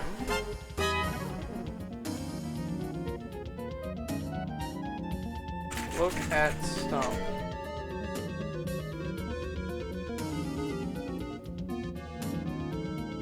Throw net at stump. Throw the net onto the stump. Oh my god. Throw sword at stump. No?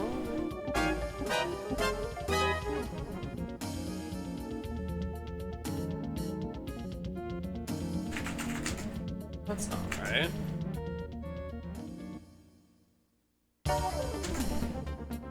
So if I throw ashes, what if I pour ashes on stump?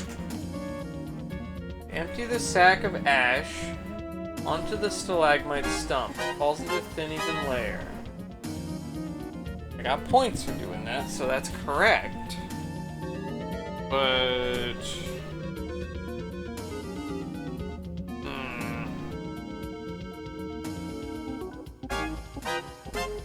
okay, a giggle floats around in the air around you. Okay. Screeching laughter bounces around. Okay. Push against your leg. Okay. Sudden shove knocks you into a rock outcropping. Okay. Brush against your leg.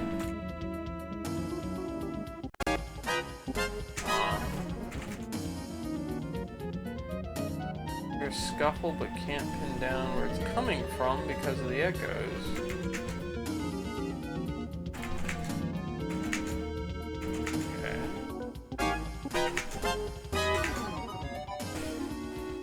Chuckle draws your attention.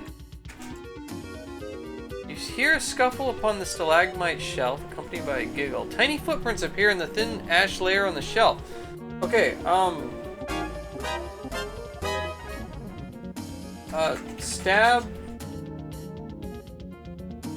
stump with sword? No? Attack laughter with sword. No, maybe I screwed up there. Okay, I think I have an idea. Pour ashes onto stump. Okay, so that's right. Then, okay, so we're gonna. Okay, so I'm gonna wait for it to. For the footprints. I'm gonna wait for the footprints. And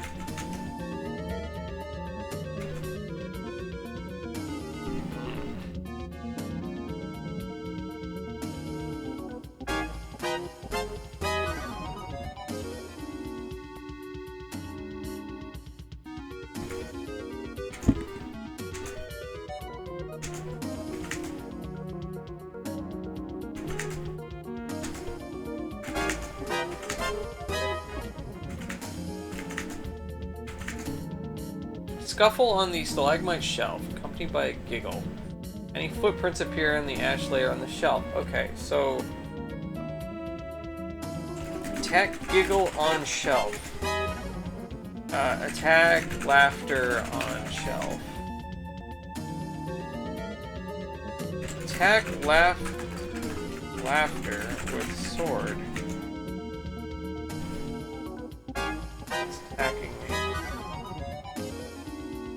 Hear another scuffle as whatever was on the shelf leaps away from it.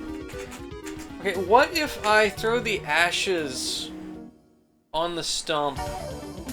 Like, wait for... Will I hear it on the stump? I don't even know. I mean, I guess I will. I don't know. Okay, so let's wait for the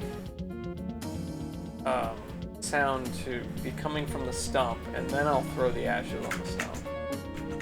That might be good. I don't know.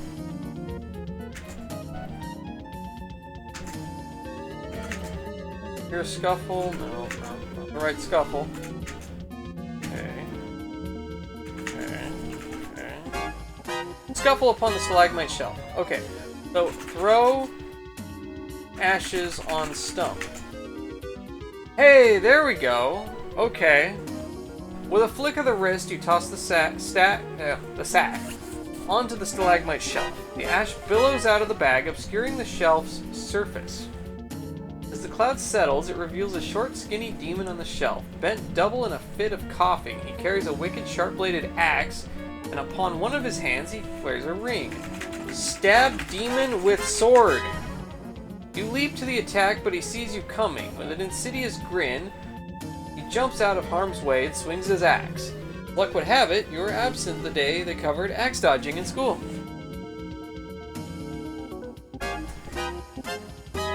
Really? Really? I died? Damn it, I thought I had it. Okay, I think I'm definitely on the right track with this. Gosh. Boy. Alright, so we're gonna wait. Here, wait.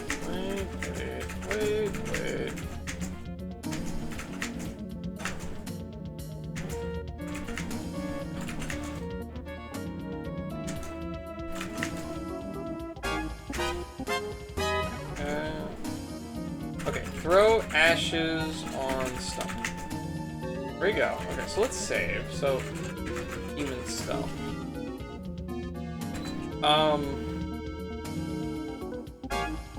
Throw net at demon? You hurl the net over the demon in the middle of a particularly bad spasm of coughing.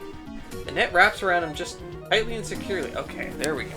The demon stops coughing, looks up at you with a growl, and leaps for your throat. His movement is checked by the net, however, which keeps you safe for the moment. He starts to struggle with thick ropes, attempting to escape. Stab demon with sword. You jab at the demon. The shiny sword, confined as he is by the net, he presents an easy target, and you succeed in drawing blood. He glares at you with red-veined eyes that promise a lot of pain if he ever escapes. The rope net falls away from the shelf, and an invisible blade slices you in two. Before you can wonder what life with a split personality would be like, you no longer have one.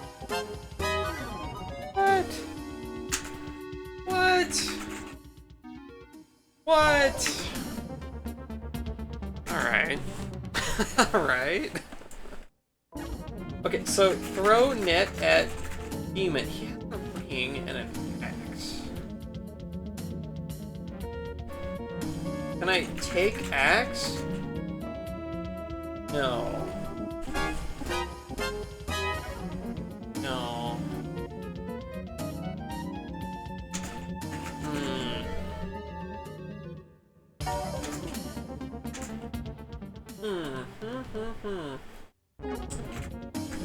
Throw net at demon.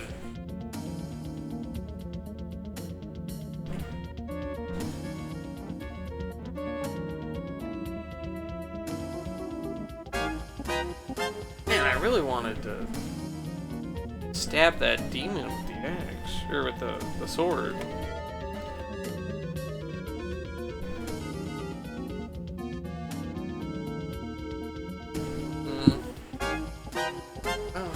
I tried to take axe. I can try taking the ring, maybe. I don't know. Okay, the ring worked. Well, the demon is concentrating on the net. You slip the ring from his hand. Oh. How? Okay. He immediately ceases his struggle and yells, "Precious!" I can't do a Golem voice, sorry. My precious. Alright, alright. That's funny. Okay, how...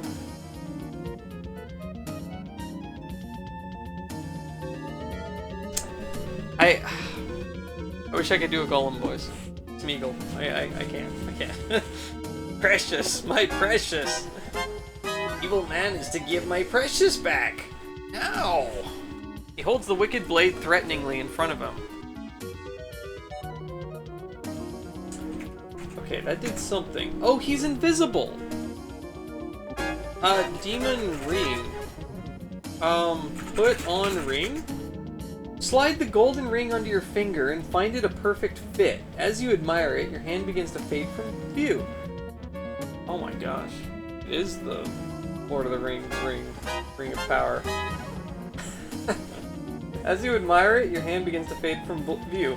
Your arm follows, and soon your entire body has disappeared. With a shock, you realize you are invisible. Hey, that was the correct thing to do. Groovy! Yeah. How you doing, Zelda baby? Suddenly, the demon gets an idea. He begins sawing at the net with his nasty-looking blade. Some of the rope falls away, but he still has a way to go. Can I stab the demon now? You jab at the demon. Confined as he is by the net, he presents an easy target, and you get in a few good shots. He glares around with red-veined eyes that promise a lot of pain if he ever escapes. Demon's final swipe, the rope net falls on the stalagmite shelf. The demon looks up with an expression of manic glee, but quickly fades when he realizes he can't see you. His cry of triumph turns to one of frustrated rage. Take net. Take back. Cool. Wait, no. Okay, so maybe got an idea. Now that I'm invisible, let's put Sack on... Wait. Hold on, let me save here. Mirror room. Wait 5 minutes. Wait 5 minutes. Abaddon, okay. No, I don't want to continue. Wait, let's put Sack on Abaddon. Okay, cool. Cool. Take Sack. We are gonna go north? No, south. South. Okay, now that the Hydra can't see me, maybe I can get the Hydra to fight itself or something by throwing the... So throw Sack at Hydra. Oh my god. You heave the sack filled with magic dust at the Hydra. One of the heads snags it in midair and tears it open. The Hydra waves it back and forth, spilling the red dust over the other heads. The Berserker dust immediately does its work. Blind with rage, the writhing heads search for a target upon which to vent their bloodlust. Seeing no one in the room save themselves, they begin to bite and snap at one another, wounding and in some cases decapitating the heads around them. Suddenly, 2 new heads start appearing for every one that has been destroyed. This only seemed to enrage the existing heads more, driving them into an even greater frenzy. Flashing teeth and claws are everywhere as the Hydra tears into itself, growing by leaps and bounds as the carnage continues. Soon the sheer mass of squirming heads fills the cavern and starts to strain at the walls. The pressure of the infinite progression builds and builds until reality snaps.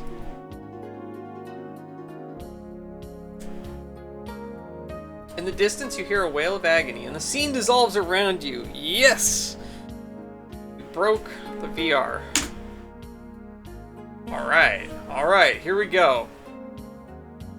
Oh my gosh, that was wild. The false reality melts. The fiery cavern dissolves to reveal the interior of the Heechee travel pod. The iris is retracted, the globe dark and cracked.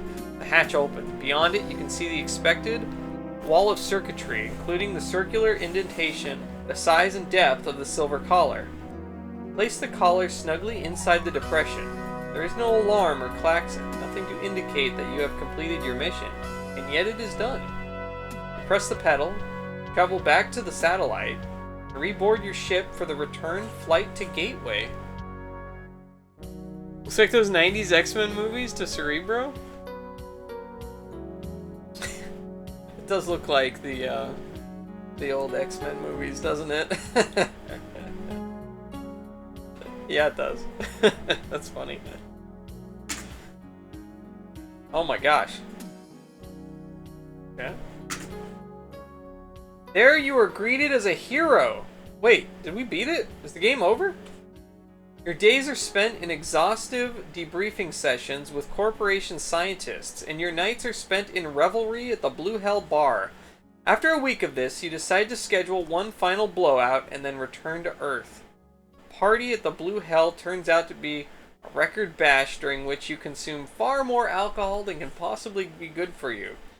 Party ends, you wave a bleary goodbye to the last of the stragglers and decide it would be an excellent time to rediscover your bed. I don't know, never heard of this. It's pretty awesome. This is, yeah, Frederick Pohl's Gateway, based on the 1976 novel. Made by Legend. Yeah, it's cool. It's cool. Alright, I guess I'll go to sleep. Sleep? The room is a yeah, okay.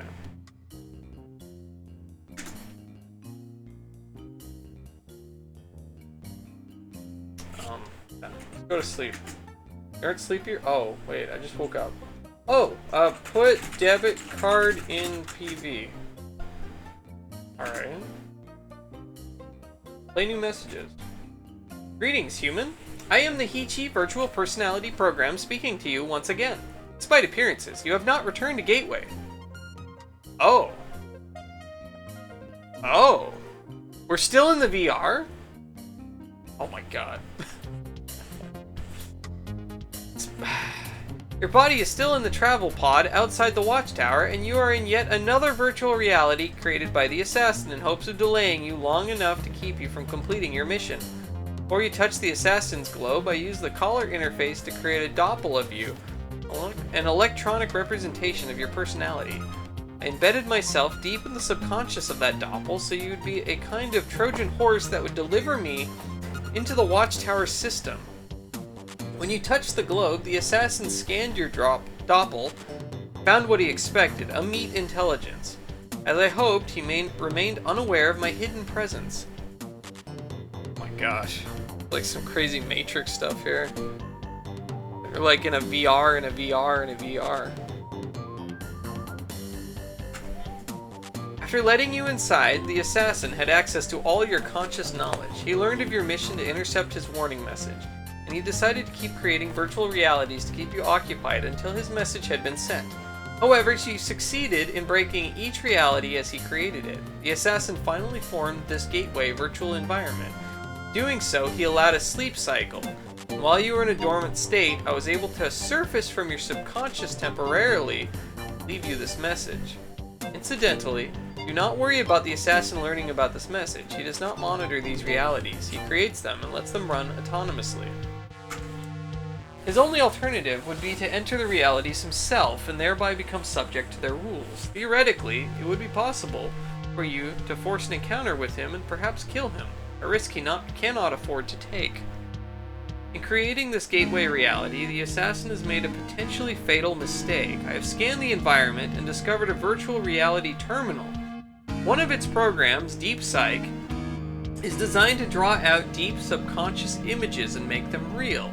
Here inside the assassin's VR, that program has the power to transfer me from the depths of your subconscious to the fabric of this reality that the assassin is maintaining. Once I am brought into the system, the viral part of my programming can destroy the assassin.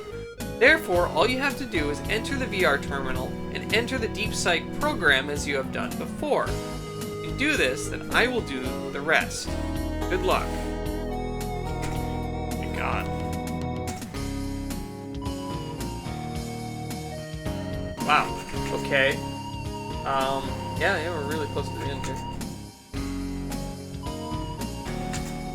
West.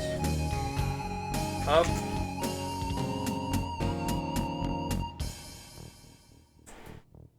Read VR manual. The slim, well-used manual. Okay, lie on bed. Or lie on couch. Put on collar. Set. Switch to deep psych. Press button. Panel produces an ugly rasping beep. Okay. Press button. Look at panel. Very simple board. There's only 3 components: a button, a switch, and a small keyboard. Oh! Type damage into the keyboard. Type damage. There we go. Press button. Ones with annoying game show like buzz? I don't know.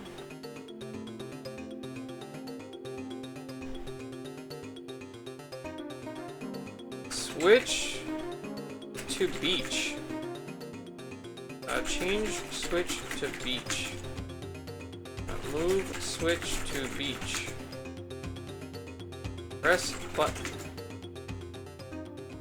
Okay, now it actually did start the beach.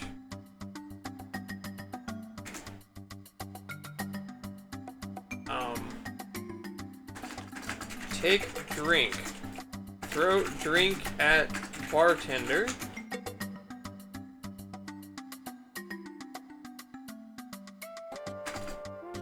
Throw drink at Sam. Throw drink at Sam. Throw drink at Sam. Throw drink at Sam. Alright, put drink on, what sensor? What is it called? Scanner.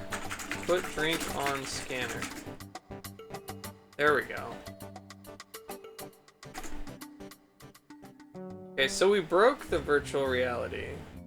But that was just the... Okay. Okay, take VR manual. Take off collar. Take VR manual. Oh, okay, there we go. Read manual. It has a few sentences about each virtual reality program. The section on Deep Psych is printed in red. Activate only by prescription. Password lockout is date dependent and uses the following list. Remainder of the page is empty.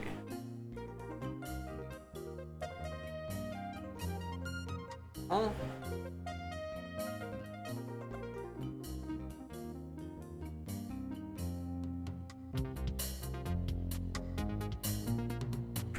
Look at calendar. The flashy Neotech sales calendar, July's blurb announces a new virtuality called Explore the Homeworld of the Heechee. Painting looks like something out of a daytime Tri-V miniseries. You glance down and notice the date is 7/11/2102.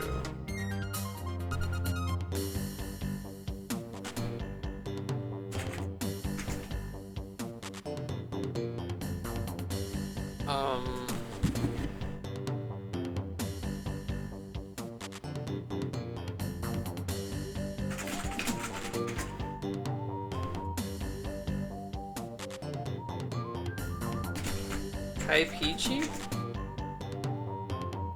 Oh, set. Switch to deep psych. Type Peachy. No. Type homeworld? No.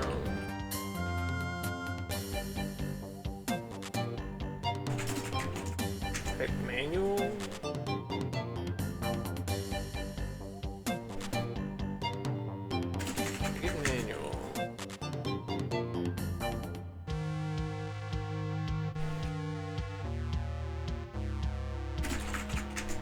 Empty. Type.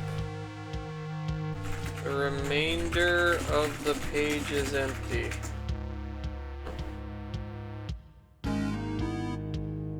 Type the. Type.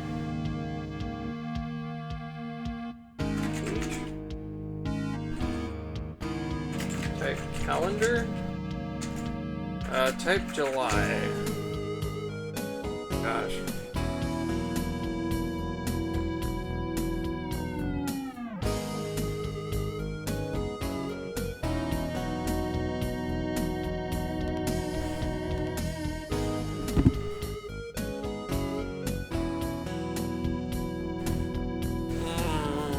Type 24423.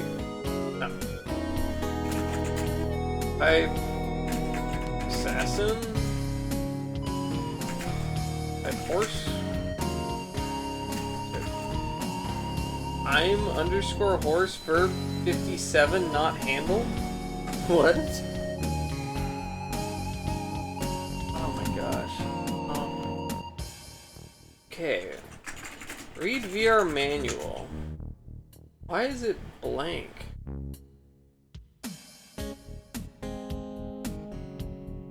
Why is it blank?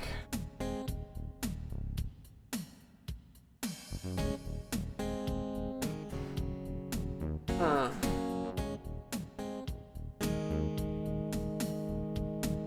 Look at membership pin. Pedroza Club. Type Pedroza. Type Pedroza Club.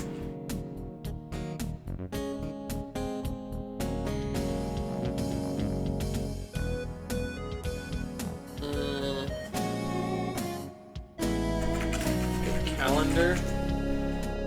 The Neotech. Type Neotech. Type Explorer. Type 07 11 2102. No. 7 11 2102. No, no.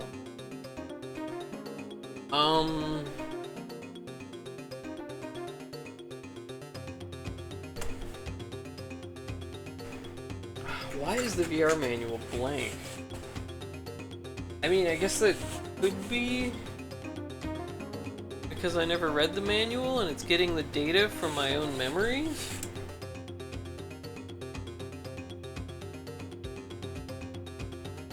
Show manual to receptionist.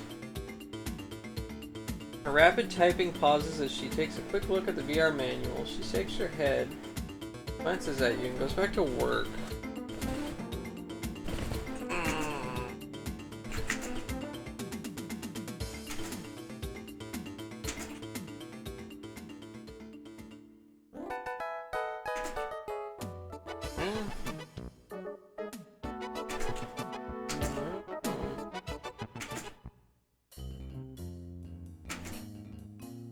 Pull lever.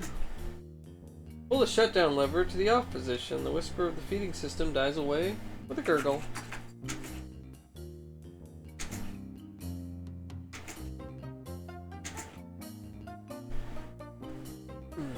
See a toolbox, a screwdriver, some pliers, and a wrench. Toolbox, you see some other tools. The old man notices you and nods in greeting. He hands you his toolbox and says, "Here, make yourself useful. Hold this for me."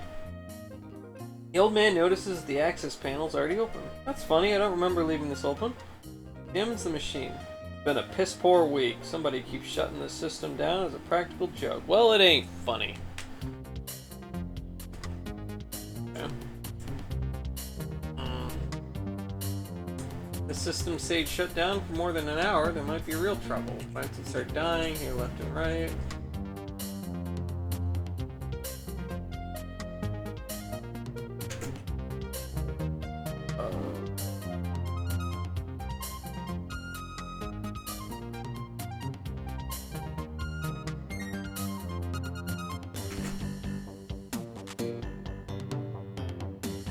Where Becker went?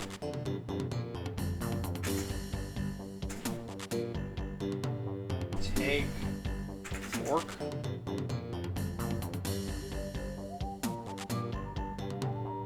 Take device. input device on.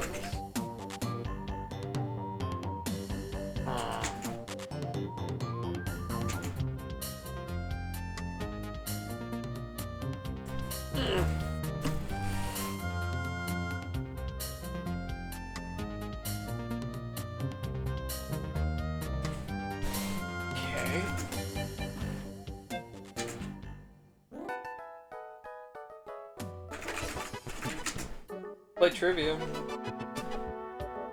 Science, engineering, and nature.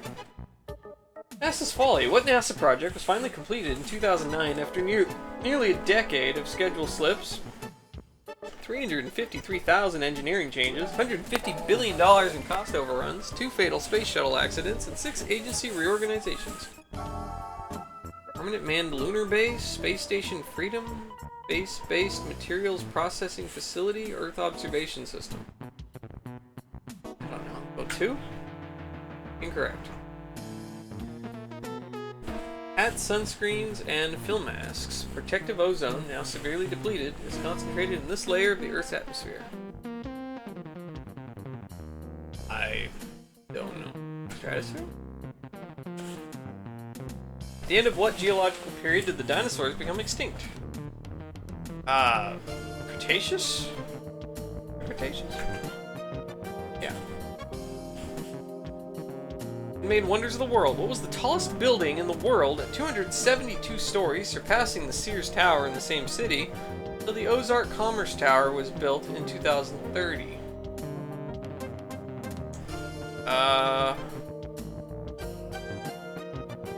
The Xianyan Bank headquarters in Hong Kong?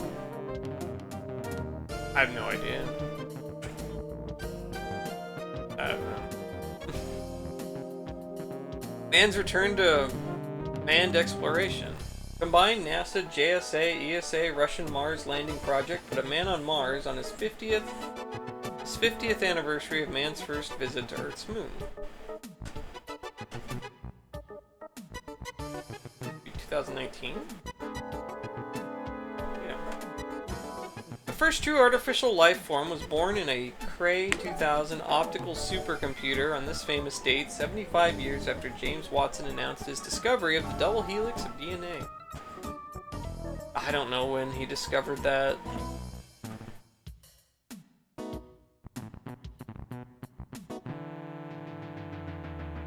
Yeah. 2020?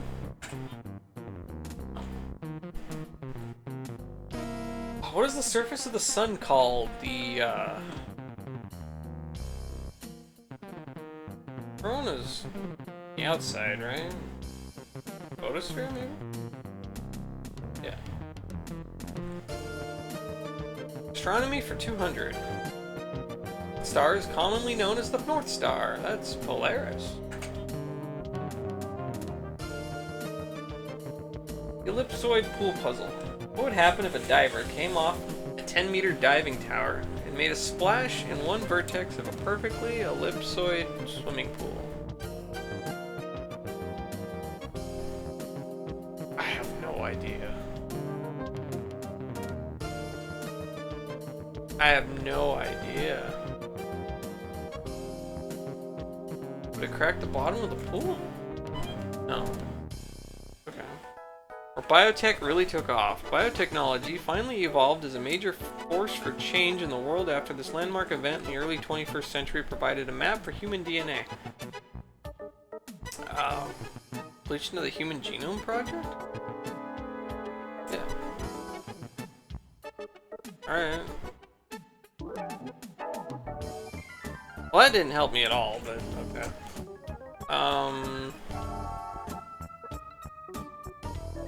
Painting room. Look around. Is there anything in here? Sign on the north wall states Gateway Tanning Center. Below it are innumerable warnings and disclaimers dealing with skin cancer. No?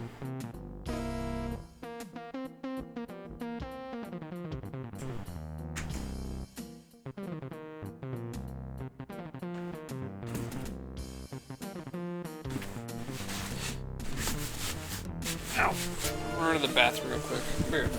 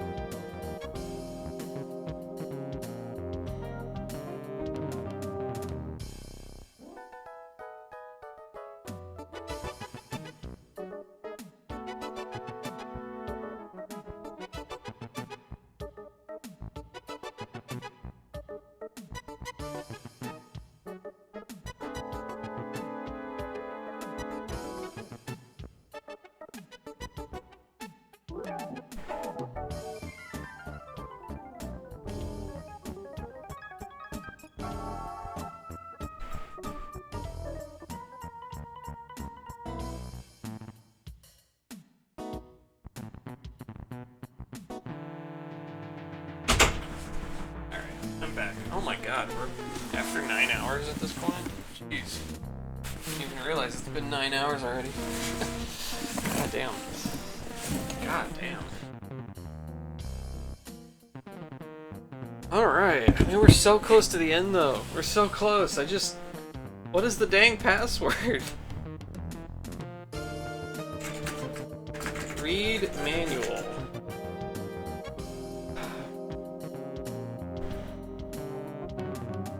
Few sentences about each virtual reality program. The section on Deep Psych is printed in red. Activate only by prescription. Password lockout is date dependent. The following list. Remainder of the page is empty. Hold on, let's go back here. Probably, yeah, no. I should have saved for. That's fine. Yeah. West. Northwest. Up. Take manual. Read manual.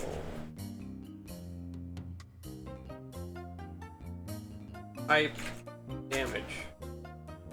No.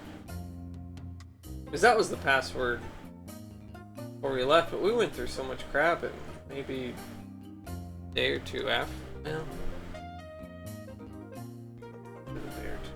Status. What's her status? 18 hours and 58 minutes until the assassin's message is sent. Well, that's interesting. That's a real big giveaway that this is a VR even before anything. Because you can just type status and it's like still saying that.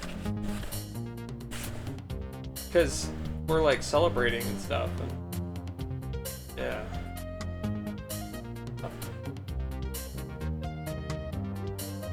Dude. Sleeping in?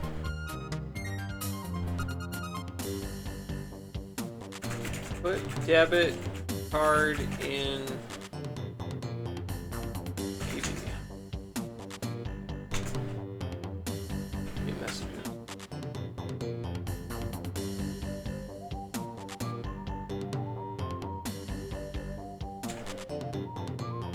And then there's the Ichi program.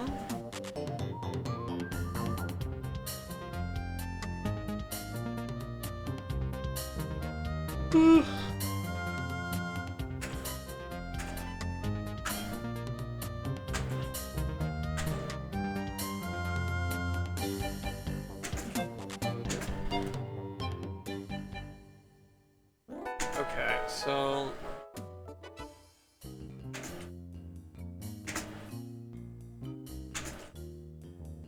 put debit in PV. Put card in PV. Oh, messages. Okay.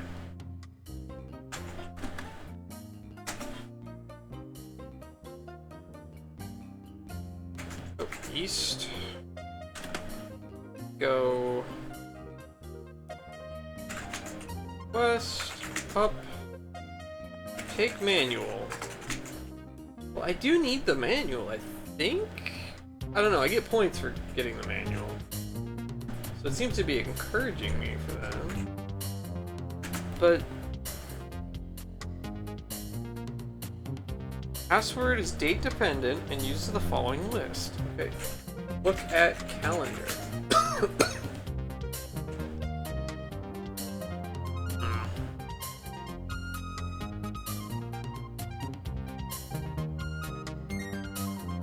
Could there be like invisible ink? Like my the King's Quest hint book that I was reading the other day? Or last month rather. Well, not reading because invisible ink had gone invisible again. You had to get like a highlighter, highlight it, and then now it's just a blank book.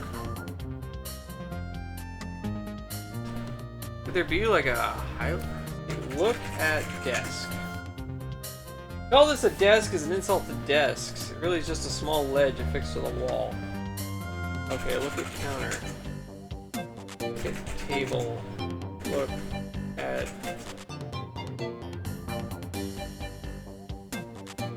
display screen? What's that?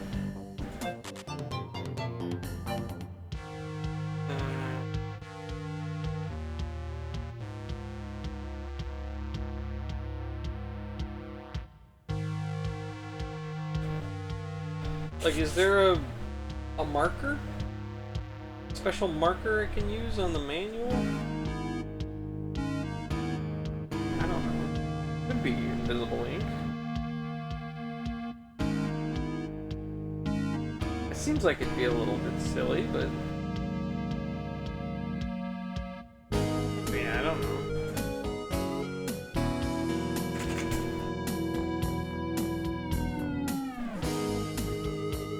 That many NPCs to talk to here. There's the receptionist.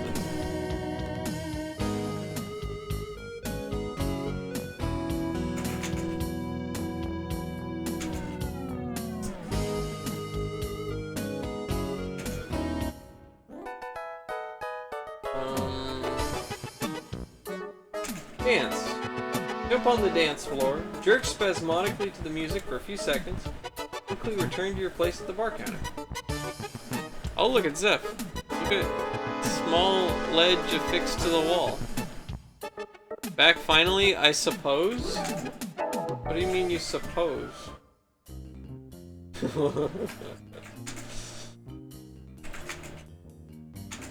In character danced crazy, yes. Yes. Look at small ledge affixed to the wall. You don't need to use the word affixed. Look at small ledge. No? There doesn't seem to be any small ledge here. I'm so close to the end of this game, I just... Oh my gosh.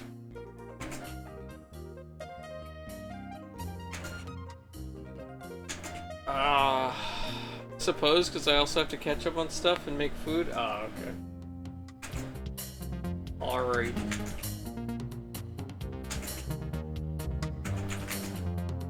You like games like this, Zeph? Do you ever play anything like this?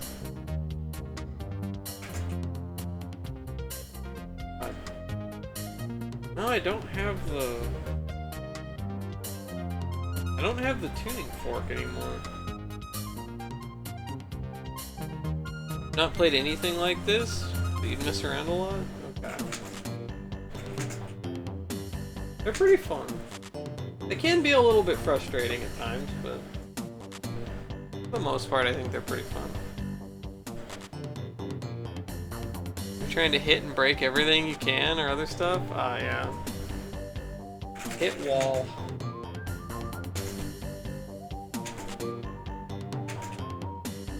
Eat wall. Open crate. Look inside crate.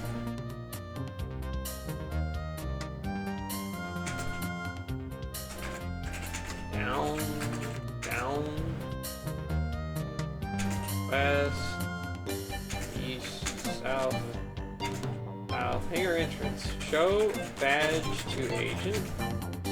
No unscheduled missions at this time. Have a nice day. Get in crate.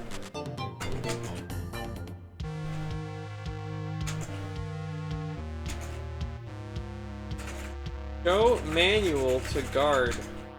The MP looks at the VR manual, then at you. He radiates hostility as he says, "Bloody goddamn Yank!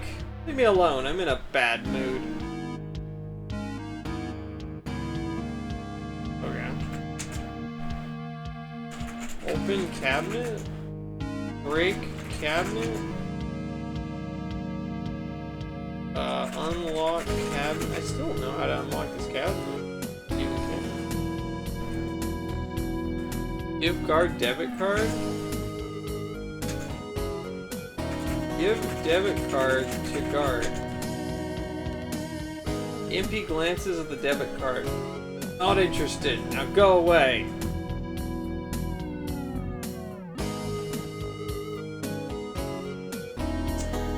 Okay. Bam. Take off boots.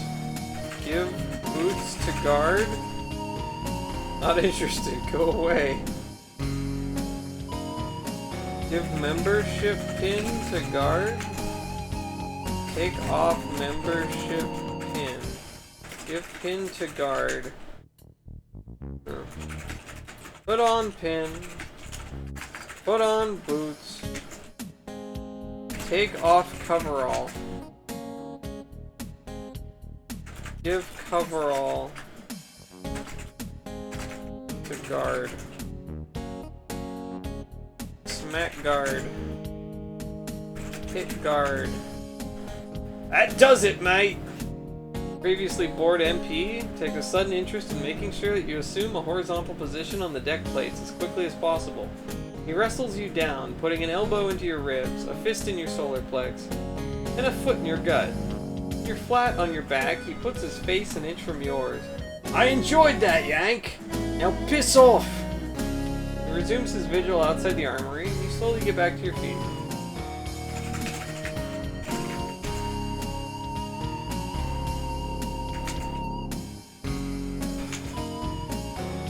Alright, Zeph. Here, tell me if you have any ideas here.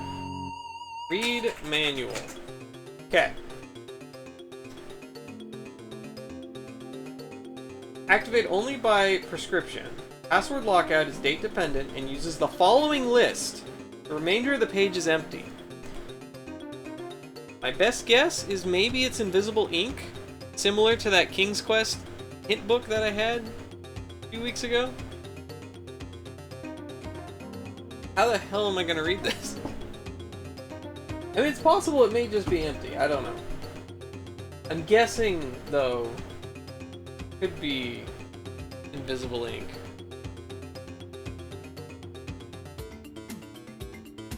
You have any ideas how to maybe read that? I don't know. What are ways that people read invisible ink? Am I gonna have to like look online and see what types of invisible ink methods are there? Can you hold it to a light somewhere?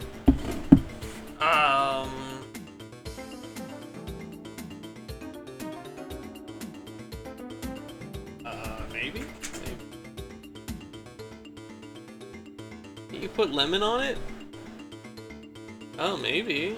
I don't have any lemons. Oh, I don't know where to get any lemons.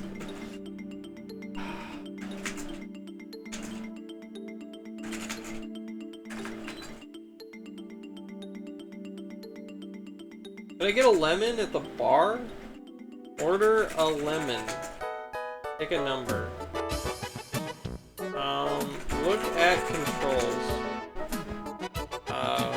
Look at order panel.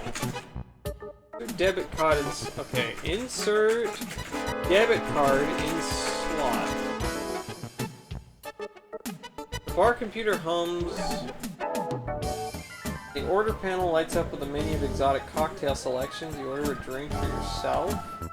Bar computer acknowledges your order with a series of musical tones and spits out your debit card. Okay. Guess it's just automatically giving me something. Ah, there's no like lemon in the drink or anything. Can I pour glass on manual? Think about the mess that would make and decide against it. Ask robot for a lemon. You really think asking a robot bartender for something would do you any good? Take drink.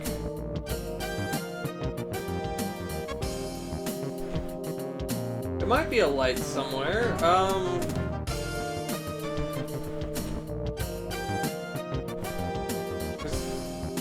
Would the tanning room count as light? Yeah, I guess it's kind of bright there.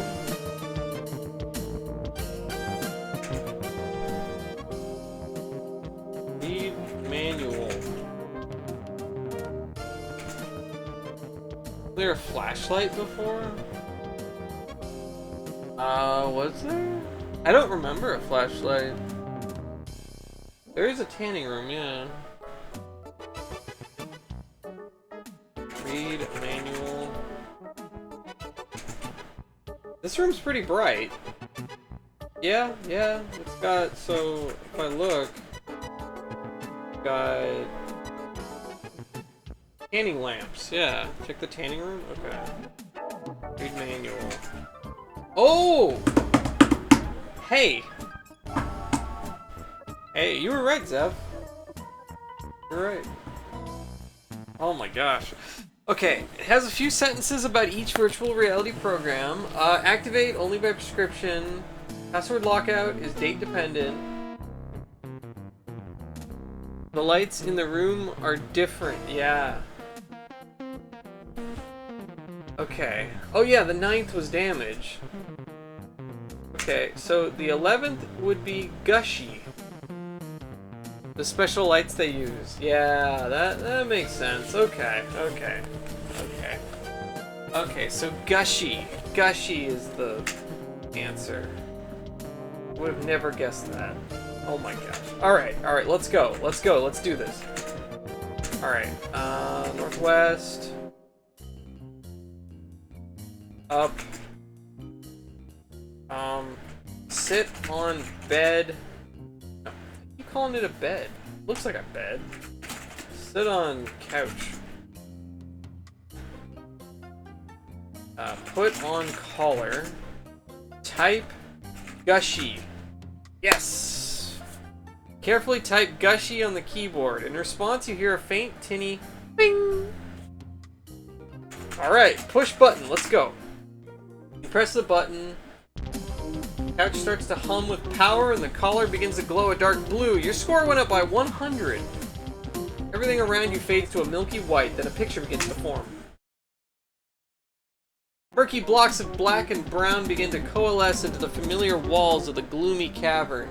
Then suddenly a small spinning pyramid of blue slashes across your field of vision. The Heechee virus slices into the darkness, tearing at the fabric of virtual reality that the assassin has been maintaining. Slowly the mask of darkness peels away, revealing an incredible sight beyond. Whoa, what the hell?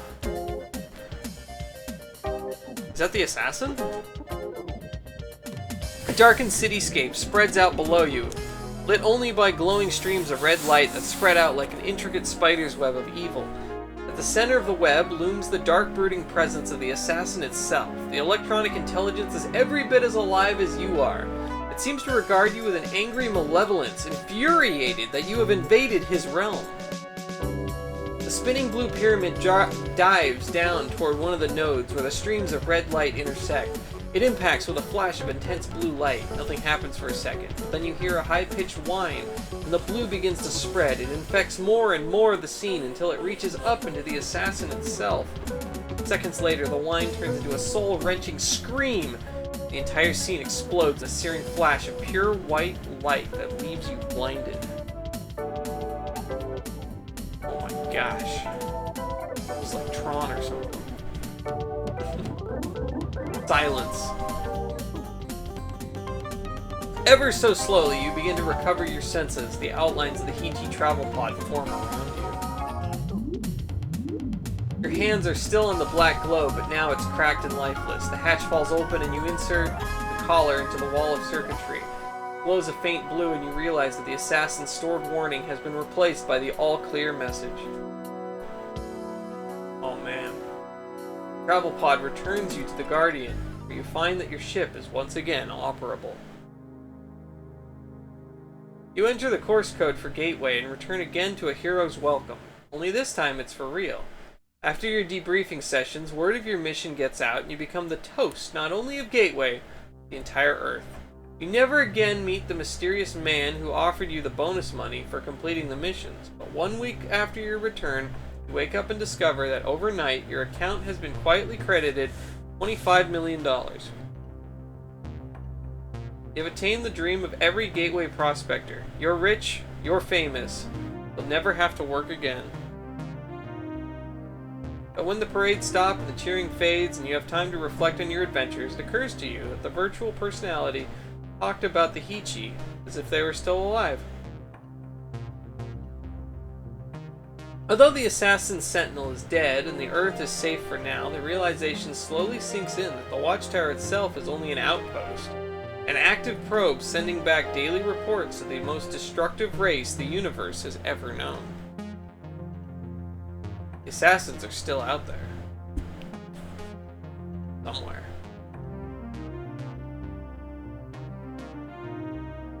Oh man, alright. Alright, there's the credits. Alright, we did it. It's over. It's over. Remember back when you were just some guy who won some lottery and wanted to make some money? Yeah. Yeah. Oh man. Oh man. Yeah, that was pretty cool. That definitely feel a lot of similarities with Mission Critical. Very, very similar kind of tone and vibe and feel and the way the puzzles work and stuff. I like it better with the parser, I think. Like, the parser is just... I think it's so much better than the point and click. Yeah, that was cool. That was cool. Thanks for the GGs. Appreciate it. Oh man. Yeah, that was absolutely worth playing. That was fun. That was cool. I'm gonna have to find some more of these Legend games. Alright, Zeph, have a good night. I'm probably gonna raid out after the credits are over here. Because it is 3 in the morning. You successfully completed this game, scoring 1,591 out of a total of 1,600 points. I missed 9 points. What did I miss for 9 points? I mean, that's pretty good. That's pretty good, I guess. But dang. 9 points that I missed. I wonder what they were. Knew it because I'm gonna make food. Exactly. Oh, and it just goes back to DOS. Boop. It's the end. Alright, well. Now I'm really excited to read the actual novel that this is based on. Should be pretty cool. Should be pretty cool. I guess the Gateway is like a whole series. Like there's the first book that's Gateway, but there's like, I don't know, 4 or 5 books in the series, I think. So, that's neat. Probably forgot to like bend the gun or something. It's probably something just really dumb, like I just, I didn't feed a rodent or drink something, or I don't know. Probably something very minor if I'm only missing 9 points. Might have only been one thing, maybe 2 things. I don't know. But yeah, that game was awesome. That was really good. I think I liked that even better than Mission Critical. Although Mission Critical did have the FMV cutscenes with Michael Dorn. Worf, Yeah, it's Michael Dorn, right? That doesn't sound right. That doesn't sound right. I can't believe. I must be really tired if I'm forgetting like Star Trek actors.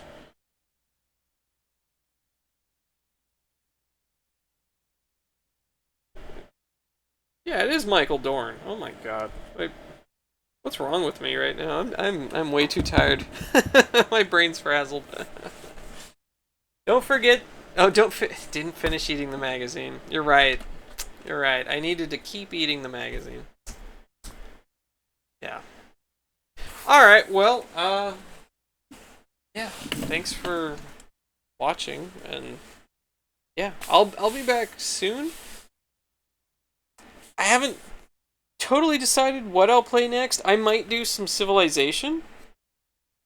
But I also might play the first Duke Nukem a little bit. That might be kind of fun. And I've got Monkey Island up there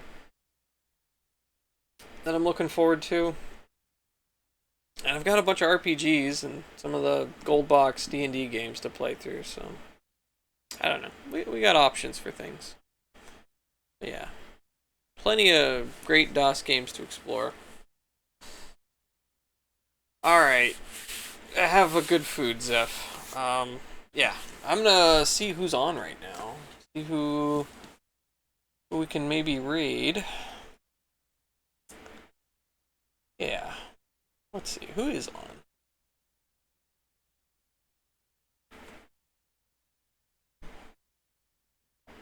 Alright, let's look at people that I know. This mouse doesn't have a wheel.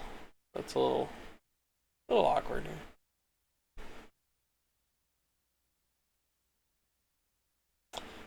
Oh, Chomp Deluxe is doing King's Quest 6. He's been doing a King's Quest kind of marathon ever since the start of December. I was watching him play the first King's Quest, and now he's all the way up to 6. So, might raid Chomp Deluxe again. He's been pretty cool. He draws his own maps and everything. Been quite into it. Who else is on? We've got, looks like Pixel Turkey.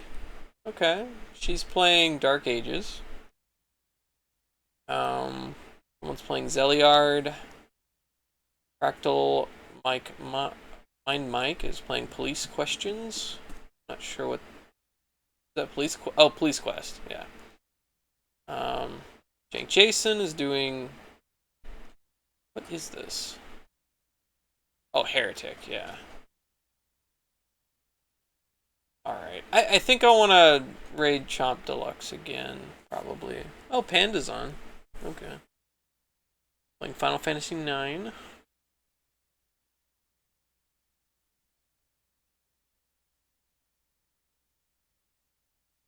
Oh. Alright, let's go check out some King's Quest. I've been really enjoying these King's Quest streams since I just finished the King's Quest game. Except for 8. Haven't done 8 yet. I'll do that soon. Eat ass. Have a good day, Cinestubborn. I'll see you guys soon. Let's see. Books. That right? Say that is correct. Yeah, should be right. Okay. All right. Have a good day and or night wherever you are in the world. I'll see you guys hopefully pretty soon.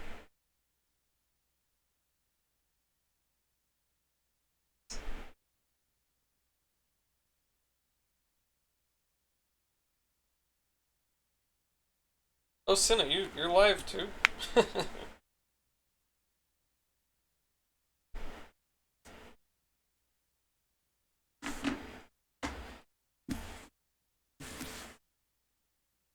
Alright, well, have a good night. Yeah.